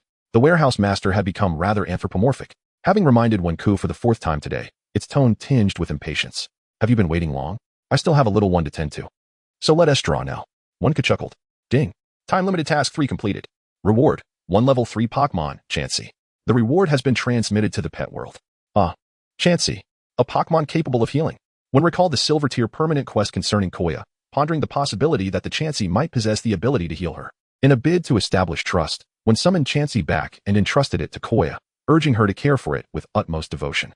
Koya was well aware that one was the most generous individual aboard the ship. Whenever the crew faced troubles, they would invariably seek one's counsel, who adeptly handled their concerns each time. As the silent warehouse guardian remained mute, one continued to experience both anguish and joy in the ensuing days. Meanwhile, the Mary continued its voyage for several days, with Nami fully immersed in her nautical endeavors. They must be nearing the red line. As Nami diligently charted the ship's approximate position daily, calculating the distance remaining to their destination. What's the matter? Are we almost there? One inquired, emerging with the egg in his arms. Upon seeing him, Nami's furrowed brow instantly relaxed. She was more than willing to engage in conversation with one. Not yet. Nami replied with a smile. There's no rush.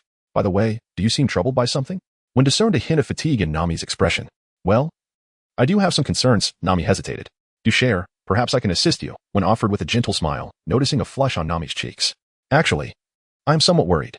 Is the red line truly as depicted on the maps? Nami sighed, seemingly shaking her head in self-pity. API call failed with status code 429. Error. Code 429. Message. Resource has been exhausted, e.g. check quota. Status. Resource exhausted when recalled that place once again. St. Mary Joa. The dominion of the celestial dragons. To reach the new world, one must enter through it in Fishman Island. Never mind, it seems you cannot provide an answer either. Nami felt little disappointment. As a navigator, she understood that one would likely be just as perplexed. Let us gather and discuss this matter further, she suggested. After a prolonged silence, one finally acknowledged Nami's words, to which she nodded in response.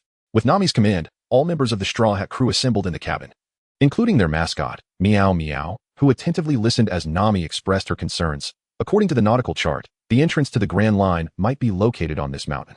She pointed to a landmark on the map, prompting the crew to glance around. What? Are we supposed to crash into the mountain? Usopp asked, scratching his head.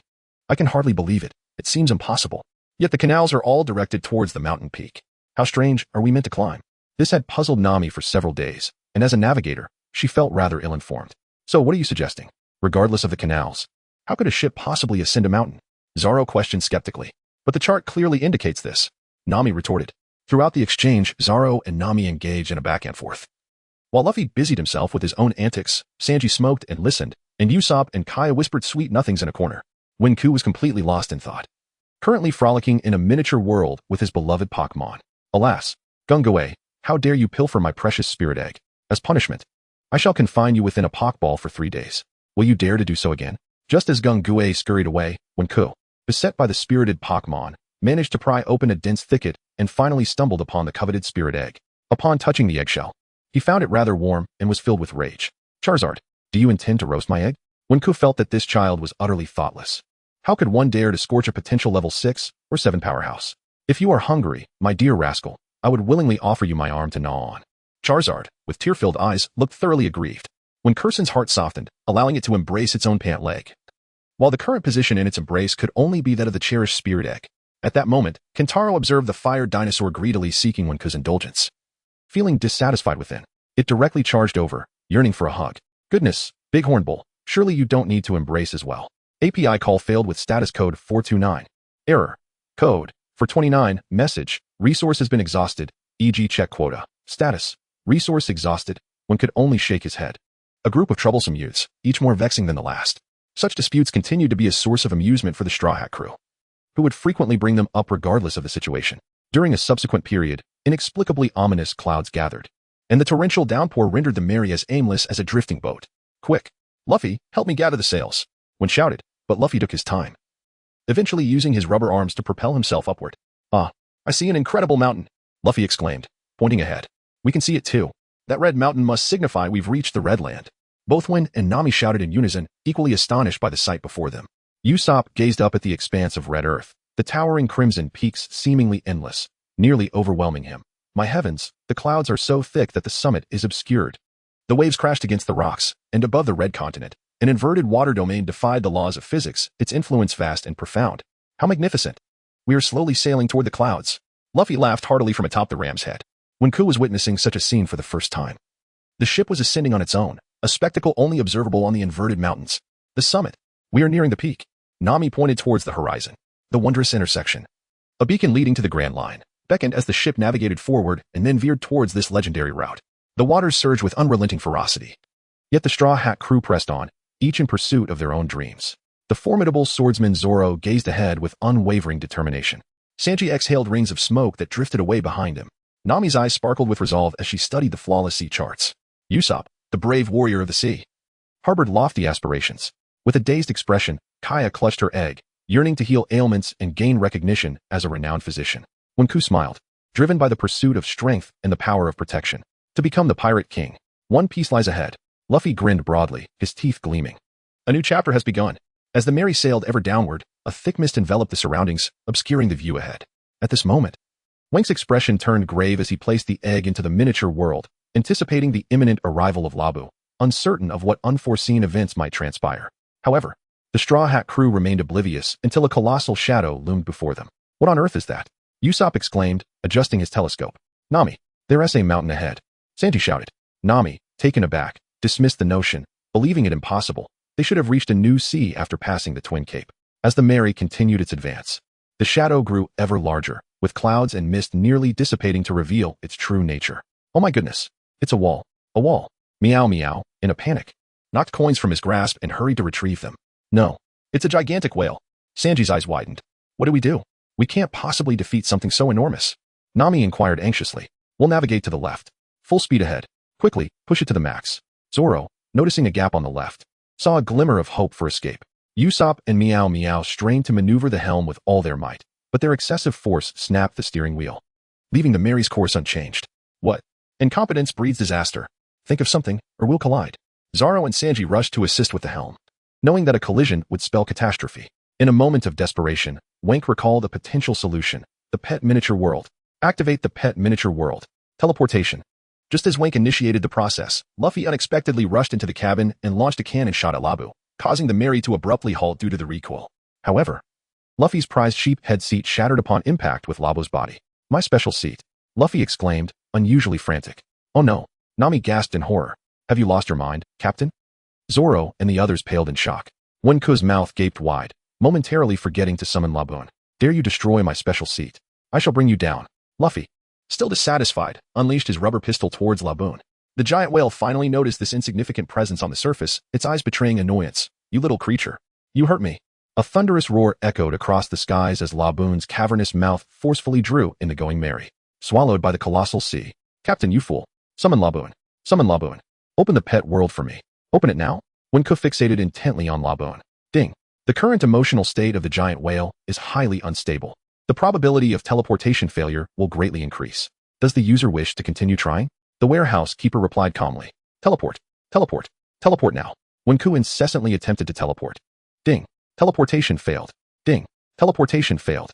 At that moment, Luffy lost his footing on the deck and fell overboard, using his rubber arm to propel himself outward. No more teleportation. If I must go in, then so be it. Wenke relinquished the attempt, and with the whale's voracious suction, the going Mary was finally consumed by Laboon. No. I won't allow you to eat them. Wenke cried out. Luffy struck the whale's hide with all his strength, while Wenke and the others, upon entering Laboon's belly, seemed to behold a new world. The verdant sea was vast, and at its center lay an island with rudimentary structures. Am I dreaming? Zoro gazed around in wonder. So, what is the situation with that house and island? Nami pointed towards the distant isle. Perhaps it's merely an illusion, Sanji replied, taking a puff from his cigarette with a nonchalant smile.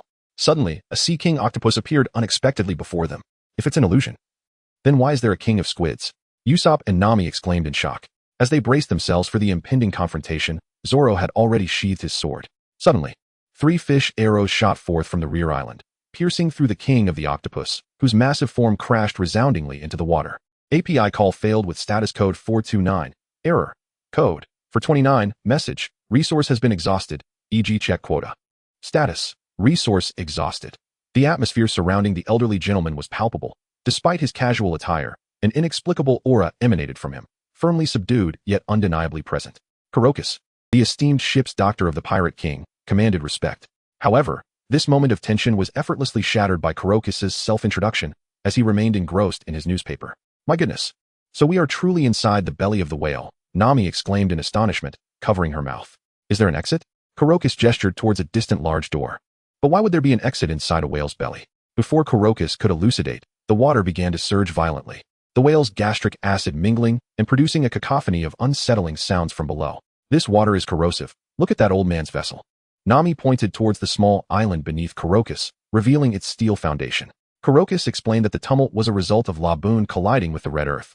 We should leave at once. Otherwise, the ship's bottom will be in jeopardy, Zoro proposed, while Wenke frowned, his mind preoccupied with a newly issued time-sensitive mission.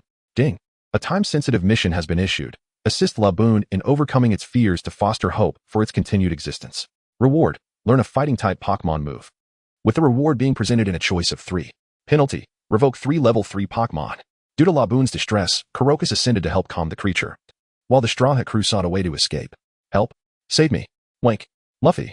Suddenly, Luffy tumbled down from the overhead passage, accompanied by a man and a woman.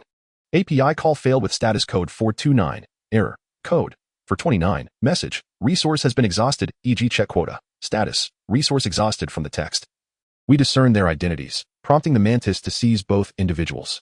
Upon witnessing the aerial mantis, a blend of curiosity and trepidation illuminated their eyes, and they tightly sealed their lips upon being cast onto the deck of the Mary.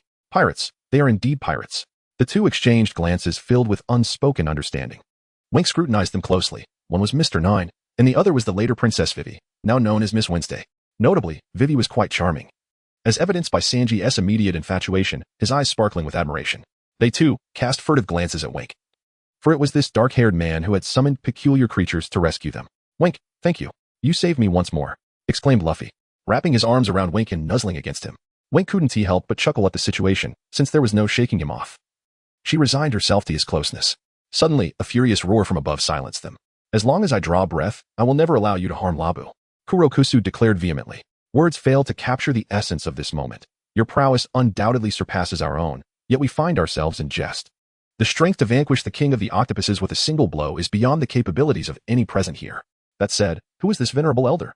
Luffy gazed upward at Karox, his expression a mixture of curiosity and bewilderment. At that moment, Mr. 9 and Miss Wednesday, who happened to be present, rose abruptly. Their faces twisted into cold smirks. Slaying this whale is our mission. Today, you shall not interfere with our whaling. They brandished their cannons and commenced firing at Laboon. Karox leapt forward, using his body as a shield against the cannonballs. Is he truly using his body to deflect the cannon fire? Usopp exclaimed in astonishment. How can this be? Is he protecting the giant whale? Sanji had initially believed Karox to be a threat to the whale, but it appeared he had misjudged the situation. Luffy. Wenke squinted as he gazed at the figure of Luffy before him. Luffy, equally perturbed by their demeanor, leaped beside them and swiftly knocked them down with 2 decisive punches. Mantis, retrieve Kurikasu, Wenke commanded. Obedient to Wenke. Mantis wasted no time in extracting Kurikasu from the acidic sea, while Wenke bound Vivi and Mr. 9. Subsequently, Kurikasu realized that the Straw Hat crew were not the malevolent beings who harmed Laboon, and thus recounted the events leading up to this moment, including the deep bond Laboon had with the Brook Pirates from 50 years ago. The crew listened, wide-eyed in astonishment. Who could have imagined that Laboon had waited for the Brook Pirates for half a century?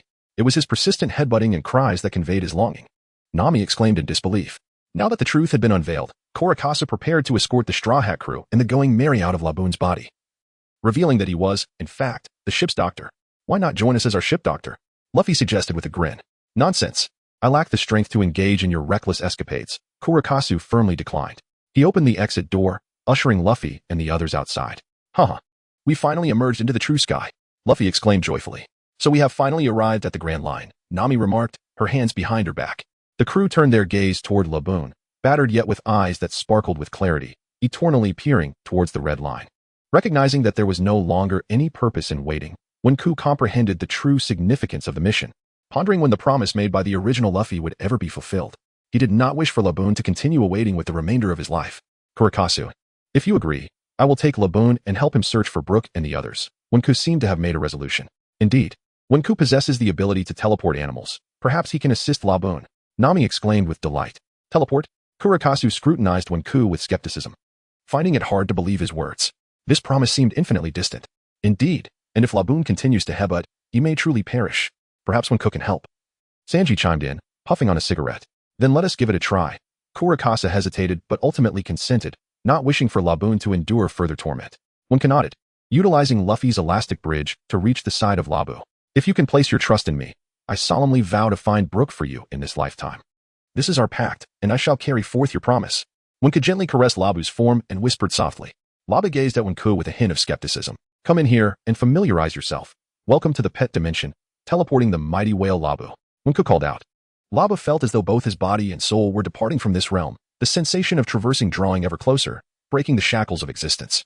His colossal form gradually became transparent, ultimately vanishing entirely from these waters. Even someone as seasoned as Kurokusu was rendered speechless by this miraculous feat in the distance. Vivi and her companions stared at Wenku as if witnessing a ghost. The other members of the Straw Hat crew, however, were accustomed to such spectacles. After all, Wenku performed astonishing transformations daily, and they had grown quite accustomed to it.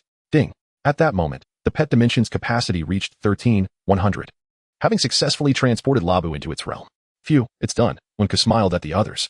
Is it truly so? Kurokusu inquired, his anticipation laced with a trace of doubt, concerned that this might merely be an illusion. API call failed with status code 429. Error. Code. 429. Message. Resource has been exhausted, e.g. check quota. Status. Resource exhausted. API call failed with status code 429. Error. Code. 429. Message. Resource has been exhausted, e.g. check quota. Status. Resource exhausted. When caressed the fabric with a gentle touch and nodded with a smile. As the Straw Hats prepared to depart, Mr. 9 and Vivi approached, pleading for them to take them to Whiskey Peak. It was hard to believe. They were certainly not good people, Crocus remarked coldly with his hands clasped behind his back. Nevertheless, Luffy chose to accept their request. While we appreciate your kindness, may I be so bold as to ask, who are you? Vivi inquired of Luffy. He turned to them with a grin and declared, I am the man who will become the Pirate King. Crocus smiled lightly. Both Luffy and Wen inspired an unwavering trust. Perhaps, upon seeing them again, they would bear another identity. Meanwhile, the merry-go sailed towards Whiskey Peak, and white snowflakes began to descend from the heavens. Why is it snowing all of a sudden? It was just so warm a moment ago, Nami shivered. Yet Luffy insisted on building a snowman with one. This is you. One. Though Wenke could remain silent. In order to not dampen Luffy's spirits, he chose to praise him, which brought great joy to the little Straw Hat. Ha ha ha. Is that what you call art? It's rather unsightly. Allow me to show you what a snowman truly is, what constitutes high art. Usopp taunted Luffy mercilessly before stepping aside to reveal his own creation. Behold, this is the true artistry that resides within Lord Usopp, the Snow Queen. Wink, do compliment me. Do. Usopp exclaimed with a grin. It's beautiful. Usopp's is the most exquisite. Wink chuckled softly. No. Wink says yours is unattractive. Mine is the finest. Mine. Luffy, in a fit of impulsiveness, hurled a stick, shattering the head of the Snow Queen, which incited Usopp's wrath. Thus, the two commenced a snowy skirmish while Wink shook his head and retreated to the cabin. Cradling the egg in his arms, he increasingly sensed something amiss with it. An odd feeling that had grown stronger. Each night, he found himself dreaming of swinging, but curiously, the egg was present as well, now sprouting feet and incessantly calling him daddy. Wenke inexplicably shivered, sensing that events were unfolding in an irreversible trend. Is there no heating on the ship? A sudden voice came from behind Wenke, revealing that Wei and the others were swathed in blankets. Enough already, you're not guests. Before Wenke could respond, Nami began to shout at the line. Thunder rumbled ominously as Nami and Wenke turned to gaze out the window. It started with a clear sky, then transformed into snowfall, followed by thunder. Truly, the weather here was a chaotic mess, as Kurokusu had indicated. Nami felt a deep unease. Armed with Kurokusu's record pointer, she could not guarantee how many more dangers lurked within these waters, as one had yet to utter a word. He poured a cup of hot water for Nami before retreating to his cabin, intending to indulge in the same daily slumber as Zoro. Unfortunately, he could not escape the frantic scene unfolding among the Straw Hat crew, who were hastily grappling with the tempestuous weather.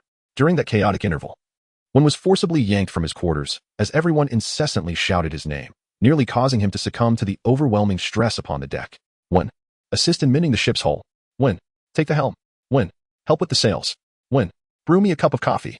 Very well, I joined your vessel for adventure. Not to play the caretaker, Wen thought, as he dashed into the cabin only to scramble up to the crow's nest to tend to the sails. By chance, he caught sight of Zoro lounging nearby, nearly losing his breath in exasperation. I told you to wake up and work, you green-haired sloth. In a fit of frustration, Wen delivered a swift kick that buried Zoro deep within the snowdrift.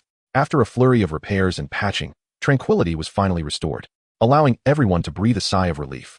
Nami, drenched in cold sweat, had come to truly comprehend the treacherous weather of the Grand Line. Wenke, fatigued, lay sprawled on the deck, tenderly cradling the egg she had retrieved from her miniature world, tears streaming down her face as she lamented, It's still you. They all bully me. Look, Whiskey Peak has arrived. Usopp shouted exuberantly. Wenke lifted her gaze and indeed saw an island faintly emerging in the distance. Why does this island look so peculiar, with mountains shaped like cacti? Upon realizing they had reached Whiskey Peak, Vivi and Mr. Nine also departed. Wenke sensed that more troubles lay ahead, yet she thought, let it be, what matters now is the present. Meanwhile, a voice interrupted her thoughts. User, have you truly learned the combat abilities from the previous task? I've reminded you 4 times today. The warehouse spirit's voice was ill-timed. Wenke's recent procrastination had left the warehouse spirit exceedingly displeased. Let us extract. It's a choice of 3, isn't it? Wenke reclined on the deck, preparing to acquire a new ability to soothe her weary mind and body. Ding. Time-limited task 1. Help Labu release his inner fears and sustain his hope for life. Reward. Learn a move from the fighting-type Pokémon, Ursa. The warehouse spirit promptly listed 3 modules of skills. Please select one skill from these 3 combat categories. The warehouse will derive and produce a move tailored for you. Delighted by the 3 options, Wenke found it quite satisfactory, particularly the notion of her shadow puppet doppelganger. The module identifiers were as follows. 1. Share the pain, connect with a friendly entity, entering a life and death bond. If one perishes, so does the other. Yet they can share the damage sustained. Drawback. High risk, as the death of one party leads to the demise of the other. 2. Super strength, amplify 1's strength by 1 to 5 times, unleashing all 1's might to strike the opponent. Drawback. Temporary body paralysis for 10 minutes post-application of super strength. 3. Eye for an eye, charge and attack, capable of doubling power within 10 seconds. Drawback. None. Wenke furrowed his brow, contemplating the recent selection process. To be frank, all 3 abilities presented certain flaws.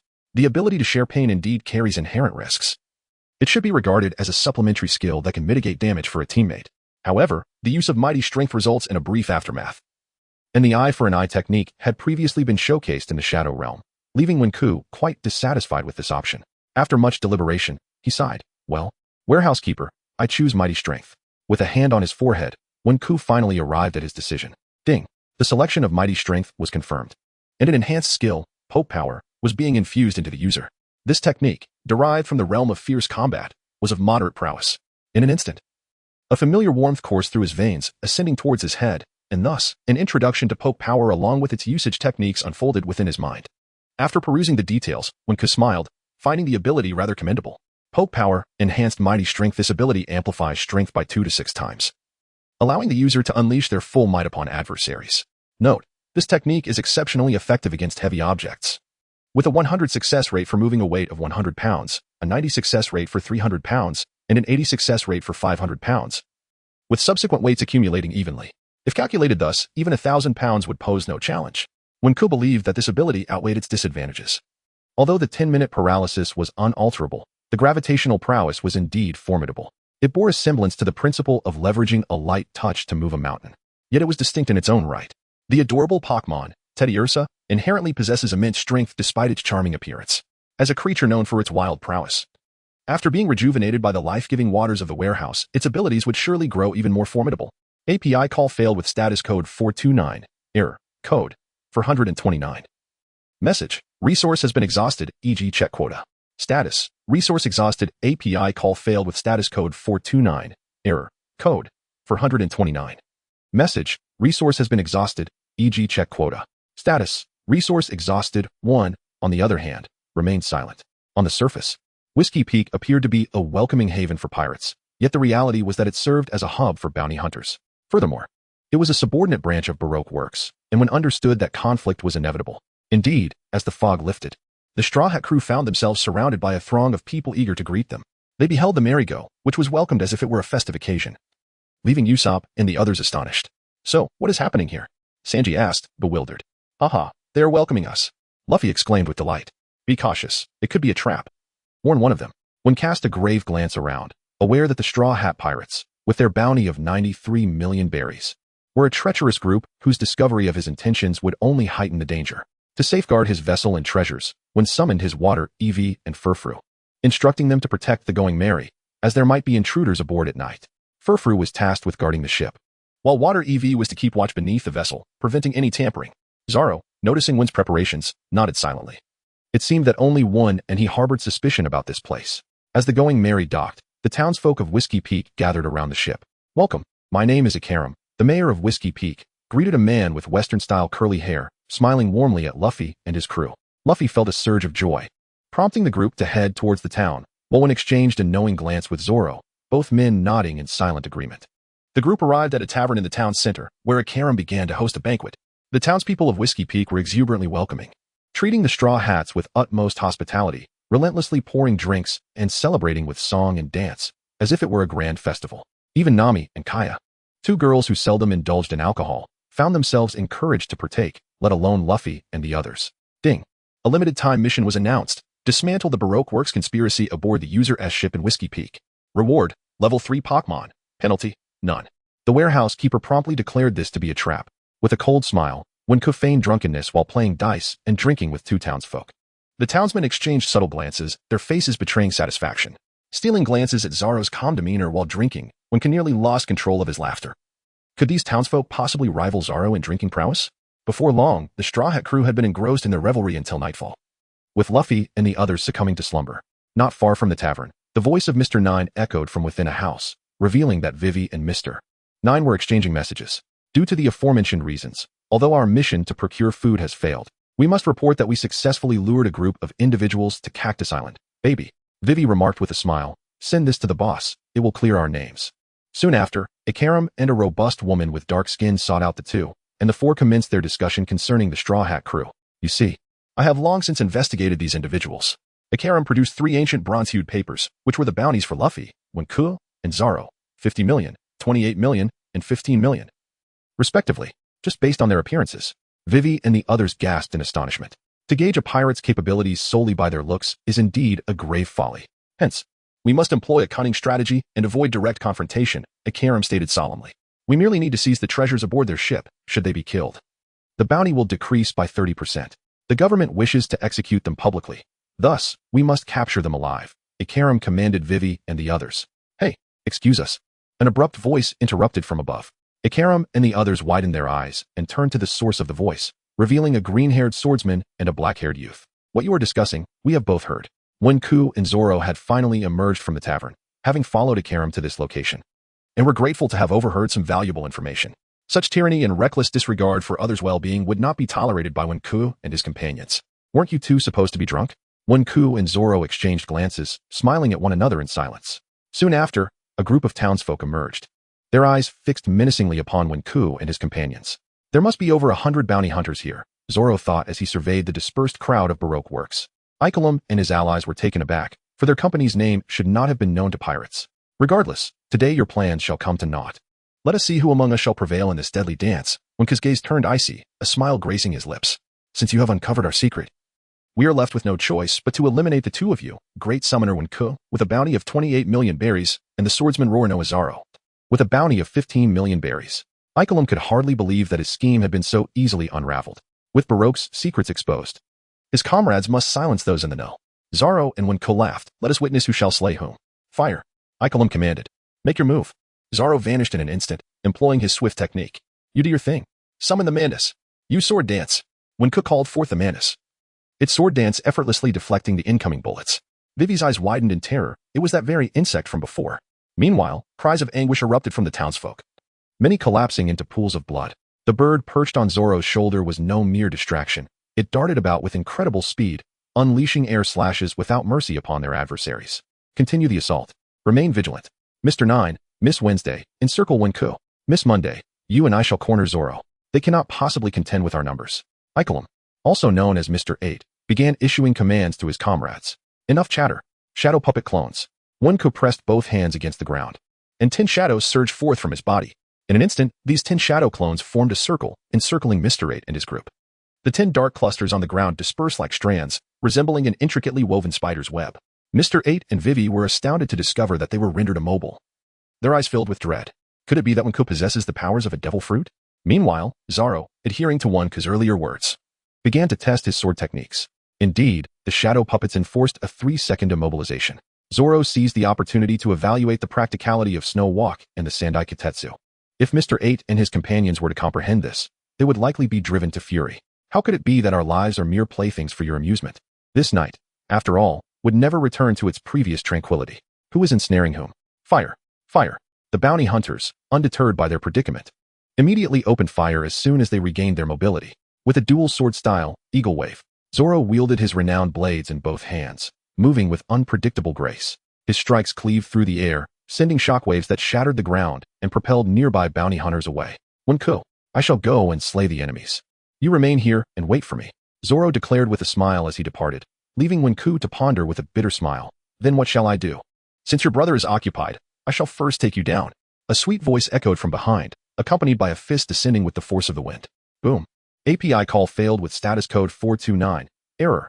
Code. For 29. Message. Resource has been exhausted. E.g. check quota. Status. Resource exhausted. API call failed with status code 429. Error. Code. For 29. Message. Resource has been exhausted. E.g. check quota. Status. Resource exhausted. The text can be translated and refined as follows. With a deft maneuver, I narrowly evaded, beads of cold sweat forming on my brow. If you are so eager, I shall make you the subject of my new technique. Let us engage in a duel. In an instant, the muscles swelled, tendons coiling and twisting, as one hand seized Miss Monday's incoming left arm, executing a powerful shoulder throw. With a resounding crash, the dark-skinned woman collapsed. The wall shattered under the tremendous force, leaving Mr. Monday buried beneath the debris. My heavens, what strength! Mr. 8 murmured, feeling a prickling unease. This was strength beyond belief.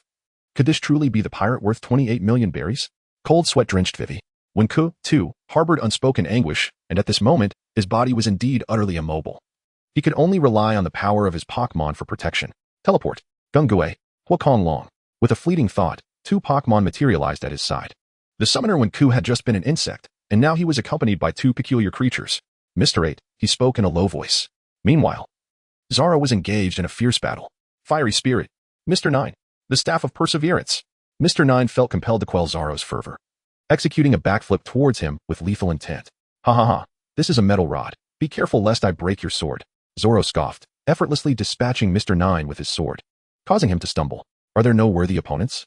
Zoro sensed his growing boredom, especially with Gungue wreaking havoc nearby, eliminating numerous bounty hunters.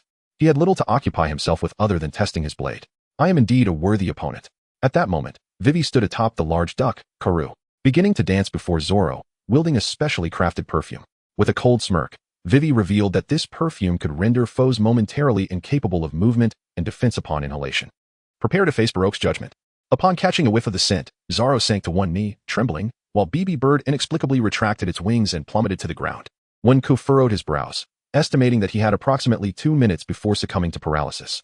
Thus, he directed Gungue to assist Zoro. Yoshi. It seems the effect is promising. The final move, peacock spreading its tail. Vivi adorned her hands with a peacock saw, which began to spin rapidly, and commanded Kara to charge towards Zoro. Gungue moved with astonishing speed, clasping its tiny hands together, unleashing a black shadow sphere that sent the charging Vivi flying several meters away, crushing nearby stalls beneath her weight. Wenke exhaled in relief. Although the original text indicated that nothing befell Zoro, the butterfly effect necessitated vigilance, ensuring absolute safety, even if it meant inconveniencing Vivi for a moment. Zoro cast a grateful glance at Wenke, when suddenly an unpleasant saxophone sound pierced the air from behind. Zoro's expression shifted dramatically as he swiftly dug his sword into the ground and escaped, just as a barrage of bullets erupted around him. Useless. You must truly comprehend the extent of my terror. Mr. 8 bellowed, only to be sent flying by a powerful kick. Terror. My foot. I've longed to tear that hairstyle of yours apart. Just as Wenke regained control of his body from the paralysis, he spotted Mr. 8 and launched himself forward. Before Mr. 8 could react, Wenke yanked at his curly hair, effortlessly exposing the bald scalp beneath. Not bad, quite shiny indeed. API call failed with status code 429. Error. Code. For 29. Message. Resource has been exhausted, e.g. check quota. Status. Resource exhausted upon emerging, when saw Zoro ensnared by Mr. 9. With the disheveled Vivi threatening him. Observing the rotund Luffy sprawled on the ground, snoring blissfully, when sighed in exasperation. Are you truly the captain? Can we not catch a break? He prepared to fire. Above, Mr. 8 stood, having reattached his wig, with his necktie linked to it. A tug revealed several small cannon mouths aimed at Zoro. Horn cannonballs. Bang, bang, bang, bang, bang. Cursed be it. This is nothing but a toy. Zoro dodged left and right, shouting loudly as he struggled to shake off the entangling Mr. 9, using his body to shield himself from the cannonballs. Horn cannonballs. Pidgey. Unleash the air slash.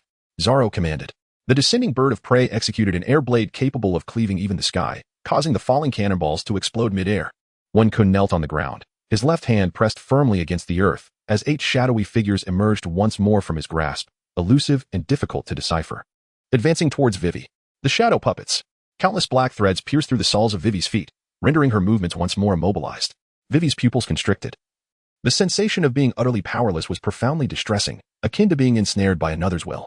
3 seconds to ascertain her fate. You may leave now. And refrain from troubling our Straw Hat crew again. I have no desire to crush a delicate flower. Wenke spoke coldly as he seized the peacock chain from her hands. As the 3 seconds swiftly elapsed and Vivi regained her ability to move, she regarded Wenke with a complex expression. You won't kill me? There's no need. As long as you do not provoke us, I shall spare your life. And inform your employer to steer clear of us Straw Hats, or he shall face the consequences alongside you. Wenke replied icily. Vivi glanced back at Mr. 9, who lay defeated and smoking from the cannon blast, gritting her teeth as she hoisted him up and prepared to leave, casting a lingering, conflicted gaze at Wenke. Ah! A scream echoed from above, belonging to Mr. 8. At that moment, Zoro, leveraging the elasticity of Luffy's belly, skillfully struck Mr. 8, though he showed restraint, allowing the mastermind behind the Whiskey Peak to survive. As the night deepened, aside from a few fleeing townsfolk, hundreds of bounty hunters lay slain in pools of blood, most of them barely clinging to life. At this juncture, Zoro and Wenke sat together, sharing a bottle of wine, when suddenly a thunderous explosion resonated beneath them. Ding! A timed mission was announced. Protect Princess Vivi's safety. Ensure she escapes the pursuit of Mr. 5 and Miss Valentine. Reward, level 4 Pokémon. Penalty, none. Damn. What a hassle. I'll be back shortly. Remember to safeguard Luffy and the others, Wenke declared, finishing his drink and departing swiftly. What is this guy up to now? Are those people down there truly worth saving? Zoro pondered, glancing below before taking another sip. Meanwhile, Mississippi 5 and Miss Valentine from the Baroque Works approached to apprehend the designated criminal, standing off against Vivi and her companions. The wounded Mr. 8, shedding his former demeanor, transformed into a traitor of Baroque Works. It was revealed that he was the captain of the Royal Guard from Alabasta, tasked with protecting Princess Vivi and uncovering the secrets of Baroque Works, infiltrating the organization as an undercover agent alongside her. Nami, who had suddenly appeared, hid in the shadows, astonished by the tense standoff. I cannot allow you to take Princess Vivi. The original Mr. 8, now Icolum, fired fervently at Mississippi 5 and Miss Valentine. However, his efforts only stirred up clouds of dust, inflicting minimal damage upon them. Why haven't you left yet? I told you to go. Wenke inquired of Vivi as he descended. I. Vivi stammered, her gaze wandering in confusion. The 2 individuals ahead were scrutinized intently, their expressions grave. They were formidable users of the devil fruit, not to be trifled with. Suddenly, Mississippi 5 hurled her weapon, incapacitating the attacking Icolum, and subsequently sent Mr. 9 flying. API call failed with status code 429. Error. Code. For 29. Message. Resource has been exhausted, e.g. check quota. Status. Resource exhausted when cast a sideways glance at Mr. 5. The bomb fruit, once it comes into contact with his filthy substance, would detonate instantly. Zoro, astonished, gazed at Mr. 5, pondering what manner of creature he was. Suddenly, when felt a hand grasping his foot, looking down, he discovered a bleeding Ikarum. Master 1, the summoner. Witnessing your formidable strength, I beseech you for a rather ungracious favor. The situation is indeed challenging. Even if you do not apprehend me, I must proceed with my mission. As both of them possess the formidable powers of devil fruits, I find myself utterly powerless to resist. Therefore, I implore you to safeguard Her Highness, the princess. Would you be so kind? Icolum exclaimed with great effort. Karu. Vivi was just about to mount Karu and ride away. Wenku exclaimed loudly, Vivi, take Gung-Gui and Huakong Long with you. I shall follow shortly. The petite Gung-Gui and Huakong Long leapt onto Vivi, urging her to flee first. Meanwhile, Mr. 5 and his companions disregarded Wenku entirely, fixated only on pursuing Vivi. Uncle, let go. I promise you. No. You must vow that as long as you protect Princess Vivi and escort her to the great eastern nation of Alabasta, you shall receive a tremendous reward. Indeed. We assure you. A sudden voice from the alley interrupted, and Wenku looked up to see Nami. The reward is 10 billion. Our Wenku will assist you, Nami boldly declared. 101 billion. Icolum nearly fainted at the staggering amount. What? You're fine after all. Zoro, having jumped down from above, addressed Nami. Nami, confident that such tricks would not ensnare her, found Wenku still struggling against Icolum's grip. Inwardly anxious, she thought, if you don't wish to save your Princess Vivi, I certainly do. It's my mission reward after all. So, will you comply with my request, Captain of the Guard? Otherwise, your princess is doomed, Nami said with a light laugh. Icolum, one hand tightly grasping Wenku, used the other to scream incomprehensibly due to the astronomical reward. All right, let us not dwell on that for now. I shall go save Vivi. Wenku broke free from Icolum's hold and sprinted in the direction Vivi had fled, summoning the King Yin to aid in his pursuit with its swift movement. At that moment, Luffy awoke, his eyes widening at the sight of fallen bounty hunters. What on earth happened while I was asleep? On the other side, Miss Monday, previously defeated by Wenku, attempted to intercept Mr. 5 and his crew chasing Vivi, but unfortunately was also blown away. Miss Monday. Vivi cried out in anguish, watching her friends fall one by one. Her heart heavy with sorrow. Aren't you from Wenku's side? Please, help save Miss Monday, I implore you. Tears streamed down Vivi's face, concealed by her blue hair. Regrettably, Gung-Gui and the others were only commanded by Wenku to protect Vivi. The plight of others was entirely outside their remit. They merely ignored Vivi's plea, one cleaning its ear while the other made faces. Farewell, the fallen black sister murmured as she gazed at the descending Miss Valentine, a smile gracing her lips. Huh? 1 pound, 10 pounds, 100 pounds. Only the mocking voice of the light and airy fruit user echoed above. Despite your lack of beauty, we pirates love to help others. Suddenly, a figure appeared beside her, the black sister staring in awe, as if a deity had descended from the heavens. When Wenku, Vivi, and the black sister murmured in unison, while Gung-Gui and Huakong Long cheered and rallied for Wenku. Wenku gazed at the ever-pressing Miss Valentine's Day, his heart pounding with anxiety. Damn it, I have never attempted to lift over 1,000 pounds. The greater the weight, the lesser the chance of success. One misstep could result in being crushed into a pulp. However, the relentless challenges kept coming. He had just assigned himself another task. Ding. Limited time mission 3. Save Black Girl, Miss Monday, and become the hero of her heart. Reward, level 4 Pokémon Arbok and a 40 intermediate ability potion. Penalty, loss of the incredible lifting strength. What sort of foolishness would lead to such a trivial task? I recall that Black Girl isn't even in peril. I don't care who you are. Let us all be crushed together, he laughed heartily, showing no fear toward Miss Valentine's Day. Let us see who falters. Incredible strength. Wenku roared, adjusting his body to its peak condition. His muscles swelled to their utmost potential, his eyes devoid of gloom, filled only with the spirit of battle. Unleash it. Wenku leaped, delivering a powerful punch to the descending Miss Valentine's Day's abdomen. An overwhelming force erupted upon their collision. To his astonishment, both Miss Valentine's Day and Mr. 5, who was observing from a distance, lost their composure. Even Black Girl and Vivi were left in a stupor. Unleash. Incredible strength. With all his might. Wenku sent Miss Valentine's Day flying, leaving behind a trail of anguished cries. Wenku fell heavily beside Monday, shattering the ground and leaving behind deep cracks. His muscles swiftly returned to their usual state as he gasped for breath, casting a cold glare at Mr. 5. Do you wish to be like her? The smoke dissipated, leaving only the lingering cries of Valentine's Day. How could it be that I, of all people, would be defeated? The flower umbrella of Valentine's Day had vanished. And at that moment, he clutched his abdomen, racked with excruciating pain. With terror in his eyes, he gazed at Wenke, who stood panting in the distance, wondering how he had managed it. Even Mr. Five wore a grave expression. It was the first time he had witnessed Valentine's Day faltering in strength. Who on earth are you? I am your father. Who else? Wenke retorted with a cold laugh, yet internally he lamented the overwhelming fatigue and pain coursing through him. A sensation akin to having one's bones shattered. Moreover, his body felt paralyzed. Gungue, fire dinosaur. Come here. Wenke called out, and they swiftly approached. Listen. You can either leave or be defeated by me. Wenke narrowed his eyes at the two of them. Mr. Five and Valentine's Day exchanged glances, despite their hesitation. They dared not defy their boss's orders. It seems you are determined to be obstinate, Wenke sneered, forcing a slow movement of his fingers, concealing his inability to move his arm. Gungue, use hypnosis. With a mischievous giggle, Gungue darted forward, its red eyes locking onto Valentine's Day and Mr. Five. Unconcerned. They also looked at Gungue, only to find their minds enveloped in confusion. The hypnotic gaze rendered them increasingly dazed. Dance. We must dance. They laughed maniacally, rolling their eyes as they danced chaotically. What is happening to them? Vivi and Monday asked in astonishment. It's an illusion, Wenke replied coldly. Oh, Wenke, what has happened to you? Soon, Zoro, Luffy, and Nami arrived, having pursued them all together. One can observe the numerous scars adorning Zoro and Luffy, indicating that the two have engaged in a fierce battle. Luffy, please send these two individuals flying, Wenke urged. Sure thing. Rubber rocket. Luffy, placing unwavering trust in Wenke, unleashed his powerful attack without hesitation, dispatching the peculiar duo. Dance, dance. Even in the heavens, on Valentine's Day, they were lost in nonsensical chatter. To their astonishment, the renowned Baroque agents were left in disbelief as Vivi and Monday rambled on. By the way, why did you save me? Vivi inquired. Hey there, miss. How about we establish a contract to ensure our partnership? Nami suggested with a smile. What partnership? A contract? Vivi was utterly bewildered. Subsequently, Nami recounted the tale of Icolum to Vivi, who remained silent for an extended period, while Wenke took a full 10 minutes to regain composure.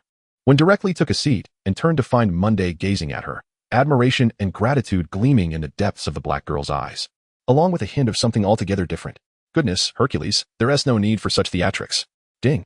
Time-limited mission 1. Unravel the conspiracy of the Baroque works aboard the ship of the whiskey users. Reward, a level 3 fairy-type Pokémon. Will the user claim the reward? Ding. Time-limited mission 2. Ensure the safety of Princess Vivi. Reward, a level 4 fairy-type Pokémon. Will the user claim the reward? Ding.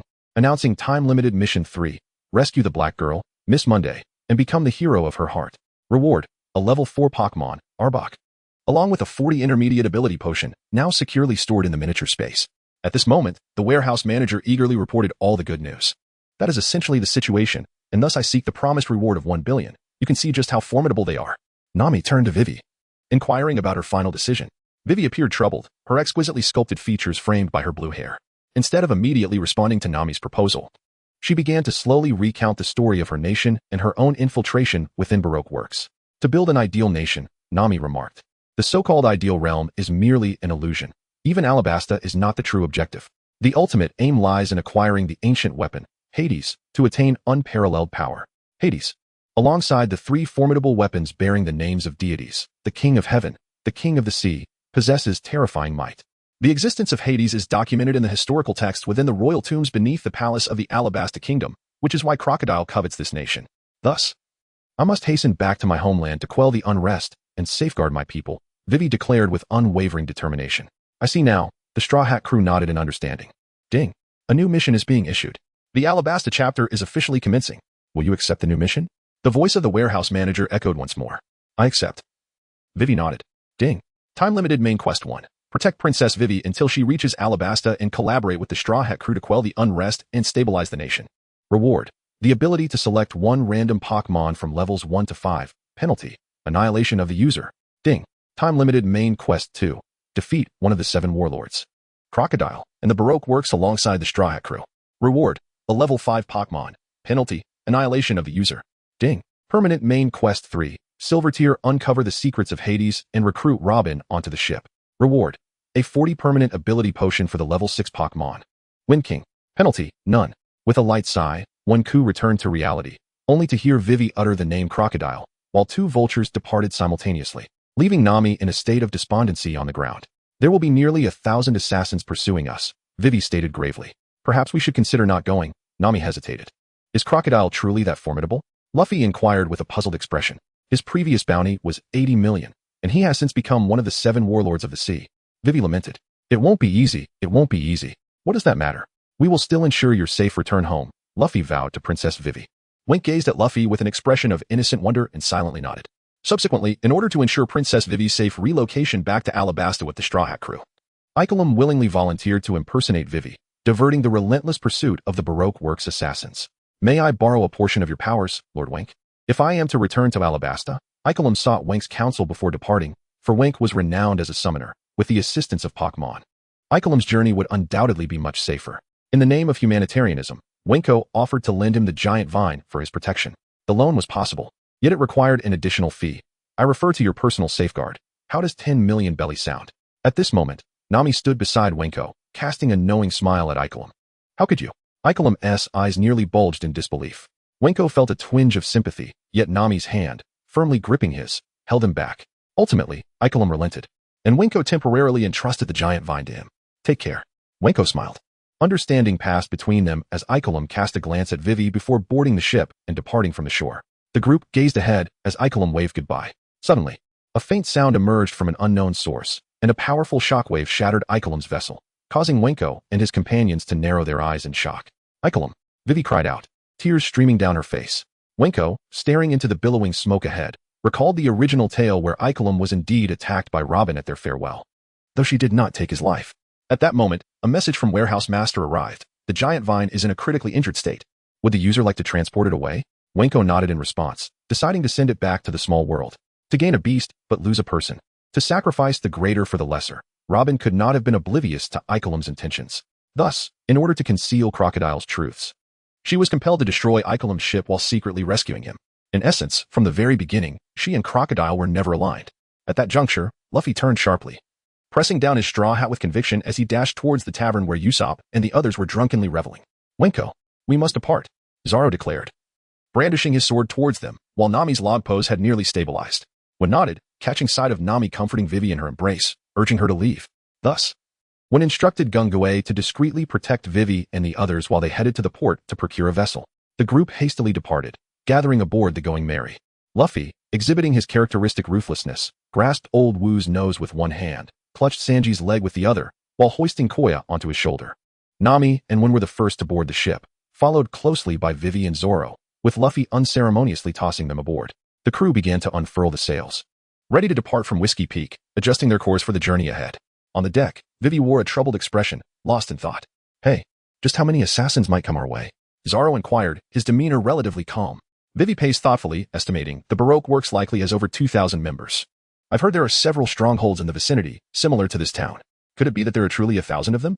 Nami, drenched in cold sweat, exclaimed. Hey, can't we stay another night? Why must we set sail? Stop the ship quickly, we still want to have some fun. Meanwhile, Usopp, Sanji, and Koya were regaining consciousness. Koya rubbed her head where it was bruised, her eyes welling with tears, while Old Wu and Sanji were vociferously berating Luffy and the others. Nami, visibly displeased, helped Koya up, delivering a well-deserved blow to the two ruffians. Wenke gazed coolly at the misty expanse ahead when suddenly, a message from the warehouse master regarding the spirit egg reached him. Without a moment's hesitation, Wenke's mind plunged into the small world. What is it, warehouse master? Has something happened to the spirit egg? Upon entering the small world, he inquired eagerly. The surroundings were increasingly lush, with enchanting vistas stretching before him. Just as he arrived, the giant whale, Labu, swam over from the narrow river, rejuvenated by the vestiges of life that the small world exuded, causing the scars on its body to fade almost completely.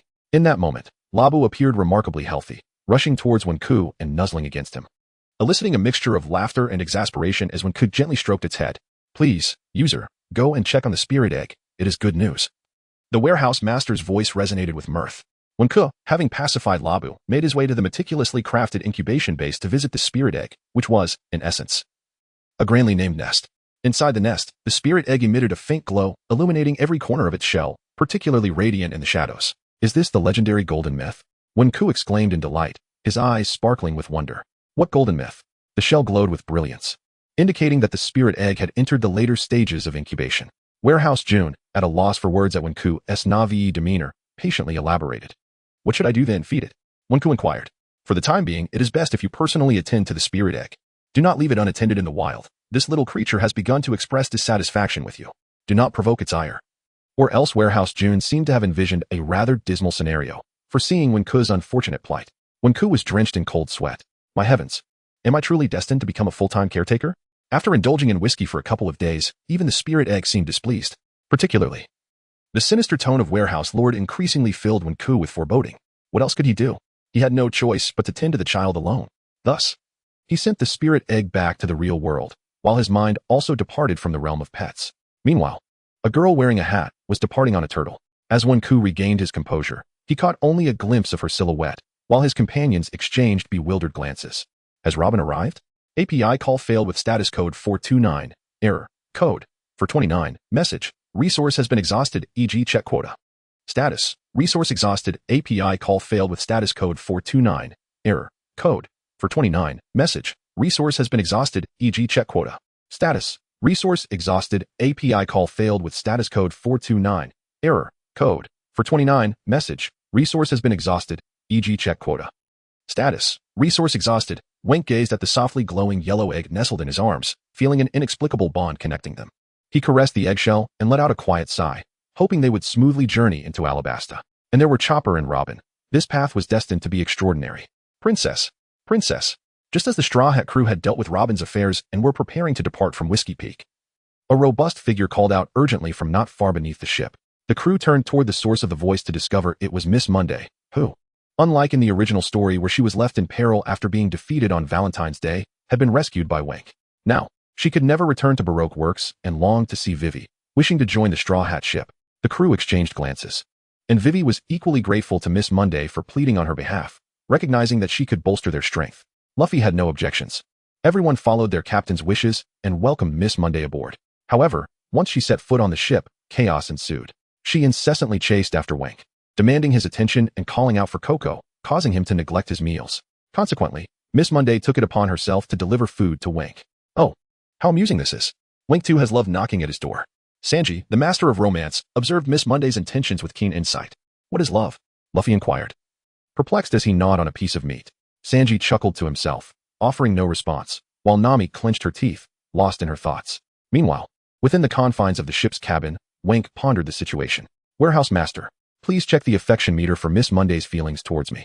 He felt a cold sweat trickle down his brow, overwhelmed by the predicament, and retreated to his room, securing the door tightly. The affection meter spun incessantly, and soon the results emerged. Ding.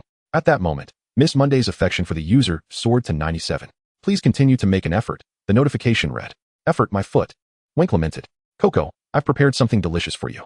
Please give it a try, a sweet voice called from outside the door. Though the tone was indeed delightful, the visual impact was overwhelming. Coco? Wenke felt a sudden chill, reluctant to entertain the thought. Hey Meyer, you may go out for a meal. There's no need to follow me every day. Tears streamed down Wenke's face, pondering if it were not for that mission to save someone. Would he have gone to such lengths to rescue Monday?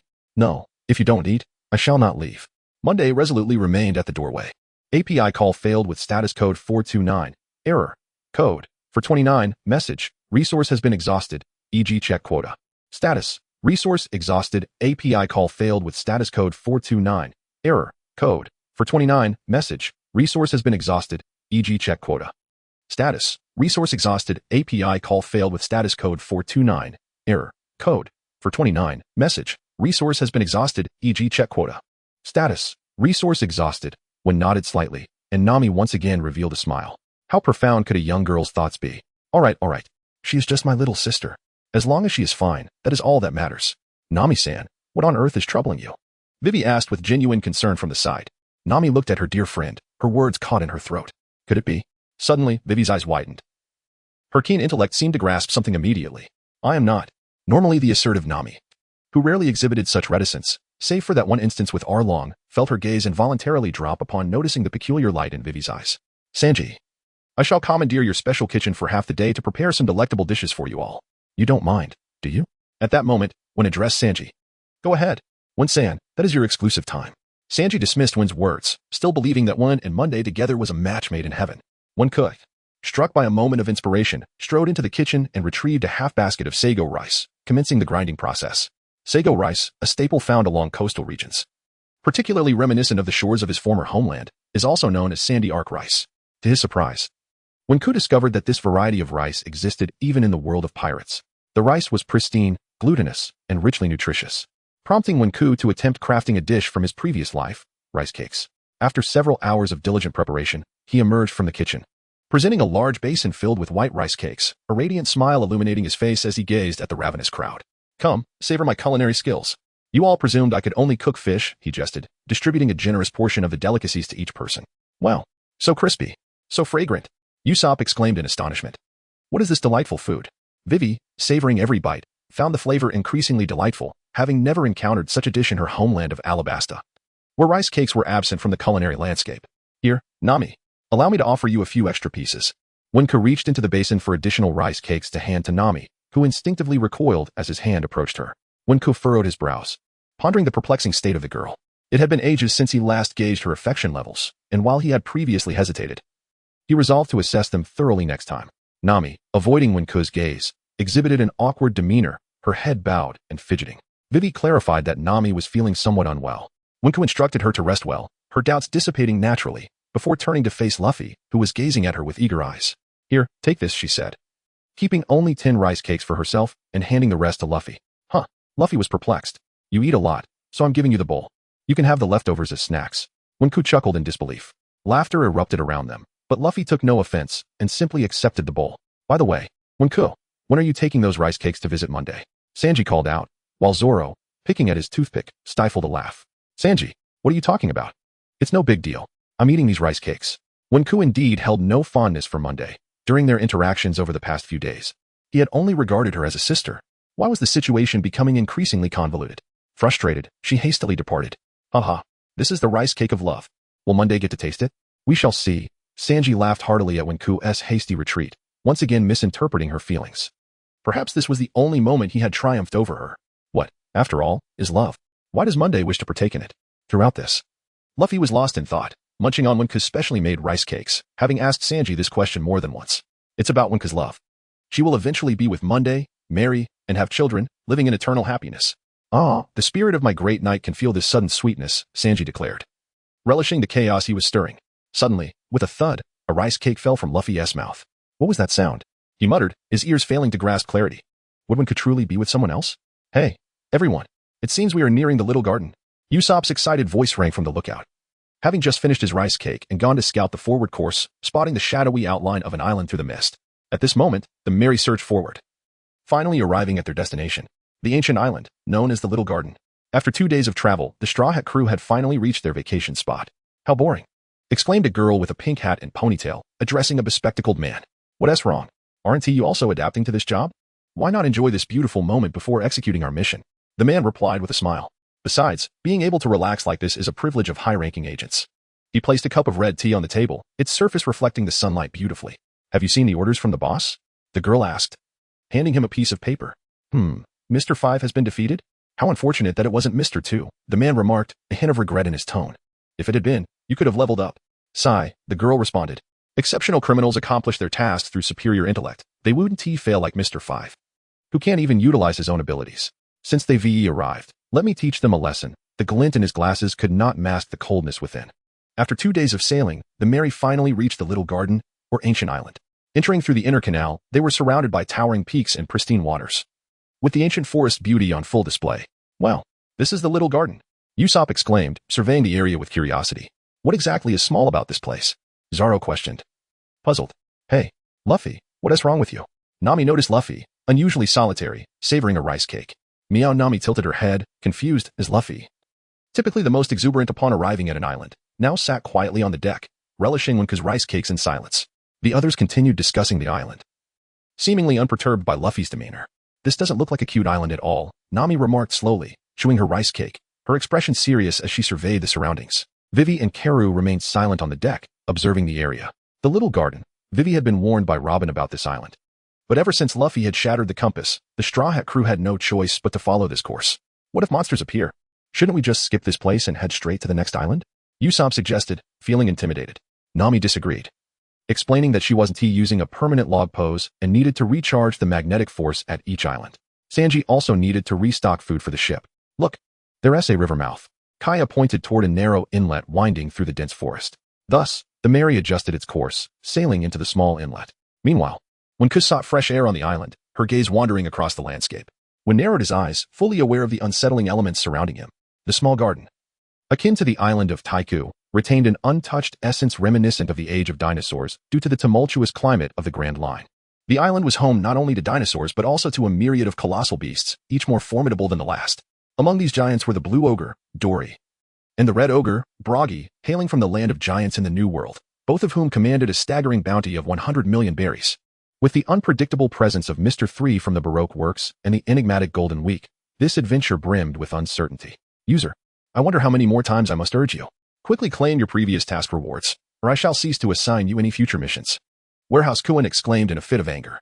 At this moment, Wenke recalled that due to the past few days spent tirelessly creating the belly bands for the precious spirit eggs and evading the dark girl, he had nearly forgotten about the rewards previously completed in whiskey, despite the constant reminders from the warehouse keeper. He gently touched the spirit egg nestled within his belly band, sighing inwardly, pondering when it would finally hatch. Warehouse keeper, I wish to claim my rewards, Wenke addressed him. Ding. Whiskey Storyline Limited Time Task 1. Foil the Baroque Workshop's conspiracy aboard the ship where the user resides. Reward, a level 3 Pokémon. Would the user like to claim the reward? Ding. Whiskey Storyline Limited Time Task 2. Ensure the safety of Princess Vivi. Reward, a level 4 Pokémon. Would the user like to claim? Bring them forth, I shall claim them, he declared. Ding. Tasks 1 and 2 of the Whiskey Storyline have been successfully completed. Rewards, a level 3 Pokémon, Bulbasaur, a level 4 Pokémon, Depiter. The rewards have been transmitted to the pet world, announced the warehouse keeper. Wenke nodded, realizing that his Pokémon Legion had gained 2 formidable new members. The illustrious Venusaur, a powerful grass type, evolved from the renowned Bulbasaur, commands significant respect. Meanwhile, the Floatzel was initially one of Ash's Pokémon from the Super Wish series, proving to be immensely valuable in aquatic environments. By the way, warehouse keeper, how many of my time-limited tasks have I completed? I should be able to spin the grand wheel for rewards now. For details, refer to Chapter 25. Had you not mentioned it, I would have forgotten. As of now, the user has completed 25 tasks, with the 20th task being the defeat of the Scyther, Elric. The user currently has 1 chance to spin the wheel. Shall the user proceed? The wheel comprises 5 distinct modules: medicine, ancient history, food, evolution, and weapons. When the pointer lands on one of these modules, it will randomly provide an item from that category. Let us spin. I intend to draw extensively this time. The 5 modules, medicine, ancient history, food, evolution, and weapons are represented by the colors white, brown, yellow, gold, and red, respectively. The pointer whirled with anticipation, ultimately landing on the brown module under Wenke's eager gaze. Ding. Congratulations, the user has obtained the Ancient History tablet, with the reward comprising a fragment spanning over a century, a tattered page from Joy Boy's diary, currently totaling 150 fragments. Instantaneously, a yellowed sheet of paper appeared in Wenke's left hand, exuding an aura of antiquity. The myriad of dense text and peculiar symbols upon it left him utterly perplexed. Wenke's pupils constricted, overwhelmed by a sense of unreality. Joy Boy, a figure who existed during the enigmatic century of silence. He had left behind a historic apology on Fishman Island. The mysterious man, Wenke, wore a grave expression. Moreover, he might be one of those who either created or could repair Noah, although it is equally plausible that one is merely speculating. Is it possible he kept a diary? The original text makes no mention of such writings. It is difficult to fathom that perhaps only Robin could decipher these ancient characters. When flipped through the pages, his mind a blank slate. To be frank, the exceedingly hasty handwriting combined with the peculiar symbols constituted the true enigma. API call failed with status code 429. Error. Code. 429. Message. Resource has been exhausted, e.g. check quota. Status. Resource exhausted. Wenke felt relatively satisfied with the recent lottery draw, his mind momentarily retreating as he surveyed the surroundings of the ancient island. For now, he decided it was best to manage the current situation. The desolate landscape was enveloped in an eerie silence, and upon turning back to the deck, he discovered the Straw Hat crew in a state of panic, with Nami and Usopp shouting in disarray. What is happening? Wenke inquired, perplexed. Kaya explained that a colossal tiger had emerged from the forest, only to inexplicably perish right before their eyes, with the assailant remaining unseen. Nami, in a fluster, exclaimed, "This is unusual. Why would the king of the jungle fall? Drenched in blood? Haha. I've decided against landing on this island. What do you all think?" Usopp, drenched in sweat, declared, only to be met with Meow Meow jumping onto his head and scratching him in protest, causing Usopp to wail in agony. Indeed. We should merely remain on the ship and wait for the magnetic field to stabilize.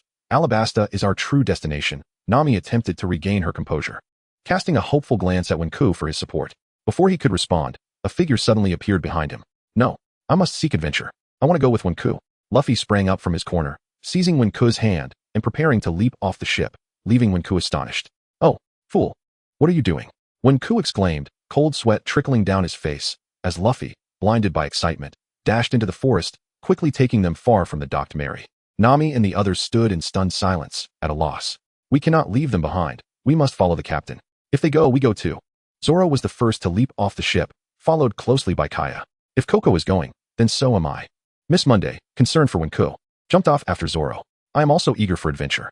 If I stay here, my mind will wander. Vivi, unexpectedly bold, followed suit, riding Karu and jumping down to chase after Luffy. Since we are embarking on an adventure, we should bring lunch. Usopp, come help me in the kitchen, Sanji said, puffing on a cigarette. Nanny, I never said I was going. Usopp retorted angrily. Go on, Usopp, aren't you a man? Kaya, secretly yearning for adventure, encouraged him. Faced with Kaya's words, Usopp felt he could not lose face in front of his future wife and reluctantly agreed. Thus, only Nami remained aboard, her brow furrowed. After weighing her options, she resolved to disembark as well. She could not abandon Wenke and the others, and the thought of being alone on the ship filled her with dread. Suddenly, Nami recalled a book she had read about a small garden and hurried to the cabin to search for the information. Meanwhile, in an unknown part of the island, look. Wenke, this shell resembles an octopus. Luffy crouched down, curiously observing the aquatic creatures beneath the stream. Words fail me. Did you truly bring me here merely to witness primitive creatures? After his jest, Wenke began to earnestly examine the cephalopod.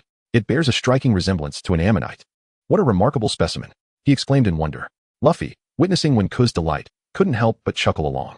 Suddenly, amidst their discussion, they were startled by a cacophony of footsteps echoing from the southeast.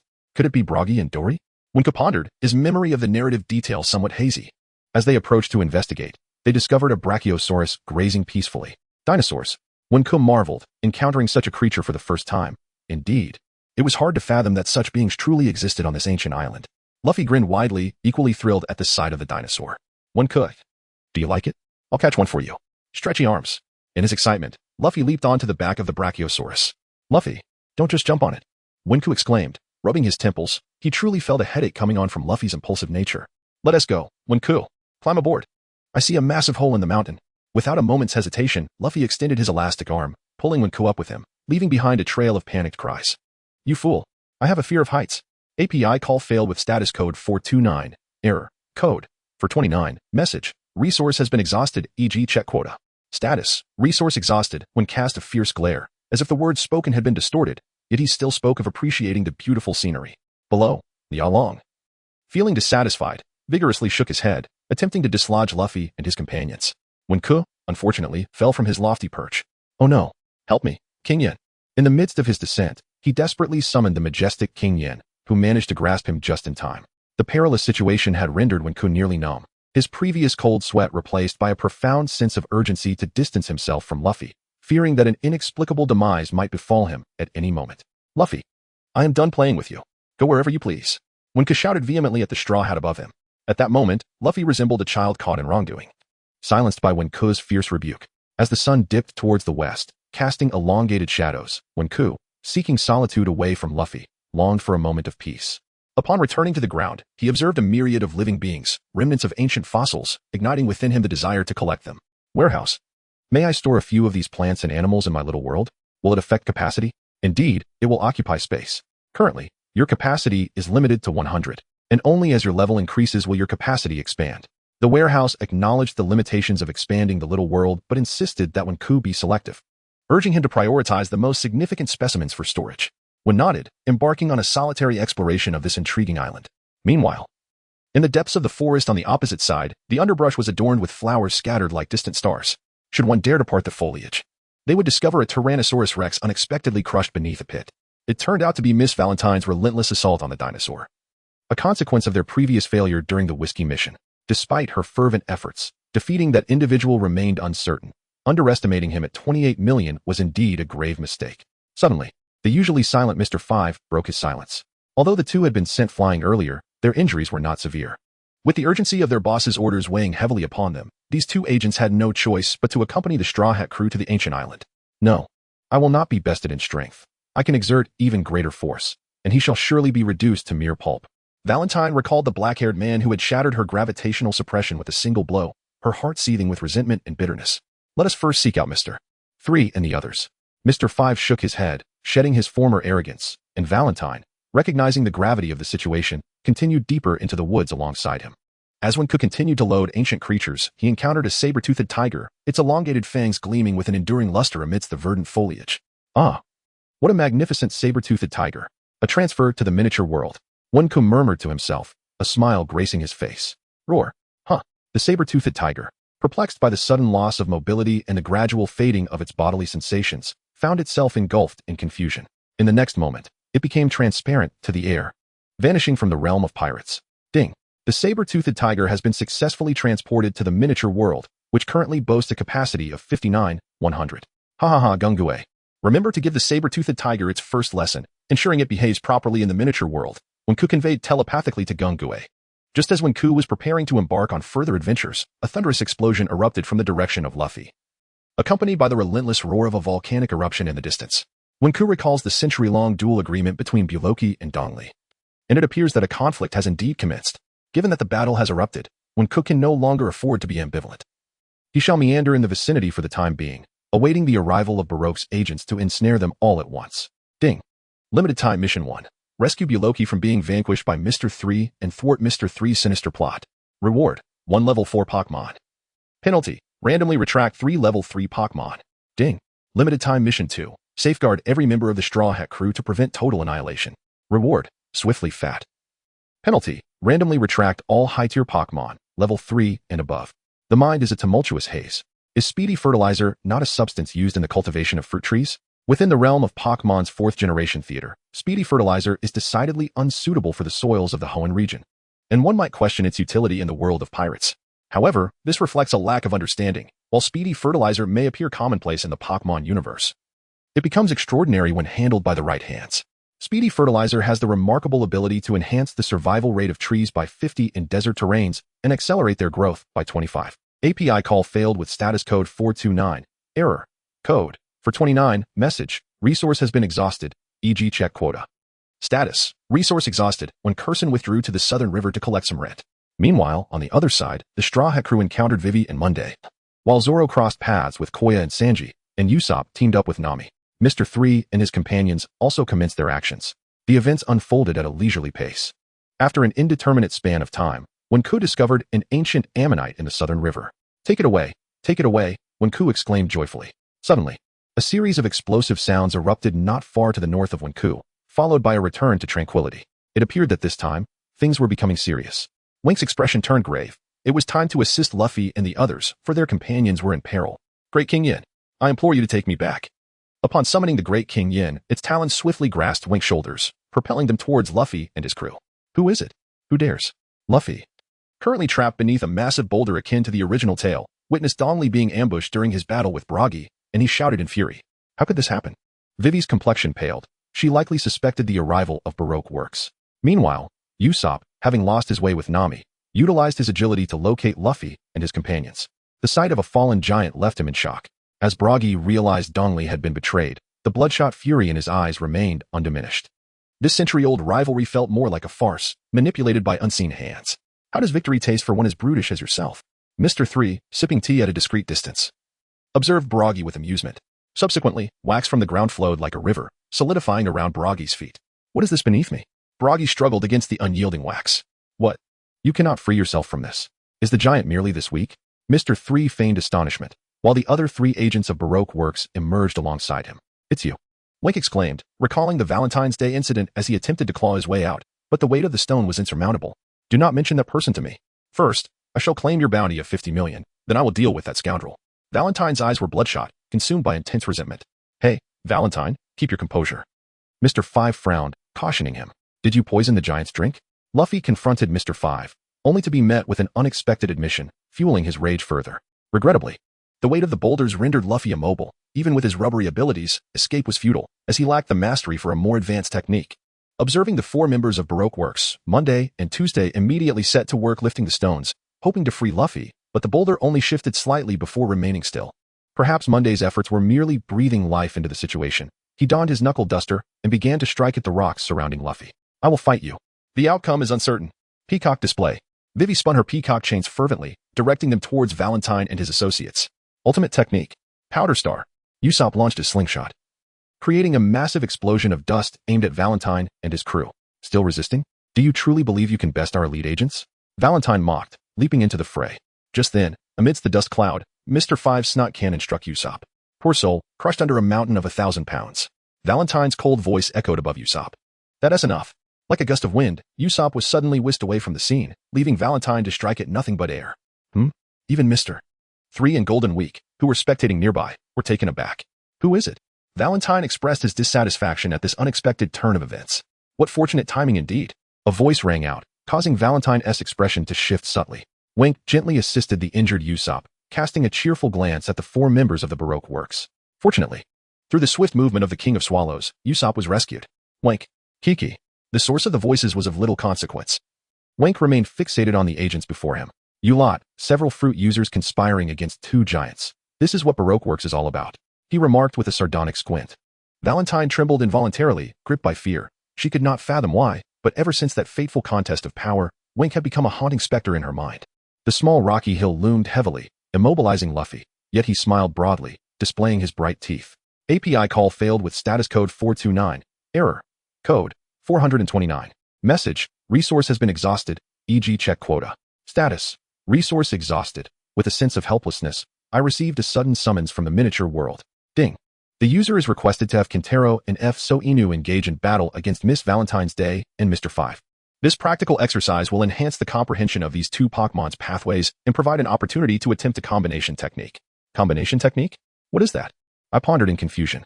A combination technique is a unique move that 2 Pokemon, sharing a commonality, can execute together, but it requires a certain affinity.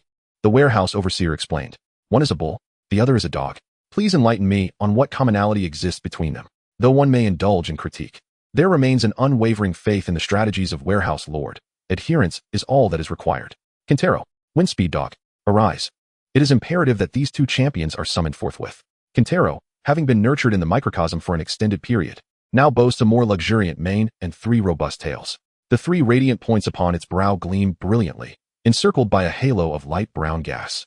Windspeed Dog, 2, is no ordinary creature. The transformation brought about by the microcosm has cloaked its visage in peculiar black markings. Its body bears stripes reminiscent of a panther, while its lengthy tail thumps against the ground, producing a resounding thud, all the while enveloped in crimson mist. To clarify, this gas represents the Dao veins, enabling the comprehensive execution of various attribute techniques while enhancing their efficacy. Ah, creatures? The distant Baroque agents exchanged puzzled glances as Mr. 3's fiery crown blazed fiercely, leaving him bewildered as to the intentions of the summoner. It is evident that the true forte of this conjurer lies in summoning Mr. 3 regarded the summoner with a grave expression. What was once an infallible plan, dispatching the giant before capturing Vivi, had been disrupted by the unexpected emergence of the summoner, who played an unorthodox card. Kintaro, you shall engage Valentine. Windspeed Dog, Mr. 5 is yours, commanded the summoner, before hastening to rescue Luffy. Moo. Without hesitation, Kintaro charged forth, the swirling brown gas around its body accelerating its momentum, allowing it to unleash self-empowerment. Muscles rippled and coiled, as Kintaro, filled with wrath, lunged toward Valentine. Summoner, instead of battling me, you send a bull to humiliate me, do you? Valentine seethed with fury, the light fruit allowing her weight to plummet to single digits as she floated effortlessly, evading the collision. In the midst of her triumph, Valentine's head was struck as if by a heavy hammer, leaving her dazed. The mental hammer concentrated its power upon her forehead, delivering a psychic shock that could induce mild disorientation in her opponent unless they possessed the fortitude of Haki to resist. Cursed, ungainly beast. 10,000 kilogram guillotine. Enraged by Kintaro's blow, Valentine, bereft of Haki, retaliated with a surge in weight to 10,000 kilograms, plummeting toward Kintaro. The latter, unwilling to withstand the impact, retreated hastily. Boom. Valentine's descent stirred clouds of dust, carving a massive crater in the ground. Once more. Moo. Just as Valentine and Kintaro reached a stalemate, Windspeed Dog and Mr. 5 were locked in an equally fierce confrontation. Nasal projectile. Boom, boom, boom. Nasal bullets. Boom, boom, boom. Mr. 5 unleashed his full firepower upon Windspeed Dog, yet the latter's erratic movements proved confounding, with accelerated motion augmented by the Dao veins. Windspeed Dog dashed with the swiftness of the wind, leaving Mr. 5 struggling to even discern its shadow at first. After enduring several failed attempts, Mr. 5 recognized that the fleeting moment of Windspeed Dog's approach was his sole opportunity for attack, thus he refrained from wasting his projectiles, patiently awaiting the right moment. Windspeed Dog, not one to be outmaneuvered, continued to alter its trajectory, seeking the enemy's vulnerabilities. Luffy, are you alright? Wenke gazed at Luffy with concern. Initially, Luffy felt a sense of pressure below, but upon seeing Wenke's worried expression, his discomfort dissipated, his waist no longer ached, and his legs were free from pain, leaving him with a foolish grin directed at her. Hey, can you move this boulder? Wenke inquired, acknowledging that Miss Monday was the true powerhouse. While she considered herself merely an amateur, "I can't, Coco, this boulder must weigh several tons." "I truly tried my best," Monday replied. Feeling as though she had let Wenke down, her head bowed and her words stumbling. "What shall we do then?" Usopp, supported by Vivi, expressed his anxiety. After all, the 4 adversaries before them were formidable, and relying solely on Wenke raised concerns about their ability to overcome such odds. Luffy strained to recall how he had escaped in the original work, but after pondering for quite some time, he found himself at a loss. Having spent over half a year in the world of pirates, his memory seemed truly abysmal. As he glanced around, he caught sight of Brokey, whose feet were ensnared. Suddenly, a realization dawned upon him. Wasn't the red demon there? If he could just free him to move the boulders, wouldn't Luffy be able to emerge unscathed? Wenke rose abruptly to approach Buloki when a sudden chill swept in from behind. His pupils dilated in alarm as he hastily rolled away to create distance, narrowly escaping the crushing force of a colossal foot that shattered the ground beneath him. "Oh, quite a swift reaction, I see," came a mocking voice from behind. "API call failed with status code 429. Error. Code 429. Message. Resource has been exhausted, e.g. check quota." Status. Resource exhausted. With no choice but to unleash his skills, Wenke ensnared the robot's legs in 8 shadowy figures, rendering it immobile. "What?" Mr. 3 exclaimed, astonished. As Wenke disregarded him and advanced towards Brookie, Mr. 3's face contorted in disbelief. How could this be? This was the Champion Cup. Capable of subduing a bounty of 42 million berries, how could it be immobilized? The stronger the adversary, the weaker the effect. And the shadow puppets could only hold the robot for less than 2 seconds, yet that was sufficient for Wenke to sprint several meters forward. "No, it will do you no good to go there. I refuse to believe you can sever my waxen shackles. The hardness of these waxen chains rivals that of iron." Bang. Boom. Just as Mr. 3 prepared to charge at Wenke, he was struck from behind. Turning to see, he found Usopp trembling, slingshot in hand, glaring at him. "Eyeball man. Your opponent is me, the great Usopp. As long as I draw breath, you shall not lay a finger on my Coco. I am a princess. Do you dare to capture me?" Mr. 3's expression shifted from astonishment to calm disdain as he regarded Vivi, Usopp, and Monday. "You 3? Can you possibly defeat me?" The battle had reached a fever pitch, with Kentaro and Windspeed Dog successfully restraining 2 Baroque agents, while Usopp and his comrades willingly drew Mr. 3's attention. However, Wenke could not afford to overlook the unengaged little girl, Golden Week. The peculiar color traps were the true peril. "Ha! If you 3 dare approach, I will slay these individuals." At that moment, Mr. 3, wielding the Champion Cup, grew wary of an unforeseen turn of events and preemptively kicked out the bound Straw Hat members, Nami, Zoro, and Kaya. Usopp, bewildered, inquired, "Nami, weren't you eaten?" Nami shot him a fierce glare, remaining silent. Originally, Mr. 3 intended to savor the torment, but the situation had unfolded unexpectedly. Mr. 3 manipulated the Champion Cup, his hands spewing forth an abundance of wax, which coalesced into a towering structure. Atop this giant tower, a pumpkin head spun, releasing a peculiar gas. Mr. 3 then hurled the 3 bound individuals onto the waxen tower. Nami, looking around, realized that contact with the fog above rendered her immobile and immediately asked Zoro beside her, "How did you get captured?" It was a long story, and Kaya was unsure how to explain. She too had likely fallen victim to Mr. 3's waxen trap. "Welcome to my waxen feast. You 3 will soon meet your end." Mr. 3 laughed heartily, mocking Vivi and her allies, who stood in stunned silence. The waxen feast. A colossal tower resembling an elaborate cake had the power to bind opponents, while the great Halloween pumpkin at the top would slowly release wax mist, gradually transforming foes into wax figures. Meanwhile, Wenke observed the towering structure rising in the distance, its colors shifting, and knew that time was of the essence. Clang, clang. When approached Brookie, attempting to strike at the shackles binding his feet, only to discover that the candle chains were indeed as unyielding as iron. It seemed Mr. 3 was not exaggerating. "What in the world is this wretched contraption? I shall slay that little fiend." Brookie reminisced about his fraternal bond with Dongli from centuries past. Yet he found himself ensnared by the treachery of Mr. 3, and he was far from resigned to his fate. Fire Dragon. Teleport. A crimson creature, approximately 1 meter 30 or 40 in height, gradually materialized before Brookie. The Fire Dragon unleashed a torrent of flames, incinerating the candle. One understood that Mr. 3's vulnerability lay in the fact that candle wax melts in the presence of fire. Currently, Pokémon such as the small Fire Dragon and Windspeed Dog were capable of countering Mr. 3. The candle chains binding Brookie's feet began to soften under the intense heat. "Brookie, see if you can free yourself." When urged, with a powerful tug, Brookie realized the wax had softened and effortlessly extricated himself. "All right, I'm truly free. Brookie, please assist in moving the boulder that lies upon Luffy." Wen's request prompted the red demon to nod, taking strides towards Luffy and directly pushing aside several tons of rock. "Yaha, I'm finally out," Luffy exclaimed, grinning widely. Mr. 3 had been monitoring the giant's movements, and upon witnessing Brookie's escape, he felt incredulous that one could dismantle his chains, prompting him to hastily retreat towards the towering structure behind him. Naturally, that was a notorious pirate with a bounty of 100 million berries from a century ago. The red demon glared at Mr. 3, seething with rage, brandishing his battle axe and giant shield as he charged at Mr. 3. "You little rascal! Where do you think you're running?" Mr. 3, in a panic, fled without direction. Usopp, seizing the opportunity for glory, bravely joined Brookie in countering Mr. 3. Cursed.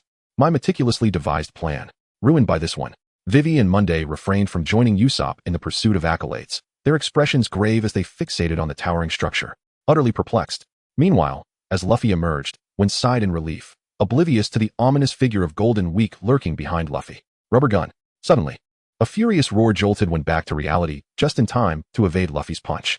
"What in the world are you doing, Luffy?" One exclaimed in astonishment. "One, I will defeat you." Luffy, seemingly oblivious to his own folly, charged at One, who deftly rolled away to evade the attack. Finally catching sight of the paint on Luffy's vest. 3 colors, black, green, and yellow. The black paint of betrayal, which could turn even the most loyal companion against you upon contact. The yellow-green paint of friendship, which would regard Miss Golden Week as an ally. Wenke's pupils constricted. "Golden Week? This is not good. You treacherous scoundrel. How dare you, a woman, show your face." Wenke exclaimed, still unable to catch sight of Golden Week. Only Luffy pressed on fearlessly, his sole target being Wenke. "Vivi, find a way to destroy the Candle Tower and rescue Nami and the others. The candles are afraid of fire. The fire dinosaur will be your responsibility. I will confront Luffy," Wenke declared, instructing the fire dinosaur to accompany Vivi and her group. "Luffy, are you really going to hurt me too?" Wenke shouted at Luffy. "Wenke," Luffy murmured, his fists momentarily faltering, a pained expression etched upon his face. "No, I can't use the rubber rocket cannon. Stop it, please." After a brief pause, he resumed his charge, unable to halt the impending attack. His arms stretched to their utmost limits, exuding an overwhelming force, regardless of the gravitational impact. Wenke could already sense the threat to her life. A direct hit could prove fatal. Yet, the speed of the rubber cannon was too swift for Wenke to evade.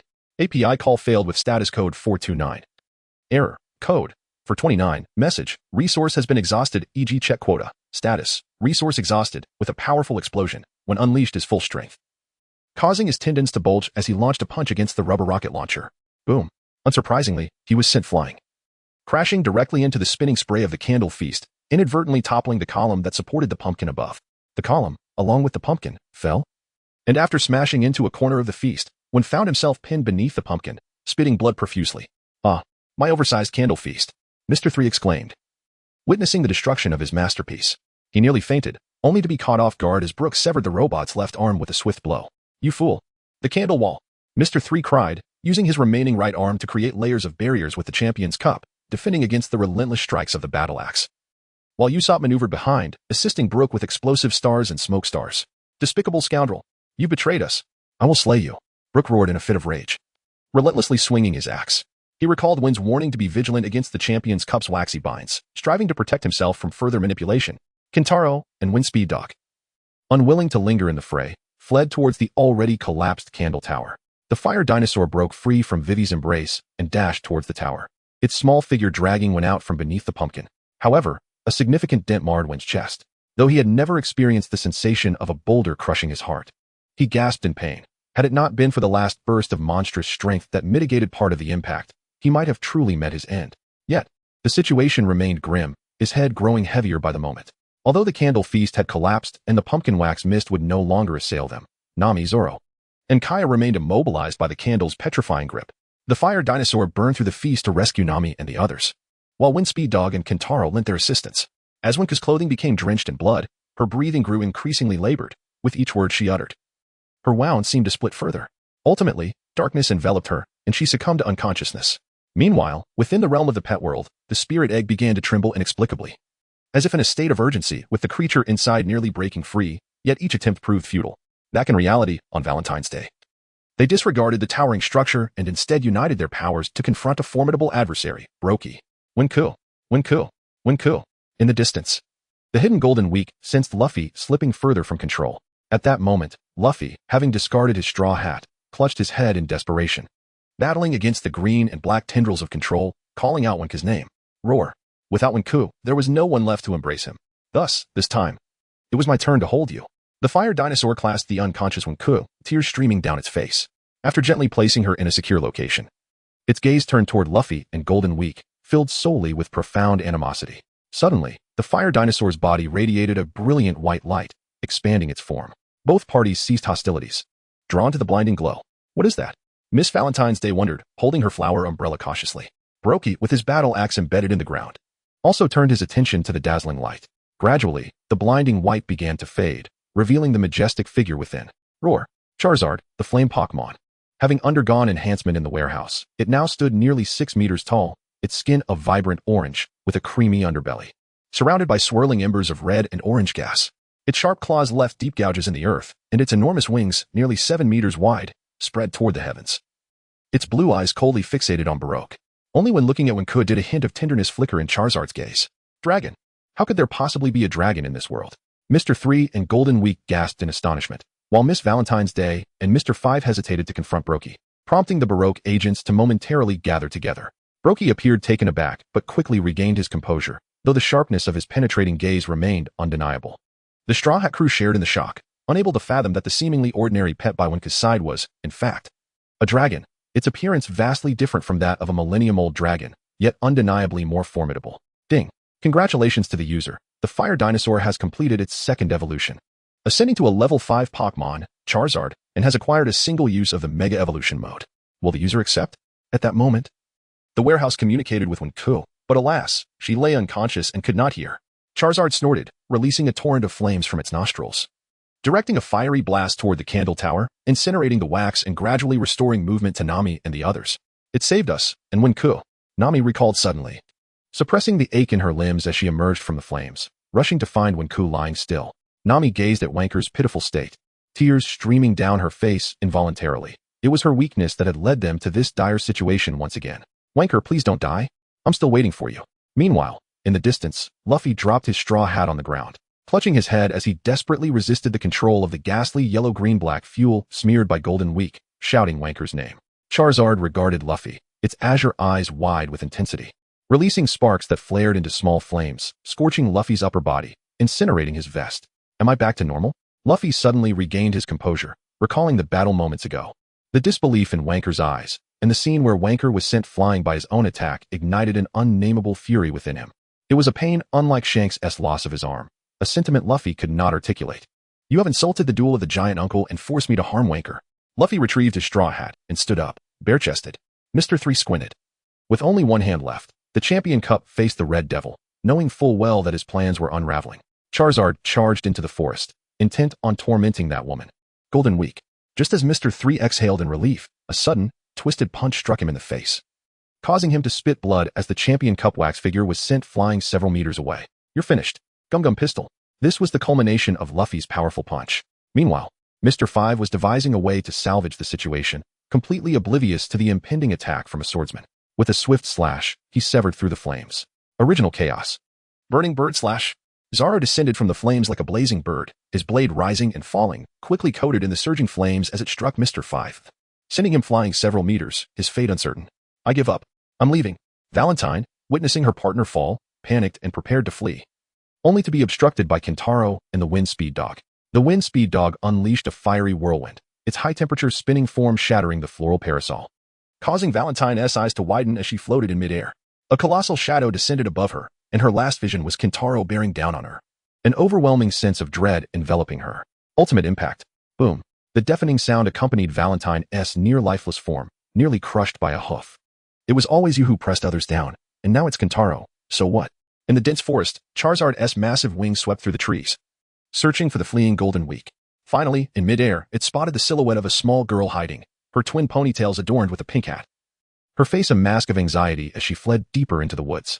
Charizard recalled Wenke's appearance, its eyes turning cold and merciless, showing no concern for delicate flowers. It opened its maw to unleash its strongest attack. Purgatory. Flames shattered the earth, and no one could halt the rapid cracking of the surface. Only the echoes of screams resonated through the forest, harmonizing with the roaring inferno. Champion's Fist. As Mr. 3 battled Luffy, Luffy leveraged himself to run to the left. His feet propelled him powerfully against the ground, cracking the surface beneath him as he dashed past the champion cup, leaping over the robot to reach the back of the champion cup. Gum Gum Volcano. Luffy delivered a powerful upward kick with his left leg, mercilessly sending the champion cup soaring into the air, a rubber attack inspired by the Little Garden volcano, the force of the impact shattering the champion cup's rear armor. Impossible. This is akin to Iron S final strike. Gum gum stamp. Luffy aimed at the broken rear armor and stomped down, his sandal pressing against Mr. Three's back, forcing him into a collision with a tree. 3 or 4 large trees were obliterated by the fierce shockwave, leaving Mr. Three completely unconscious. Thus, the 4 Baroque Works agents fell into disarray, and Mr. Three's scheme collapsed. The battle concluded. The Straw Hat crew surrounded the gravely injured Wanker, with Luffy anxiously watching Broggy, repeatedly asking, "Uncle, will Wanker die? Will he die? Will he die? It's all right, this kid isn't dead yet, but he is indeed seriously injured." Luffy was too harsh, Broggy replied, utterly exhausted. Whether it was battling Dory or facing the Baroque agents, even as a giant, he was running out of stamina. Nami looked weary, her spirits unlifted by the fight. Luffy carried Wanker back to the Mary, urgently instructing Kaya to ensure Wanker regained consciousness as Kaya and Chansey began his treatment. Meanwhile, Sanji had just returned to the ship. Although he had missed the entirety of the battle, he brought with him significant news, his conversation with Mr. Zero, which astonished the Straw Hat crew. Additionally, he returned with the most crucial item, a permanent log pose. This would allow the Straw Hat crew to avoid lingering at Ancient Island and continue their journey. However, their expedition to Alabasta had grown increasingly enigmatic. Darkness, endless darkness enveloped the world. Wenku felt as though he had wandered into an endless void, devoid of direction and aimlessness, until a beam of light pierced through the darkness. As he opened his heavy eyelids, he found himself lying in the familiar confines of his room. The only memory that lingered in his mind was the image of Luffy's formidable rocket. "Wow, Coco, you're awake," came the voice of Black Sister. And a faint smile flickered across Wenku's face. "I might as well be dead." Just as Wenku was about to close his eyes once more, he was jolted awake by that insufferable fellow, the voice echoing incessantly in his ears. "Wenku, please forgive me. Forgive me. Wenku, I was wrong. I couldn't bear to see you go." Only Luffy would act in such a manner, and Wenku felt a numbing indifference. "Stop shaking me. If you cook me a meal, I might consider forgiving you." Wenku gritted his teeth at Luffy. "I was fainting before, and now I simply wish to sleep. Is it too much to ask for some peace? Regardless, you wouldn't be able to cook, so I expect you to back down." Yet, the reality unfolded in stark contrast. "All right, Wenku, I will prepare a delicious meal for you." The Straw Hat enthusiastically dashed out of the cabin, chattering animatedly. Could it be that he really intends to cook? The text cannot be pondered upon too deeply, for at this moment, the warehouse guardian reiterated its message. Ding. Limited time mission 1. Shatter Mr. Three's deception completed. Reward, 1 level 4 Pokémon. Does the user wish to claim the reward? Ding. Limited time mission 2. Safeguard each member of the Straw Hat crew. Completed. Reward, Speedy Fat, which has already been recorded in the miniature space. Ding. Congratulations to the user, as their Charmeleon has achieved its second evolution, transcending to become a level 5 Pokémon, Charizard, and possesses a single opportunity for Gigantamax mode. Does the user accept? Gigantamax mode. Is not this form exclusive to Pokémon from the Galar region? Could it be? Indeed, it is not limited to Gigantamax. Both X and Y forms also exist. Typically, Gigantamax Pokémon are of level 6 or higher. Furthermore, the warehouse guardian advised the user to cherish this Charizard, for it is no ordinary creature. API call failed with status code 429. Error. Code. For 29. Message. Resource has been exhausted, e.g. check quota. Status. Resource exhausted. API call failed with status code 429. Error. Code. For 29. Message. Resource has been exhausted, e.g. check quota. Status. Resource exhausted. Wenku rolled her eyes and twitched her limbs. What an extraordinary flavor this is.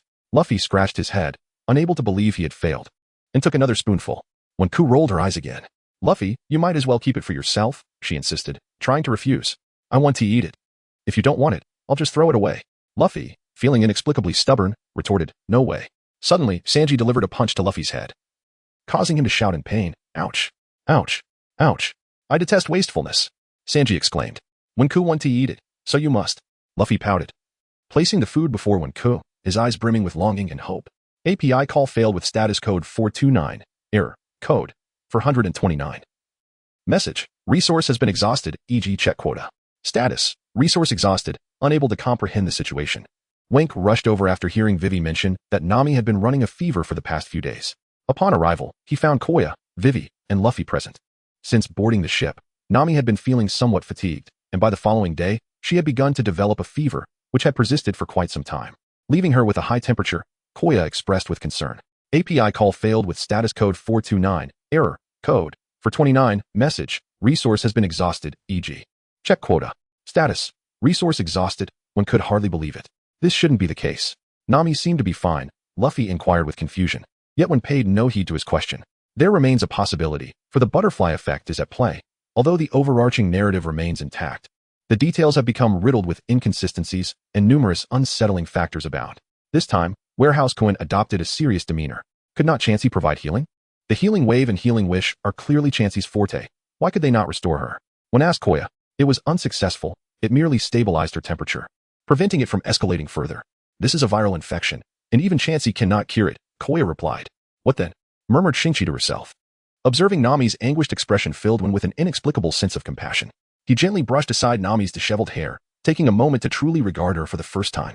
However, there are a few medicinal remedies known to treat viral infections, but regrettably, it is either due to a lack of materials or unsuitable conditions. I must seek a nearby town to procure the necessary herbs and brew a remedy for her, Koya suggested to one. Considering he was the first mate and thus a reliable individual in such matters, Nami, with a nod of her head, suddenly sat upright in her sickbed and instructed Vivi to retrieve the newspaper from the desk drawer. Alarmingly, the news revealed that 300,000 royal troops had defected to the rebels, completely altering the situation. The royal family of Alabasta was in peril. As Vivi opened the paper, her eyes brimmed with anxiety. At last, the insurrection in Alabasta has surfaced, Nami sighed, overwhelmed by a wave of dizziness that nearly incapacitated her. Yet, the gravity of the Alabasta uprising eclipsed even her own health concerns. And please, refrain from mentioning my temperature. If I say I am fine, then I am indeed fine. The paramount task is to continue our journey to Alabasta. We must hasten our return. Resolutely, Nami left her sickbed and, despite her weakness, strode out of the cabin. Wenke furrowed his brows and followed Nami outside. Nami, go back and rest. Wenke, I'm fine, really, I'm fine. You still have injuries. You should return and rest. Nami swayed a bit, looking weary, and Wenke supported her. Noticing her reluctance, his expression grew increasingly grave. Is it really necessary to push yourself like this? Other girls are doing their best. What does my minor injury even mean? No. You must lie down and rest. I will take care of the navigation. Wenke snatched the eternal pointer from Nami's hands and carried her toward the cabin. You rascal, what are you doing? Nami, flushed either from fever or embarrassment, perhaps both, protested. I want you to rest. You don't trust me to steer? Wenke gently placed Nami back on the bed. Seeing his stubbornness, Nami had no choice but to acquiesce. All right, Wenke said, his face serious. He immediately went to the deck to gather everyone for work. I have decided. We will treat the illness first. Then restore the kingdom. Can Princess Vivi accept this? Wenke fixed a serious gaze on Vivi. She could not ignore the plight and agreed that Nami's health was paramount. Thus, the principle of treating Nami's illness first was unanimously accepted by the group. The merry-go altered its course toward Drum Island. Suddenly, a blizzard swept through, and the Straw Hat crew donned cotton jackets. On the deck stood only Wenke, Luffy, Zoro, and Usopp, with Meow Meow at their feet. The others were inside tending to Nami. Hey, do you think it's possible for someone to stand on the sea? Zoro asked from the lookout. Usopp shrugged, deeming it a fanciful notion. Only Wenke's eyes darkened, unless one was an adept of the 6 styles or possessed certain abilities. He couldn't recall much of the specific plot. Could it be that a formidable foe was approaching? Zoro pointed ahead, and the group looked to see a figure indeed standing on the water's surface. This individual had thick, wave-like lips and long arms that hung down to their knees. Wenke scratched his head, feeling that he had seen this person in the original work, but couldn't recall any significant details. It's really cold today, Usopp said, rubbing his eyes, feigning calmness, and Luffy agreed. It seems they aren't using the 6 styles, so they must be a devil fruit user. Everyone, pay attention. This is not a time for jokes, Wenke warned gravely. Increase buoyancy. Suddenly, the water beneath the long-armed figure surged, and a massive iron ship emerged from beneath the waves. Its size dwarfed the merry-go. Wenke's pupils constricted. Whose influence is this? Is Drum Island under the control of Walbo? Attention, an enemy attack may be imminent. Wenke bellowed. The crew shook off their earlier shock and prepared for battle. Is that a watermelon? Luffy exclaimed in surprise. The steel vessel resembled a giant sphere, with only its flag atop indicating it was a ship. Then, the iron plating of the ship was pulled down, revealing the interior. Oh no, it's a pirate ship. Usopp and Meow Meow donned their goggles, now learning the sniper's craft. Fully equipped for the confrontation. Haha, you are shocked, aren't you? This is the mighty submersible ship, the King of Bewley. A harsh quack echoed from the pirate ship, brimming with arrogance. Ding. Issuing a time-limited mission, protect the entire ship, including the merry-go, and thwart Walbo's nefarious surprise attack. Reward. Learn 1 water-type move from the designated level 2 Pokémon, Kamikyu, with a choice of 3 at the time of reward distribution. Penalty. All level 3 Pokémon will be confiscated. The warehouse spirit announced the new task. Teleport Charizard. Jengar. As the warehouse mission message transmitted, Wenke comprehended fully. This was Walbo's pirate ship, and he had to ensure the safety of everyone on board, demanding every ounce of his focus. Charge. Let's board and seize control. From above, the original voice began issuing commands, and nearly 100 men descended upon the merry-go's deck. Zoro, cut the chains. Wenke instructed. I dare anyone to try. The well-trained band of pirates had their guns trained on Wenke and his crew, their eyes glinting with greed as they spotted Charizard. "Captain, we found a strange creature. It resembles a dragon." A grotesque, rotund pirate climbed onto the merry-go's deck, gawking at Charizard, his jaw dropping as he accidentally swallowed the sword in his hand. Chewing it in disbelief. "I was hoping to see if you had an eternal pointer, but it seems I've stumbled upon a treasure worth quite a bit. If I consume this, it will count as spoils of war, regardless of whether the Straw Hats pose a threat. Also, your ship and treasures are mine. But my stomach is too hungry. Let me have a taste first." The glutton inspected the deck, eyeing the ship's railing appreciatively, and bit into it. "What on earth is this monster?" Usopp exclaimed, nearly dropping his eyes out. The truth of Walbo's Munch Munch fruit was indeed as notorious as rumored. And Wenke fell silent. "You shall not eat my ship," Luffy declared with indignation, preparing to strike, but the soldiers behind him aimed their guns to halt Luffy's actions. Inciting further fury, with a flurry of punches, Luffy knocked down the surrounding soldiers. "I will not allow you to eat," Luffy shouted angrily as he charged at Walbo. "You dare to resist? Fire! Fire!" A line of soldiers opened fire on Luffy. "We will fight back too," Wenke roared. "Shadow puppet clone."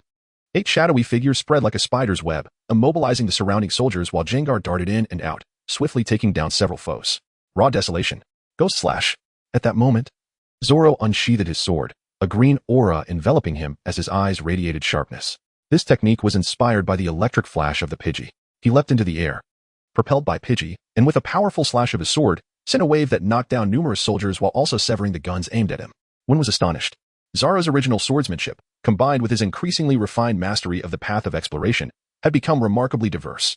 In the future, should he incorporate Haki, he would undoubtedly become an extraordinary force. The Meow Meow warrior brandished a 5-kilogram hammer, darting beneath the soldiers' feet, spinning and striking with relentless precision, mercilessly smashing their toes, eliciting cries of agony all around.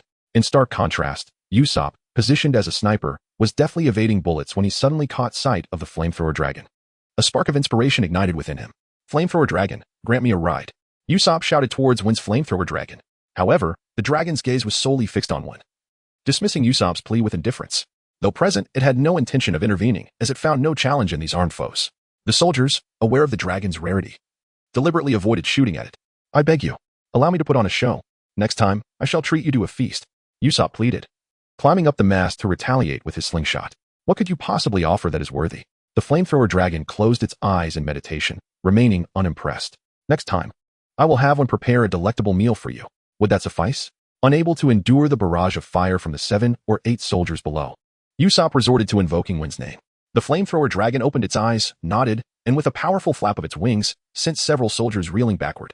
Seizing the opportunity, Usopp leaped down and grasped the dragon's neck, soaring into the sky. "Ah, your captain is not merely a name of renown. I am Usopp, the Dragon Rider warrior, captain of the Straw Hat crew." His voice echoed remarkably, reaching Wind's ears below. "Dragon Rider? Usopp?" As Wenke lifted his gaze, he beheld the old crow soaring through the skies atop his treasured fire-breathing dragon, furiously cursing Usopp. "I have yet to relish this treatment. And yet you have stolen it from me, a mere dragon-riding warrior, a so-called captain." However, Usopp remained oblivious to his lamentations, for beneath him, the dragon intensified its onslaught with an ever-increasing fervor. Ultimate technique.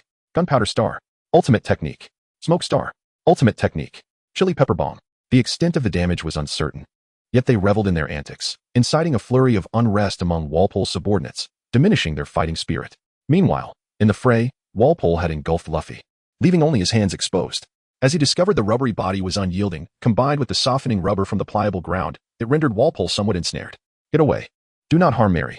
Luffy's hands extended to their utmost, delivering a forceful blow to Walpole, who was sent hurtling away. This spectacle left his crew astounded, and with their captain dispatched, their morale plummeted, prompting a hasty retreat.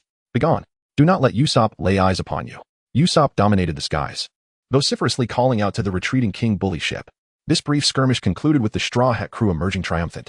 Despite their victory over Walpole's inexplicable assault, the merry ship sustained damage to its deck. As night approached, the crew resolved to anchor and attend to repairs. Nami's fever was temporarily alleviated by Chopper, yet the root of her illness remained elusive, strongly indicating a viral infection. That night, Sanji stood guard, while the others nestled close to Nami, primarily to ensure her safety. At dawn, although the sea lay still, an inexplicable chill descended, causing Sanji to curl up in the lookout tower, where he had long been awakened by the sounds of the deck being pounded. As he lowered his blanket and raised his head, he spotted Usopp and Wenke diligently mending the areas gnawed by Walpole. "Oh dear, you two are up quite early," Sanji remarked with a smile as he lit a cigarette. Indeed, There's a breach here that must be addressed first, Wenke replied. By the way, Wenke, how is your wound faring? Usopp inquired, donning goggles and gazing curiously at Wenke. Words may fail, yet the wound upon my chest has yet to fully heal. However, the recovery is progressing satisfactorily. At this juncture, Luffy often exhibits a lack of reliability. Nami has fallen ill, and although Vivi possesses keen intellect, she struggles to command respect. Consequently, the first mate, Wenke, is required to oversee the affairs aboard the vessel. The waters here have grown increasingly tranquil.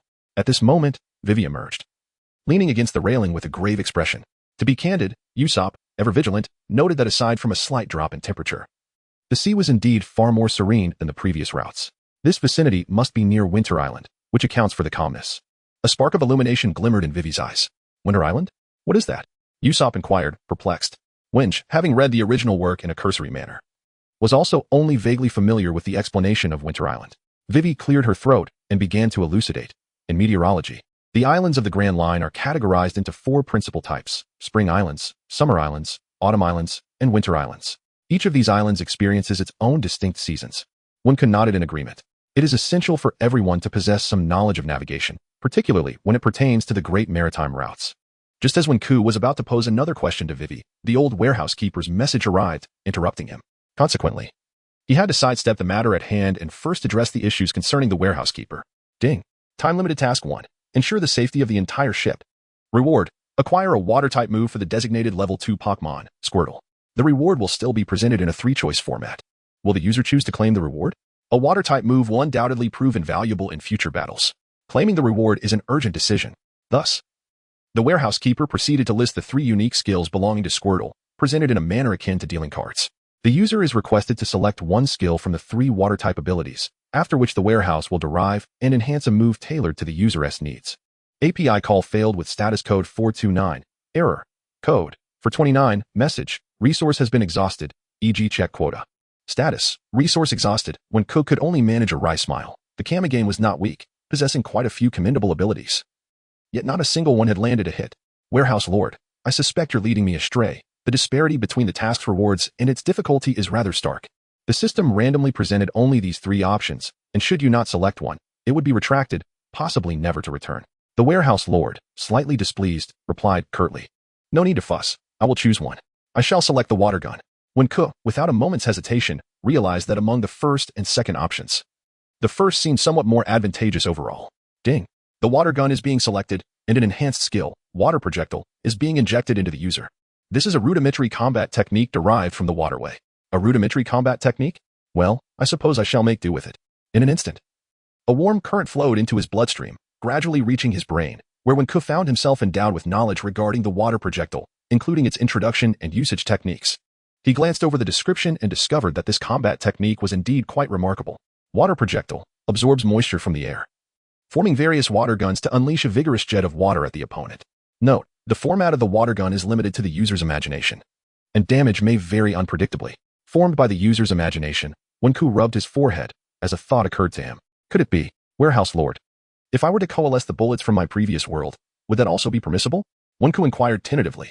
In theory, that should be feasible, but it would be limited to bullets, and the resultant water guns may lack significant power. Haha, now that ability sounds quite impressive. Wenku rejoiced, recalling several firearms from his past life, such as the water gun Barrett. Even if their power was minimal, their practicality was considerable. This maneuver was rather commendable. Such an extraordinary ability classified merely as rudimentary? When, perceiving this as a twist of fate, found his mind adrift when he suddenly heard Sanji's fervent exclamations from above. Alas! Look over there. There truly is an island ahead. Have we arrived? As when raised his gaze, he beheld the drum-shaped island, his heart swelling with emotion. Winter Island. A former bastion of medical prowess. Nami would be saved. An island? Is it true? Have we truly discovered an island? Indeed, it is a dazzling expanse. Perhaps a snowy isle. At that moment, Luffy kicked open the door and dashed out, his excitement palpable upon seeing the drum-shaped island. The ship, ceaselessly navigating forward, entered a realm of pure white, prompting everyone to don their winter coats as they surveyed their surroundings. So much snow. I am overjoyed. Initially clad only in a vest, Luffy was soon enveloped in a specially crafted white cotton coat, as when feared for his safety against the biting cold. In the frigid temperature of -10 degrees, when found the warmth of the cotton coat sufficient to endure, the Mary set sail into the inland river, seeking a spot near a cascading waterfall to anchor. Just then, the warehouse master issued a time-sensitive mission. Ding. Time-limited mission 1. Ensure Nami's safety and personally carry her to the witch method on foot while guaranteeing your own safe passage. Reward: a randomly generated Pokémon-type devil fruit. Penalty: confiscation of approximately 10 Pokémon at random. Curse it. On foot. One had contemplated the idea of having Charizard transport Nami, but it seemed the system had anticipated his every thought. What exactly is this Pokémon-type devil fruit? Upon completion, you shall be informed. It is a product simulated by the warehouse upon entering this world, and it exists within a level 4 shop, something beyond your purchasing power. You must acquire it, the warehouse master remarked with a hint of amusement. Very well. This journey will undoubtedly be exhausting. As the merry docked, the Straw Hat crew prepared to split into groups to search for a doctor when they were suddenly surrounded by figures emerging from the island's periphery. No pirates are permitted here. The individuals clad in winter coats must be the island's inhabitants, armed with hunting rifles, their wary gazes fixated on the Straw Hat crew. Wenke had just finished reviewing the assigned task and was lost in thought when he was suddenly confronted by an unexpected event, causing his expression to darken. To his surprise, the island was inhabited, and the atmosphere had grown tense. Usopp, pulling out his slingshot from behind, coldly remarked to his companions, "Detestable pirates. You should swiftly leave. Our island does not welcome you." Among the townspeople, a figure emerged, commanding the Straw Hat crew to depart in a grave tone. "No. We have come in search of a doctor. We have a patient on our ship," Luffy shouted, prioritizing the safety of his friends above all else. However, the armed townsfolk proceeded to open fire, wounding Vivi, which ignited a powder keg of fury within the Straw Hat crew. Luffy, lowering his straw hat, was overcome with murderous intent. Unexpectedly, Vivi knelt down on both knees, leaving the Straw Hat crew in shock. The resolution of the situation was beyond Wenku's imagination. Even more astonishing was that Luffy also chose to kneel. Wenku's expression turned grave. This moment led Wenku to momentarily question his own tolerance and compassion, however. Such thoughts were of little consequence now. The pressing matter was to resolve Nami's predicament. Ultimately, those individuals acquiesced to the Straw Hat crew's request and agreed to guide them in search of a doctor. "I shall carry Nami," Wenku declared. And after meticulously assisting her in donning warm clothing, he lifted her onto his back and made his way down to the ship. The others exchanged glances before following the leader among them, seeking the doctor, while Zoro and Monday remained behind to guard the vessel. "We have only one doctor here, the witch known as Dalton, who is the captain of the island's guard," he informed the Straw Hat crew. Dalton, one endeavored to recall the character from the original work. Seemingly a user of a devil fruit, yet due to the character's minor role, he found it difficult to remember which fruit it was. "What an odd island," Sanji remarked, cigarette in hand, as he followed along. "This island is still nameless," Dalton replied in a subdued tone. As they continued on their journey, they encountered some peculiar creatures, such as the hiking bear, which intrigued the Straw Hat crew. The towering figure of the trekking bear stands at an impressive 4 meters, truly majestic, far surpassing the bears of his own world. They journeyed onward to their temporary destination, the village of the Great Horn. There, Dalton recounted the tale of the witch doctor, Kureha, and her abode. When the audience learned that it was a castle upon Magnet Mountain, their expressions turned grave. "Surely you jest? Ascending such heights?" Usopp inquired of Dalton, seeking confirmation. Furthermore, could a woman of over 140 years truly provide healing? Sanji felt a twinge of doubt at that moment. "No, we cannot delay. It is perilous for Nami." Vivi expressed her concern. Though Chansey managed to regulate her rising temperature, the fevered body could still be a torment for an ordinary person. "Then let us ascend the mountain to seek the doctor. No objections, right, Wenke, Sanji?" Luffy declared resolutely, deciding that he, Wenke, and Sanji would escort Nami up the mountain. Sanji extinguished his cigarette and fell silent, gazing at the swirling snow. Wenke too remained quiet. He was prepared to climb, not merely for the mission, but for Nami's sake. After several hours of rest, the trio readied themselves. Wenke continued to carry the feverish Nami, and Luffy did not press him. Their formation was Luffy leading the way, Wenke in the middle, and Sanji bringing up the rear. The 3 figures gradually faded into the snowstorm, merging with the vast whiteness. "Stay safe, Koya," Vivi whispered, as she and the others remained behind, silently wishing for the safety of Luffy and his companions. As they trekked onward, Wenke found himself somewhat winded. His physique was not on par with Luffy and Sanji, and his earlier injuries had not fully healed. With each step, he felt the sweat accumulate beneath his coat. Carrying Nami, she labored to breathe, striving to remain calm against the fever. "If you feel too fatigued, take a moment to rest," Wenke advised her. Nami did not respond, tightening her grip around him. "Wenke, be cautious," Nami urged, sensing danger nearby. Sanji caught a glimpse of a white shape mingling with the snow, his vision no less keen than Usopp's. Suddenly, a colossal creature, nearly 2 meters tall, surged towards them, its fearsome fangs glinting menacingly. Wenku's complexion turned pale. Good heavens, there truly exists a carnivorous rabbit of colossal size. However, this creature does not resemble the original depiction, does it? Wenku need not worry about the rabbit's role. Sanji swiftly reassured Wenku and the others, delivering a powerful kick that sent the gigantic rabbit soaring. Yet, the journey was still long and more rabbits emerged, each one more enormous than the last, with the largest reaching an astounding 4 meters in height. They surged towards them like a relentless torrent. Rubber machine gun. Luffy unleashed his full force in an attack. Lamb meat decapitation whirlwind. Sanji executed a flurry of kicks, raising countless snowflakes into the air. After vanquishing an uncountable number of rabbits, these creatures' resilience was astounding as they rose again and again. Damn it, there are too many. We must flee. This time, Sanji took the lead, with Wenke closely following, while Luffy provided cover from behind with his barrage of machine gun fire, ensuring the safety of the team. It seemed that calamity came in waves, just as the three were on the verge of escaping the rabbit onslaught. A series of resonating tremors echoed ominously, signaling imminent danger. There is no time. Wenke, take Nami and flee swiftly. Sanji's expression turned grave as he realized an avalanche was approaching. API call failed with status code 429, error, code, for 29, message, resource has been exhausted, e.g. check quota. Status, resource exhausted. The plans that one had once contemplated can only be executed now. Warehouse Keeper. Utilize that level 4 Pokémon Onyx's advanced ability potion, which enhances its capabilities by 50%. Ding. The injection of the 50% advanced ability potion into Onyx commences, granting it 7 available moves and the ability to transform. The moves include Rock Slide, Harden, Bind, Rock Polish, Roar, Sand Tomb, and Dig. Does the user accept? Accepted. Transform swiftly. A brilliant light envelopes his entire being, as if his bones are being restructured, causing Wen to sweat in pain. Sanji and Luffy, witnessing Wen's transformation, are left in awe, while Nami, unable to move, opens her eyes in astonishment. This is Wen, the embodiment of light.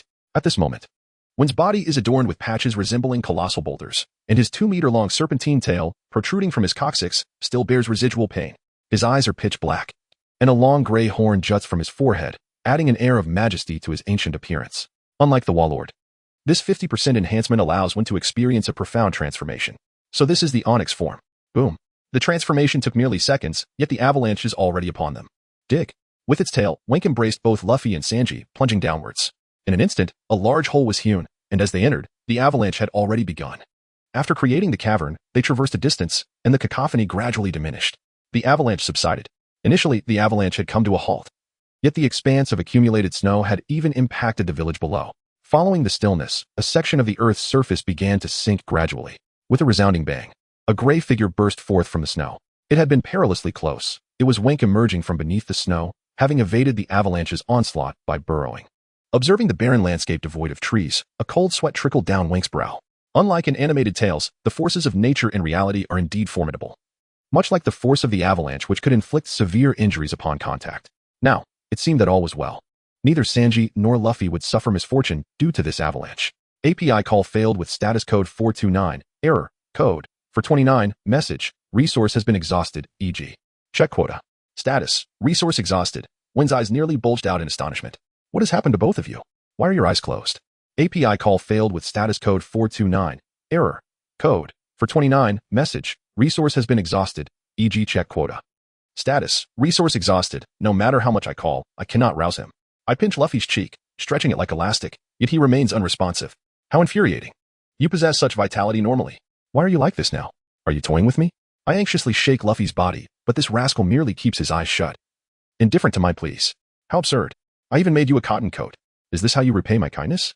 This narrative is utterly flawed. Was it not only Sanji who was injured? Having avoided the avalanche, the situation has inexplicably worsened. Why has Luffy also succumbed? There is no choice now but to escalate.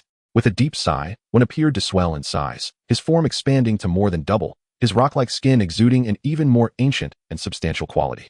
API call failed with status code 429, error, code, for 29, message, resource has been exhausted, e.g. check quota. Status, resource exhausted, API call failed with status code 429, error, code, for 29, message, resource has been exhausted, e.g. check quota. Status, resource exhausted. Wenke continued to tread forward, completely distancing himself from the site of the previous avalanche. At this moment, the surrounding ancient trees grew increasingly abundant. Ah, how arduous this journey has been. I have finally reached the base of Chimney Mountain, with success merely a step away. Wenke exclaimed, lifting his gaze towards the towering peak. A faint voice called out from his shoulder. Sanji, you are awake. How do you feel? Wenke responded with delight. My body aches terribly, likely from being compressed by the debris, Sanji replied weakly. Wenke indeed underestimated the situation. He had endeavored to widen the tunnel's diameter, yet unforeseen pressure issues arose, likely the cause of Sanji and the others' unconsciousness. You should rest for now, with me here. I will surely ensure you reach the doctor, Wenke remarked, a gentle smile gracing his lips, his left shoulder steadfastly supporting Sanji's hand. Sanji returned a faint smile before closing his eyes once more, placing his unwavering trust in Wenke from beginning to end. As twilight descended, the snowstorm intensified. This could not continue. Wenke could not recall how Luffy ascended in the original narrative. The sun was on the verge of setting, and the blizzard grew fiercer. The snowfall was too heavy. Wandering aimlessly was unwise. He needed to find a place to rest for the night and set out at dawn. Rock polish. At that moment, Wenke's right fist transformed into a stone axe, striking with great force against the surrounding old trees, the sound echoing as he cleaved through two trunks. API call failed with status code 429. Error. Code. 429. Message. Resource has been exhausted, e.g. check quota. Status. Resource exhausted. API call failed with status code 429. Error. Code. 429. Message. Resource has been exhausted, e.g. check quota. Status. Resource exhausted. API call failed with status code 429. Error. Code. 429. Message. Resource has been exhausted, e.g. check quota. Status. Resource exhausted. Wenke remained motionless, his heart suddenly filled with melancholy, enveloped in silence. In truth, he had contemplated this matter. After all, Nami's affection had previously reached a remarkable 90, a figure that had momentarily flustered him. However, after enduring numerous experiences, he found himself harboring genuine feelings for the girl. After all, human emotions cannot be quantified. Data merely serves as a measuring stick. Enough of this, my dear. You should rest well. I must take my post for a while. Wenke initially believed it to be mere ramblings caused by a high fever, yet Nami nestled in his embrace, her crimson cheeks illuminating her hopeful gaze as it met his. With sincerity, she began to express, I am not causing a commotion. I am fully aware. Wenke. From the moment you vanquished Arlong, perhaps even earlier, you captivated me profoundly. Throughout your journey with the Straw Hat crew, your unwavering dedication and the countless sacrifices you have made for each member are evident to all. When listened intently as Nami poured out her heart. Initially, I perceived you merely as a pirate. To be candid, I had no fondness for pirates in the past. However, the Straw Hat crew is certainly an exception, as each member aboard strives ardently for their dreams. And you, your last injury truly terrified me. Do you have any idea how despondent I felt at that moment? You seemed like a person who did not belong to this world at all. From the very beginning until now, I have been unable to fathom your depths. Nevertheless, none of that matters anymore. I care not for what you possess or who you are, for reality has destined me to cherish you. Despite her dizziness and physical fatigue, Nami felt compelled to express the truths within her heart. API call failed with status code 429. Error. Code. 429. Message. Resource has been exhausted, e.g. check quota. Status. Resource exhausted. Wenke. Oh Wenke, what qualifications do you have to let someone down? Only after making a truly resolute decision can Wenke finally open her heart. Do not utter foolish words. It is only when you are safe that we can be together.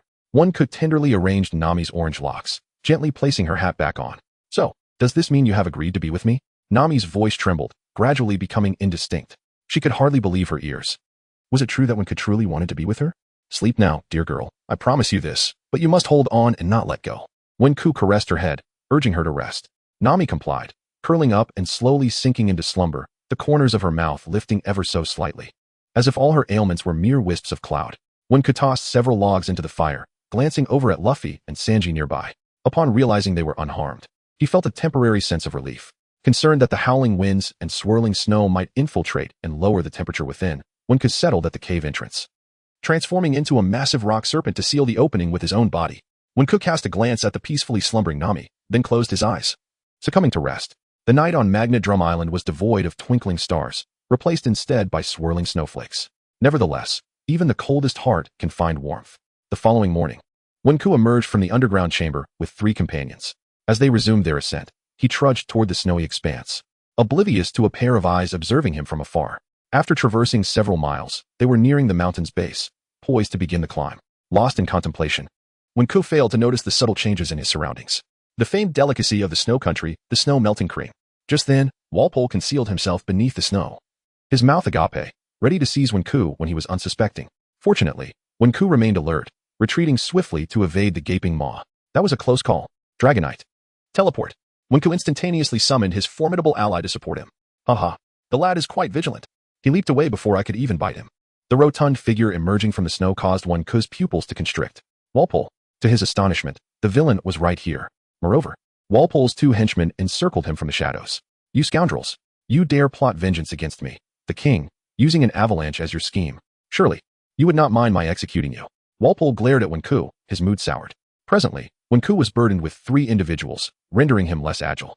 Coupled with the predicament of being ensnared, and the fact that his adversary possessed the powers of the Munch fruit, he could not afford to underestimate them. Water Bullet Barrett Water Gun. Wenke bravely attempted to wield a newfound ability, conjuring the weapon Barrett from his past life. This time, however, it took the form of a water gun, materializing from the moisture in the air. The projectiles, though weaker due to their watery composition, were nonetheless a threat. Walpole's henchmen dodged the disturbances caused by Barrett. Meanwhile, Dragonite unleashed bursts of fire in the air, creating dazzling explosions that melted the snow beneath. Wow, just let me have a taste. Walpole, not to be outpaced, lunged forward with his massive jaw snapping, forcing Wenke to retreat once more. To compound matters, the long-armed henchman continued to rain arrows upon him, leaving Wenke panting and grave in demeanor. With 3 companions on his back, he could not fully unleash the might of the great rock serpent, and the longer this battle dragged on, the more unfavorable it became. I trust your stamina is waning as well, Walpole sneered, having assessed Wenke's condition. His 2 accomplices persisted in their assault. Water Bullet Gatling Water Gun. Wenke replicated the Gatling gun, the floating water gun's chamber rotating, the azure weapon freezing into ice due to the rapid drop in temperature. Bang, bang. An array of water bullets interspersed with ice shards shot toward Walpole and his minions. However, they had gained experience. The 3 dispersed to prepare their counterattacks. The long-armed henchman loosed 3 arrows simultaneously, and upon realizing he could not evade, Wenke hastily hardened his form, the arrow striking him as though against stone, becoming lodged. Just as Wenke found himself in a dire predicament, several white figures dashed from the distance, positioning themselves before Walpole. API call failed with status code 429. Error. Code. 429. Message. Resource has been exhausted, e.g. check quota. Status. Resource exhausted. API call failed with status code 429. Error. Code. 429. Message. Resource has been exhausted, e.g. check quota. Status. Resource exhausted. API call failed with status code 429. Error. Code. 429. Message. Resource has been exhausted, e.g. check quota. Status. Resource exhausted. Wenke, upon realizing that Walpole had not pursued him, began to gaze up at the almost vertical mountain face, swallowing hard as he gathered his strength to ascend. The rigidity of the large rock serpent rendered his fingers more resilient. Securing his grip ensured that his body remained taut, allowing his strength to be sustained for a brief period. I shall climb. Nami, Luffy, and Sanji, wait for me. Wenke fervently ascended, as misfortune gives way to fortune. Even amidst falling snow, he seemed to glimpse a glimmer of dawn, though the large rock serpent was fully unleashed. Carrying 3 individuals up the mountain and encountering Walpole along the way, exhaustion would inevitably follow. Perhaps it would take 2 hours, perhaps 3. Time passed swiftly, and his energy dwindled ever more rapidly. Wenke felt as though time was interminable, stretching on until he finally grasped the edge of the cliff above and, taking a deep breath, climbed up. At last, he arrived, exhilarated beyond measure. Before him stood a magnificent castle, its grandeur captivating his gaze. Hurry, hurry. Wenke urged himself as he advanced cautiously. Just as he intended to gently knock on the castle gate, an inexplicable dizziness overcame him. His vision darkened, and he collapsed, with Sanji, who was slung over his shoulder, falling beside him. With a creak, the door opened, revealing a peculiar creature donned in a pink hat, who lingered momentarily before unceremoniously carrying Wenke and Sanji inside. Time passed in an indeterminate haze before Wenke slowly opened his eyes. The air was thick with the pungent aroma of herbs, initially overwhelming his senses before he gradually acclimated to the scent. He found himself in an unfamiliar room, utterly alone, lying flat on a wooden bed. The most striking feature of the room was a table piled high with an assortment of unknown medicinal materials. How did he lose consciousness? The text may appear perplexing. Nevertheless, these details have lost their significance. It seems that Nami and her companions have already embraced the witch's healing. Ding. Time-limited mission 1. Ensure Nami's safety has been accomplished. Reward, 1 Pokémon-type Devil Fruit, Steel Armor Bird Fruit. The reward has been recorded in the miniature space. At this moment, a message from the warehouse master arrives. Steel Armor Bird Fruit? At this juncture, with no one around, it seems opportune to take a look. Wenke casually retrieved a fruit from the miniature space. Its appearance bore some resemblance to the demon fruits of the pirate world, taking the form of a fruit. Specifically an apple, adorned with gray patterns that enveloped its entirety. This Pokémon-like demon fruit functions similarly to the animal-type demon fruits in the pirate world, with its transformation manifesting as a Pokémon. Could this not be a mere imitation of the ability potions? Such a function could only lead Wenke to draw parallels with the current ability potions, which share a resemblance. Indeed, however, once the transformation is successfully achieved, all techniques must be developed for use. A single fruit of this nature would be beyond your reach until you unlock the shop at level 4. You are currently too impoverished. Wenke found herself at a loss for words. If I were to consume this fruit, would I become stronger? Wenke believes that possessing multiple skills is never a burden, especially when it comes to the armored bird.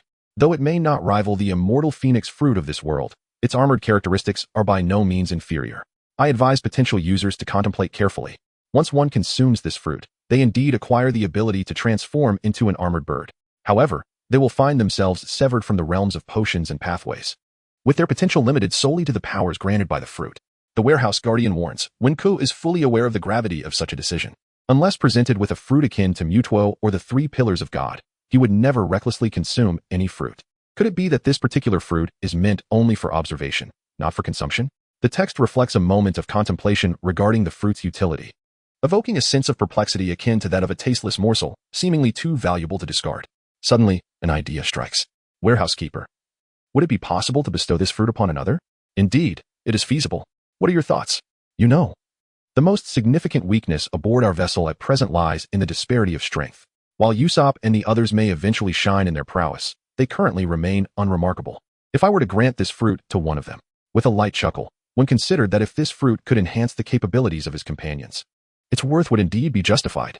Might he inquire about the abilities of this fruit? One was eager to gain insight. Steel armored bird fruit, upon consumption. The initial abilities acquired are transformation and body lightweight. The fruit's later developmental focus primarily revolves around armor enhancement. Steel armored bird fruit, upon consumption. The initial abilities acquired are transformation and body lightweight. The fruit's later developmental focus primarily revolves around armor enhancement. One nodded, acknowledging the significance of this fruit. Subsequently, he withdrew his focus and returned the fruit to the miniature space. Rising to his feet, he felt a lingering softness in his legs and realized he had reverted from the form of the great rock serpent. Approaching the table, one observed that all the herbs were arranged not in chaotic disarray, but rather meticulously organized, each item fitting perfectly into place. It was evident that the owner of the herbs possessed a keen attention to detail. Gurgle gurgle. API call failed with status code 429. Error. Code 429. Message. Resource has been exhausted, e.g. check quota. Status. Resource exhausted. Wenke was about to push open the door and step outside when he noticed that the door had swung open by itself. A diminutive figure, no taller than 1 meter, was entering with a handful of herbs. Wenke's eyes brightened as he scrutinized the little creature. This must be the renowned Chopper. Ah, you're awake. Chopper exclaimed, startled, and plopped down onto the ground. Indeed, I am well, thank you. You are simply adorable, Wenke said, crouching down to pinch Chopper's cheek, which elicited a look of discontent from the little fellow. However, as Chopper gazed at Wenke, he felt an inexplicable fondness for this man, who had once carried 3 individuals on his back and ascended a 5,000-meter peak with his bare hands. Truly impressive. By the way, what is your name, little one? Wenke inquired with a smile. I am not little one. I am Chopper, the little reindeer declared, scratching his head. It was clear that this human was far gentler than the 2 men he had encountered earlier. Remembering their ghastly expressions sent a shiver down Chopper's spine. All right, Chopper. I shall take a stroll. You go play. Wenke smiled as he walked away, leaving Chopper perplexed. Wasn't this my home? Why does it feel like it belongs to him? Dismissing the thought, Chopper turned a corner only to bump into Luffy. Venison. I want venison.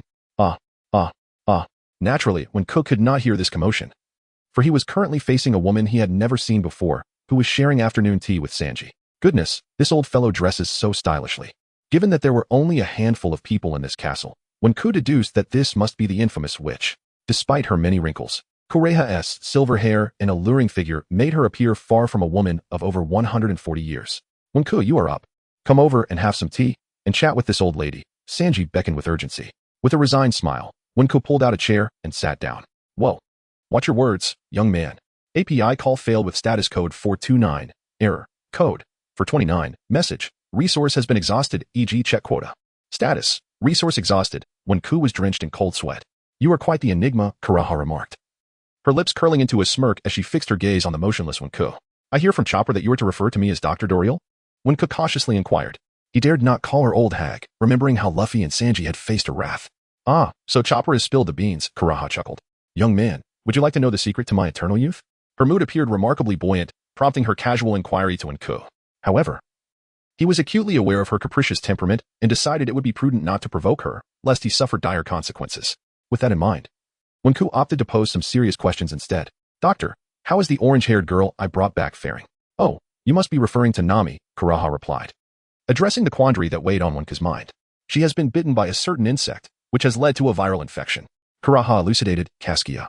A parasitic tick dwelling in the humid heat of dense forests is venomous. The sting can lead to various complications, and it is far more than just a fever. Wenke fell into silence, and it was no wonder that even the healing abilities of the Geely egg could not remedy the situation. Thus, this was the 5-day illness. with a 5-day incubation period, followed by the onset of symptoms. Had Nami delayed her arrival by even a day longer, her fate would have been sealed. Kureha spoke of this matter with an unsettling nonchalance, yet it stirred tumultuous waves within the hearts of Wenku and the now-standing Sanji. It could only be described as fortunate. A minimum of 3 days was required for recovery from this ailment. Could you endure such a wait? Kureha's gaze was primarily fixed upon Wenku, and only after receiving his assent did she divert her attention. May I visit Nami? Wenku inquired. Of course, Kureha replied, her wise eyes concealed behind sunglasses. Just as he was about to proceed, an urgent message arrived from the little world. Oh no, Wenku. Your spirit egg has run amok. You must hurry and check. The warehouse keeper was usually aware of Wenku's name. It was only under special circumstances that the user would be referred to as Wenku. What has transpired? Wenku pondered, standing beside the corridor as his consciousness delved into the little world. API call failed with status code 429. Error. Code. For 29. Message. Resource has been exhausted. G. Check quota.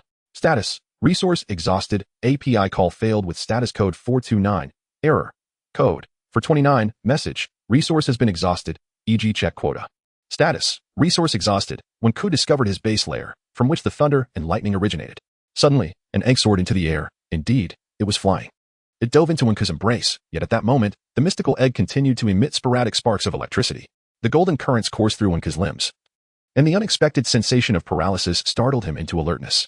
Bang! A slight dizziness accompanied the explosion, and wisps of smoke began to rise from his skin. This electricity is quite intense, Wenku exclaimed, expelling a plume of black smoke from his mouth.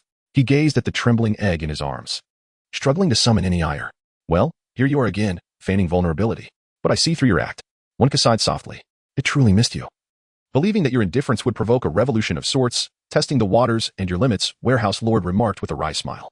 If you weren't Pikachu, who would believe this? You're the one delivering the shocks. Wenku gazed back at the miniature world, now ravaged by golden lightning, its condition a mere shadow of its former self. There was no need for concern, for as long as life persisted, the miniature world would gradually restore itself. The warehouse keeper offered reassurance to Wenku. Wenku glanced helplessly at the spirit egg. Well, you have triumphed in your revolution. It seems I must keep you close. I cannot afford to let you roam freely. The spirit egg was teleported back by Wenku, who cradled it delicately in both hands before carefully placing it into her belly pouch.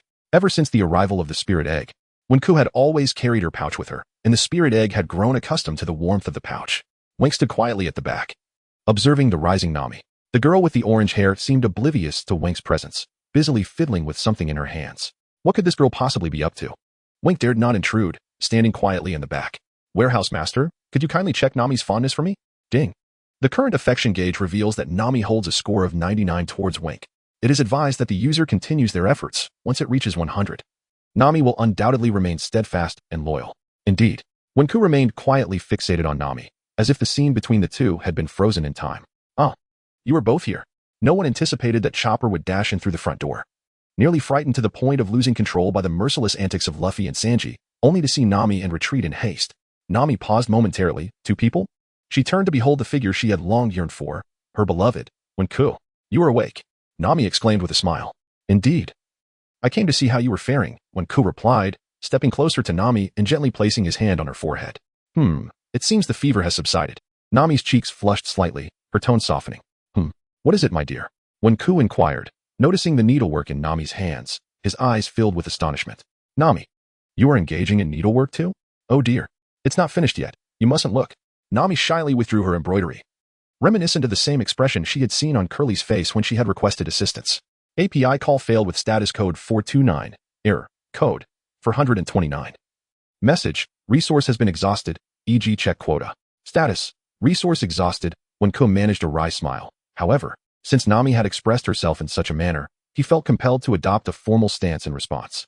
In truth, he held a fondness for Nami, and the experiences of the past 6 months had eclipsed the 20 years of his previous life.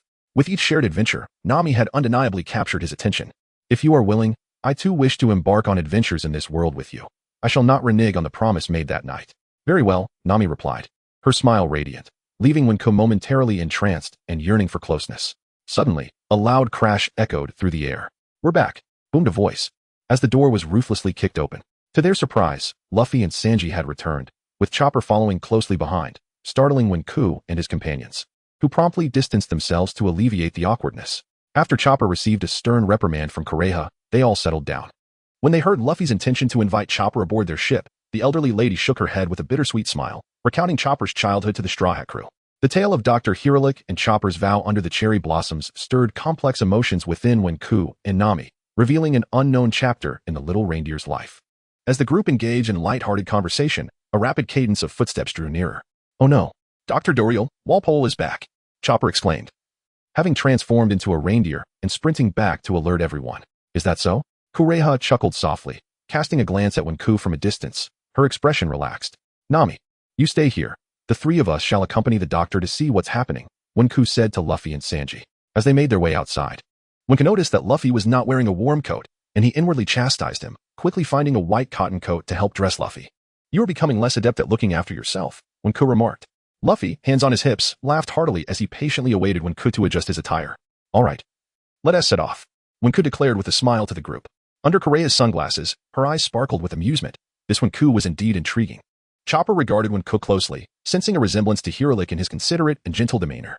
"Wenku, come back soon," Nami urged from her sickbed, watching him prepare to leave with an anxious expression. As Wen turned, a smile graced her lips. "We shall return shortly.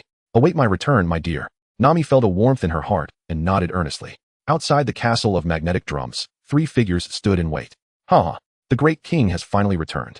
The kingdom of magnetic drums shall undoubtedly be revived," Walpole shouted, his ambitions soaring.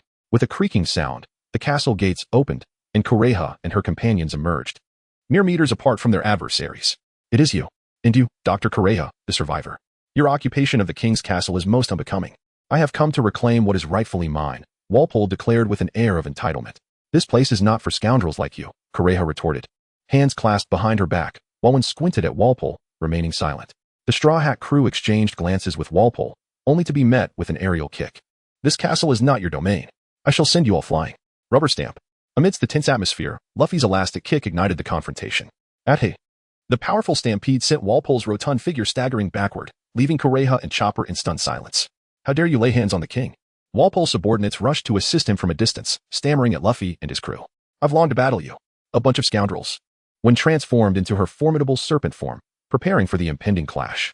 This kingdom is not a place for outsiders to speak. One of Walpole's henchmen, with a distinctly African visage, hurled a black pom-pom towards Kureha as he shouted, "Enough of this. Your opponent is me." Sanji intercepted the flying pom-pom with his foot. Yet the pom-pom stubbornly clung to his pant leg, refusing to budge. Wenku retracted the spirit egg, resting his forehead in contemplation as he observed Sanji incessantly swaying his foot, marveling at the peculiarities of such opponents. The static fluffball, indeed, constitutes an odd ability. Consequently, Luffy engages in combat with Walpole, Wenku confronts the long-armed man, and Sanji faces off against the African male. The Straw Hat crew embarks on a fierce battle against the trio of Walpole. API call failed with status code 429. Error. Code 429. Message: resource has been exhausted, e.g. check quota. Status: resource exhausted. Wenku did not indulge in frivolities. He simply unleashed his power to annihilate the lesser foes. He leaped into the snow, relentlessly carving through the ground, as he summoned forces from beneath, causing the surrounding rocks to shatter like brittle glass. The earth trembled under his might, akin to a raging tempest. Well, Luffy and Walpole, closest to the battlefield, struggled to maintain their footing as the ground quaked violently beneath them. A devil fruit user, Jace, bewildered, was startled by the approaching thunderous sounds at his feet. Boom. In an instant, the ground beneath Jace crumbled, and he plummeted downward, witnessing a terrifying sight below, a chaotic blend of soil and snow swirling together like quicksand, dragging him further down. "Help me! Save me!" His cries for assistance compelled an African man to rush to his aid. Jace scrambled upward, while the man utilized static electricity to pull him back to safety. The two gazed in awe at the swirling mire below, realizing that Wenku was waving at them from a distance. They exchanged glances, pondering whether Wenku was indeed the fabled user of a natural-type devil fruit.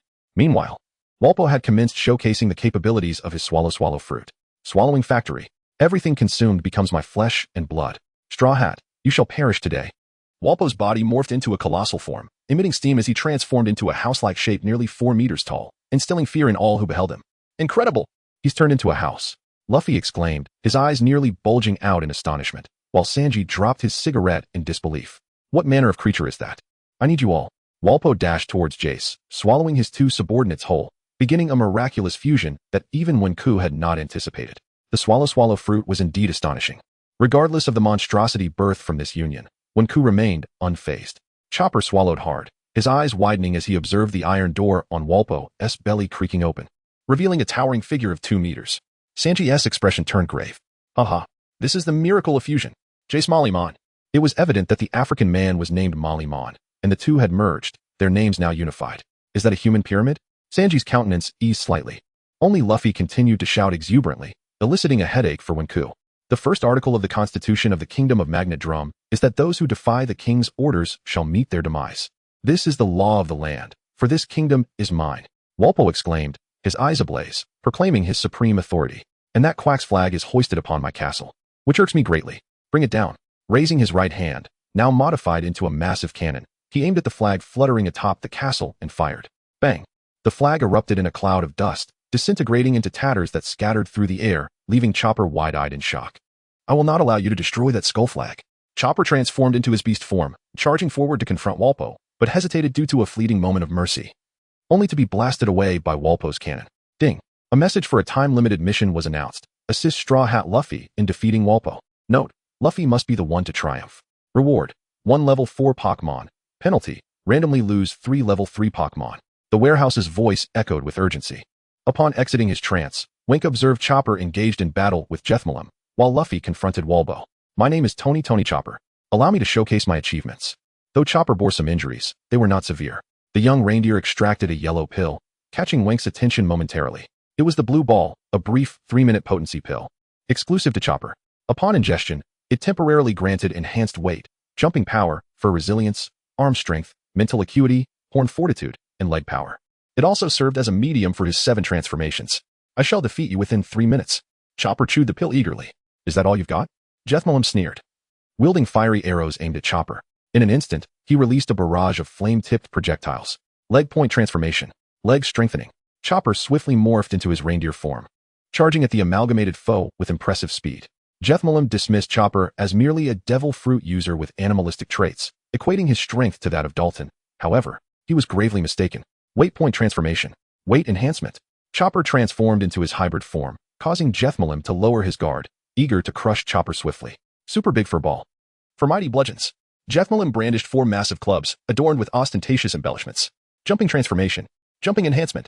Chopper altered his form once more, his leg muscles swelling robustly. Leaping over 6 meters, evading Jethmalum's heavy strikes. Defensive transformation. For enhancement. Chopper morphed into a sphere, absorbing the impact of the clubs against the ground, leaving Wenke assured of Chopper's safety. The marvel of Chopper's 7 transformations astounded Wenke, while Luffy, captivated by the spectacle, felt an intensified desire to recruit Chopper aboard. Despite already having a ship doctor in Kia, Chopper's antics were simply too intriguing. Is it truly possible for a Zoan-type devil fruit user to possess such depth? I refuse to believe it. The amalgamated foe seethed with rage, charging at Chopper with his colossal clubs. Upper arm point transformation. Upper arm enhancement. Chopper's rubbery form dissipated, his arms swelling to an extraordinary size, reminiscent of Wenke's earlier display of strength, delivering a single punch that shattered Jethmalum's mighty club. How is this possible? The beleaguered duo was left in disbelief, overwhelmed by Chopper's astonishing transformations. No, I refuse to accept this. Witness the Super Big Fur Ball for battle axes. Lizards of Defeat. Jethmalum unleashed his ultimate technique, wielding 4 axes, relentlessly striking the snow-covered ground, sending shockwaves that cascaded towards Chopper, cleaving through the snow and even breaching the castle walls. Yet Wenke remained unfazed by such destruction, instead marveling at Chopper's final display of mental acuity and strategic prowess, ensuring absolute victory through the exploitation of his adversary's weaknesses. Truly the epitome of an ideal ally. By the way, where's Walpo? 1. With a keen sense of observation, realized that one individual was missing. Alas, it seemed that Luffy and his companions, enthralled by the spectacle of Chopper's battlefield, had inadvertently left Walpo behind. Though this oversight irked Walpo, he had his own agenda to pursue. Just you wait, he declared, madness gleaming in his eyes as he stealthily retreated towards the castle, unaware that one was also making his way there to retrieve the portly figure.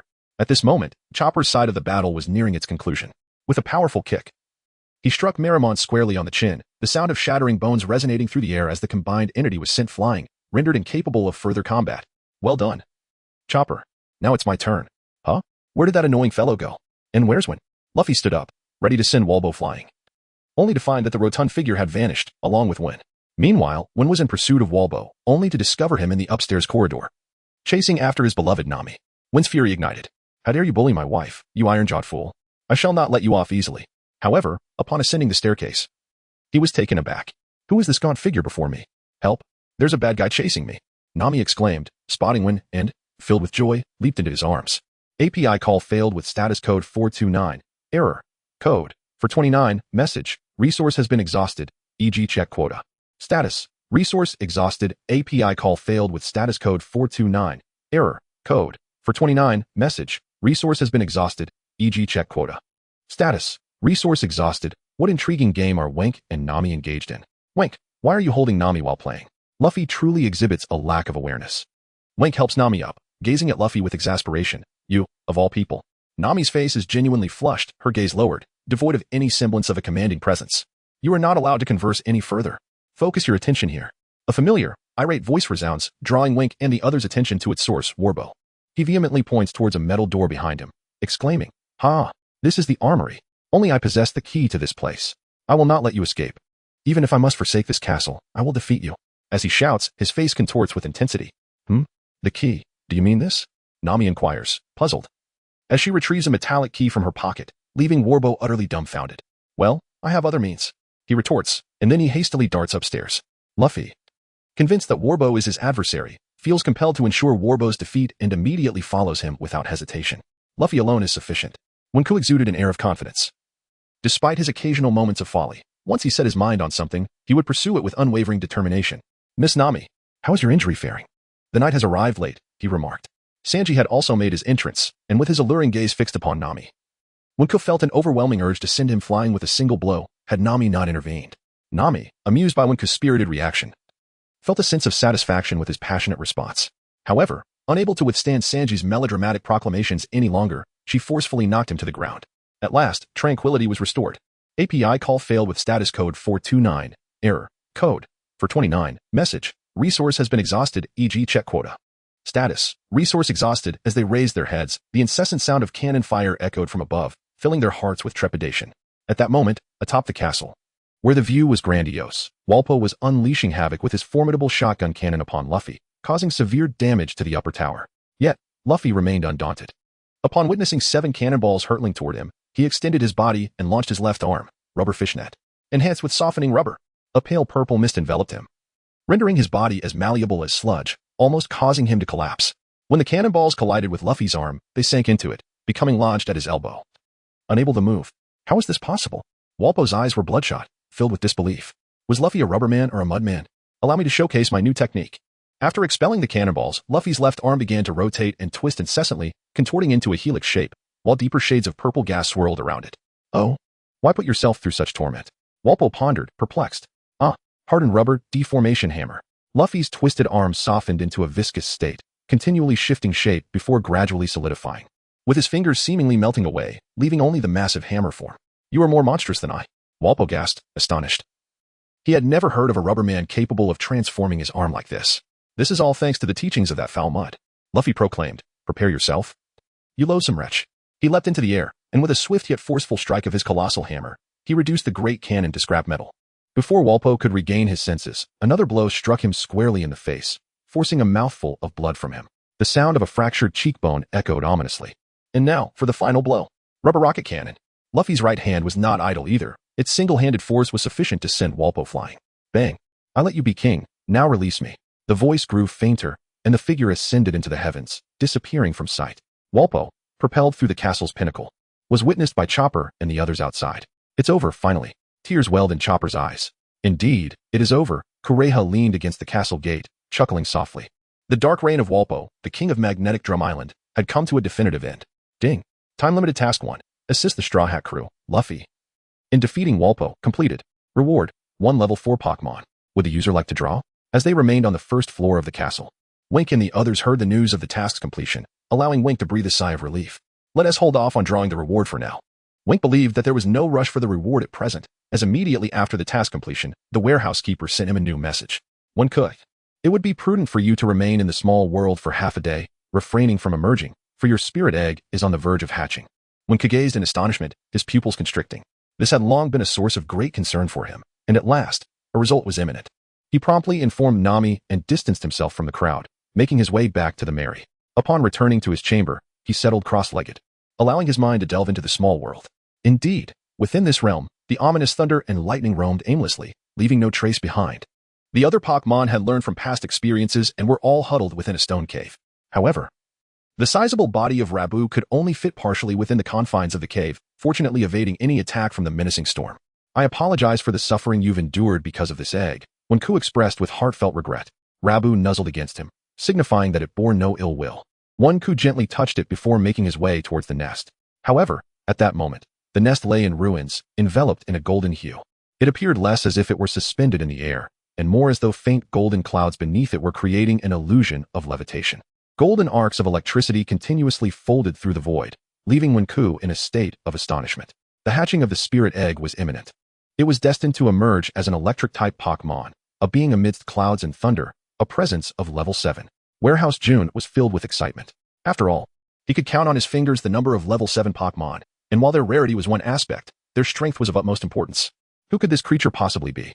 Wenke gazed at the spirit egg beneath the stormy clouds, sensing within it a force that seemed capable of annihilating all in its path. The only electric-type Pokémon that could exude such power, aside from Zapdos, was Pikachu. But could it be the one belonging to Ash? This left him perplexed.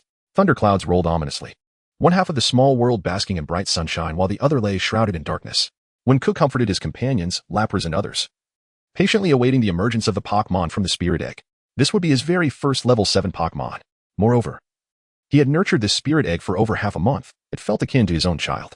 Beneath the thunderclouds surrounding the spirit egg, Wenke waited with unwavering patience. As time passed, the golden clouds of thunder grew ever larger, and the spirit egg trembled incessantly. The moment of hatching was drawing near. API call failed with status code 429. Error. Code. 429. Message. Resource has been exhausted. E.g. check quota. Status. Resource exhausted. A smile adorned Wenke's face, revealing your presence. The clouds and thunder gradually dissipated with the emergence of the hatching creature. Pika Pika Pikachu. Before Wenke's eyes stood a moderately sized electric mouse, its entire coat a brilliant shade of gold. Beneath its long ears were 2 deep black eyes, and on its cheeks rested 2 rosy, circular electric pouches. Its swaying tail resembled a jagged bolt of lightning. Ding! A partner of unknown rank, Pikachu, was born, endowed with an innate Z-move, Thunderbolt, with further moves to be developed by its user over time. Furthermore, the warehouse generously provided the ability, human speech, and an additional Super Gigantamax transformation mode. It seemed the warehouse had bestowed a grand boon. Oh, electric mouse, Wenke mused, though he struggled to comprehend the meaning of this unknown rank. For this Pikachu exhibited highly unstable strength, at times merely a level 1 Pokémon, and at others rivaling a level 7 Pokémon, hence it was temporarily categorized as of unknown rank. Pika Pika Pika Pika. The little creature nimbly propelled itself, landing expertly upon Wenke's left shoulder, its tiny claws gripping his clothing to prevent a fall. Has Master Yi traversed time to gift you to me? Wenke yawned to lift Pikachu and scrutinize it closely. Naughty Wenke, do not provoke my ire. I shall electrocute you. Pikachu, seemingly miffed that Wenke had neglected it in recent days, decided to teach him a lesson. A surge of golden electricity surged from its shoulder, enveloping Wenke's entire body in an instant, alleviating his headache with a sudden jolt. Bang!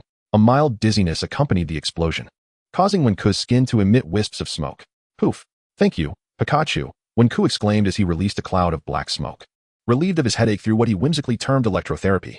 Humph! You must cherish me henceforth. Pikachu perched on Wenke's shoulder, exuding an air of superiority akin to that of a diminutive lord. Wenke, with a blend of amusement and disbelief, cradled Pikachu in his arms, preparing to return to the world of pirates. Wenke, I consent to sharing half of my affection with Nami. I shall take a leisurely stroll for now, without disturbing you. With a mischievous grin, Pikachu tiptoed away. With a sense of helplessness, Wenke found the little creature rather audacious, brimming with gossip. Subsequently, he withdrew his thoughts and summoned back his Pikachu. From now on, I shan't wander anywhere. Your shoulder shall be my prime seat, Pikachu declared with an air of entitlement. Very well, I shall heed your wishes henceforth, Wenke nodded, recalling how Master Yi used to be, and mimicked him. Upon exiting the cabin, Wenke allowed Pikachu to acclimate to the surroundings of the Mary, while he ascended to the deck. There, he beheld a scene above Magnetic Drum Island that seemed almost miraculous. The snowy landscape of Magnetic Drum harmonized beautifully with the cherry blossoms, creating a splendid contrast. Cherry blossoms flourished across the mountains of Magnetic Drum Island. Impressive, Mr. Hiluluk. Haha. Wenke, what are you standing here for? Let us drink. Just as Wenke was lost in thought, Sanji approached with a bottle of wine, delighted to see him, and eagerly dragged him along for revelry. Brother, weren't you just about to relieve yourself? Sanji, caught up in his excitement, disregarded his earlier intent. Wenke observed Luffy and the others celebrating Chopper's arrival with drinks and dances, shaking his head in amusement. Very well, let us indulge. Let us dance. In the dim light, one could see the bashful Chopper, who, embracing the local customs, joined Luffy and the others in a merry dance, indulging in games and libations with unrestrained joy. Moments slipped away like grains of sand, and soon darkness enveloped the surroundings. Ha! Today, we truly drank to our heart's content. Wenke took pleasure in pouring drinks for his companions before gradually making his way toward the cabin. As night fell, Wenke noticed a long shadow standing at the cabin door.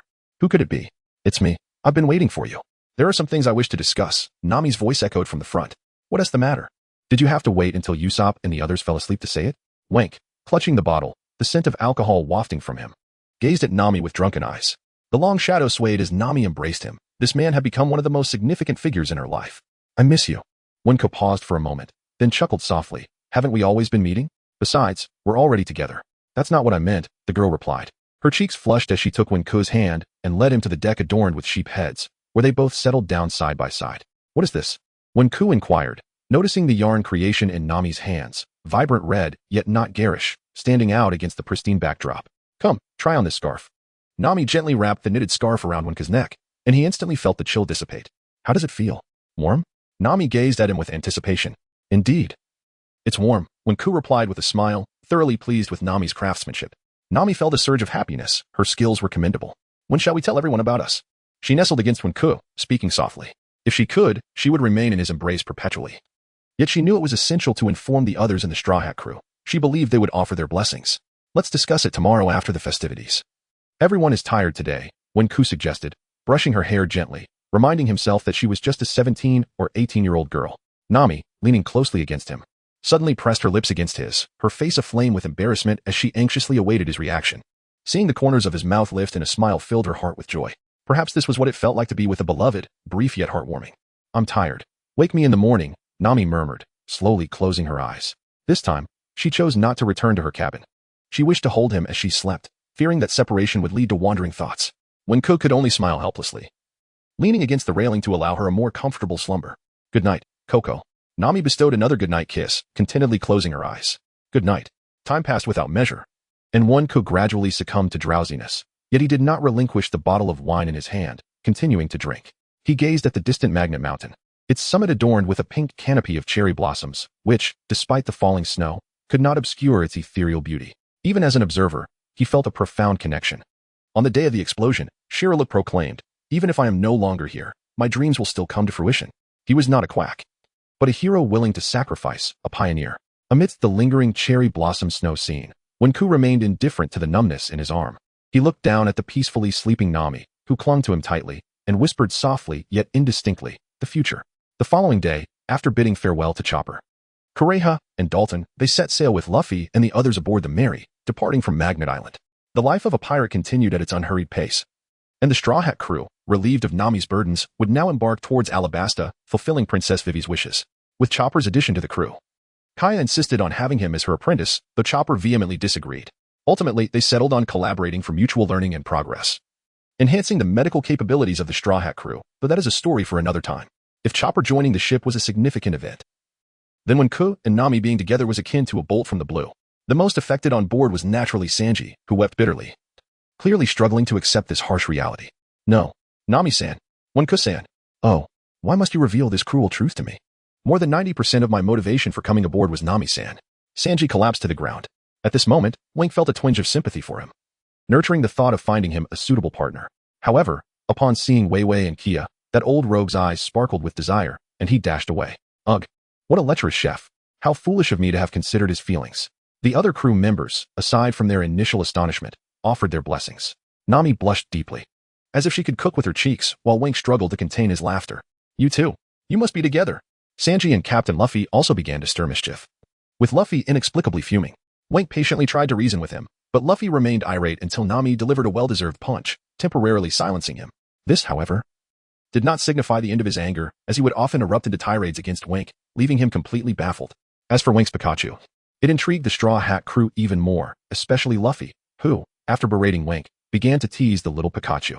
Wow, this ugly Wenke's mouse is incredibly cool, Luffy exclaimed, as he wrapped his arms around Pikachu, to which Wenke did not object. Yet, in the next moment, his face paled, filled with regret. Ah, I'm not a mouse. Thunderbolt. Pikachu.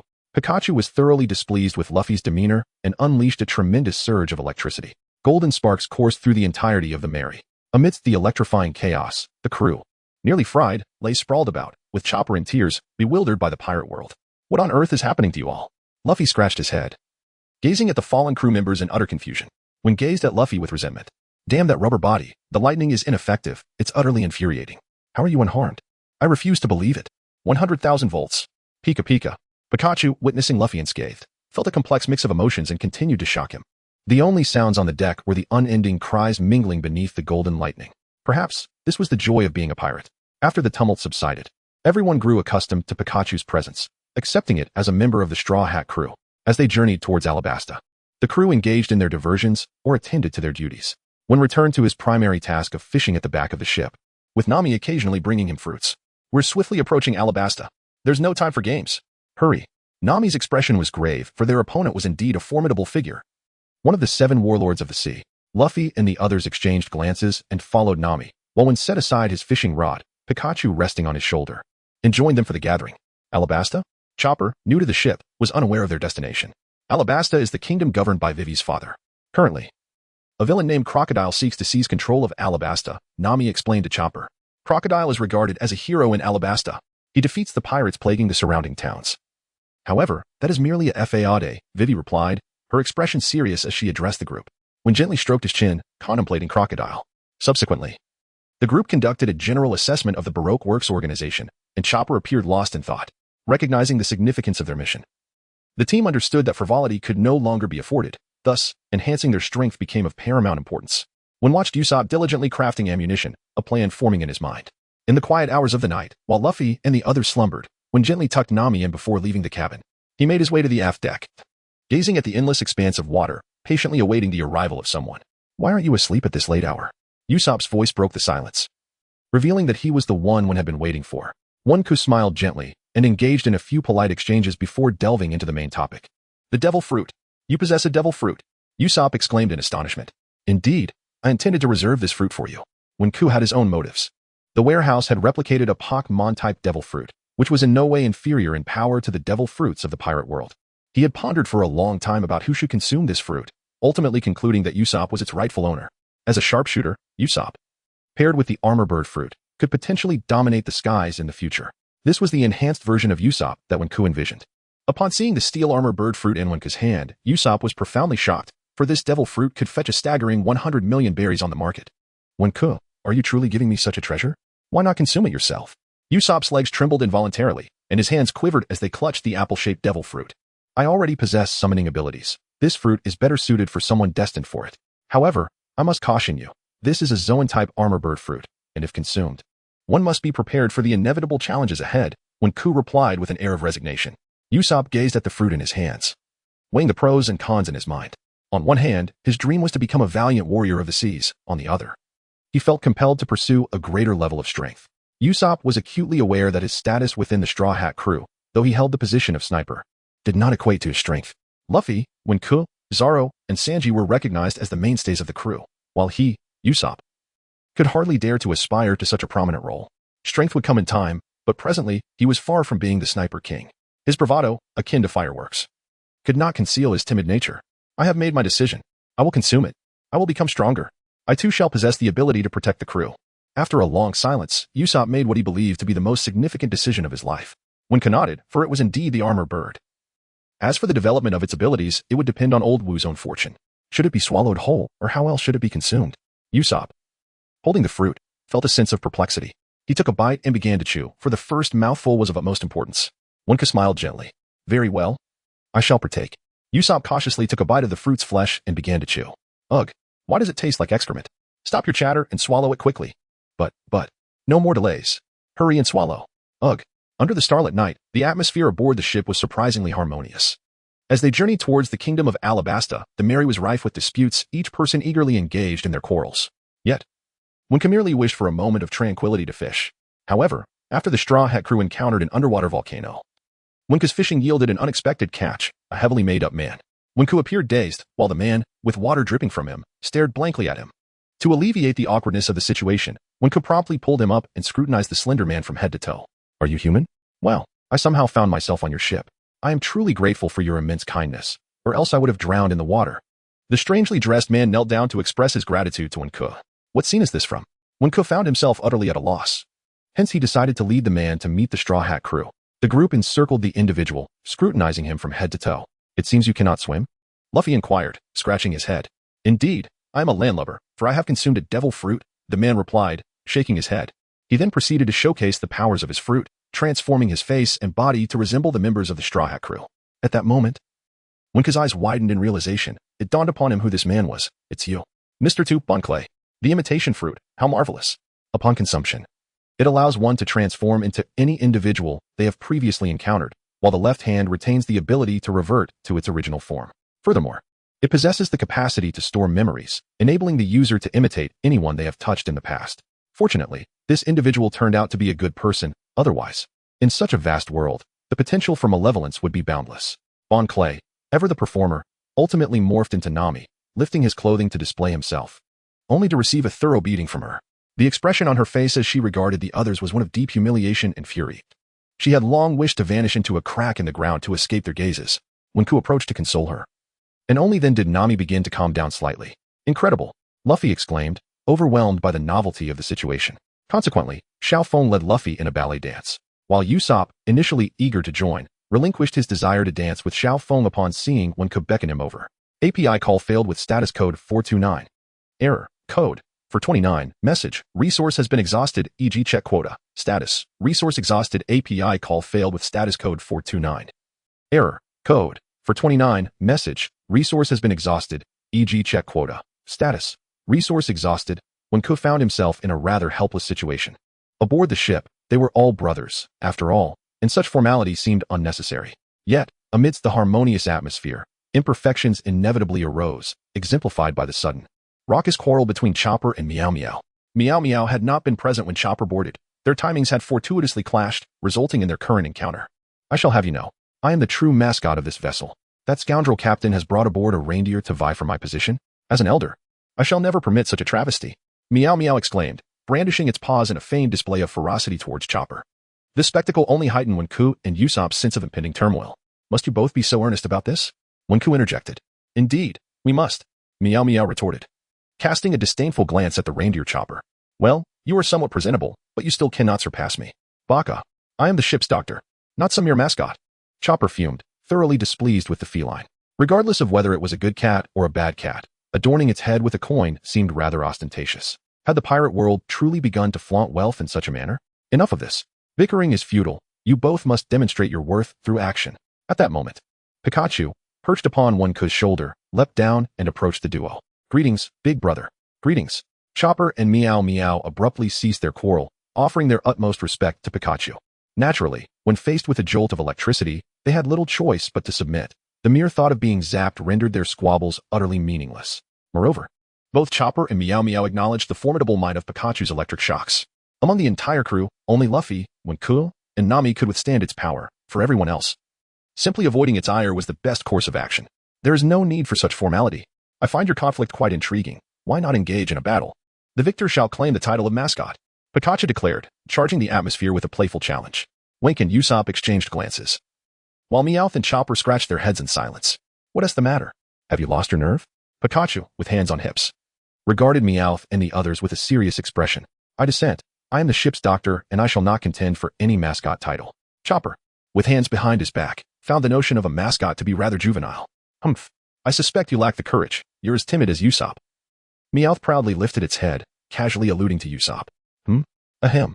Usopp, feeling exceedingly embarrassed, grappled with the recognition of this undeniable truth, voiced so nonchalantly by a meerkat, stirring a sense of discomfort within him, silently vowing to earn their respect. Very well. Let us engage in a contest. If I do not teach you a lesson, then I, Chopper, am not a member of this crew. Infuriated, little Chopper clenched his fists, ready to show them what he was made of. Behold, the chaotic flurry of Meowth's attacks. Meow, who would fear you?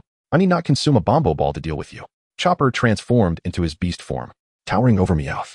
You are but a mountain. Today, I shall scratch you. Meowth's mood was complex. It nearly forgot about the reindeer consuming a devil fruit. Yet Meowth was no pushover, donning goggles and wielding a small hammer, launching a relentless assault. Eventually, they became entangled in a skirmish, while Wenke and Usopp nearly dozed off. Though Pikachu observed with great interest. Why don't you each take on a side, one left mascot and one right mascot? Wenke sighed, feeling his mind clouded with confusion. Only Nami, Vivi, Monday, and Kaya observed the commotion on the deck from above the main cabin. One danced with glee, while the other was caught in the throes of battle, creating a raucous atmosphere. Nami occasionally glanced at Wenke, her radiant smile unwavering. Meanwhile, Vivi watched Nami, secretly amused. At that moment, Monday's eyes glistened with unshed tears, finding it difficult to accept Wenke's choice, yet ultimately wishing them a lifetime of happiness. Kaya, cradling a Happiny, frequently cast her gaze toward Usopp. Regardless of who Usopp was, he stood as the finest figure in her eyes. Thus, the entire merry-go was enveloped in an atmosphere of joy. The two little mascots grew increasingly fervent in their playful brawl until Wenke intervened. However, neither Meowth nor Chopper would concede defeat. Wenke delivered a stern reprimand, and only then did they cease their quarrel in peace. Meanwhile, Xiaofeng found his way back to his group, unaware that his intended target had just slipped past him. The bond between Nami and Wenke continued to flourish, providing ample fodder for the Straw Hat crew, with Sanji often weeping in the dead of night, perhaps wounded by Nami's impact on his fragile heart. Yet he would return to annoy Vivi the following day. Monday concealed her affections for Wenke deep within, never again speaking of them publicly. Wenke continued to regard the dark-skinned girl as a sister, and she accepted this brotherly role, gaining his concern without overstepping boundaries, leaving both parties content. With the arrival of the Sea Cat, it signaled the imminent approach of Alabasta, prompting the Straw Hat crew to make thorough preparations. Mindful of the 2,000 Baroque works agents lurking in the shadows, the weather grew ever clearer, and Wenke engaged in his regular fishing routine. They should reach Alabasta today. Recalling Nami's attentive care over the past few days, Wenke found himself hopelessly enamored. He entrusted a giant vine and a Vileplume to his future wife for protection. With these two, along with the previously gifted Squirtle, Nami would have 3 Pokémon safeguarding her safety. However, the only thing troubling Wenke was his utter lack of financial resources, leaving Nami in charge of their funds. He relished her competent oversight. Perhaps due to their proximity to the desert, the fish became increasingly scarce, and as Wenke languished in boredom, he was interrupted by the irate voice of Warehouse Coon. Damn it. Wenke, have you claimed that limited-time mission reward or not? Otherwise, you won't receive it next time. API call failed with status code 429. Error. Code 429. Message. Resource has been exhausted, e.g. check quota. Status. Resource exhausted, when vaguely recalls that it hails from the Fongyuan region, but beyond that, he knows little, and he shall summon it when the time is ripe. On the foredeck, Vivi and Nami are engaged in lighthearted banter. Nami, is Wen a decent person? Vivi inquired with a playful smile, teasing Nami. He is the finest person in the world, Nami replied, her cheeks flushing at the mere thought of Wen. A sweet warmth enveloping her. Overcome with shyness, she deftly shifted the topic to future plans. Do you have a way to thwart the rebellion? Nami asked, her gaze fixed on the Mary as it drew ever closer to the desert kingdom. Vivi, momentarily lost in thought, acknowledged the gravity of Nami's question. For she is indeed a princess. There are strategies, but I cannot guarantee their efficacy. I can only hope that the rebellion does not erupt prematurely, Vivi stated. Her expression solemn.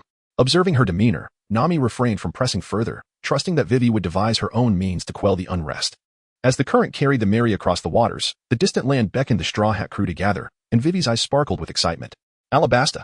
We have finally arrived. Vast expanses of sand dunes stretched out before them, an endless sea of scorching sand underfoot, marking the entrance to this sweltering world. API call failed with status code 429. Error. Code 429. Message. Resource has been exhausted, e.g. check quota. Status. Resource exhausted, when gazed towards the distant Roera. Realizing that reaching the palace would require some time. At that moment, Pikachu perched on his shoulder, curiously surveying the enchanting desert landscape. Karoo turned to observe his surroundings. And suddenly, he spotted a familiar sailboat, its emblazoned 3 unmistakable. Ah. The crowd was drawn to Karoo's exclamations, their eyes following the sound to the anchored vessel, signifying the arrival of the previously vanquished Mr. 3 at Roera. Nanny? This fellow is still alive? Usopp inquired, hands on his hips, perplexed. This could spell trouble. If he is here, we risk being easily recognized. Zoro expressed his concern, with Vivi and Karoo sharing his unease. Once we disembark, do not act independently.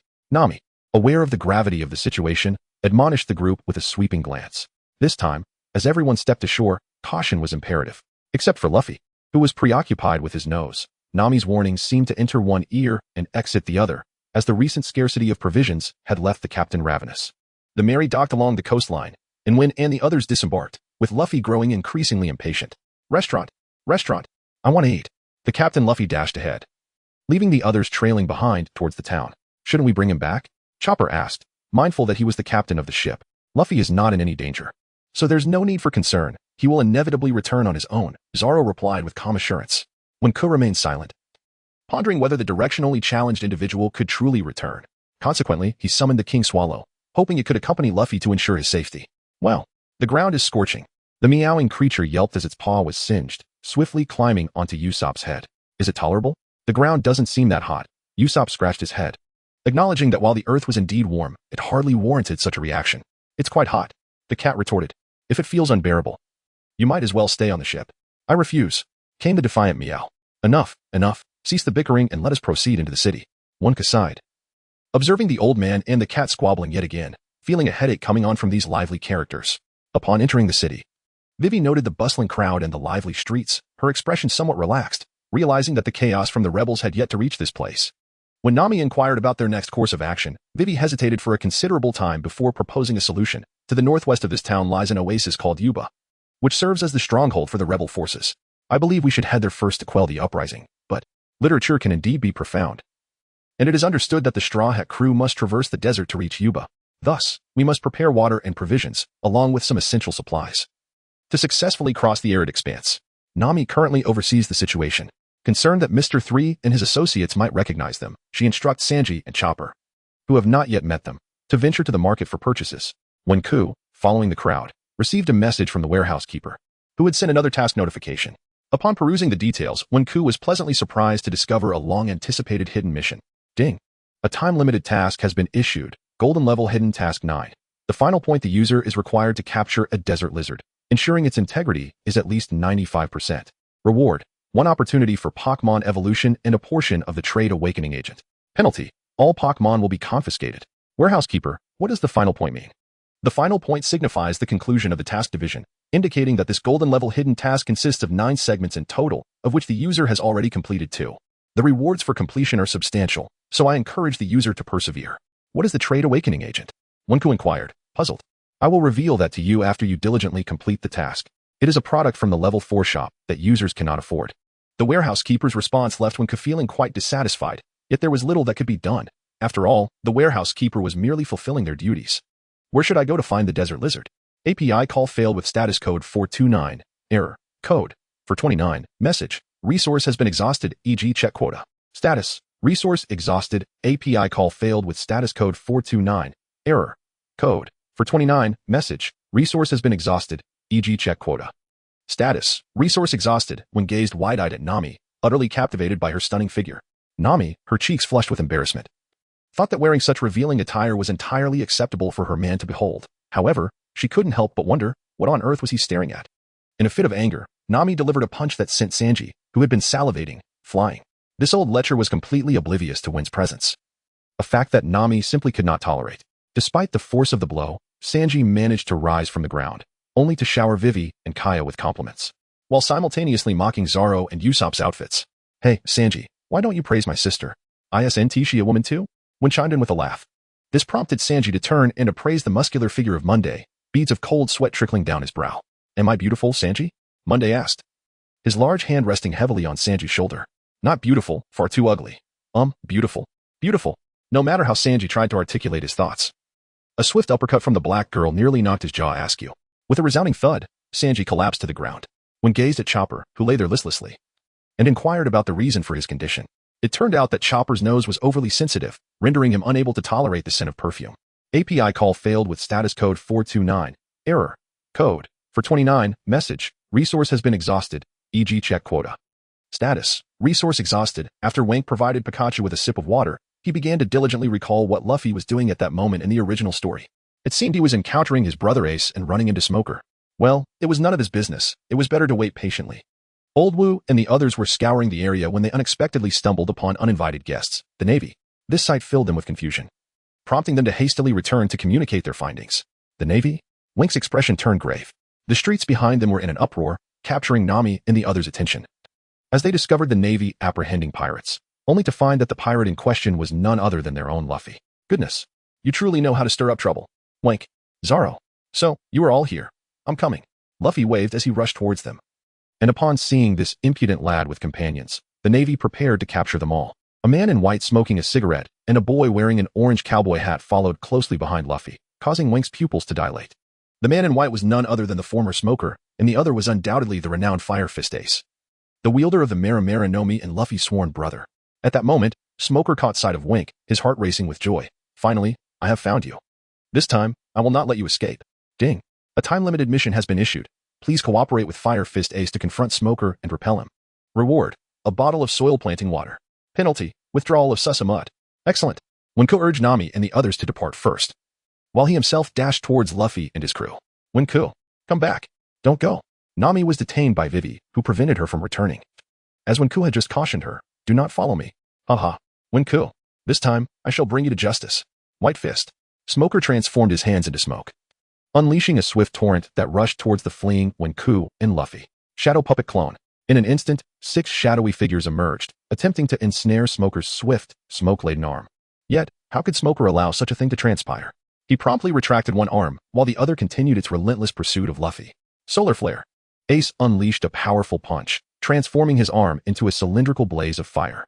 The fierce flames surged forward, effortlessly intercepting the smoky blockade. As they collided, the smoke was swiftly dispersed by the overwhelming heat.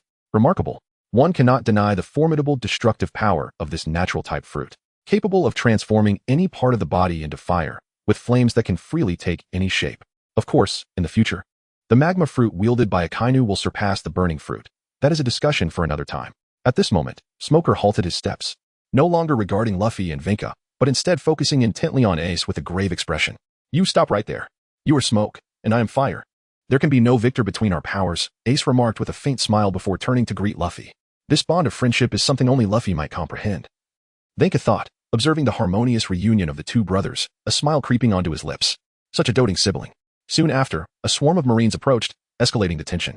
Ace urged Luffy to take everyone and flee swiftly, while Wenke insisted that he would catch up later, needing to resolve some personal grievances. The group had no choice but to depart, with only Nami casting a worried glance at Wenke. Make way for me. Poor gas D Ace. Smoker commanded in a low voice. But Ace naturally refused. Wenke straightened, his Pikachu poised for action, the power of lightning beginning to manifest. Hey, you should be with Luffy, so hurry and leave. Ace's words prompted a shake of Wenke's head. Nonsense. I have a mission to fulfill. I cannot wander aimlessly. He smirked. Do you wish to abandon your task? Do not worry. I am merely here to assist you. Luffy one T-mind. Wenke replied with a smile. Ace paused. Then his expression relaxed, his gaze towards Wenke growing increasingly profound. He is quite an intriguing man. Then I shall not hold back. White Gale. Smoker transformed into white smoke, racing forward with incredible speed. Water Bullet. Gatling Water Gun. Barrett Water Gun. Combination.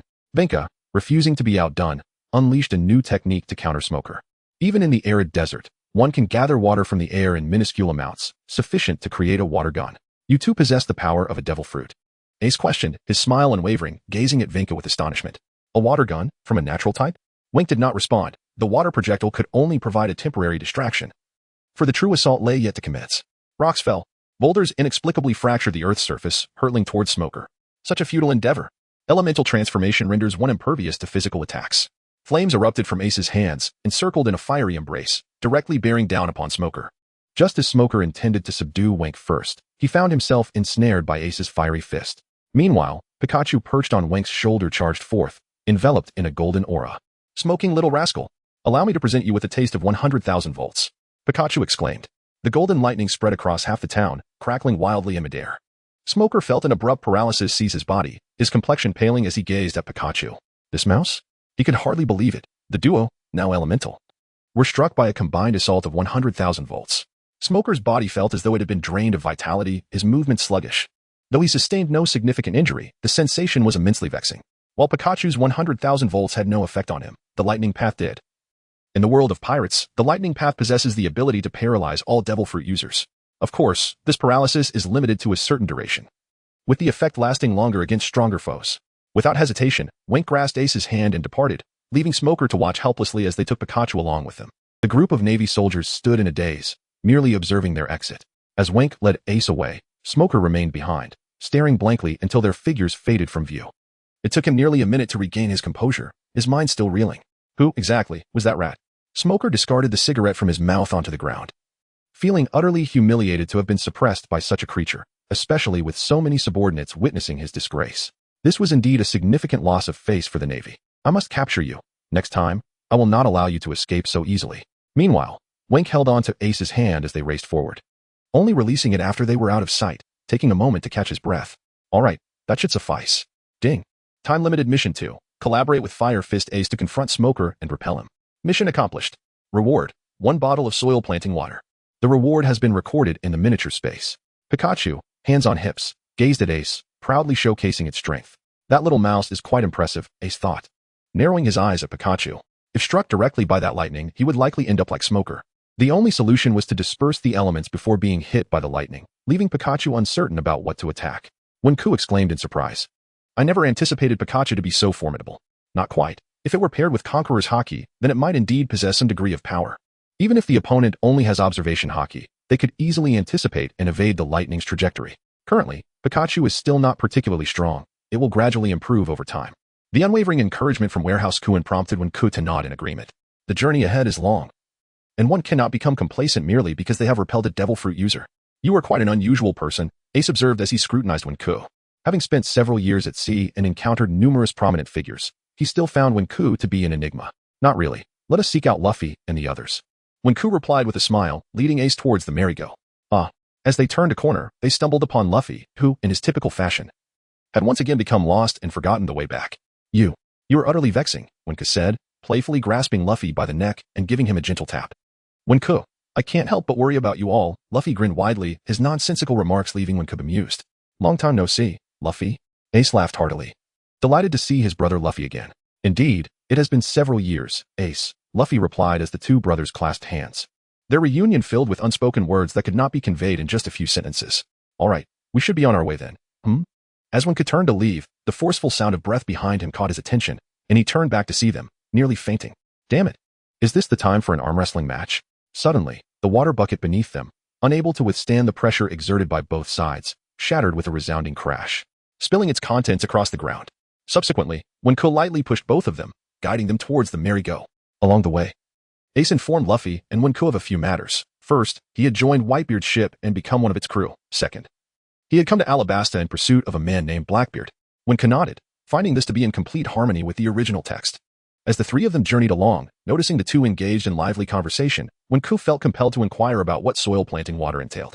Soil planting water, a premium product that could fetch 7,000 POC dollars in the marketplace, boasted a singular effect. It could ensure that the survival rate of plants cultivated with fertilizers across various regions soared to an astonishing 98%. In other words, it served as the finest supplement to the existing rapid fertilizer. 98%. When planting 100 saplings in a desert environment, only 2 could be expected to perish. The survival rate, when combined with rapid fertilizer, was indeed formidable. With great joy, one might wonder what significance the arid deserts of Alabasta truly hold. Upon returning to the ship, I shall present these 2 items to Vivi. Ding. A permanent quest has been issued. Bronze level the Swift Fertilizer Project. Within one's lifetime, utilize Swift Fertilizer and soil to cultivate water, ensuring that the green coverage of the Alabasta region exceeds 60%. Reward. Choose 2 types of fertilizer from the warehouse at random, and the user will learn a random grass-type move from a Pokémon of levels 1 to 6. Penalty. None. The Swift Fertilizer Project. In comparison to the distant and seemingly endless permanent quests assigned by Koya, Zoro, and the Underworld King, this bronze task is considerably more manageable. It merely requires time. Wenke could abruptly cease his task of perusing the surroundings. And as for the conversation exchanged between Luffy and Ace, it remained unheard. The trio continued their journey toward the coastline, only to discover that the Merry had vanished without a trace. Wenke scratched his head in confusion. Alas, where could they have gone? Ace spotted a suspicious group of individuals clad in pirate attire, appearing and disappearing in the distance, indicating that matters were far from simple. Luffy was undoubtedly oblivious. Yet Wenke was well aware. It seemed that the members of Baroque Works had begun to stir. Oh dear. I see our ship, Luffy exclaimed as he craned his neck, finally catching sight of a distant black speck. API call failed with status code 429. Error. Code. For 29. Message. Resource has been exhausted, e.g. check quota.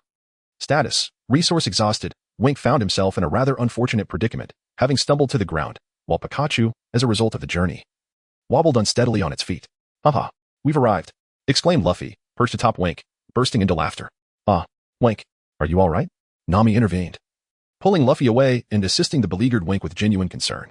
I'm fine, just a bit dizzy, Wenke replied, clutching his head, his vision blurring. Nami embraced Wenke, gently massaging his head.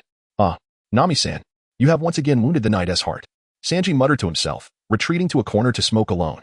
As for Ace, he naturally had his own means of reaching the Merry. He was well acquainted with the Straw Hat crew, and the etiquette he learned from Sabo endeared him to Zoro and the others. Subsequently, Ace astonished everyone with his prowess, using his fiery fists to help Luffy obliterate a fleet of 5 billion buried ships. This feat earned him the admiration of Usopp and the others, leading to a night of revelry filled with drinking and games, as if they could conquer any challenges that lay ahead. The Merry continued its voyage, heading to Yuba, the next destination. The waters of the Sandora River shimmered, yet this did little to alleviate the sweltering heat in the air. Instead, the land cracked and dried even more, worsening the situation. On one hand, Vivi was deeply concerned for her father, King Cobra, in her quest for swift communication. She decided to entrust Karu with a message to traverse the desert. The Mary docked temporarily, and after disembarking, Vivi placed the heavy responsibility on Karu. Karu. This letter contains crucial information regarding the Baroque works and crocodile-esque schemes, as well as my hopes of returning to Alabasta with my esteemed companions. Can you do this? Vivi's expression was grave, yet she believed in her steed's capabilities. Karu's eyes flickered. He understood the enormity of this task, but was determined not to let Vivi down. Wenke contemplated for a moment and concluded that Karu's safety should indeed be prioritized. Therefore, he summoned the Sand King from the small world. Vivi. Karu will be traversing the desert alone and may encounter sand bandits. I have instructed the Sand King to accompany Karu and ensure his safety. Wenke said as he approached Vivi. Ah, that is absolutely splendid. Vivi responded with delight. The journey was long and arduous. And with the assistance of Wenke's Pokémon, Karu's safety would be significantly enhanced. The group watched them depart, filled with confidence in their endeavor. Karu was swift and strong on foot, while the Sand King was adept at burrowing underground to locate water sources. Each possessed unique strengths that complemented one another harmoniously. The entire group boarded the ship, the Melee, which continued its voyage. Yuba was known to be the base of the rebel army, and Wenke was well aware that this journey posed considerable challenges. Additionally, the transformation into the Onyx form was nearing its expiration. The advanced potion that sustained this form lasted for a month, and today marked the 18th day. Thus, less than half a month remained for the Onyx transformation. The sailing vessel was heavily reliant on environmental conditions, and during calm winds, its speed was naturally diminished, causing precious time to slip away. However, Wenke was unperturbed about the Onyx situation, as he was currently crafting garments for the woman he cherished. As the group prepared to cross the scorching desert, Vivi and the other three girls needed to don long robes to minimize skin exposure to the sun. The garment Nam Mei wore was meticulously designed by Wenke, resembling a traditional cheongsam, while still incorporating local fashion elements to respect the customs of the region. This brought immense joy to Nam Mei, who felt that Wenke's craftsmanship was a testament to his affection. Vivi and the others looked on with a tinge of envy, but Wenke remained indifferent to their admiration, much to Nam Mei's satisfaction. However, Sanji, the culinary expert, harbored less noble intentions and presented two outfits for Vivi and Koya that were modest yet revealing, resulting in Usopp delivering a sound thrashing to him. When adorned in garments infused with ancient elements imagined from the television of a bygone era, garnered the admiration of Luffy and his crew, earning him the moniker of the Great Tailor. After a day's voyage aboard the Mary, they finally reached their destination and prepared to anchor and disembark for their desert adventure. However, a group of small creatures appeared at the shore, impeding the Straw Hat Pirates' landing. These peculiar beings, bearing what resembled turtle shells on their backs, raised their arms as if to flaunt their muscles. Are they seals? Luffy pondered aloud, scratching his head at the odd sight below. Ah, those are kung fu manatees, Vivi exclaimed, leaving everyone perplexed, including Wen, who had only a vague recollection of these creatures. One of the manatees waved at Luffy and his friends, its expression uniformly serious.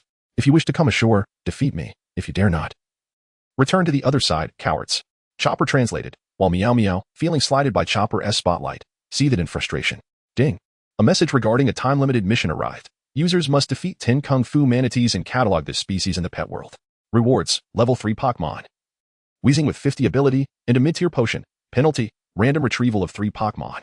Just as when finished reading the mission, he gaped in shock as Usopp confidently leaped from the ship, only to be swiftly vanquished. Oh no, Usopp, the manatees are formidable. Vivi's warning came too late, as Usopp was knocked down within 3 seconds. Pathetic? Usopp barely had time to utilize his devil fruit powers. The speed of the manatee's punches was indeed astonishing. Haha, Usopp. What happened to your face? Luffy laughed heartily, standing over a defeated manatee. I can't let this stand. I'm going down too, Wen declared, leaping off the ship without hesitation. And Nami failed to stop him.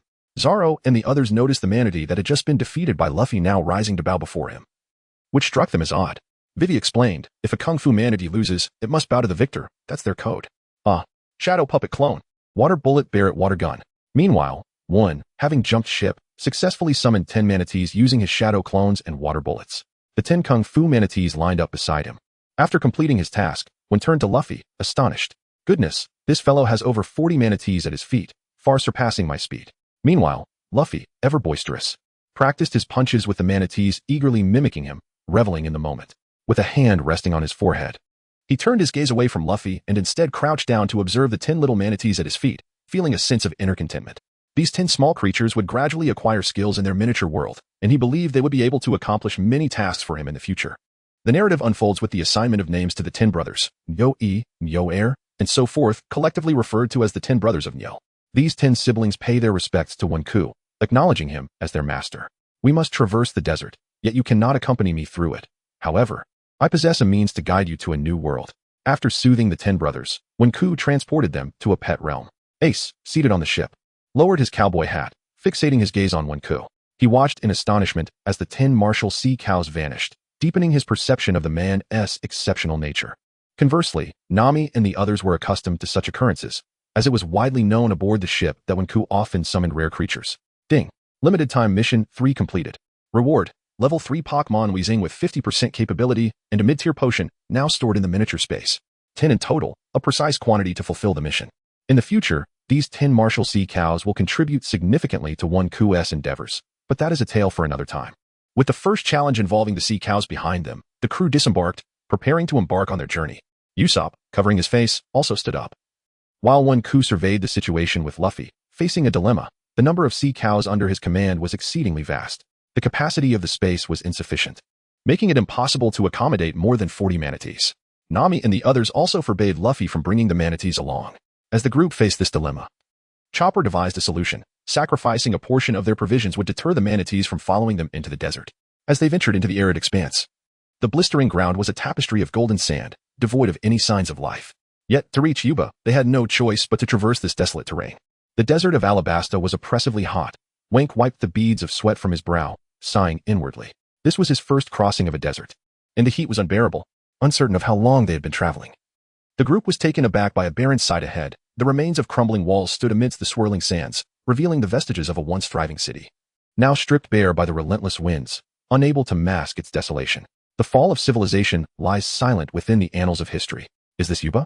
Usopp was the first to speak, his companion, the BB bird, observing the surroundings.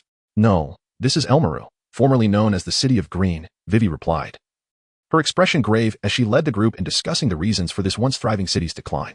Along the way, everyone patiently listened as Vivi slowly recounted the tale. It turned out that the insidious machinations of the Baroque works, coupled with the people's mistrust of the king, had led to the city's ruin. The listeners fell silent, their understanding of Baroque's vile tactics deepening, fortifying their resolve to defeat Baroque and rescue Alabasta. As they continued their journey, the wind swept through the ruins, creating an eerie sound that heightened Usopp and the others' anxiety. Ace, knowledgeable and experienced, sought to enlighten them. This haunting wind echoed the weeping of Elmaru, as swirling gusts of sand relentlessly assaulted the Straw Hat crew, obscuring Nami's vision. Only when the situation improved slightly did they dare to survey their surroundings. And it was then that Vivi stumbled upon a skull, collapsing to her knees. We were born in a vast desert country, battling nature for generations. Yet those who have fought to survive live such wretched lives. What right do they have to do this? Vivi wept bitterly. API call failed with status code 429. Error. Code. For 29. Message. Resource has been exhausted. E.g. check quota. Status. Resource exhausted. Wenku gazed intently, recalling the urgent fertilization project amidst the encroaching sands. His voice, neither too loud nor too soft, murmured to himself, perhaps Elmaru is still salvageable. What? Including Vivi. Along with Ace, they removed their hats, and everyone turned their attention towards Wenku. Wen took a deep breath. It was of no consequence, apart from Ace. Everyone aboard had witnessed Wen's remarkable ability to retrieve objects from a distance, which, in truth, was a manifestation of his power over the miniature space. API call failed with status code 429. Error.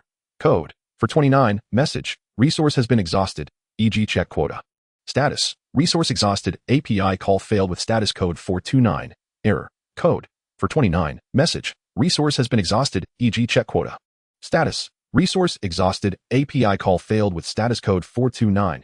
Error. Code. For 29. Message. Resource has been exhausted. E.g. check quota. Status. Resource exhausted. API call failed with status code 429. Error. Code. For 29. Message. Resource has been exhausted. E.g. check quota. Status. Resource exhausted. Wenke nodded, and the crowd erupted in cheers. Elmaru was saved.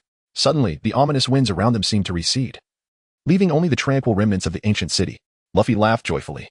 Throughout their journey, Wenku had become irreplaceably significant in Luffy's heart. It was the ability to create the impossible that earned Wenku Luffy's unwavering trust, even to the point of longing. Nami's eyes sparkled. Wenku was undoubtedly her man, his presence illuminating not only her own life but also that of others. Ace smiled gently. In the days spent with Wenku, or rather, since forming bonds with Luffy and Sabo before setting sail, he felt a renewed desire for camaraderie. Each of Wenke's actions inspired an inexplicable confidence. Vivi was in tears. Alabasta had been saved. Usopp and Zoro gazed at Wenku, their expressions relaxed. Time and again, Wenku devised new methods to resolve their challenges.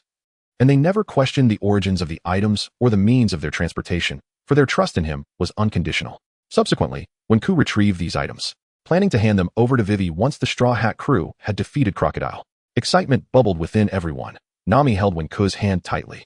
Her eyes filled with pride as she gazed at him. She too would not inquire about the origins of Wenke's treasures. Her faith in him was absolute. The group continued onward, with Elmaru receding further behind them. Yet one day, a new king would lead the people to rebuild the once verdant city. At that time, how could civilization be allowed to wither away? The relentless drought continued to worsen, intensifying the heat in the desert regions. The Straw Hats had long since departed from Elmaru and trekked an indeterminate distance toward Yuba. The dunes here were numerous. Wenke mused that he had expected the desert to be as flat as sea level. Climbing one particularly tall dune left him utterly exhausted. The heat was oppressive. Wenke's parched lips showed signs of dehydration, while Pikachu, wearing its little hat, lay weakly on Wenke's shoulder. Only Vivi, having grown up in this environment, was somewhat more acclimated to the heat than the others. It was an unavoidable reality. This was an ancient desert region, with some dunes towering over 300 meters. Vivi sighed and explained that was why she had advised everyone to prepare for hardship. Due to the scarcity of water, Luffy and Sanji continuously quarreled over their limited supply, which caused concern to both Wenke and Ace. They exchanged knowing glances, clearly troubled. The group traveled for another day, and as night fell, the food could only be divided into small portions due to their large numbers, leaving Luffy feeling quite uncomfortable. After much contemplation, Wenke decided to share half of his dinner with Luffy. Are you foolish? You don't have enough for yourself and still choose to feed this glutton? Nami exclaimed in exasperation, delivering a punch to Wenke's head. Wenke could only smile helplessly, unfazed by the emptiness in his stomach. Luffy, deep in thought, silently consumed Wenke's portion. Ace, standing nearby, couldn't help but smile, growing fonder of Wenke. Why is it so cold here at night? Usopp inquired, shivering. It's a matter of temperature difference. The temperature in the desert can plummet below zero at night, Vivi replied calmly, adding, and what? Came a playful interjection from Meow Meow. And the desert is fraught with peril, requiring constant vigilance against sudden natural disasters and human threats. One could embrace Nami, nestled together with everyone as they drifted into slumber, hoping that this night would be devoid of troubles. A group of individuals shivered like fools, for the desert night was indeed mercilessly cold. API call failed with status code 429, error, code, for 29, message, resource has been exhausted, e.g. check quota. Status, resource exhausted, when gradually opened her drowsy eyes, a slight headache lingering in her mind. She was aware that she had felt no drowsiness the previous night and had only managed to doze off after painstakingly counting sheep. Indeed, she had not slept well. Pikachu, perched upon her shoulder, also rubbed its little eyes, having enjoyed a restful slumber the night before. API call failed with status code 429, error, code, 429. Message, resource has been exhausted, e.g. check quota. Status, resource exhausted. With a sigh of exasperation, one could hardly find peace on such a morning. What might transpire when Luffy eventually ties the knot? Chopper, rising early as well, his reindeer constitution granting him acute hearing, perked up his ears to discern an unsettling sound. It seemed as though something was approaching. His expression turned grave, prompting those around him to heighten their vigilance. Was the wind beginning to stir? Ace stood, a smile gracing his face as he surveyed the surroundings, just as uncertainty loomed among the group. A single utterance from Vivi compelled them to swiftly seek refuge behind the rocks. A tempest, a sandstorm was imminent. Wenke's complexion shifted slightly as he expanded his body to 3 times its original size, resembling a small hill. He directly transformed into the great rock snake, burrowing a tunnel for everyone to follow, while his form coiled around the entrance. The howling storm did little harm to Wenke after the tempest subsided. Normalcy returned to the surroundings. Only then did he retract his body, allowing the Straw Hat crew to emerge. With a cough, Usopp and the others, covered in dust, spat out the sand from their mouths. Wenke felt a twinge of guilt. After a brief respite, they proceeded onward. Initially, the journey was uneventful, with Luffy carrying the luggage. However, the burden proved too heavy, causing him to lag behind. In a moment of folly, he encountered the deceitful, fainting birds, who lured him away and made off with their belongings. Believing the white birds were genuinely injured, Luffy chased after them to seek Chopper's aid. It was Vivi who discerned the ruse, explaining the existence of the Desert Con artists. Oh no, we've been tricked, Luffy lamented. Sanji was infuriated, for the stolen supplies amounted to 3 days' worth of provisions. Retrieving them would make their exit from the desert an arduous endeavor. What shall we do? My food, he cried, recalling that only a single bag of cat food remained in the luggage, likely lost as well. As Luffy and Sanji exchanged barbs, they suddenly spotted the silhouette of the deceitful birds once more, prompting Luffy to dash away from the group in pursuit. What is he up to now? Sanji thought, his head pounding from frustration at Luffy's antics. With no alternative, they waited. Nami lay atop Wenke, drowsy. Wenke, however, remained alert for Luffy. Recognizing him as the captain, thunderous roars echoed towards them from the direction Luffy had taken, the sounds growing increasingly loud. What is happening? Vivi inquired, puzzled as swirling sands obscured her view. Usopp donned goggles, managing to discern some details. It seems, it's a monster, he exclaimed, terror welling in his eyes, momentarily forgetting he possessed the powers of a devil fruit user. As the commotion drew closer, a scene unfolded before them. A colossal purple lizard, its forked tongue flicking, pursued Luffy relentlessly. Haha. Sanji, I've brought back meat, Luffy shouted, riding atop a camel, utterly unconcerned about the impending danger, reveling instead in the thrill of the hunt. Wenku's eyes sparkled with excitement. Is that not a giant lizard? Haha. His hidden quest has been set in motion. Luffy, bring him over. Draw him near to me, Wenku shouted, sprinting towards Luffy at full speed. Ah, Wenku, I'm back. Luffy beamed, his teeth gleaming, his mouth watering at the sight of so much meat. Ha! You stay back. Pika Pika. Wenku called out to remind Luffy, while Pikachu on his shoulder leaped into action, launching itself at the great lizard. Thunderbolt. The powerful golden lightning surged forth, slicing through the air like a blade, enveloping the lizard with an electrifying embrace. Before the acrid scent of singed flesh could emerge, Wenku intervened. The lizard collapsed with a thud, convulsing as its purple scales charred black. Pikachu halted its discharge midway and scampered to Wenku's side, seeking comfort. The mission required it, thus preserving the life of the colossal lizard. I don't care. I shall capture this lizard. Luffy, you all find other meat. Wenku shouted to Sanji and the others who were approaching from a distance, without hesitation transporting the great lizard away. Alas, Wenku, you are quite domineering, Sanji exclaimed in frustration, while Luffy, realizing it was Wenku's request, felt less irate. A chorus of screams erupted from Vivi and the others, prompting Sanji to rush back. Sensing trouble, while Wenku remained still, awaiting his hidden mission reward. Ding. The user has successfully captured a desert lizard. Current capacity in the pet world, 88, 100. Ding. Timed mission 1. Golden level hidden mission 9. Final point. To capture a desert lizard, completed. Reward. 1 opportunity for Pokémon evolution and a trait awakening agent. The evolution has been secured for the user, and the trait awakening agent has been stored in the miniature space. Now, you must tell me what the trait awakening agent is. Trait awakening agent. It allows the designation of one individual or creature to acquire a random trait associated with a Pokémon, linked to the designated target's daily activities. Note, this trait, akin to a capability, can be awakened multiple times, yet cannot exceed 3 awakenings in total, categorized as the first trait, second trait, and third trait. Trait awakening cannot coexist with devil fruit types of Pokémon. The storage assistant provided a brief explanation. A trait awakening agent grants 1 trait. It enables the designation of a person, linked to daily activities. Rather than using it for himself, Wenku preferred to bestow it upon Nami. As she currently lacked a weather stick and her strength was relatively weak, ranking low among the team's combat abilities, even with the assistance of Squirtle and the others, it was insufficient. If it is insufficient, then let us remedy that. Storage assistant, directly apply the trait awakening agent to Nami, he commanded, resolute in his decision to care for her well-being. Ding. The trait awakening agent is being infused into Nami's body, awakening her first trait as the storage assistant begins its gradual analysis. When patiently awaits, my dear girl, I shall ensure that you grow stronger as well. Ding. Nami's first trait has successfully awakened. Irrelevant weather. This introduces a trait for the 3rd generation. Effect, exclusive title for the Pirate King's Navigator. The influence of weather on her own sensory perception is enhanced by 20%, granting her opponents a 70% chance of losing their meteorological observation site. Moreover, with 1/3 of her intellect attuned to the weather, her mental communication regarding meteorological phenomena guarantees a more exquisite control over the elements in the future. After the awakening agent bestows Nami with her first trait, When contentedly withdraws his spirit and approaches Nami and the others, discovering that they have just endured a skirmish, where another desert lizard fell prey to Sanji and his companions. Although their luggage remains missing, the presence of this mighty lizard allows everyone to enjoy a hearty meal. How splendid! The nearby rocks serve as natural grilling plates. Sanji skewers the lizard meat with wooden sticks and places it on the heated surface of the rocks, allowing the meat to cook gradually. As for the camel brought by Luffy, it is recognized by Chopper, who recalls that during a supply run, it had inadvertently wandered into a rebel base. Later, the noble camel aided its escape, thus owing Chopper a debt of gratitude. However, for a camel equipped with a saddle, becoming a mount for Luffy and his crew is rather displeasing. The elder camel requests Chopper to translate. I am a rugged camel who cherishes freedom. I am grateful for your timely rescue, and while I can bear riders, I shall never carry men. With a playful chuckle, Wenku observed that the camel, a rather charismatic character, was also quite the lecher. Are you not going to carry us? A good beating will surely bring it to heel. Sanji and Luffy had just finished their skewers of meat when they began to pummel the camel, who collapsed to the ground, its pride shattered. Nevertheless, the camel soon regained its composure, showing no signs of submission to Luffy and his companions, prompting them to strike it again. Kaya, feeling a twinge of sympathy, gently patted the creature, causing its eyes to sparkle with affection, reminiscent of Sanji's own demeanor. Nami, observing Wenku with a smirk, remarked that it seemed the girls had found themselves a camel to ride, which elicited a resigned smile from Wenke. Let us name it Eyelash, she suggested.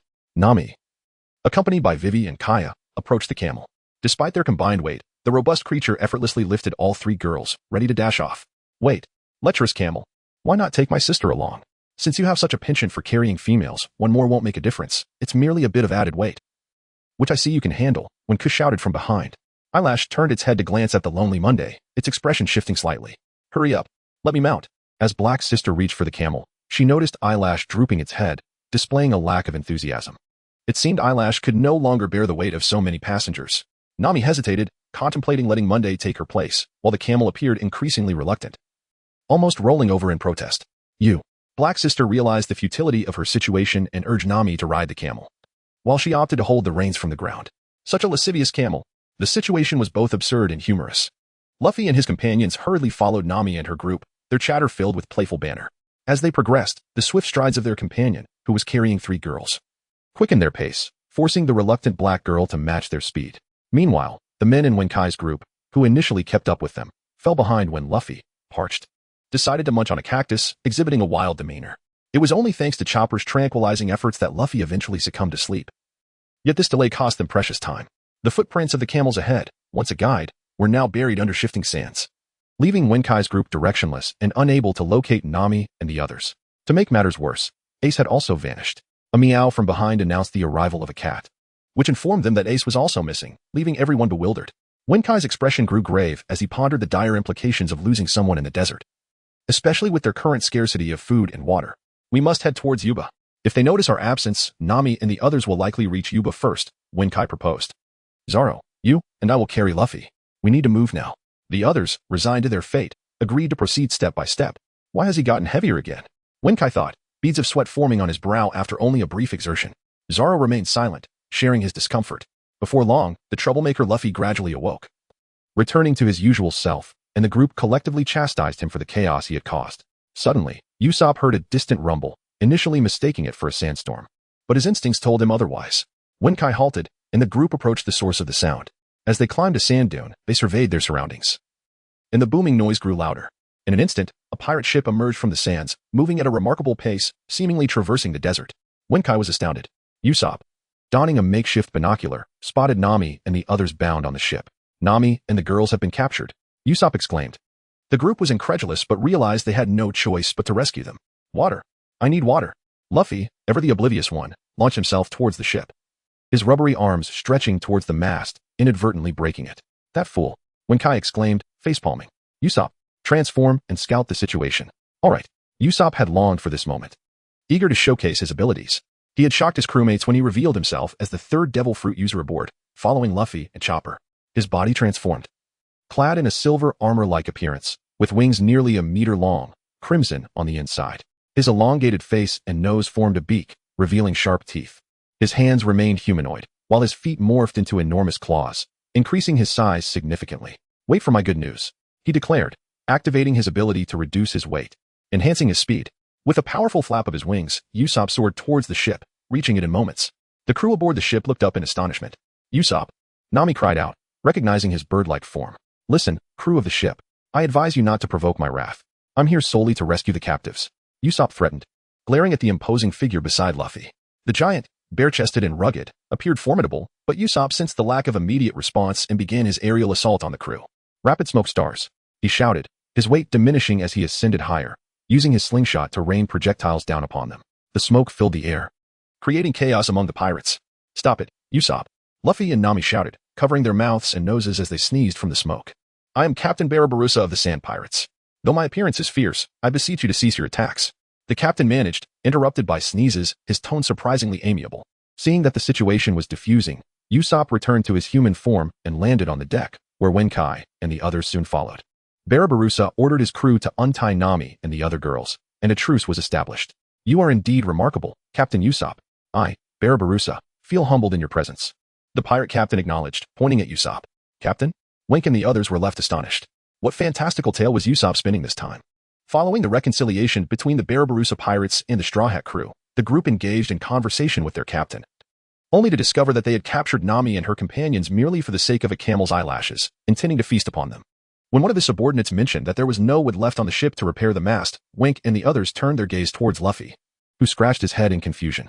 This revelation left the crew in tears, as the absence of timber would severely hinder their vessel's mobility, making it nearly impossible to reach the nearest village in a timely manner, potentially sealing their doom. Their only hope lay in the Melia's oasis, where wood was assuredly available. Acquiring some from there would offer a glimmer of hope. After a moment of contemplation, Barbarossa devised a plan for the crew's escape. Where shall I venture? Luffy stepped forward. Acknowledging his responsibility for the damaged mast, Barbarossa cautioned that the journey might be perilous due to shifting sands. However, Luffy remained undeterred, and Wenke believed that with careful navigation, they would encounter no significant issues. Ding! A limited-time quest was announced. Retrieve wood. The mission was to procure a specified amount of timber from Melia's oasis. Reward: the opportunity to learn a grass-type move from a level 3 grass Pokémon, with a selection of 3 options. Penalty: forfeiture of all current grass-type Pokémon held by the user. The warehouse manager had issued the quest, and it was imperative that they embark on this venture. I shall accompany Luffy, Wenke proposed, though Nami was the first to oppose, only to be swayed by Luffy's infectious excitement. Given Wenke's resolute stance, Nami reluctantly acquiesced, albeit with numerous admonitions for Wenke to exercise caution. Bang, bang, bang. With the sound of 3 small boats landing, the sand sleds became ideal vessels for transporting wood. Luffy and Wenke enthusiastically struck the specially designed sand sleds, their buoyant hulls paired with sails, which were the preferred mode of transport for the sand pirates navigating desert terrains. Saba and Lasha will accompany you to Melia's oasis. Among them, Lasha is our crew's foremost expert in operating the sand sleds. You two will be paired in one sled. What are your plans? Barbarossa inquired of Luffy and Wenke. Lasha? Wenku was perplexed about the whereabouts of the elusive Lasha when suddenly a metallic dart whistled past him. He instinctively lowered his head to evade it, beads of cold sweat trickling down his brow. Who could it be? He turned his gaze towards the origin of the dart. A short-haired girl, adorned with a small umbrella atop her head, executed a backflip from the ship and landed directly before him. With delicate hands, she retrieved the dart that was deeply embedded in the wooden vessel, scarcely glancing at Wenku as she instead focused her attention on Wei Wei and Monday, fervently insisting that they join as well. It appeared that this girl, whose exquisite features were intertwined with a wild allure, was indeed Lasha. So, we are to be 4 in total? Wenku sought confirmation once more. Wei Wei's expression was grave, and Monday, being half Alabastian and having previously undertaken missions in the desert as an operative, possessed a modicum of understanding regarding sand-related challenges. Indeed. It's me and Saba, that Straw Hat, and that woman, you, and the black woman. Lasha had already organized their teams. Wenku was plagued by a throbbing headache, pondering the situation at hand. Yet, for the sake of the mission, he had no choice but to acquiesce. However, he felt a sense of joy on Monday, relishing the brief moments spent with Wenku, which brought her immense happiness. Enough is enough. If you harbor any inappropriate intentions, do not blame me for informing your wife. Pikachu feigned a threat. Wenku observed his Pikachu had allied with Nami, a wave of sorrow washing over him. Did he truly have ulterior motives regarding Monday? He could only wonder what Nami thought. Meanwhile, Black Girl remained oblivious, eagerly waiting on the sand sled for Wenku, her excitement betraying her otherwise stern demeanor. Once the groups were divided, 6 individuals embarked on their sled, drawing the attention of the others. There were several instances where Vivi and Monday struggled with the sled, nearly capsizing, but as they grew more accustomed to the sand vehicle, they began to maintain a steady pace. However, Lasha seemed to harbor ill intentions.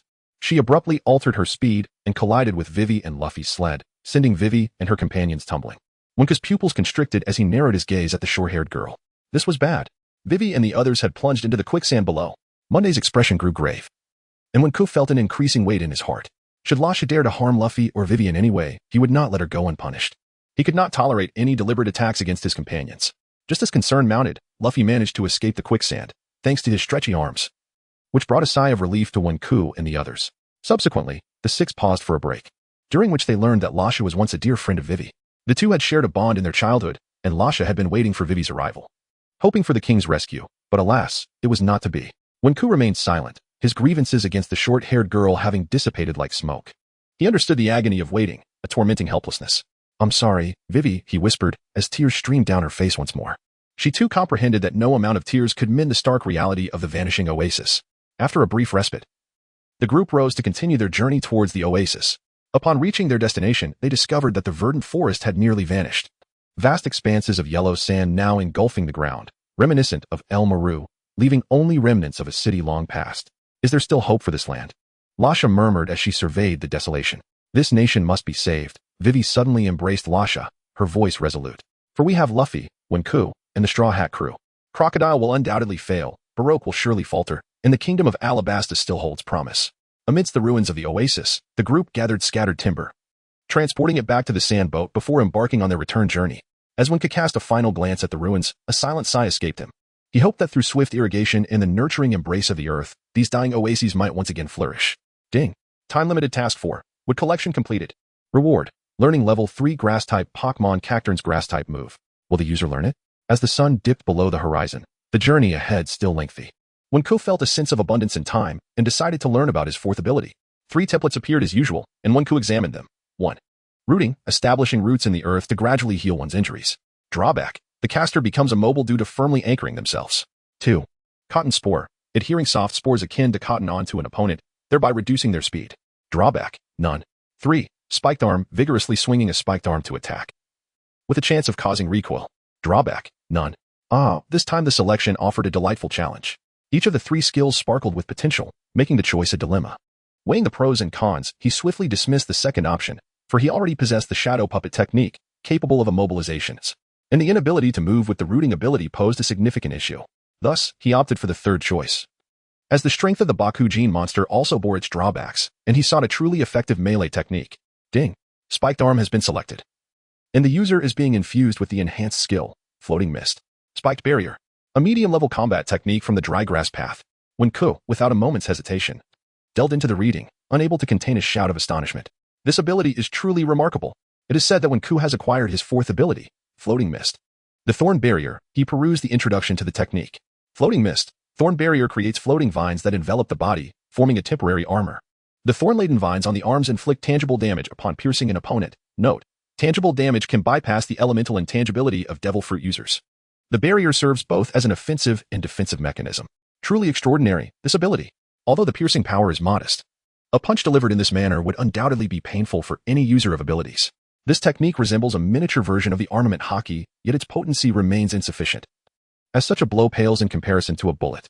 Nonetheless, when combined with the extraordinary strength of Bajin, there exists a potential to unleash a commendable amount of damage. As Wenke exited his contemplations, he realized that the sand cart they had boarded was nearing its destination, with the ships of Barbara visible in the distance. Upon arrival, everyone promptly disembarked to begin transporting the timber, aware that time was of the essence as they prepared to repair the mast the following day. Vivi and Lasha seized the moment to reminisce. As night fell, the group, exhausted from their day's labor, took refuge aboard the Barbara ship for the night, planning to depart in the morning. However, in the deep of night, Wenke and Nami found themselves together, as Nami had matters to discuss with him. "What's the matter, Nami? Aren't you going to sleep?" Wenke inquired, sensing her urgency. "Is there something you haven't told me?" Nami sighed, her curiosity piqued. "Something?" Wenke was taken aback, her fragmented words leaving him bewildered. "Why haven't you informed me?" Nami questioned, wrapping her arms around Wenke from behind, her lips brushing against his, a playful yet serious demeanor replacing her usual languor as she focused intently on him. "What are you referring to?" Wenke chuckled softly, still slightly perplexed. Could it be? A chill ran down his spine as he recalled a certain matter, and he laughed nervously, hesitant to respond. Did his wife discover his secret stash of savings?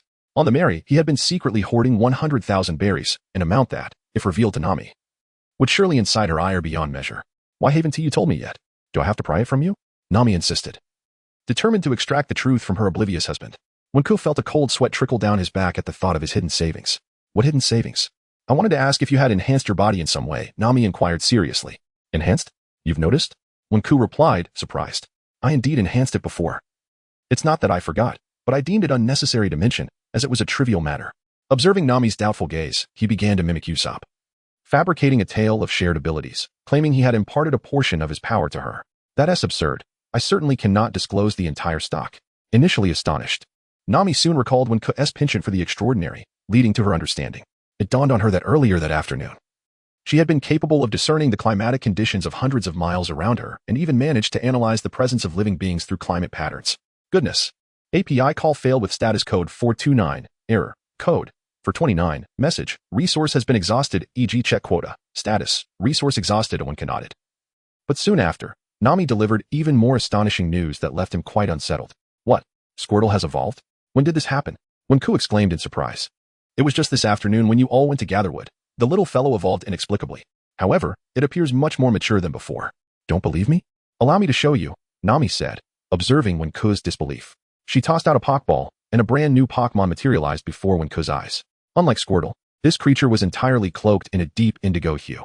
A pair of wing-like furry ears adorned its head, while its deep brown eyes were complemented by small fangs on either side. Small, deep blue spots were evenly distributed across its body, and its tail swayed gracefully, resembling two waves of the sea. Wenke squinted, confirming several times. Indeed, it was the evolved form of Squirtle, the Stage 2 Pokémon, Wartortle. But what could be the reason? Can one evolve simply through daily life? Wenke would never believe it. Surely, there must be some underlying cause for Squirtle's evolution. Came. Wartortle leaped directly onto Nami, reclining to rest, having cast aside any concerns of belonging. Both Wenke and Nami were now its objects of loyalty. Wenke? Wake up. What is wrong with you? Nami exclaimed, realizing Wenke was lost in thought. Believing he had been startled into a stupor, she repeatedly slapped his face. In reality, Wenke's mind had wandered, engaged in a leisurely chat with the warehouse keeper. Warehouse keeper, what exactly is the reason behind Squirtle's evolution? It primarily pertains to Nami. She can be considered half of Squirtle's owner. You are aware of this, aren't you? Of course, this is something we both know well. Do you recall Zaro and Luffy's dream involving Pokémon? This illustrates how Pokémon accept external influences. Nami's affinity for water-type elements had increased, directly benefiting from her connection with Squirtle. Affinity for water-type elements? Affinity is determined by traits. If a human possesses water-type traits, they can share elemental affinities with nearby water-type Pokémon, thus increasing the likelihood of evolution. The warehouse keeper explained patiently, and Wenke grasped the concept, albeit with some difficulty.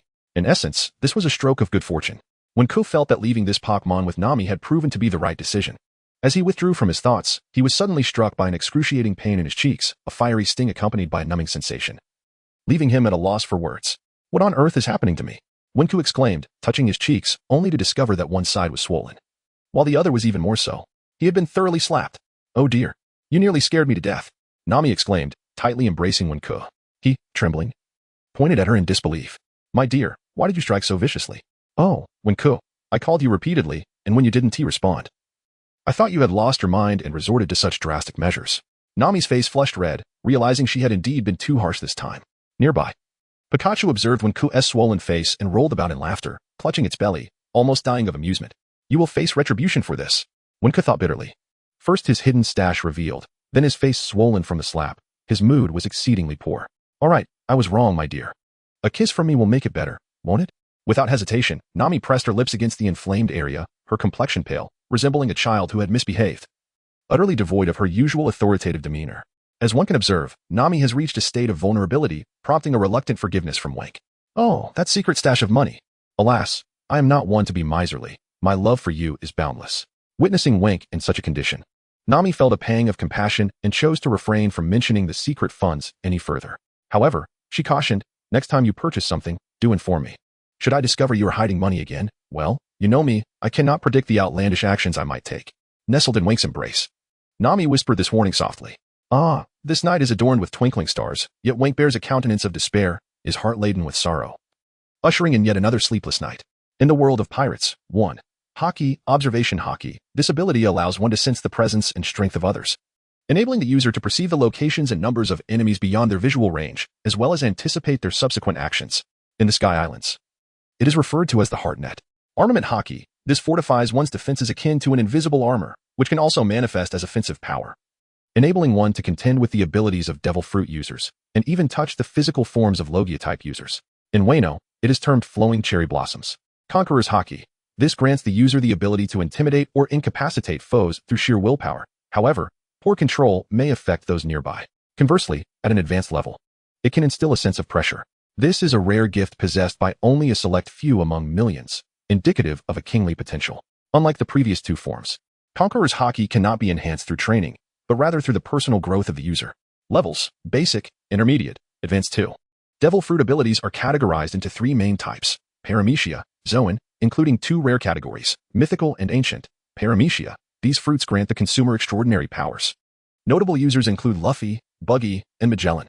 Zoan, this category is divided into 3 types: Ordinary, Ancient, and Mythical, each allowing transformations into human, animal, or hybrid forms. Notable users include Chopper, Dalton, and Sengoku. Logia, the defining feature of these fruits is the ability to transform one's body into an elemental form, rendering physical attacks ineffective. Only Armament hockey, Sea Prism Stone, and the Dark Fruit can interact with the physical manifestations of Logia users. Notable users include Smoker, Ace, and Enel. 3. Additional systems in this book are elaborated. Meridians, based on the 17 attributes of Pokémon, including water, normal, fire, flying, bug, grass, steel, fighting, ground, poison, electric, rock, ice, dragon, dark, psychic, and ghost. These are distinct from Haki, forming a gaseous aura that envelopes the user, allowing the execution of various Pokémon moves. This enables humans to perform Pokémon techniques. After a tense night of repairs, the Barabarusha pirate crew secured a new wooden mast, alleviating the immediate crisis. Subsequently, the Straw Hat crew bid farewell to Barabarusa and Lasha, with Vivi promising to fulfill her commitments one by one. Lasha chose to trust Vivi and continued to wait for the rebirth of her nation. The group then proceeded to a village named Waterwell to replenish their supplies, where they encountered Ace, who had just come from that direction. From Ace, they learned of the sham insurrection led by a man named Camus, who was boasting brazenly. Usopp, unable to contain himself, exclaimed, "What? Is there someone even more boastful than I? I must confront him." The group was nearly exasperated by Usopp's inflated ego, now exacerbated by his newfound powers. Later, Vivi requested Luffy to investigate Camus' character, seeking to ascertain whether he had any genuine concern for the local populace. To their surprise, this inquiry revealed Camus' noble spirit. Despite lacking heroic prowess, he harbored a dream of protecting the villagers, displaying commendable resolve, though his deceitful actions were misguided. His willingness to sacrifice for the villagers was heartening. After resolving matters with Camus, the Straw Hat crew continued towards Yuba. Along the way, Ace encountered a man wearing a scorpion hat who claimed he intended to capture him, though there were deeper reasons behind this encounter. Once the conflict was resolved, Ace found no trace of Blackbeard and prepared to depart Alabasta, bidding farewell to the Straw Hat crew. As he departed, Ace gazed earnestly at Wenke, urging him to look after Luffy and not to overlook those who care for him, before he gradually walked away against the backdrop of the setting sun. API call failed with status code 429, error, code, for 29, message, resource has been exhausted, e.g. check quota. Status, resource exhausted, API call failed with status code 429, error, code, for 29, message, resource has been exhausted, e.g. check quota. Status, resource exhausted, Wenke found it hard to comprehend, perhaps due to the heat. Subsequently, the group took a respite in an unnamed valley, utterly exhausted. Wenke and Zoro settled down. Suddenly, the ground beneath them gave way with a thud. Zoro and Wenke fell into a pit, leaving only the frightened cries of the BB bird echoing in the air. After their abrupt descent, Wenke felt a slight dizziness and was astonished by the vast emptiness surrounding him. What manner of place is this? Zoro stood nearby, scanning the area in confusion. The two wandered about until they halted before a stone tablet. Strange inscriptions, Zoro remarked as he examined the tablet. However, Wenke grew increasingly uneasy the more he gazed at it. Is this the essence of history? API call failed with status code 429, error, code, for 129. Message, resource has been exhausted, e.g. check quota. Status, resource exhausted. Upon closer inspection, the inscriptions on the stone tablet were indeed convoluted and obscure, reminiscent of the fragmented diary pages he had previously encountered. One might ponder, could they not have written legibly over the past century? One wonders how many more secrets are concealed by those who are so fervently guarding this information. It appears that we must await Robin's arrival to decipher these ancient characters, as archaeology is her forte. Ding. A time-limited task has been issued. Explore the ruins and uncover a piece of historical text, and according to the warehouse's instructions, gather the scattered stones. Reward, a drop of essence from a level 6 legendary Pokémon. Ho-Oh? Penalty, none. At this moment, Chopper and Luffy descended as well, neglecting Wenke to survey their surroundings. Now, the user is requested to follow the guidance of the warehouse and search for stones in this ancient site. Are you out of your mind? Collecting stones is hardly a task. Wenke's mood soured. However, the warehouse's command superseded all else, compelling Wenke to rely on the intelligent navigation of the warehouse to search for stones in every nook and cranny. In a critical moment, Pikachu proved to be reliable, assisting Wenke by carrying stones to begin stacking them. Ironically, the historical text lay nearby, creating an awkward situation. After what felt like an eternity, Wenke finally dusted himself off and wiped the sweat from his brow. Phew, this is exhausting. Nevertheless, it is a cause for celebration. He had finally completed the task at hand. API call failed with status code 429, error, code, for 29, message, resource has been exhausted, e.g. check quota. Status, resource exhausted, API call failed with status code 429, error, code, for 29, message, resource has been exhausted, e.g. check quota.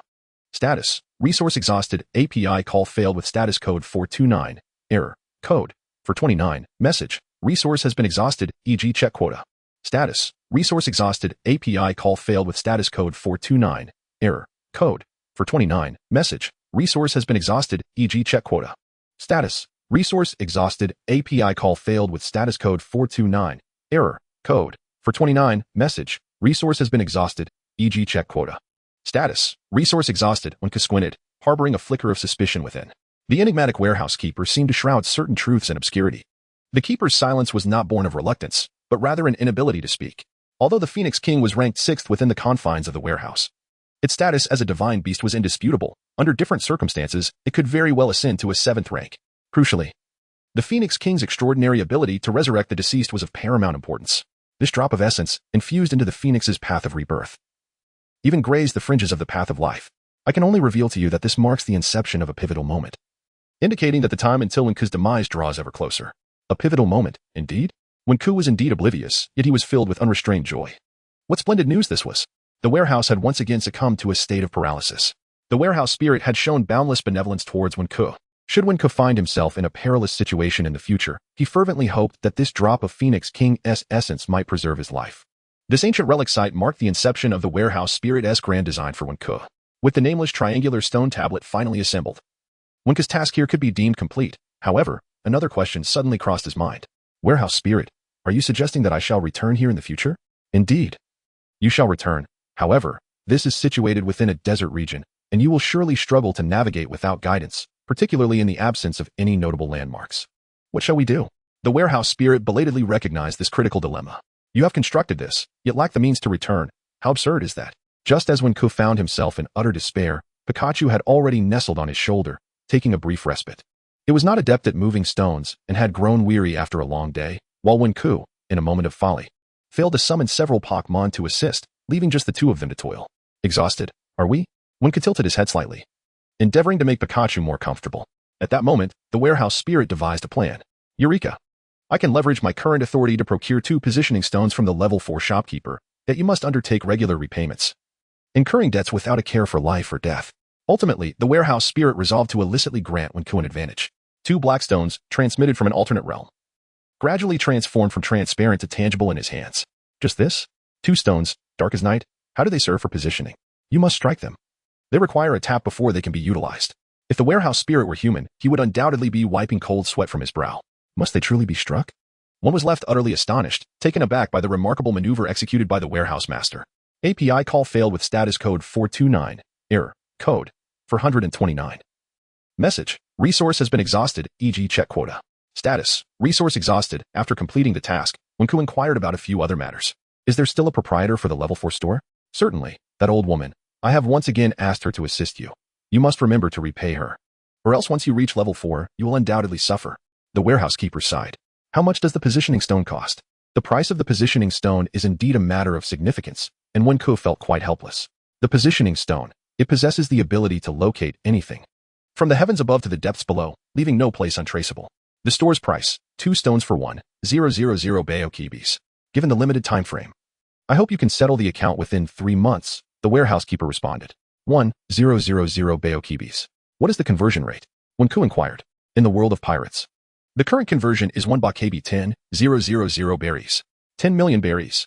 For just these 2 insignificant stones, she demands 10 million. Is this not extortion? Wen's fury surged, nearly causing him to lose his composure.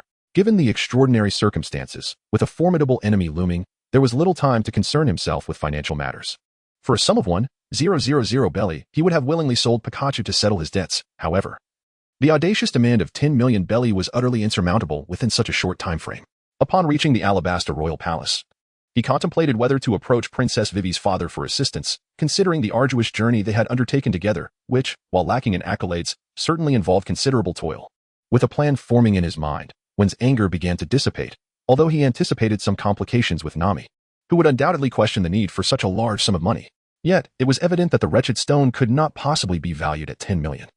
Nami would surely come to the same conclusion. Thus, he decided it best to keep this information from her. At that moment, Pikachu had awakened, and Wen proceeded to inform it about the locator stone. Please refrain from disclosing this to my sister-in-law, he urged. After all, Nami is of an age where she is approaching menopause in a few decades. Pikachu, hands on its hips, began to analyze the situation. Your mind seems to be in a haze. One moment you refer to her as sister-in-law, and the next as Nami. What is this confusion regarding familial hierarchy? Are you looking down upon me? You ought to address me as elder sister. Wenke wore a facade of solemnity. All right, my elder brother speaks wisely. Pikachu chimed in with a light-hearted chuckle. Thus, Wenke approached the triangular stone monument, sought a patch of earth to excavate, and buried one of the black stones within. Alas, Wenke, where art thou? Came Chopper's adorable voice from behind. Not one to be lost, he had followed the scent after exploring the ruins and found Wenke. As for Luffy and Zoro, they were likely not far from this vicinity. After a brief wait, Luffy and Zoro miraculously reunited with Wenke. Not wanting Luffy to employ his rubber abilities to whisk them away, Wenke opted to summon the power of Pokémon. Charizard, arise. Wenke promptly teleported Charizard, whose massive form effortlessly carried the four of them. With a mighty roar, Charizard soared upwards towards the opening from which Zoro and Wenke had fallen, passing through with ease. Splendid. We have escaped the peculiar hall, Chopper sighed with relief. Ha ha ha, we are finally safe. Luffy laughed heartily, gazing at the diminishing opening below. Charizard, I know you detest desert climates, but I beseech you to endure a little and help us locate Nami and the others. I implore you. Wenku gently caressed Charizard, hoping it might skin the skies for them. Charizard roared joyfully, its affection for Wenku unmistakable. Do not inquire further. It is simply affection. The reason for not using Charizard earlier was its fire attribute, which was ill-suited for the desert climate. The sweltering heat would cause it to dehydrate rapidly.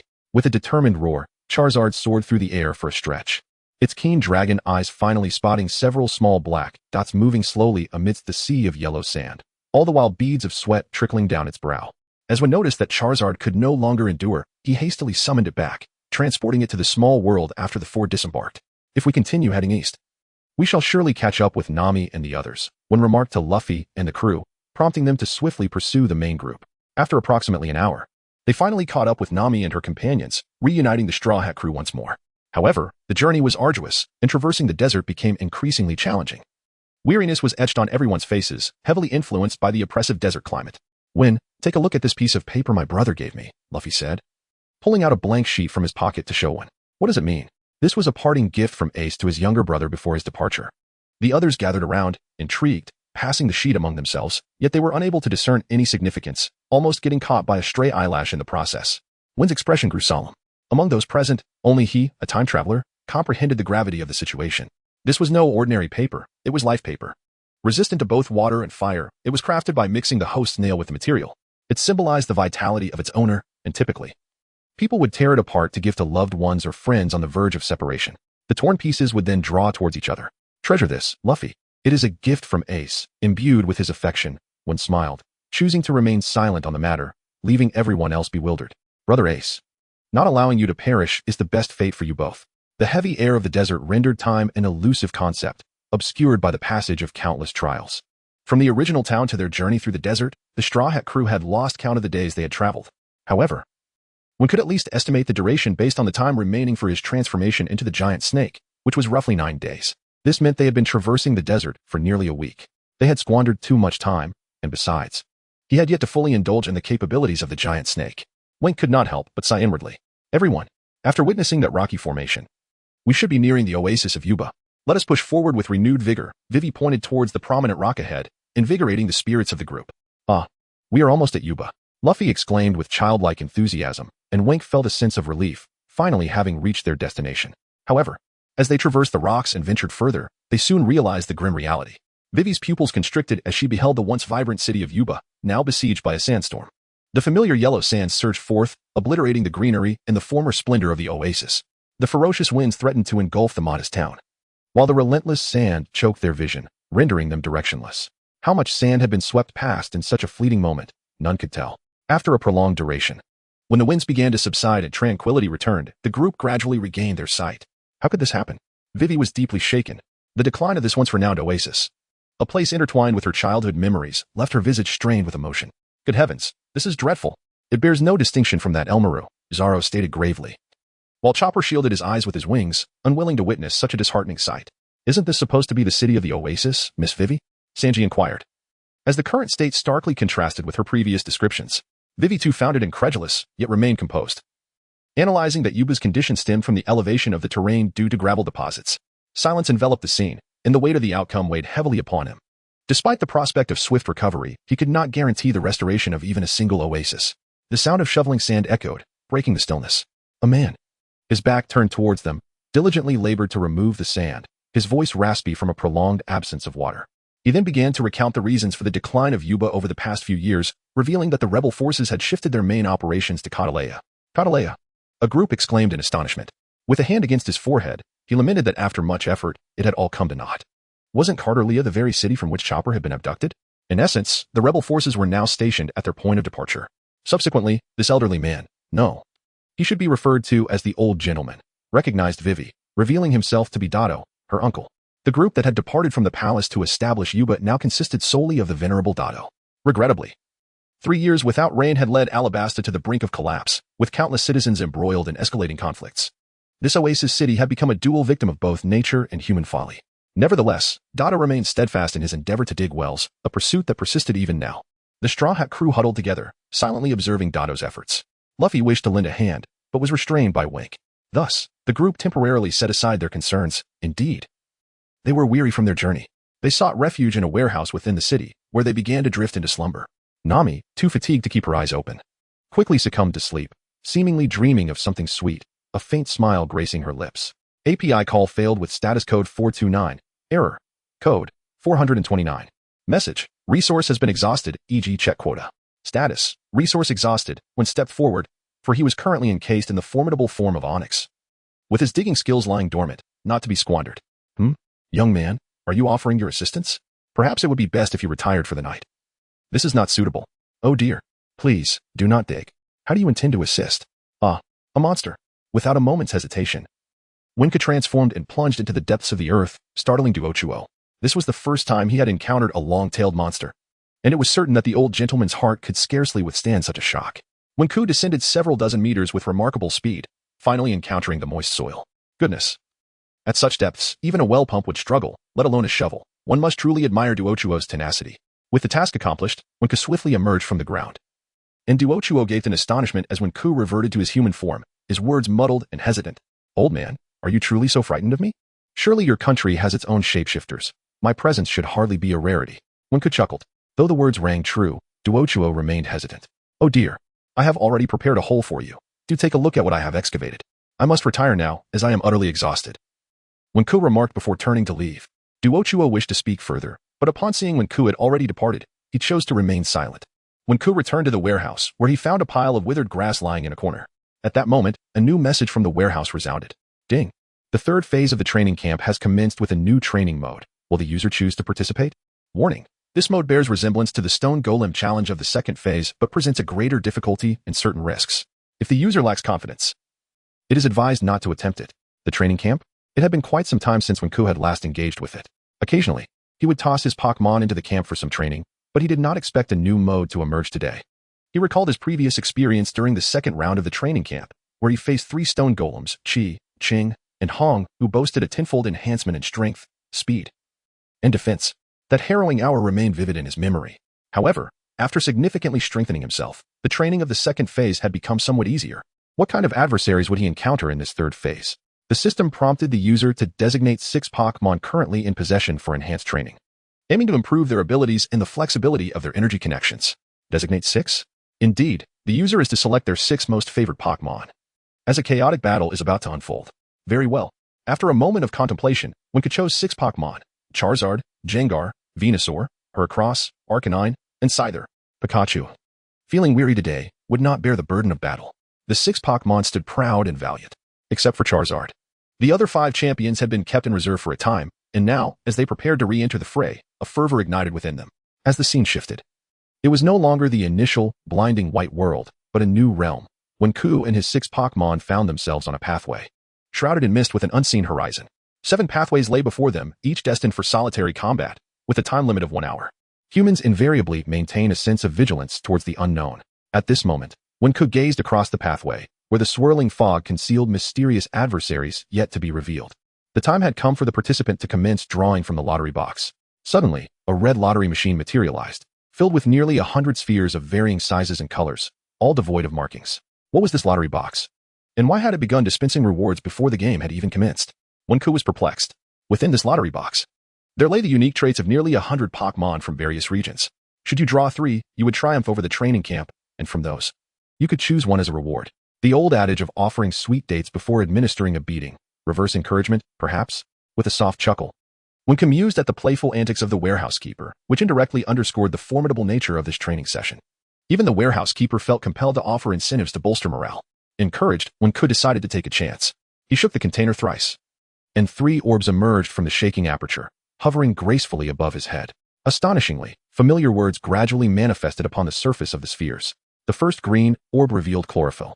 The second blue orb unveiled a moist physique, and the third yellow orb displayed a lightning rod. However, the effects of these three characteristics remained unactivated, merely suspended in midair, while the shaking mechanism dissipated in nothingness. Now, it is your turn. I must caution you that these giants are particularly effective against your Pokémon, and you should tread carefully. The consequences of perishing in the training camp are well known. At this moment, the warehouse keeper's tone was cold and detached, as if he scarcely recognized Wenke. Very well. The literary atmosphere was tense, and the dragons wore solemn expressions, intently gazing into the dense fog ahead. The sound of footsteps, rhythmic and distinct, echoed from the distance, growing ever closer. The pupils of Wenke narrowed. Could it truly be giants? This was no mere jinx. 7 monstrous beings, each nearly 5 meters in length, emerged simultaneously from the mist. Their bronze-hued bodies were entirely covered in scales, and these giants possessed neither eyes nor noses. Only a vast mouth that consumed nearly 2/3 of their faces. They occupied 7 platforms, each adorned with a banner that fluttered majestically in the cliffside breeze. In their hands, they wielded colossal axes, weighing hundreds of pounds, intricately etched with ominous patterns, exuding a palpable aura of menace. What, indeed, are these creatures? Wenke stood mesmerized, feeling a sense of disorientation. These 7 giants embodied malevolence, existing merely as lesser beings on the 5th-tier battlefield, accessible only through your superior authority. Yet, in your current state, they represent an insurmountable challenge. The warehouse keeper proceeded to elucidate a few details to Wenke. Each malevolent giant possesses the ability to wield a random selection of 5 Pokémon moves from their respective attributes. Allow me to remind you that the giant before you currently commands the following techniques: deceit, critical hit, ambush, bite, and dark assault. Roar. No sooner had the warehouse keeper finished speaking than the giant charged toward Wenke, brandishing its colossal axe, conjuring ominous gust of wind. What a predicament! Wenke barely managed to react, swiftly rolling away from the spot, where the ground had been shattered into splinters by the colossal axe. This was a surprise attack, with both the offensive power and strength doubled. Without needing to be told, I was already aware. Shadow Puppet Clone. 8 dark orbs instantaneously split from Wenke's shadowy form, ensnaring the approaching footsteps of the malevolent giant like a myriad of spider silk. Perhaps due to the giant's formidable strength, the immobilization effect lasted only a fleeting second. In no time, it regained its momentum and leapt forward, a relentless force that none could withstand. Wenke could retreat continuously without allowing himself to plummet from the narrow pathway. He finally comprehended the rationale behind selecting this precarious route within such confined space. It was most conducive for the giants to exert their prowess, while individuals like him, undergoing training, represented an absolute peril. This hour proved to be far more perilous than contending with the stone statues. Wenke could no longer concern himself with the circumstances of the other 6 Pokémon, as he found himself in a precarious situation. Thus, he resolved to wield the Water Ballistic 98K Sniper Rifle, the Water Ballistic Barrett Heavy Sniper, the Water Ballistic SSG-08. He assembled a tri-barrel sniper rifle. In an instant, 2 exceedingly renowned sniper rifles from a past life coalesced in the air, merging into a singular, more formidable heavy sniper. Bang! Wenke could directly employ a new tactic, harboring a modicum of confidence in the potency of this combination weapon. Alas, the water gun bullets shattering against the adamantine armor of the giant proved to be of little consequence, merely forcing the giant to stagger back a few paces, while its scales remained unscathed. With a thunderous roar, the giant rooted itself firmly, as steadfast as a mountain, remaining immobile. Its lack of eyes only deepened Wenke's unease. He could not convince himself that this confrontation was evenly matched. The more composed the giant appeared, the greater his anxiety grew. The precariousness of the situation was palpable, and Wenke knew he could not prevail against this formidable giant. Suddenly, the giant began to move, its approach slow yet deliberate. In a moment of unwarranted relaxation, Wenke was caught off guard as the giant accelerated, swinging its colossal axe with tremendous force, akin to the wrath of thunder, an unstoppable assault. By heavens, it's too fast. A treacherous ambush. Wenke seethed with fury, deciding to gamble everything on a desperate counterattack. With a surge of monstrous strength, his muscles swelled, and spiked barriers enveloped his arms. With a resounding crash, he delivered a powerful punch, deflecting the giant's axe off its intended path. Lowering his head, he narrowly evaded the deadly swing. The giant, perhaps surprised by the might of this diminutive adversary, found itself on the receiving end of a subsequent punch aimed at its abdomen, swift as lightning. The force of his fist, imbued with spikes and enhanced by his monstrous strength, struck the giant's belly, sending it hurtling backwards. With a resounding thud, the giant's nearly 5-meter frame collapsed onto the walkway, shattering the wooden planks beneath it. Regrettably, it did not plummet into the abyss below. After a moment of eerie stillness, the giant cautiously rose, its armor still intact. Yet the impact of that punch had instilled a sense of caution within it. It roared defiantly at Wenke, yet its feet remained rooted in place, hesitant to advance. Due to the side effects of the extraordinary strength he exerted, Wenke's body was once again paralyzed and immobilized. However, this unconventional maneuver did yield some effect. While the impact was indeed present, should he approach again, Wenke's expression revealed a semblance of fearlessness, yet internally he was already filled with apprehension. After approximately 10 minutes of waiting, the monstrous giant hesitated, unwilling to advance, merely facing Wenke. Though it possessed no eyes, one could sense its gaze upon him. This giant appeared to be a fragile titan, having been rendered immobile after the water projectile assault, which could be interpreted as a moment of gathering strength for a sneak attack. However, Wenke was resolute in his disbelief that it would attempt another ambush. How amusing. It turned out that this colossal fool was as ineffectual as it was imposing. After all, 4 out of its 5 techniques were ambush tactics. It was clear that it was not a formidable adversary.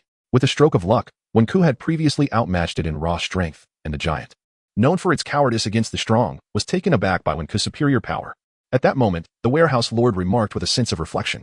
Wenke subsequently glanced towards the other 6 directions, observing that his Pokémon were indeed rising to the occasion. Charizard dominated the skies, effortlessly defeating the monstrous giant. Venusaur ensnared the giant with its leech seed, binding it tightly. The speedy Arcanine executed a tactical display of agility, leaving the giant bewildered. Gengar, utilizing its move Song of Death and Nightshade, managed to deceive the giant, leading it to attack erroneously and wasting precious time. Heracross exhibited sheer ferocity, charging forth with its horn and managing to toss the giant multiple times. Scyther, though facing a perilous situation, managed to hold its ground with a combination of Swords Dance and its inherent speed. Ding! An hour had elapsed, and the congratulatory chime heralded the successful completion of the training camp upgrade for both Wenke and his 6 Pokémon. As they prepared to leave, Wenke perceived the chime as a celestial melody. With the conclusion of the training camp, Wenke and his 6 Pokémon returned to the pirate world, celebrating a resounding victory as long as there were no casualties. Accompanying their exit were 3 ability orbs: Chlorophyll, Rain Dish, and Lightning Rod. Their effects displayed as follows. Chlorophyll: in sunny weather, it absorbs solar energy, effectively doubling speed. Rain Dish: in rainy weather, it ensures the slow recovery of an injured body in water. Lightning Rod: it attracts lightning strikes, rendering the user unharmed while accumulating the electrical energy, which can be released in a powerful burst once fully charged. The first 2 abilities were significantly influenced by weather conditions, making the choice of Lightning Rod evident. Wenke promptly selected the yellow orb, setting it aside for later use. Ding! The reward of selecting one from 3 options was confirmed as Lightning Rod, marking the complete accomplishment of the 3rd stage of the training camp, while the other 6 Pokémon would be teleported back to the pet dimension. You have all worked hard. Wenke embraced each of his 6 Pokémon, although he could only manage to wrap his arms around Charizard's massive leg. Soon after, they were all teleported back to their little world, while Wenke's consciousness retreated. Upon noticing Pikachu peacefully slumbering beside him, he smiled faintly, yet wondered about the sweat on his back. The persistent tension within your mind inevitably triggers corresponding physical responses to the external environment, explained the warehouse lord. API call failed with status code 429, error, code 429, message, resource has been exhausted, e.g. check quota. Status, resource exhausted. Wenke scratched his head, feeling the dampness on his neck. Nami, with a playful demeanor, offered him a small girl's mirror. Upon gazing into it, he was taken aback by the sight of 2 prominent, light purple marks clearly visible on his neck, remnants of passionate kisses. Is this your doing? He questioned, bewildered. How long did you feast upon me to leave such marks? Yet, he had risen late that day. Had he awakened earlier, perhaps she would not have had the chance. What? I declared to everyone that you are mine. Is there anything wrong with that? No one can take you from me. Unless you wish it, he mused. Well, that's not quite the case, she replied. Good heavens, Wenke surveyed the warehouse, realizing it was devoid of others. Apparently, Luffy and the rest had ventured out, leaving him feeling a tad shy about the conspicuous purple bruises adorning his neck. From now on, I shall indulge daily. If you do not love me, then I shall cease, and you need not speak to me again. You may choose between being a stranger or a lover. The decision rests with you. The image of Nami as the domineering sister was long gone, her nickname Little Wildcat fitting perfectly, especially in the liberated realm of pirates where many women were both beautiful and spirited. At that moment, Nami resembled a petite feline, nestled against Wenke, her delicate hands wrapped around his waist. Neither felt discomfort. The pile of hay became their natural bed. Well, it is a bit abrupt, but that's all right as long as you're pleased. Let the kisses continue, Wenke gently reassured her, stroking her hair. He was fully capable of embracing all that Nami was, as long as he adhered to his principles. This made Nami blush even deeper, solidifying her belief that Wenke was her one true love. At 17 or 18, she was at the tender age of blossoming emotions. Just as the two were lost in their affection, faint sounds echoed from outside the door. Pikachu sensed something amiss and quietly tiptoed toward the entrance. Pika? Pika? Pika. Peering through, Pikachu's gaze fell upon Meowth's large face, too close for comfort. Wow, you scared the life out of me, Meowth exclaimed, fleeing in a panic. His earlier nonchalance replaced by alarm. Boss, there's a cat eavesdropping. It's that Meowth. Pikachu returned, hands on its hips, indignant. Oh well, they're all Pokémon. There's no need to be quarrelsome. Nami, we should take our leave, Wenke said, helping her up and wrapping her scarf around his neck. Hand in hand, they stepped outside. The sun shone brightly, its warmth unabated. Wenke spotted his companions and led Nami over to them.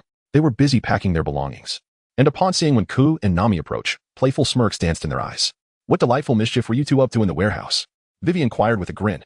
Nami's face turned crimson, reminiscent of a ripe pomegranate, while Wenke broke into a cold sweat, pondering how to respond. Speak. Where did you kiss him? Usopp exclaimed, eager to stir the pot. The expressions on Wenchao and Nami's faces changed dramatically upon spotting the feline creature, Meow Meow, lurking behind Usopp, their eyes glinting with malice.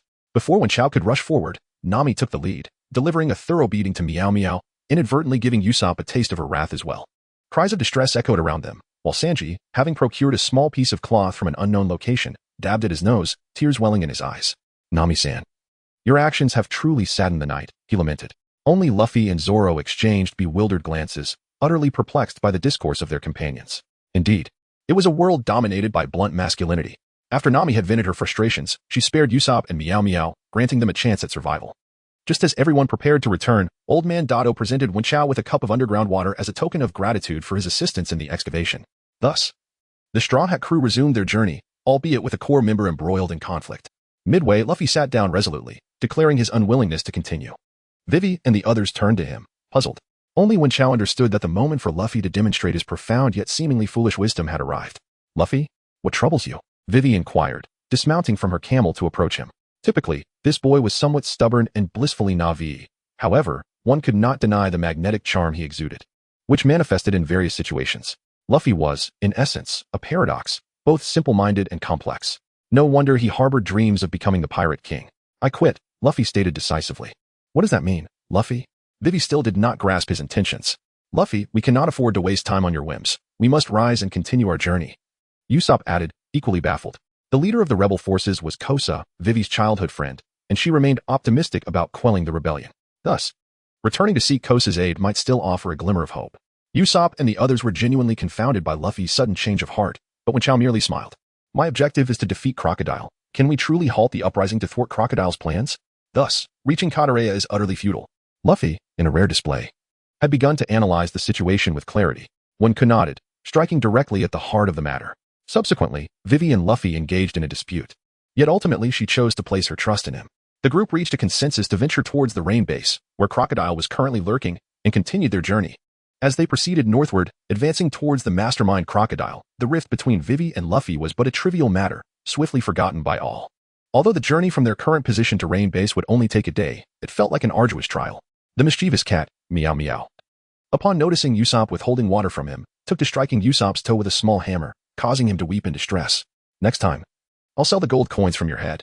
Usopp, already fatigued, was further incensed by Meow Meow's antics.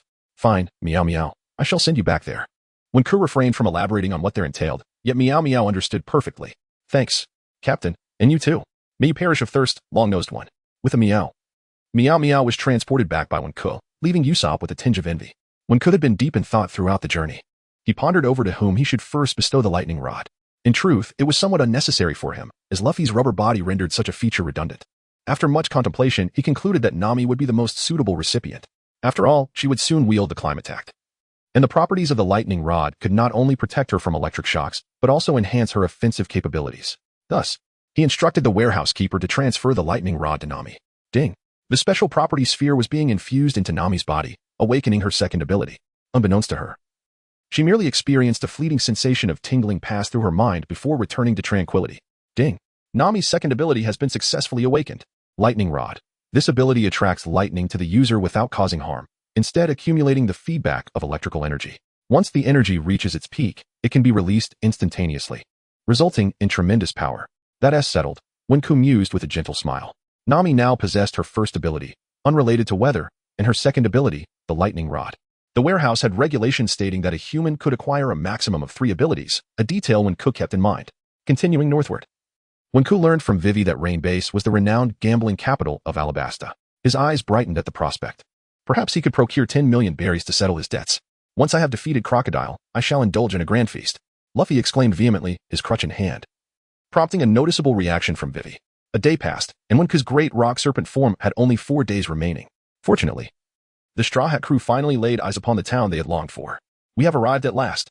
Luffy laughed heartily, eager to dive into a hearty meal, while Usopp's eyes sparkled with excitement as he rushed towards the tavern, disregarding everything else.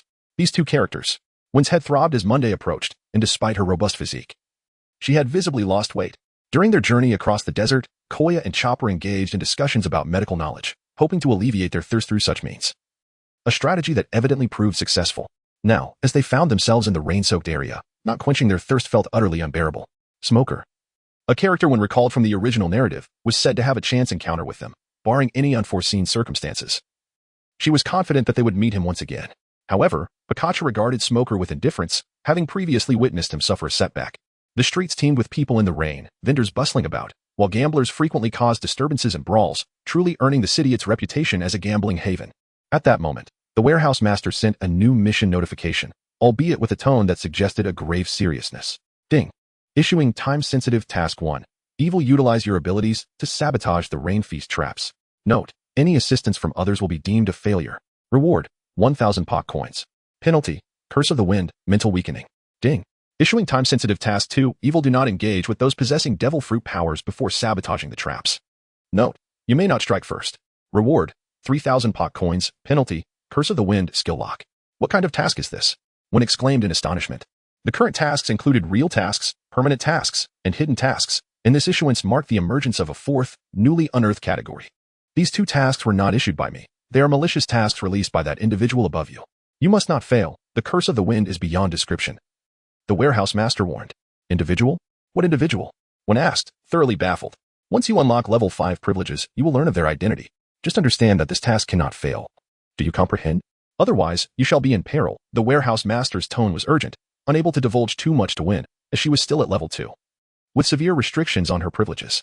Very well, I cannot evade this misfortune. Regardless of who wishes to take my life, I shall accept it, Wen thought no further, withdrawing her focus. Meanwhile, the Straw Hat crew sought refuge in a shaded area to rest. Nami instructed Wen to fetch some water, while Luffy and Usopp, brimming with excitement, eagerly prepared to accompany her. The three of them discovered a quaint tavern, with Luffy and Usopp clamoring to enter, impatient for water, while Wen followed closely behind, removing her scarf and adjusting her clothing before stepping inside. The purple marks on her skin were still quite evident, even after a day had passed. There was no sign of improvement, a testament to Nami's formidable tongue. Water. I want water. 5 barrels. Luffy and Usopp pounded on the bar, prompting Wen to facepalm with a wry smile. Can you two not be a bit quieter? You sound like children. API call failed with status code 429. Error. Code. For 29. Message. Resource has been exhausted, e.g. check quota. Status. Resource exhausted when Ka hastily covered the mouths of the incessantly shouting Luffy and Usopp with his hands, preparing to stealthily lead them away. However, both of them bit down hard on Wenke's hands. Ouch. Athe. Those two rascals. Their bites are truly fierce. At this moment, Wenke's palms were bleeding from their bites, and in the meantime, Smoker and Tashigi turned towards the source of the screams, glaring at Wenke without uttering a word. Wenke, you too, take the water and leave quickly. I will hold them off. Before Wenke could finish speaking, Luffy and Usopp, while drinking, grabbed water buckets, each carrying 2 as they dashed out. You Smoker, do you want more? Pikachu jumped down, pointing at Smoker and questioning him. Tashigi, assemble the navy. Pursue the Straw Hats. Smoker instructed the motionless Tashigi beside him, who then snapped back to reality and dashed past Wenke towards the exit. Smoker and Wenke exchanged glances, neither making a move. Initially, I intended to capture the Straw Hats, but I find myself intrigued by you, Wenke. Smoker's figure was enveloped in smoke. I shan't converse further with you. We must depart. Wenke called to Pikachu, urging him to flee, but Smoker was determined not to let him escape, delivering a powerful punch that elicited gasps from the surrounding patrons. Pikachu, undeterred, unleashed a chaotic storm of electricity, forming a golden net aimed at Smoker. White smoke elementalization. Smoker instantly dispersed his body, evading the electric net. Nevertheless, Pikachu had no intention of lingering in battle and, while releasing the electric net, fled alongside Wenke. Damn it. Smoker pursued Wenke. From Logtown until now, he had shifted his target from Luffy to Wenke. If he were unable to capture Wenke in this lifetime, it seemed as though he would find no joy in life. Wenke darted swiftly, circling around to reunite with Nami and the others, his complexion pale, yet undeniably fatigued. Glancing back at Smoker, who was relentlessly pursuing him, he inwardly cursed profusely. If it weren't for the malevolent mission he was bound to, would he need to evade him? With the capabilities of Floating Mist, Spike Barrier, and Shadow Puppet clones, couldn't he engage in a fair fight? This time-limited task was indeed peculiar. Pikachu, keep attacking. Pikachu delayed the onslaught, as Smoker hesitated to traverse the lightning but remained closely on his tail. The two sides remained locked in a stalemate, exchanging minor but persistent strikes. due to the constraints imposed by the malevolent mission. Wenke was unable to recklessly assault those endowed with devil fruit abilities. Only Pikachu and Smoker tested their strengths against one another, engaging in a cautious exchange of attacks. Smoker, still puzzled as to why Wenke refrained from retaliating, continued to probe. Had Wenke been privy to Smoker's thoughts, he would have certainly retorted with indignation.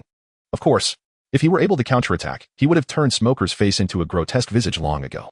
Both malevolent tasks bore the ominous mark of cursed winds. And upon merely glancing at their names, Wenke understood that they were anything but benign. One could sprint along the path, closely pursued by Smog. Upon reaching the turning point, they heard shouts echoing through the air. As they rushed forward, a familiar scene unfolded before their eyes. Capture them. Do not allow these pirates to escape. Nearly 100 Navy soldiers were in hot pursuit of the Straw Hat crew. Luffy and Usopp had rejoined their companions, while Nami and the others incessantly hurled insults. Goodness gracious. API call failed with status code 429, error, code, for 29, message, resource has been exhausted, e.g. check quota. Status, resource exhausted, Wenke reminded, then grasped Nami's hand as they continued their flight. Nami wore a sweet smile, blissfully unaware of their current predicament. Ugh, those despicable scoundrels. Zoro was the first to retch, and Wenke shot him a glance of disdain. I fear we cannot shake them off. Perhaps it would be prudent for us to separate and flee in different directions, suggested Sanji, to which everyone readily concurred. API call failed with status code 429. Error, code, for 29, message, resource has been exhausted, e.g. check quota. Status, resource exhausted, one's expression turned grave, indicating that this was indeed the handiwork of Baroque works. After all, the rain-soaked ground was territory belonging to Crocodile. They are not capable beings. I shall take my frustrations out on you. Pikachu, you handle the adversaries on the right. I will deal with those on the left. One released Nami's hand and charged boldly towards the group of 100 or so agents on the left. A bunch of fools. Shadow puppet clone. 10 clusters of dark shadows merged into the ground, dispersing into countless threads resembling a spider's web, akin to an all-purpose adhesive, immobilizing the feet of these individuals. They lost 3 seconds of mobility. Floating mist. Spike barrier. Wenke found himself ensnared by the creeping vines, grappling fiercely with a cadre of agents. The sharp spikes of his fists penetrated their flesh, eliciting anguished cries that echoed sporadically. Meanwhile, Pikachu unleashed a torrent of violence, darting through the air with the swiftness of lightning, delivering shocking blows that left a throng of adversaries dazed and disoriented. 1,000,000 volts. The golden lightning surged downwards, its thunderous roar drowning out all remnants of dust. The agents could perceive nothing but a singular vision. They were engulfed in gold, an illusion far from paradise, but rather a descent into hell. Death. The charred bodies fell in droves, some unrecognizable, others shattered beyond repair, their blood desiccated by the searing electricity, leaving no trace of their final countenance. Such was the devastation wrought by 1,000,000 volts, illuminating half of the rain-soaked ground and profoundly unsettling Wenke's spirit. The situation here was somewhat challenging, yet we managed to resolve it. The agents lay sprawled on the ground, groaning incessantly. We have departed. Wenke grasped Nami's hand as they continued to run, arriving at a designated location prepared by a group of individuals. The entrance to the rain banquet was situated at the center of the lake. Although one was unfamiliar with the route, Nami, well aware of the destination, guided him there. Shortly thereafter, Usopp and Kai approached from the east, while Monday appeared from the west. Zoro arrived independently, and the group convened, now only awaiting Vivi, Luffy, and Sanji. Wasn't Vivi with you just now? Usopp inquired of Zoro. I don't know. I told her to go ahead, Zoro replied, uncertain, only aware that Vivi had managed to escape. Then she must have already entered, Usopp asserted confidently. One furrowed his brow, yet he understood Vivi's predicament and chose not to dwell on it further. Haha, I'm here. Hurry inside. Luffy's voice echoed from behind them. As they turned, they not only saw Luffy but also Smoker. That smoke guy's here too, Usopp thought, feeling somewhat disheartened. Wenke cast a sidelong glance at him.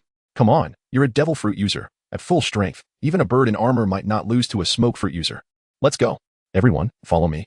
Wenke called out. Pikachu leaped back onto Wenke's shoulder, and the group hurriedly followed Luffy inside, with Smoker trailing closely behind. That bastard. I'll blast him away the moment I enter, Luffy declared, his gaze fixed fervently upon the Rain Banquet Palace, charging in first. The palace, adorned with a massive crocodile atop, beckoned them forward as they sprinted. The internal space expanded increasingly, showcasing opulent decor. No running in here. A group of agents emerged, firing their pistols incessantly at them. Shadow puppet clone. Original desolation. Eagle wave 100 cuts. Taking advantage of their momentary paralysis, Zoro unleashed a flurry of strikes. Whoosh, whoosh, whoosh. Hundreds of grayish-white waves erupted from his sword, crashing down and toppling numerous agents, while the surrounding water pools were sent flying into high waves. Oh ho. Zoro has grown even stronger. Wenke smiled subtly, casting a meaningful glance at Zoro. At this moment, he should have acquired the ability to cut through iron. Crocodile. Come out here. Luffy shouted thunderously as he pushed open the grand doors of the palace. To his astonishment, the hall was even more expansive, revealing an enormous gambling arena. Countless individuals were engrossed in their bets, indifferent to Luffy's raucous cries. Nami, in a moment of exasperation, delivered a punch to silence him.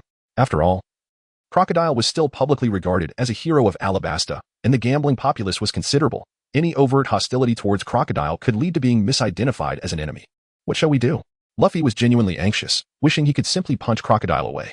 Vivi was absent, leaving no one aware of Crocodile's true nature. Zoro remarked with rare insight. Perhaps we should split up and seek ideas for our next move. It is ill-advised to seek separation in enemy territory. Dispersing our collective strength is not a sagacious course of action. Damn it. One Luffy. One Wenke. Their erratic movements make it difficult for me to pursue. Meanwhile, Smoker has arrived, his eyes gleaming as he spots Wenke. Run. Wenke glares, unwilling to glance at the smoke demon, and the group begins to flee inside. To their astonishment, they discover a VIP entrance. What could be the connection between them and Crocodile? Smoker, observing the lacquered door before Luffy and his companions swing open to grant passage, feels a surge of trepidation. After all, their adversary is one of the warlords recognized by the government, a fellow user of a Logia-type devil fruit. Who knows what trials await them on this journey? As they evade the smoke demon, the passage narrows, revealing two diverging paths ahead, one marked VIP to the left and the other indicating the pirate route to the right. Which way shall we go? Left or right? Luffy, inherently directionally challenged, finds himself bewildered by the fork. Since it says VIP, let us head left. Usopp declares without hesitation, rushing toward the left. No way. We are pirates. We should take the right. Luffy counters Usopp's suggestion directly. Seeing that the captain has decided to go right, Usopp resolves to follow his leader's choice, dismissing his previous words as mere chatter. In Wenke's mind, a sense of doubt arose. Should the path to the left be forsaken? It felt somewhat amiss. Perhaps it would be prudent to send out a Pokémon to scout ahead. Splitting into two teams could prove beneficial. In an instant, the agile Gungue was summoned. Pikachu, Gungue, we shall venture to the right, while you two explore the left VIP path. A mischievous giggle escaped her lips. Absolutely necessary. Pikachu responded with enthusiasm as both Pokémon leaped onto Wenke's shoulders and dashed toward the left. Smoker, observing the two little creatures scurry past, paid them little mind. While Nami regarded Wenke with admiration, her man certainly knew how to keep a backup plan. Meanwhile, the Straw Hat crew turned right, only to be met with an unexpected dead end, with Smoker arriving at the same location. What on earth is happening here? API call failed with status code 429. Error. Code. For 29. Message. Resource has been exhausted, e.g. check quota. Status. Resource exhausted at this moment. Wenke was afflicted with excruciating headaches. The traps were merely trifles compared to the two malignant tasks at hand. Suddenly, a glimmer appeared, growing ever larger until they found themselves traversing through it, ultimately plummeting into a pre-prepared cage. Smod proved to be quite useful, serving as a cushion for the falling Koya and her companions, all of whom were gently caught by him. Subsequently, everyone began to rise slowly, checking one another for injuries. What an exquisite trap, Luffy remarked, his expression grave. Indeed. There was no other option, Usopp concurred. Nami, in a fit of anger, struck the two, causing Wenke to break into a cold sweat. To be honest, he had foolishly rushed in and fallen victim as well. Was he not merely slapping himself? Surprisingly, Nami did not chastise Wenke. Instead, she praised his decision to leave Pikachu and Gungue outside, commending his sagacity and decisiveness. In the eyes of lovers, there is much to behold. Such is the nature of romance. The text may be perplexing, leaving one unsure of what to convey. Ding. Time-limited task 1. Evil attempting to dismantle the rain feast trap by one's own ability has failed. Punishment. The curse of the wind, mental weakening, has been imposed upon the user. At this moment, the voice of Warehouse Master carries a tinge of sorrow. Indeed. The first time-limited task has ended in failure. This marks the protagonist's first failure since arriving in this new world, though it cannot entirely be blamed on him, as the conditions for the two tasks were exceedingly stringent. API call failed with status code 429. Error. Code. For 29. Message. Resource has been exhausted, e.g. check quota. Status. Resource exhausted. Wenke was beset by a throbbing headache, shrouded in a haze of confusion, which alarmed those around him. Smoker gazed at Wenke, his brow furrowed in concern, utterly at a loss. Just moments ago, this individual appeared to be in fine spirits. How could he have deteriorated so suddenly? No need to worry, everyone, Wenke assured, gathering his focus and offering repeated reassurances. The onlookers remained fixated on him, noting the clarity still present in his eyes. You frightened me to death, Nami exclaimed, her eyes glistening with unshed tears.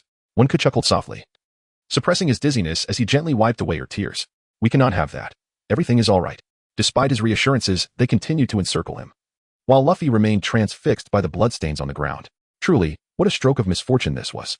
API call failed with status code 429. Error. Code. 429.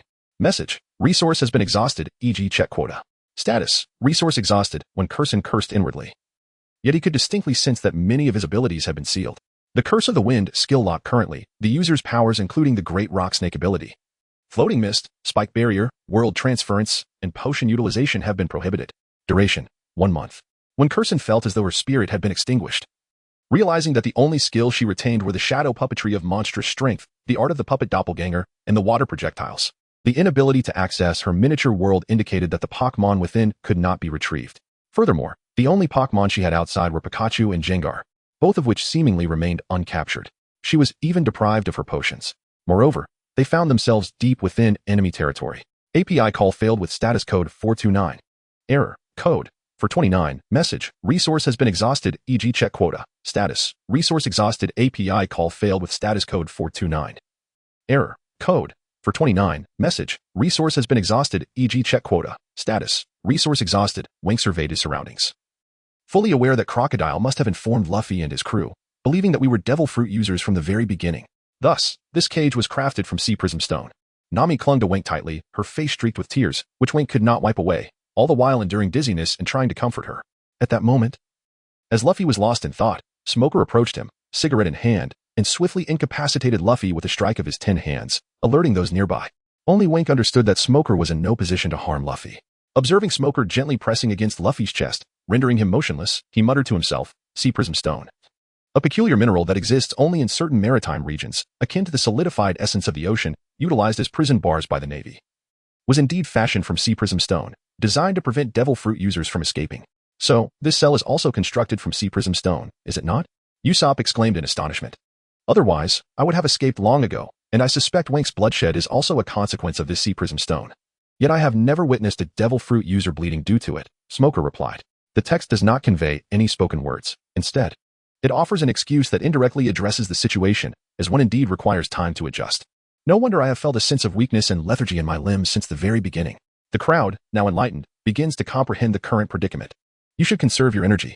A deep, resonant voice emanated from the direction of the office, prompting everyone to turn their gaze toward the source of the sound, which consisted solely of a desk and a chair. Crocodile?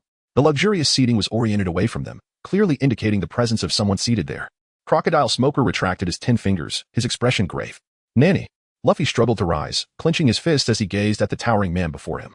Beneath his fur coat, Crocodile sported slick-back hair and bore a long, horizontal scar across his face. His right ear adorned with an earring, a cigar nestled between his lips, and his gleaming golden hook reflected the light. The sight of him filled Smoker with disdain. He had no desire to encounter this warlord of the sea. Yet fate had conspired to bring him face to face with the old sand. Smoker, my brother, you were just as the rumors depict, a mad dog. From the very beginning. You never regarded me as one of your own, Crocodile chuckled. Hey, let us settle this once and for all, Crocodile. Luffy moved closer to touch the sea stone bars, only to collapse in exhaustion once more. Crocodile, with a smirk, directed his gaze towards the distant figure of Wenke, inquiring, You are not a devil fruit user, are you? Wenke, the summoner, silenced the surroundings with his words. Smoker furrowed his brow, while Wenke squinted at the old sand. It seemed he was perceptive.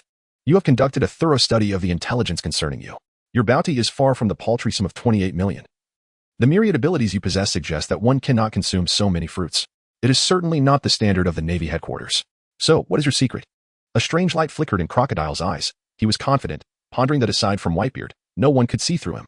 Yet, this seemingly insignificant figure from the East Blue had piqued his curiosity. API call failed with status code 429. Error. Code. For 29. Message. Resource has been exhausted. E.g. check quota. Status. Resource exhausted. Wenke endeavored to calm his breathing, though it could not be deemed a dire situation. For he possessed the formidable strength to break free from this stony prison. He merely needed to overcome the dizziness that clouded his mind for the time being. Suddenly, the ground trembled, startling everyone present. Crocodile's expression shifted from surprise to confusion. What was happening? Do you have reinforcements? His demeanor transformed from mirth to gravity in mere seconds. The Straw Hat crew exchanged bewildered glances, uncertain of how to proceed. Only Wenke smiled, for if it were not Sanji, then it must be Pikachu and the others. Clearly, they had not been utterly defeated. At least those fellows were still fighting. Just as Wenke speculated, Pikachu and Gengar were currently launching a concerted attack on Rain Banquet. The gambling crowd had long fled, and waves of agents rushed to support Rain Banquet, charging towards the true instigator of chaos. They could never imagine that they would be vanquished by a rodent and a purple blob. Gengar's puzzled expression. Thunderclaps echoed ominously. Was it perhaps that Alabastus arid climate rendered the storms weak? Despite the frequent lightning strikes, they failed to harness the residual energy in the air. Yet, even in their diminished state, The tiny bolts of lightning that struck those agents rendered them pale within seconds, leading to their collapse and subsequent convulsions. Jengar darted about, delivering shadow punches to their groins, filling the hall with their anguished cries. Open fire. Kill those two. These agents, hailing from the ranks of the wealthy and powerful, despite their disarray, endeavored to adapt to Wenke's subordinate's fighting style. Pikachu advocated for a long-range control strategy, while Jengar preferred a hit-and-run approach. Observing the agents' desperate attempts to engage, they hesitated, for their current objective was to rescue Wenke, not to tussle with these inept foes. They fled swiftly, evading the agents who were frantically searching for them in the corridors. Meanwhile, Pikachu and Jengar discovered a storage-like space, initially intending to hide momentarily before departing. Suddenly, Pikachu spotted a ventilation shaft above, his eyes lighting up. I remember, ventilation shafts lead everywhere. We can escape through here. It's safe and allows for easy passage. What do you think? Pikachu suggested eagerly. Jengar, amused, agreed. All right. Unless I fry that crocodile and rescue my dear Wenke, I won't be called Pikachu. Jengar, follow me. Pikachu exclaimed, hastily diving into the vent, while Jengar scratched his head and followed suit. Unfortunately, the passage was too narrow, and his rotund body became stuck. Jengar, with a pained expression, sought help from Pikachu. You should eat less. Pikachu retorted, pushing Jengar out. Per Jengar's tearful face was met with Pikachu's disdain, prompting him to storm down the corridor in search of agents to vent his frustration. The sounds of his anguished cries echoed, but Pikachu paid no heed, continuing deeper into the passage. Meanwhile, shifting focus to the Straw Hat crew, regardless of the turmoil above, Crocodile remained impassive, consumed by his own thoughts. Even pouring himself a glass of red wine. Such a ruthless and self-centered individual, undoubtedly brutal to the core, Wenke mused. By now, he had managed to suppress his headache temporarily, rising to sit cross-legged before Crocodile and engaging him in conversation. Noticing Wenke's improvement, Nami joined Luffy and Usopp in their discussions, while Smoker sat quietly beside Wenke, listening intently. This world is rife with inequality and exploitation. What I, Crocodile, seek is strength, not trivial matters, Crocodile scoffed. As he conversed with Wenke, he found himself increasingly perplexed by him. Perhaps it was akin to the feelings he had towards Ace. This inscrutability was a barrier between their worlds. I only need to focus on my own affairs. The damned will perish, and the deserving will be aided.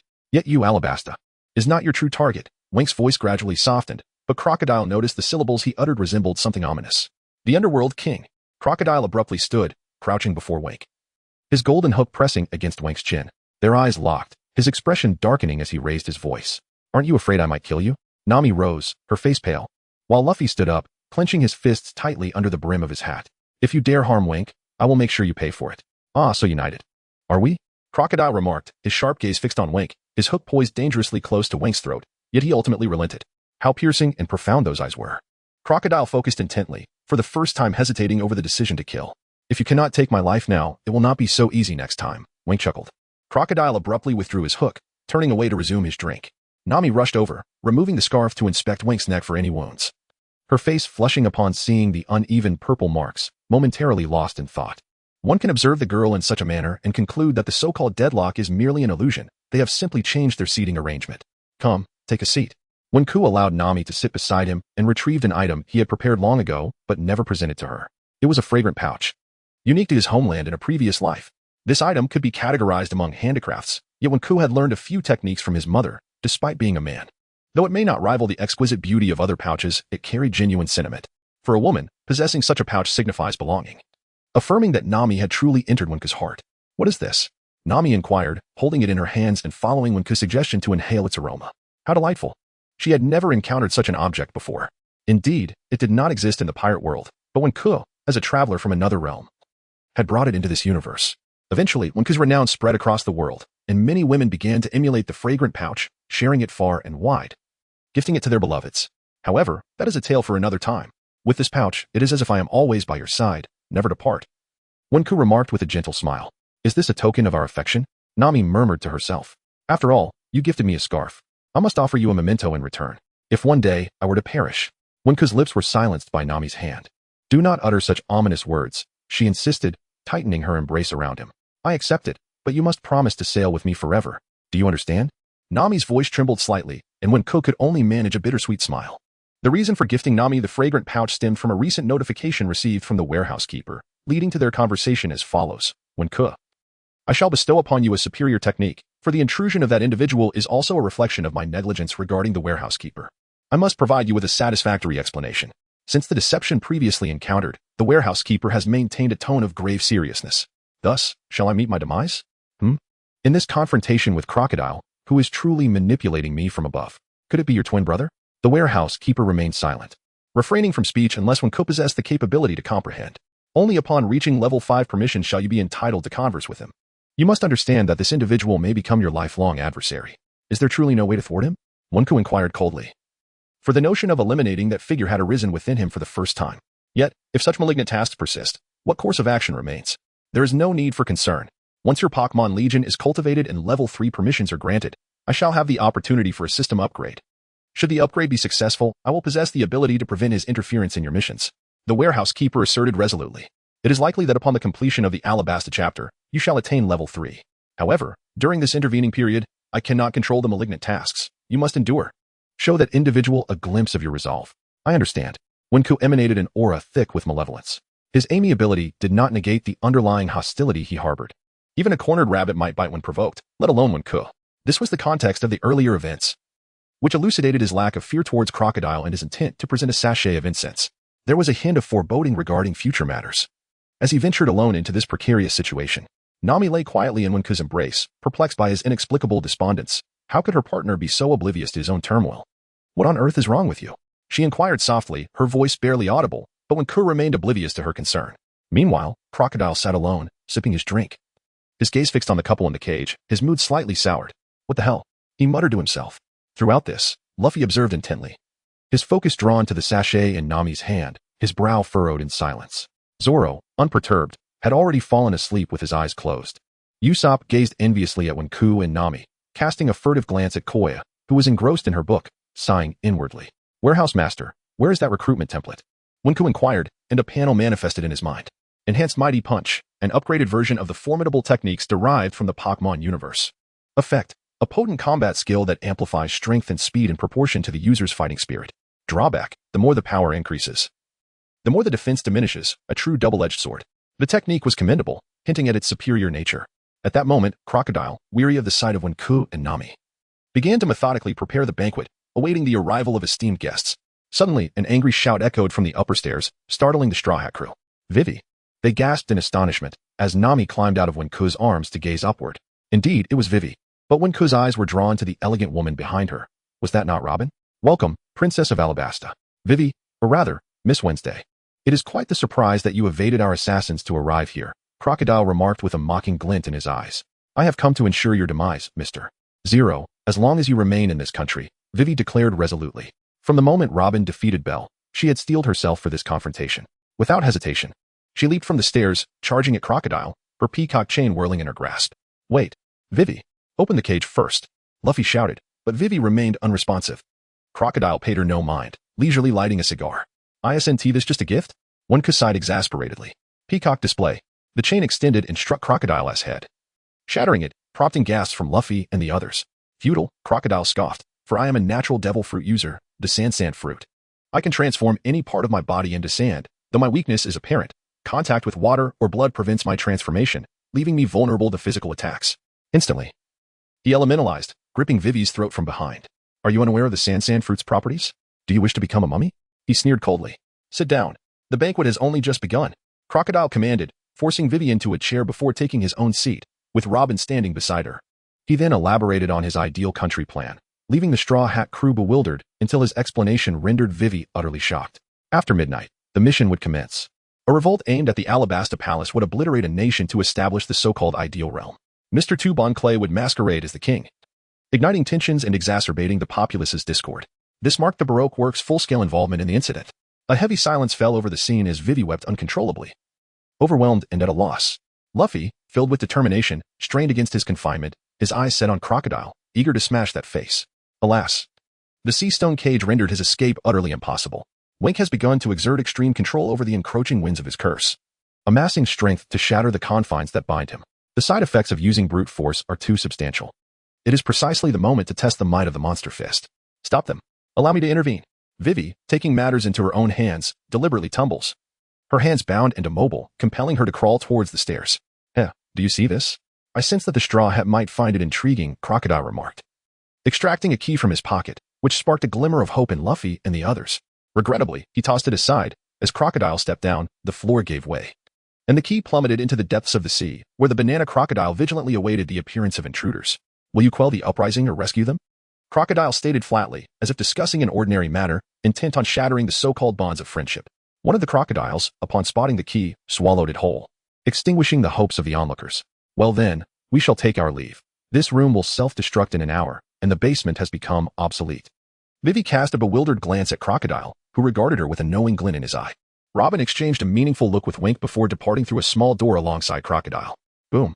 Splash. Water is gushing forth. Soon, even the room will be submerged. Vivi, please. Save us. Usopp cried, pointing as the floor erupted, releasing torrents of seawater. Wenke cast a glance at the indecisive Vivi. Aware that this gamble was a test of heart for Crocodile, Vivi was on the verge of pleading with him.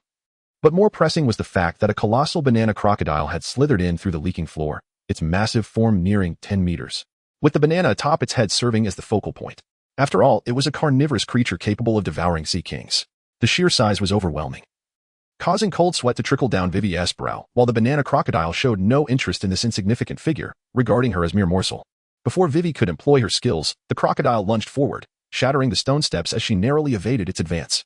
Usopp and the others, gripped by fear, fell silent. Vivi, you must flee. I will unlock the cage. At that moment, Wenke enveloped his hands in a crimson aura, channeling power into his monstrous punch. Yet he realized that the headache would only intensify with the exertion. There was no time for hesitation. Taking advantage of Crocodile's absence, he aimed to shatter the sea stone prison. Smoker opened his eyes to witness Wenke's left palm, his heart stirred by the revelation. He was indeed not a devil fruit user. Luffy and the others were equally astonished, as outside, Vivi found herself unable to escape, being mercilessly battered by the crocodile. The tension escalated.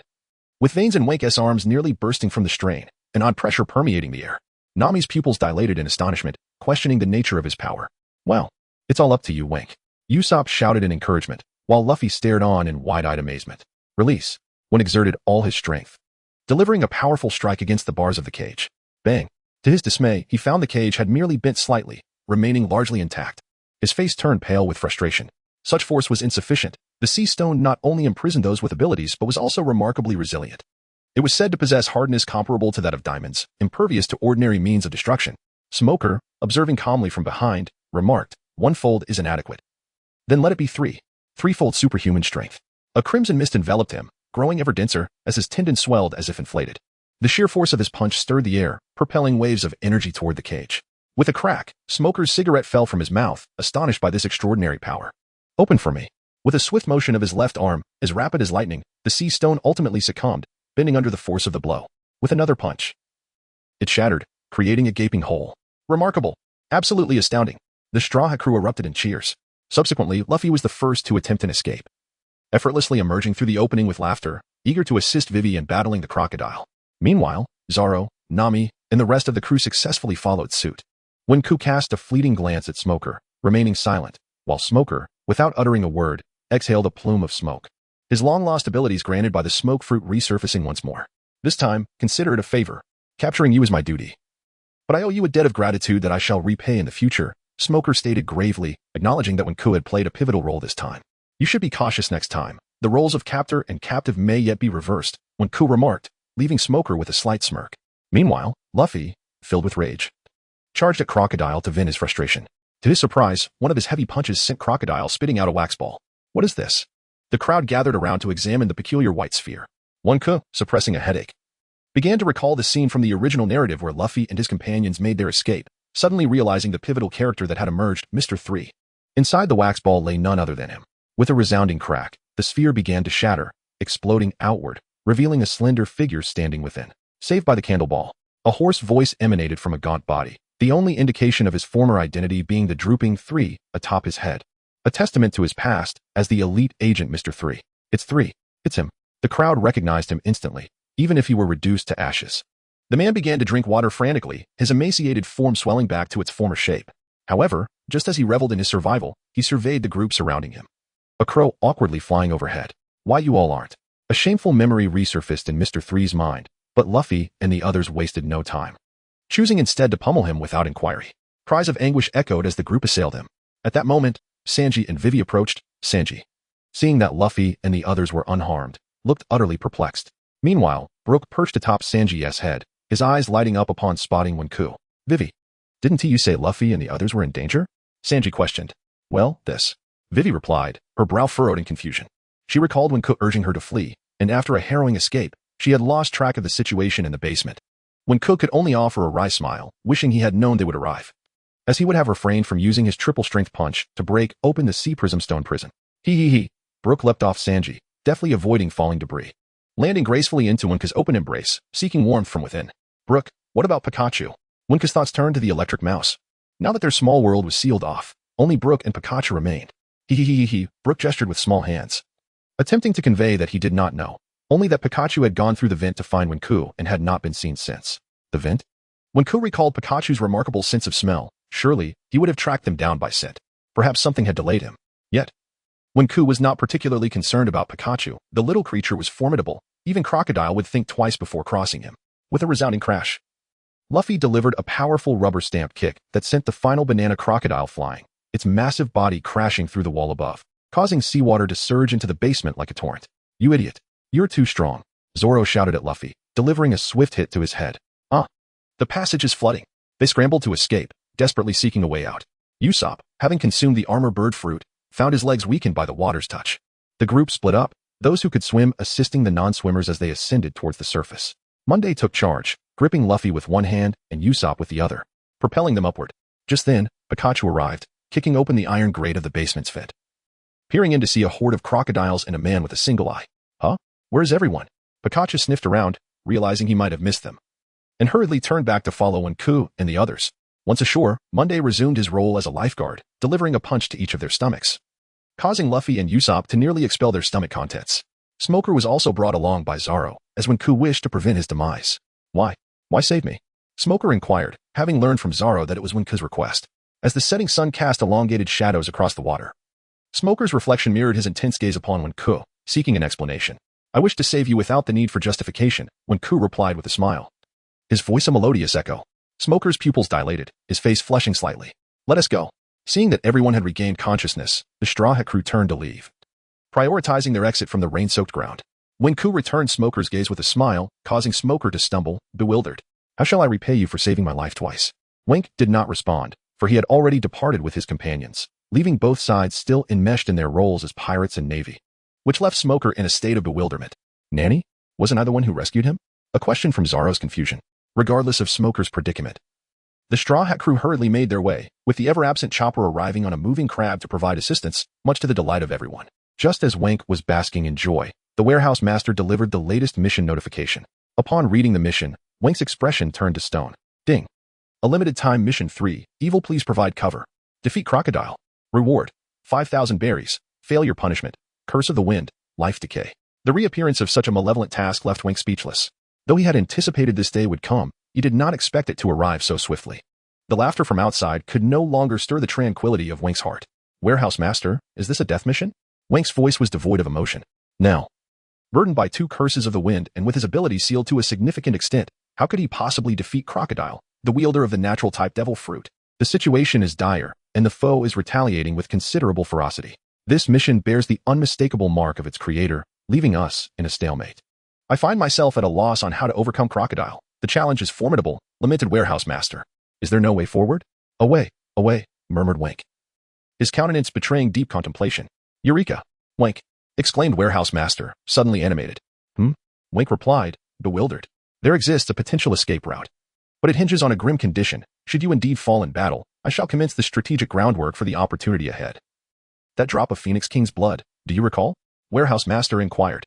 Phoenix King's blood? One can vividly recall extracting that small conical bottle from the miniature space. Indeed. It is the very one. Given the peculiar circumstances, the warehouse keeper must set aside his feelings of guilt and begin to fully disclose the previously concealed attempts at opportunity. You, warehouse keeper. Wenke could hardly believe that, since learning the art from Luffy in his dream, his most trusted ally, Warehouse Cohen, had concealed a significant matter from him. Initially, Wenke felt a surge of anger, but upon reflection, he realized that Warehouse Cohen had acted with good intentions. The true villain was not Warehouse Cohen, but rather that other individual. This revelation presented a potential escape route. Wenke chose to absolve Warehouse Cohen of blame, in a sense endorsing this notion. Therefore, he would once again extend credit, exchanging 6,000 berries for the most crucial item in the store. Are you willing? I am willing, Wenke replied, his expression resolute. A mere 60 million berries was inconsequential compared to this final glimmer of hope. Suddenly, An object resembling a teapot appeared before Wenke, its rounded shape containing a wick. The soul device container, disposable, it could protect a soul from departing this world for a week. Available at the 4th level store for 6,000 berries. With repayment due within 3 months. The soul device container was infused with the Phoenix King's blood. That individual would think me mad, but this time, Wenke. You must break free from this deadlock on your own. The necessary conditions have all converged, and now it is up to your fortune. Warehouse Guin's voice carried a hint of madness. Meanwhile, as everyone else struggled to move the crab, they found Wenke standing still, as if carved from stone. Hey, Wenke. What are you thinking? Hurry up and get over here. We need to go. Usopp shouted from above. API call failed with status code 429. Error. Code. 429. Message. Resource has been exhausted, e.g. check quota. Status. Resource exhausted. When seemed to sense something, abruptly striding eastward. A water projectile, formed from the very air, swiftly shot forth, deflecting a sudden attack from a golden hook above. Come out. Crocodile. Win's voice was chillingly cold. Usopp and Chopper felt their legs weaken in terror. What was happening? Had Crocodile already caught up to them? It's that guy, Luffy exclaimed. Stretching his arm to grasp the ground, aligning himself alongside one, his furious gaze fixed upon the towering figure gradually emerging from the sand. When, with a knowing glance towards Luffy, urged, hurry. Safeguard Vivi's return to the palace. You must depart swiftly. We will hold them off. His commanding voice resonated. A cold glint in his eyes startling the moving crab, while Nami could only watch helplessly as they grew increasingly distant. Fools. Utter fools. You must return safely. Nami fought back tears while Chopper tightened his grip on the reins, the moving crab hastening its departure. Luffy, are you afraid? One inquired with a smile directed at Luffy, who was brimming with enthusiasm, his companion Gengue surveying the surroundings from one shoulder. Haha, I just want to send that guy flying, Luffy exclaimed, his fists clenched in exuberance. A towering figure approached them slowly, exuding an oppressive aura that rendered the battlefield's atmosphere decidedly unsettling. Your jesting has gone a tad too far, Straw Hat Luffy. Resonated the magnetic voice of the summoner when across the desert expanse. A gust of wind stirred, whipping up yellow sands around their legs, oblivious to the trio's fate. Only by vanquishing you can we hope to seize our opportunity, Luffy declared, discarding his scarf, his gaze solely fixed upon Crocodile. This perplexing and treacherous situation was utterly confounding. Robin, standing beside Crocodile, regarded Win's impassive demeanor with mixed emotions before seeking Crocodile's counsel, indicating her intention to head to Alabasta. Yet only Win knew that the woman had no intention of leaving. Suddenly, a sand timer crashed to the ground before Luffy and his companions. Its grains of sand trickling down at a languid pace. You have 3 minutes. Exceed that, and I shall not entertain you further, Crocodile stated, his confidence bordering on arrogance. As when prepared to unleash his full power, it was fortuitous that Pai Gu was absent and Brother Fire Dragon could not emerge. The moment had come for him to showcase his skills. Rubber pistol, water trajectory Barrett water gun. He chuckled gleefully. The 3 parties charged fiercely towards Crocodile. Yet this wily adversary transformed into an elemental form, merging seamlessly with the swirling sands of the desert. Their collective assaults fell futile, leaving only countless craters in their wake. Damn it, the terrain was severely disadvantageous. Without further contemplation, one was poised to continue his offensive when an inexplicable dizziness enveloped him, rendering his limbs unresponsive and weakened. The cursed winds were at play. Meanwhile, Luffy remained undeterred, launching a relentless assault on the coalescing Crocodile, while Gengue, in concert with the waves of malevolence, executed shadow punches, yet found it impossible to strike Crocodile's elemental form. There seemed to be no recourse. Gengue's mastery over shadow manipulation offered no means to subdue a devil fruit user of this nature, as it was only effective against those unbound by the powers of natural-type devil fruits. Even when Gengue resorted to hypnosis and curses, Crocodile cleverly obscured their vision with a wall of sand and wind. If only Pikachu were present. Win took a moment to recuperate before charging once more towards Crocodile. The sand fruit is vulnerable to water and blood. If only a water projectile could strike him, there lies a chance for victory. I am aware of your mastery over water, thus I have devised a strategy. Desert Sunflower. Crocodile pressed his right hand to the ground. API call failed with status code 429. Error. Code. 429. Message. Resource has been exhausted, e.g. check quota. Status. Resource exhausted, with a surge of crimson energy enveloping him. Win's muscular form swelled, radiating a potent aura as his fist struck the sandy ground. A cloud of sand erupted as he propelled himself upwards, utilizing the force of the rebound. Meanwhile, the battle raged fiercely on the other side. Hardened rubber deformation giant net gun. First, I shall ensnare you. Luffy's hands shimmered with purple energy, twisting into a helix that softened into a viscous state, continuously reshaping before gradually hardening into a new form. This was the hardened net gun. In a swift motion, a massive net shot forth, aiming to ensnare Crocodile. Yet he effortlessly transformed into sand and escaped once more. Useless physical attacks are ineffective. Crocodile sneered, piercing through Luffy's left arm, draining every drop of moisture until it shriveled into a mere skeletal appendage, rendering it immobile. Seeing Luffy's dire state, Jengar rushed forward in desperation towards Crocodile, only to be buried beneath a cascade of desert dunes, leaving behind only echoes of anguish. It is time to end this desert prison. Crocodile seized Luffy with his sands, gripping his throat and swiftly draining every ounce of moisture from his body before kicking him away. Luffy, gasping, his sunken visage marred by bloodshot eyes, resembled a mummy, utterly incapable of movement. You shall surely perish today. Win's voice thundered as he leaped 100 meters into the air, the effects of his triple strength punch still resonating within him. Summoning all his might, Wenke, ever the pragmatist, preferred to prepare for the unforeseen, planning ahead. It was only when faced with true desperation that one might resort to desperate measures. Crocodile observed as Wenke charged forward, instinctively sweeping his golden hook towards him. With a sickening thud, the hook, stained with blood, pierced Wenke's body, penetrating through his left ribcage and emerging from his chest. Dare to seek your demise, Wenke? Crocodile scoffed.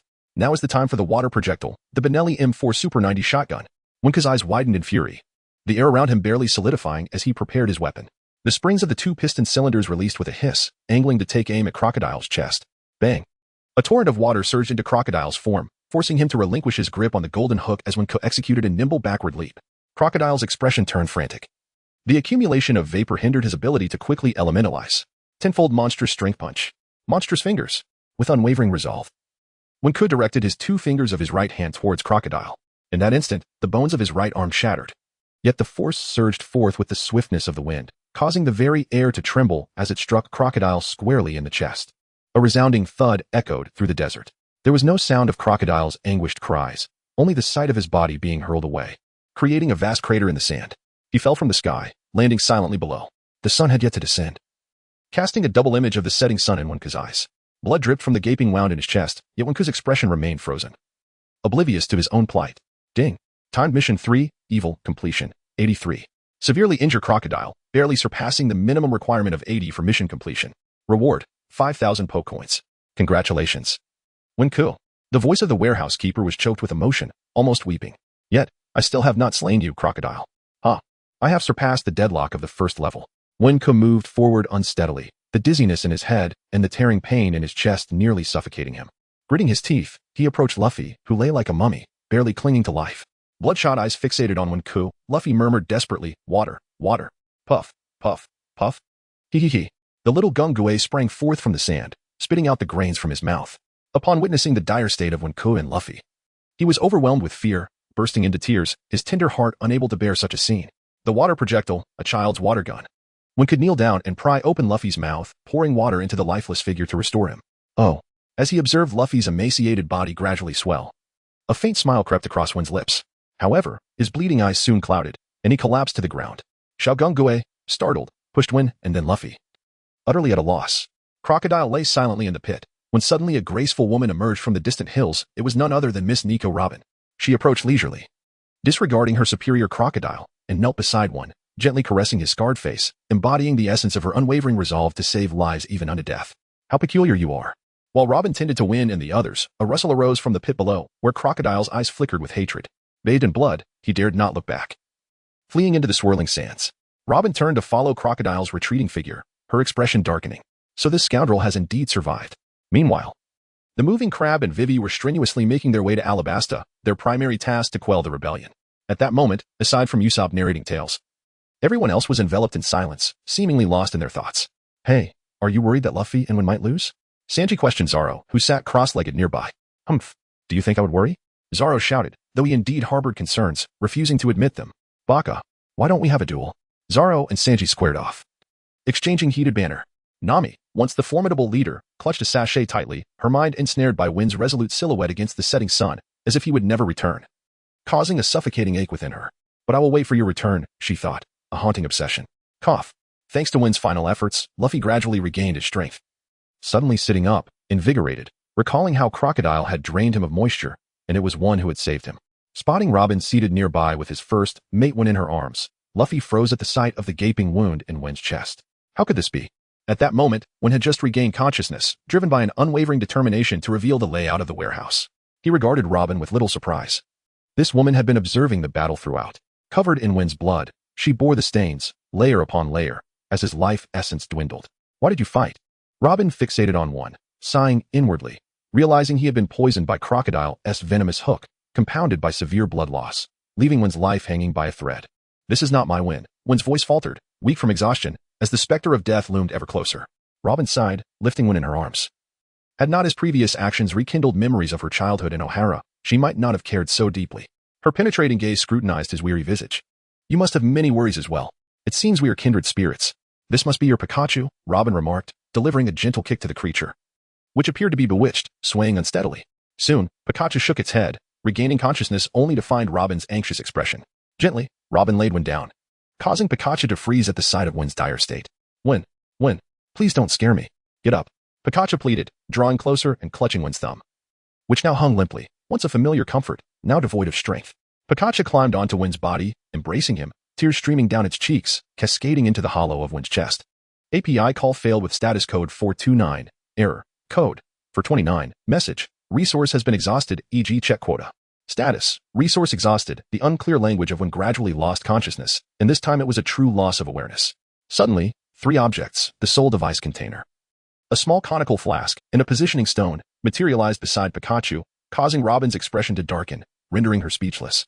She pondered the extraordinary ability to summon such items, realizing she had never encountered a second instance of it. Pikachu gazed at one, who had closed her eyes, devoid of life. At that moment, the sun dipped below the horizon. Robin sighed, mourning Wen's demise, who had journeyed from the East Sea. No. Pikachu. No. Luffy rushed forward, his face drawn with despair, but was met with a fierce glare from Pikachu.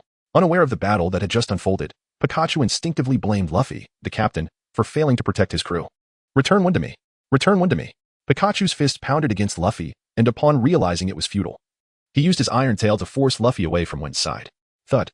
A pair of knees hit the ground. Pikachu. Let me see Wen. Please.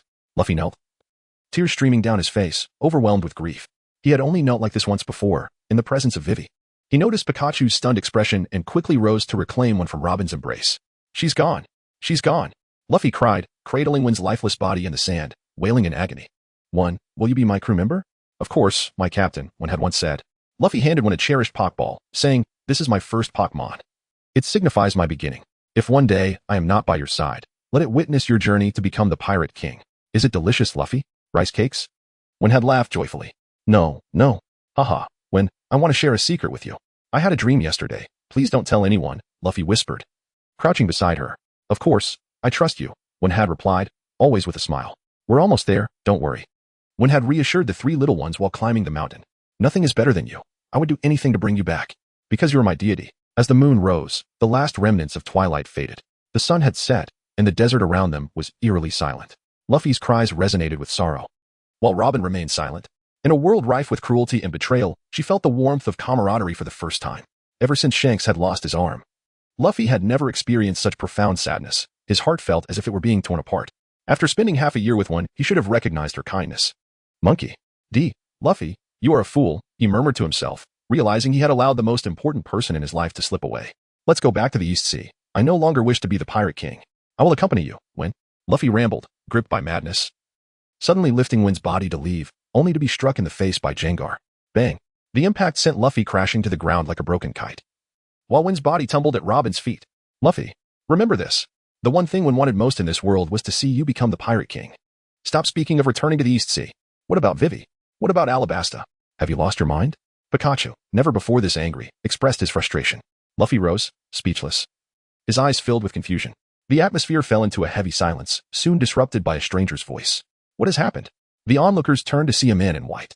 Bell, the deputy of the Alabasta Kingdom's Guard, was a Zoan-type user with the Falcon Fruit. Yet, his prideful strength had been crushed by Robin, leading to his failure to protect Vivi. He had come to pursue Robin, intent on reclaiming Vivi, only to find this scene before him.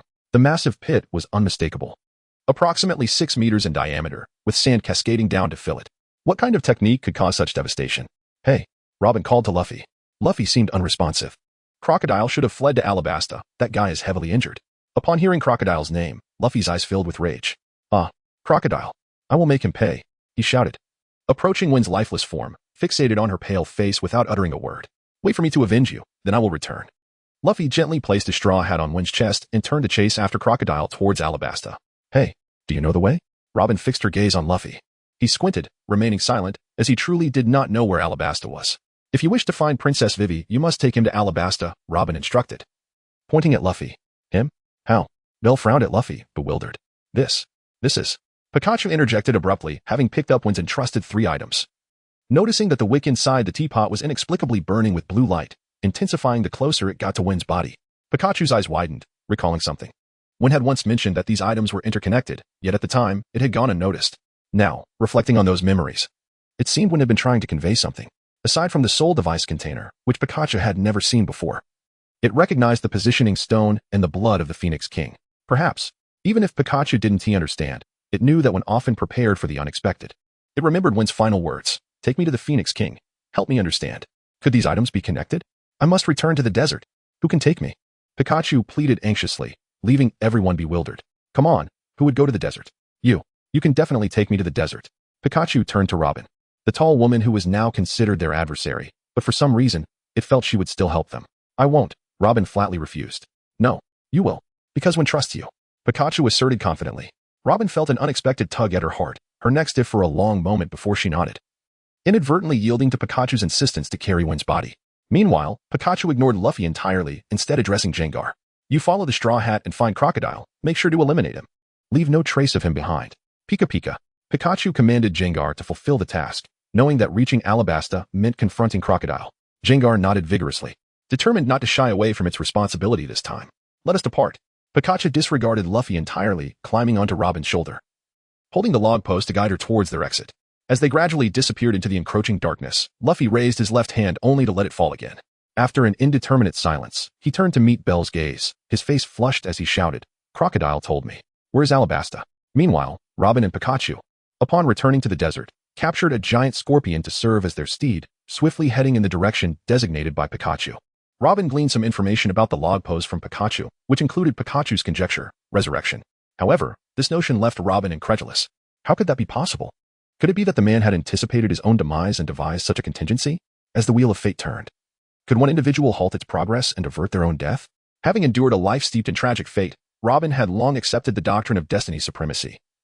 Yet this time, she found herself wavering. Pikachu, hands on hips, finally spoke after a lengthy pause. "My master, Dr. Vegapunk, once said that in the future, a woman would board Luffy's ship.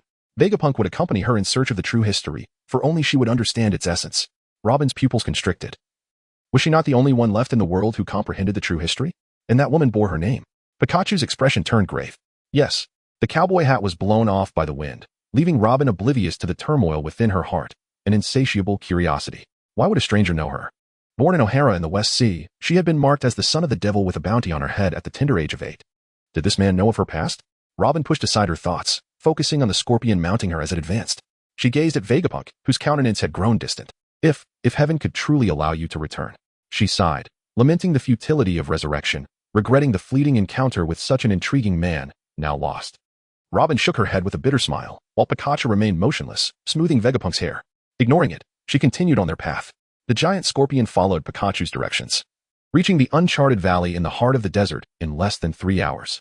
"Here it is," Pikachu exclaimed with joy, as Robin's eyes widened in astonishment at the valley. The accuracy of the log pose amazed the ever-curious Robin, unlike the permanent compass. It felt as if it had materialized out of thin air. How could such an object exist in the pirate world? Upon entering the nameless valley, evidence of past human activity was discernible, despite being buried beneath the sands. The howling winds grew louder at night, emphasizing the crimson markings on the log pose above. Pikachu leaped from Robin's shoulder, clutching the log pose as it scoured the area. "What are you searching for?" Robin inquired, her arm slightly sore as she watched Pikachu bounce around. Pikachu did not respond, fixated on finding a pit that could lead them into the chamber. "No, it's too dark. The valley obscures the moonlight, and visibility is too low." "Thunderbolt!" Pikachu exclaimed, unleashing a brilliant burst of golden electricity that illuminated half the valley, disregarding its own exhaustion to light the surrounding sands. Eventually, it discovered a concealed entrance, partially covered by shifting sands, and Pikachu was overjoyed. "Robin, come quickly." Seeing Pikachu beckoning her, Robin rushed over. They carefully excavated the area, gently cradling Vegapunk as they descended. The dark space was devoid of life. Pikachu's tail crackled with electricity, serving as a beacon in the gloom. "So large." Robin gasped, surveying her surroundings in disbelief. Who would have imagined such a hidden realm beneath the surface? Pikachu expertly guided Robin to the stone tablet they had pieced together. Yet, Robin's focus was solely on the adjacent slab inscribed with ancient characters. She rubbed her eyes, feeling moisture gathering in her eyelids. This is the true history. As an archaeologist, the pursuit of true history had always been her lifelong quest, and the serendipitous discovery filled her with exhilaration. "Wait," Robin paused, realizing that without Vegapunk's log pose, they may never have found this place. She recalled Pikachu's words, "My master." Vegapunk once said that in the future, a woman would board Luffy's ship. Vegapunk would accompany her in search of the true history. For only she would understand it. Her name is Robin.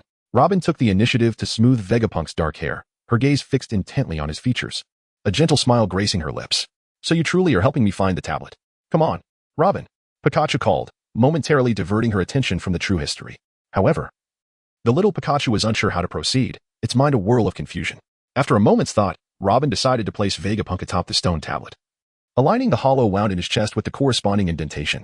Unlike the triangular stone of true history, this was a piece Vegapunk had assembled with Pikachu, consisting of 108 essential fragments.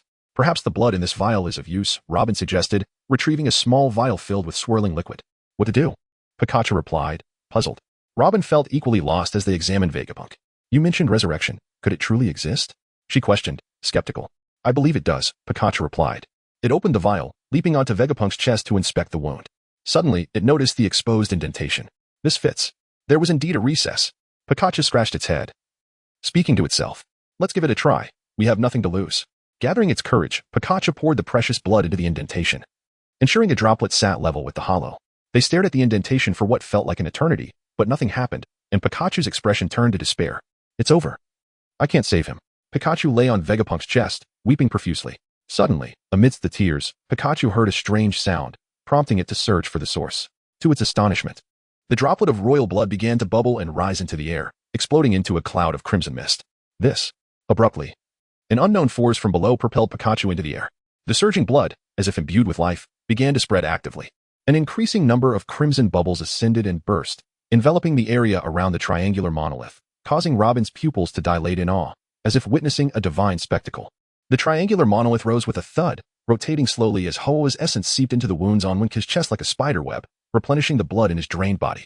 A scarlet vapor permeated the entire chamber, causing Pikachu and Robin to frown as the gas defied dispersal, and Wenke's wounds were enveloped in a deep crimson hue. Ho-Oh Nirvana Ultimate Technique, Sacred Rebirth Cocoon. Its beak seized Wenke's head from behind, leaving only his red eyes to inspire dread. A crystalline wing shadow enveloped Wenke's corpse. "That's a divine beast phantom," Pikachu muttered to itself as it rose. While Pikachu did not fear such Pokémon, it maintained a certain reverence. The rarity of divine beasts, despite the abundance of pseudo-legendaries, was due to their elevated mystique.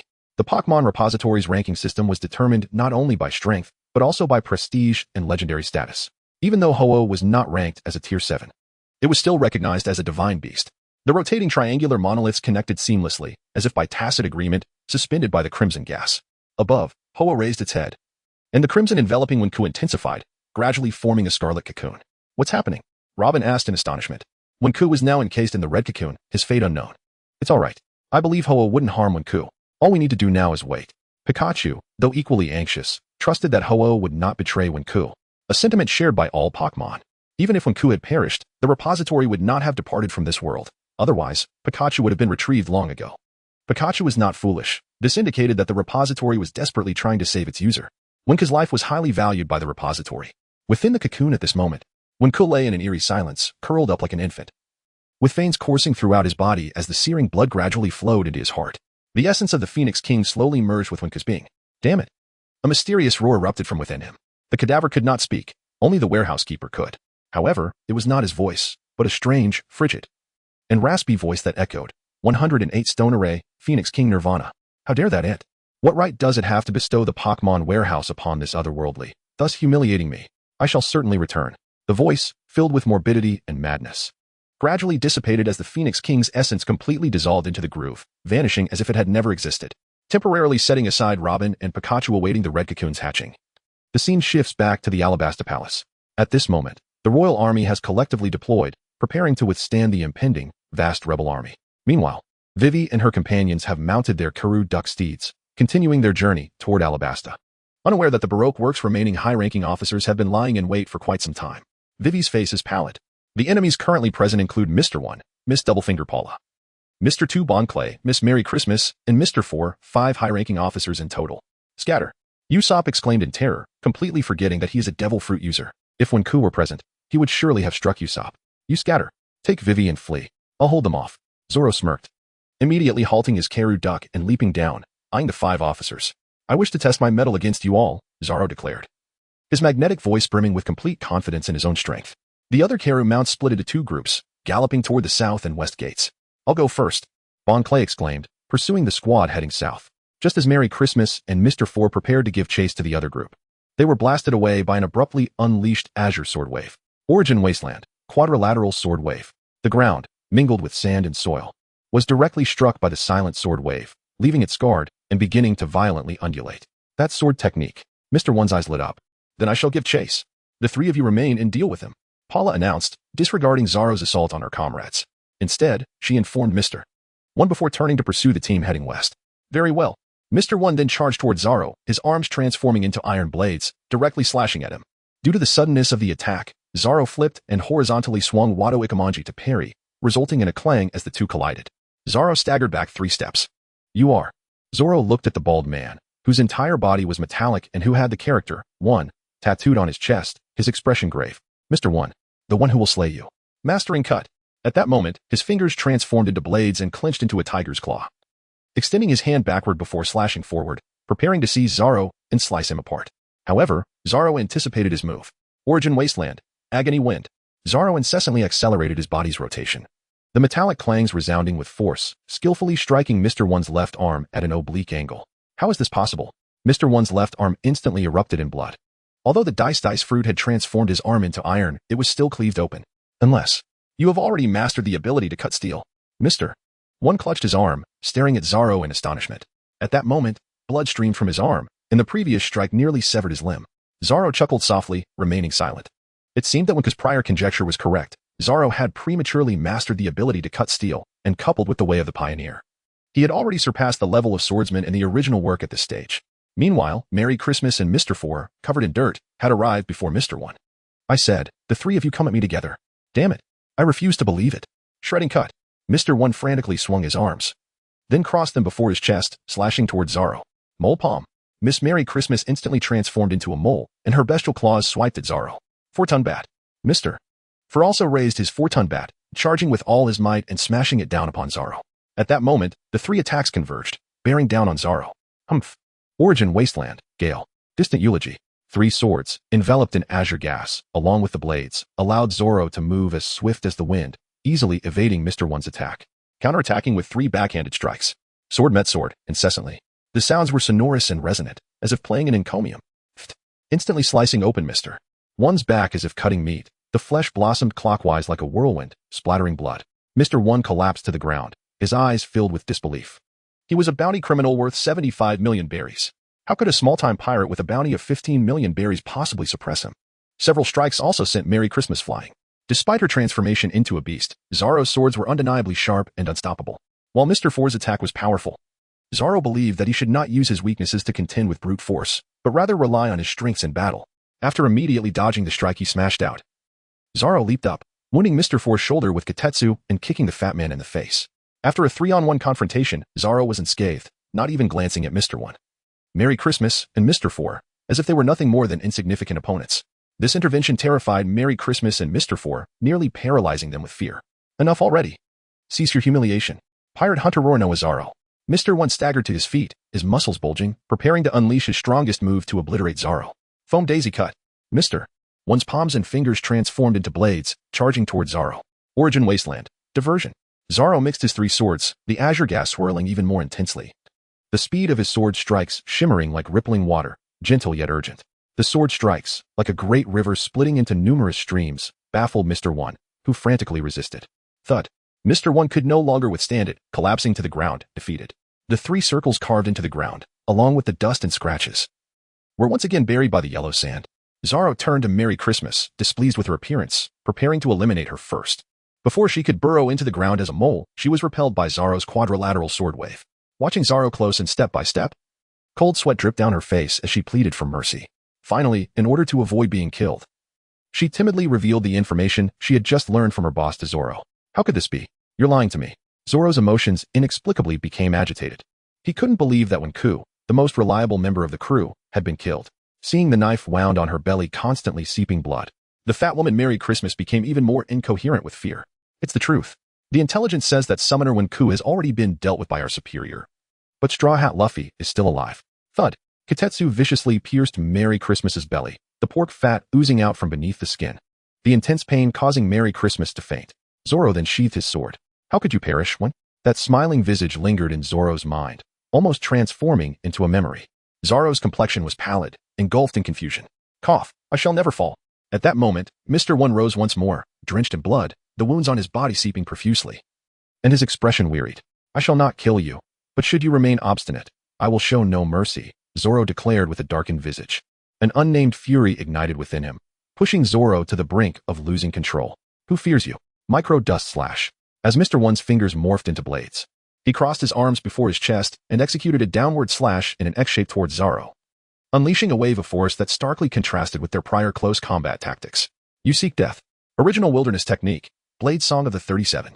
In an instant, Zoro's feet lifted off the ground, moving with the swiftness of a phoenix, each step choreographed like the flash of a lightning bird, rivaling the Navy's 6 forms. Mr. One could not discern the trajectory of the 3 blades. He only felt the searing agony coursing through his body. Slicing sounds echoed, 37 strikes delivered in one fluid motion. Akin to a whirlwind of slashes, each cut precise, showcasing the pinnacle of Zoro's swordsmanship thus far. As Mr. One finally collapsed, Zoro cast a glance at the remaining 2 agents, finding Mr. Four trembling in fear. With a sigh, Zoro chose to spare him. Resuming his journey towards the Palace of Alabasta, the news of Zoro's triumph over 3 adversaries had yet to reach Paula and Mr. Two, Small Phone, who were still in pursuit of the scattered forces heading southwest. Small Phone, utilizing his unique agility, began to close in on the 4 swift runners heading towards the southern gate. The 4 figures had their faces obscured by cloth, rendering it impossible for Small Phone to identify Princess Vivi among them. Ballet fist technique, human demon dash, let us see how this goes.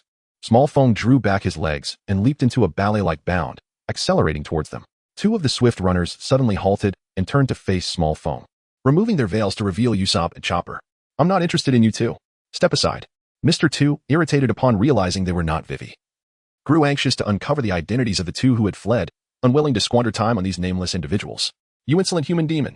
If you have the guts, take down my grandpa Usopp first.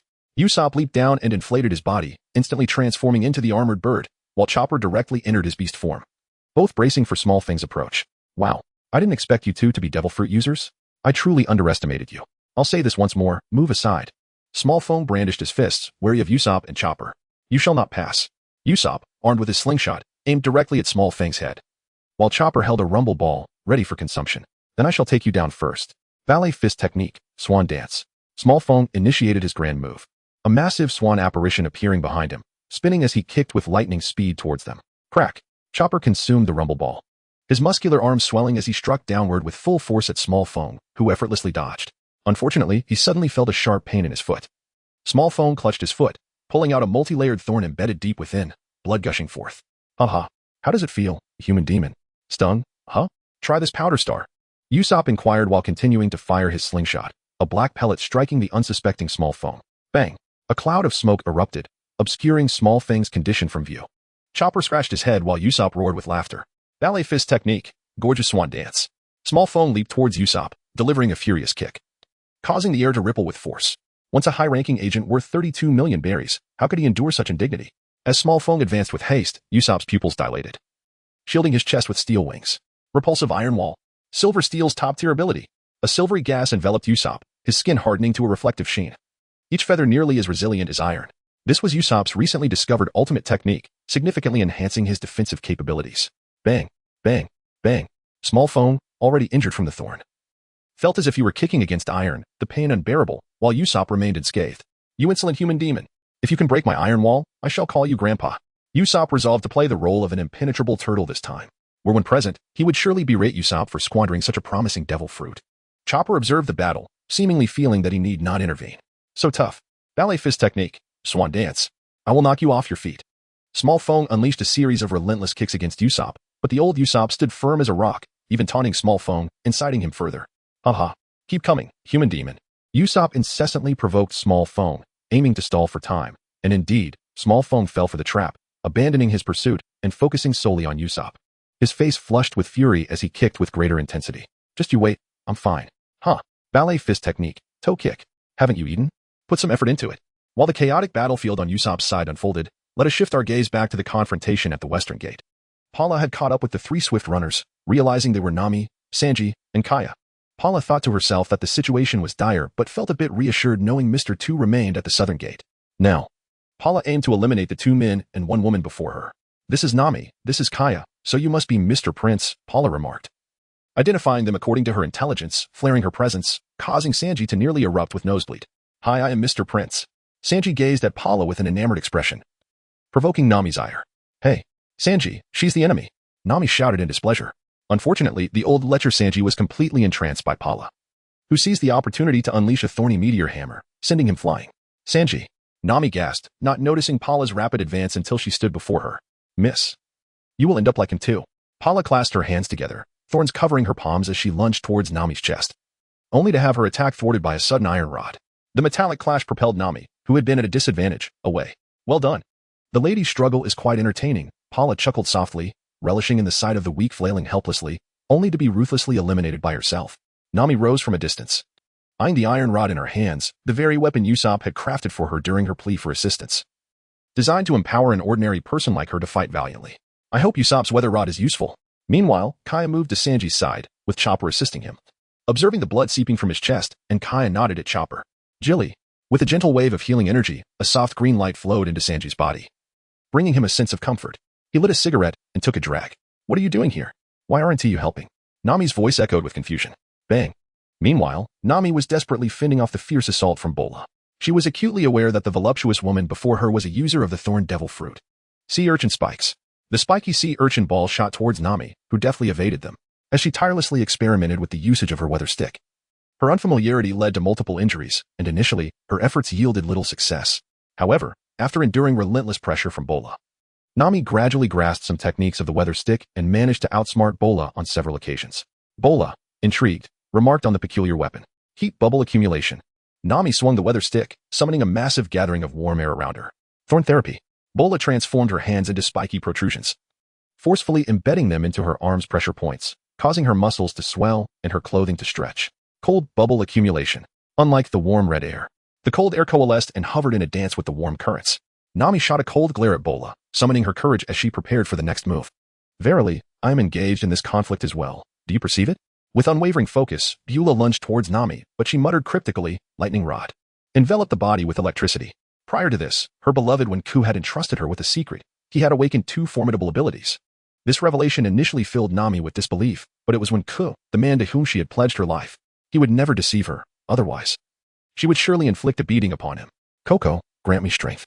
Simultaneously employing hot and cold air bubbles. The resulting cumulonimbus clouds aided in activating the second major trait Wenke had bestowed upon her, lightning rod. This ability attracted lightning to her body without causing harm. Instead, it accumulated and channeled the electrical power, which, upon reaching its zenith, could be unleashed with devastating force. Rumble, rumble. Lightning incessantly converged upon the climate batten. Nami, overcoming her fear of death, attempted to embrace the lightning and was pleasantly surprised to discover that she was unharmed. Instead, the conduction of electricity invigorated her body. How wondrous. This ability. She pondered whether she had become immune to lightning. Nami resolved to inquire about the enigma of her body from Wenke after the battle. She spun the climate batten and struck Beulah's back, transmitting electricity that caused Beulah to writhe in agony. Bang. The bifurcated climate batten pointed towards Beulah's head. How is this possible? Are you not afraid of electricity? Electrical surge cannon. Nami improvised the attack name, her voice resonating with conviction. This time, it was a stroke of luck. Due to the lightning rod effect, the electricity accumulated within the climate batten, reaching its peak. Consequently, a massive ball of lightning coalesced at the tip of the batten, directly striking Beulah's head and sending her flying. Poof! Lightning erupted, engulfing Beulah's body in smoke. She was nearly charred and lay paralyzed on the ground, unable to move. Nami, still recovering from the previous attack, approached Beulah's wretched form and remained silent. Suddenly, Beulah's eyes snapped open, fixating on Nami who stood above her. Presumably, Beulah was attempting to speak, but her body was immobile, save for her lips. Beulah stared intently at Nami and, with a feeble utterance, revealed a shocking truth. I have learned of your power. However, even so, you will not prevail, for the tide is turned. Your vice-captain, Wenke, has perished. Crocodile will surely annihilate you." Evidently, Beulah was only aware of Wenke's demise, unaware that her superior, Crocodile, had also suffered grievous injuries. Beulah's words struck Nami's heart like a series of hammer blows. Kiki is dead? Nami's pupils contracted, and her heart throbbed with pain. Her love for Wenke, like a marred relic, caused her agonizing torment, bringing tears to her eyes. She nearly collapsed, succumbing to a suffocating sensation that constricted her throat. The throbbing in her heart intensified. "My Kiki, Kiki. Nami clutched the sachet tightly in her hand, murmuring to herself, woman. Although Beulah was on the verge of death, she sneered coldly, relishing Nami's suffering. In the battle, she had lost. But in this moment, she had triumphed. Abruptly, Beulah closed her eyes. Nami wept inconsolably until Kaya arrived with Jilly, commencing to heal Nami's wounds. Meanwhile, Zaro arrived at the west battlefield, beholding the fallen Beulah. His eyes were filled with somber uncertainty. Observing Nami's tears, he surmised, could it be? Zaro, tell me, is Wenke still alive? Nami sobbed uncontrollably, causing Zaro to hesitate, unable to utter a word. After a long pause, Zaro finally spoke, his voice hoarse, suggesting that he, too, had wept on the journey. Perhaps Wenke was still alive. Nami's distress intensified. Her sobs resonated with Sanji.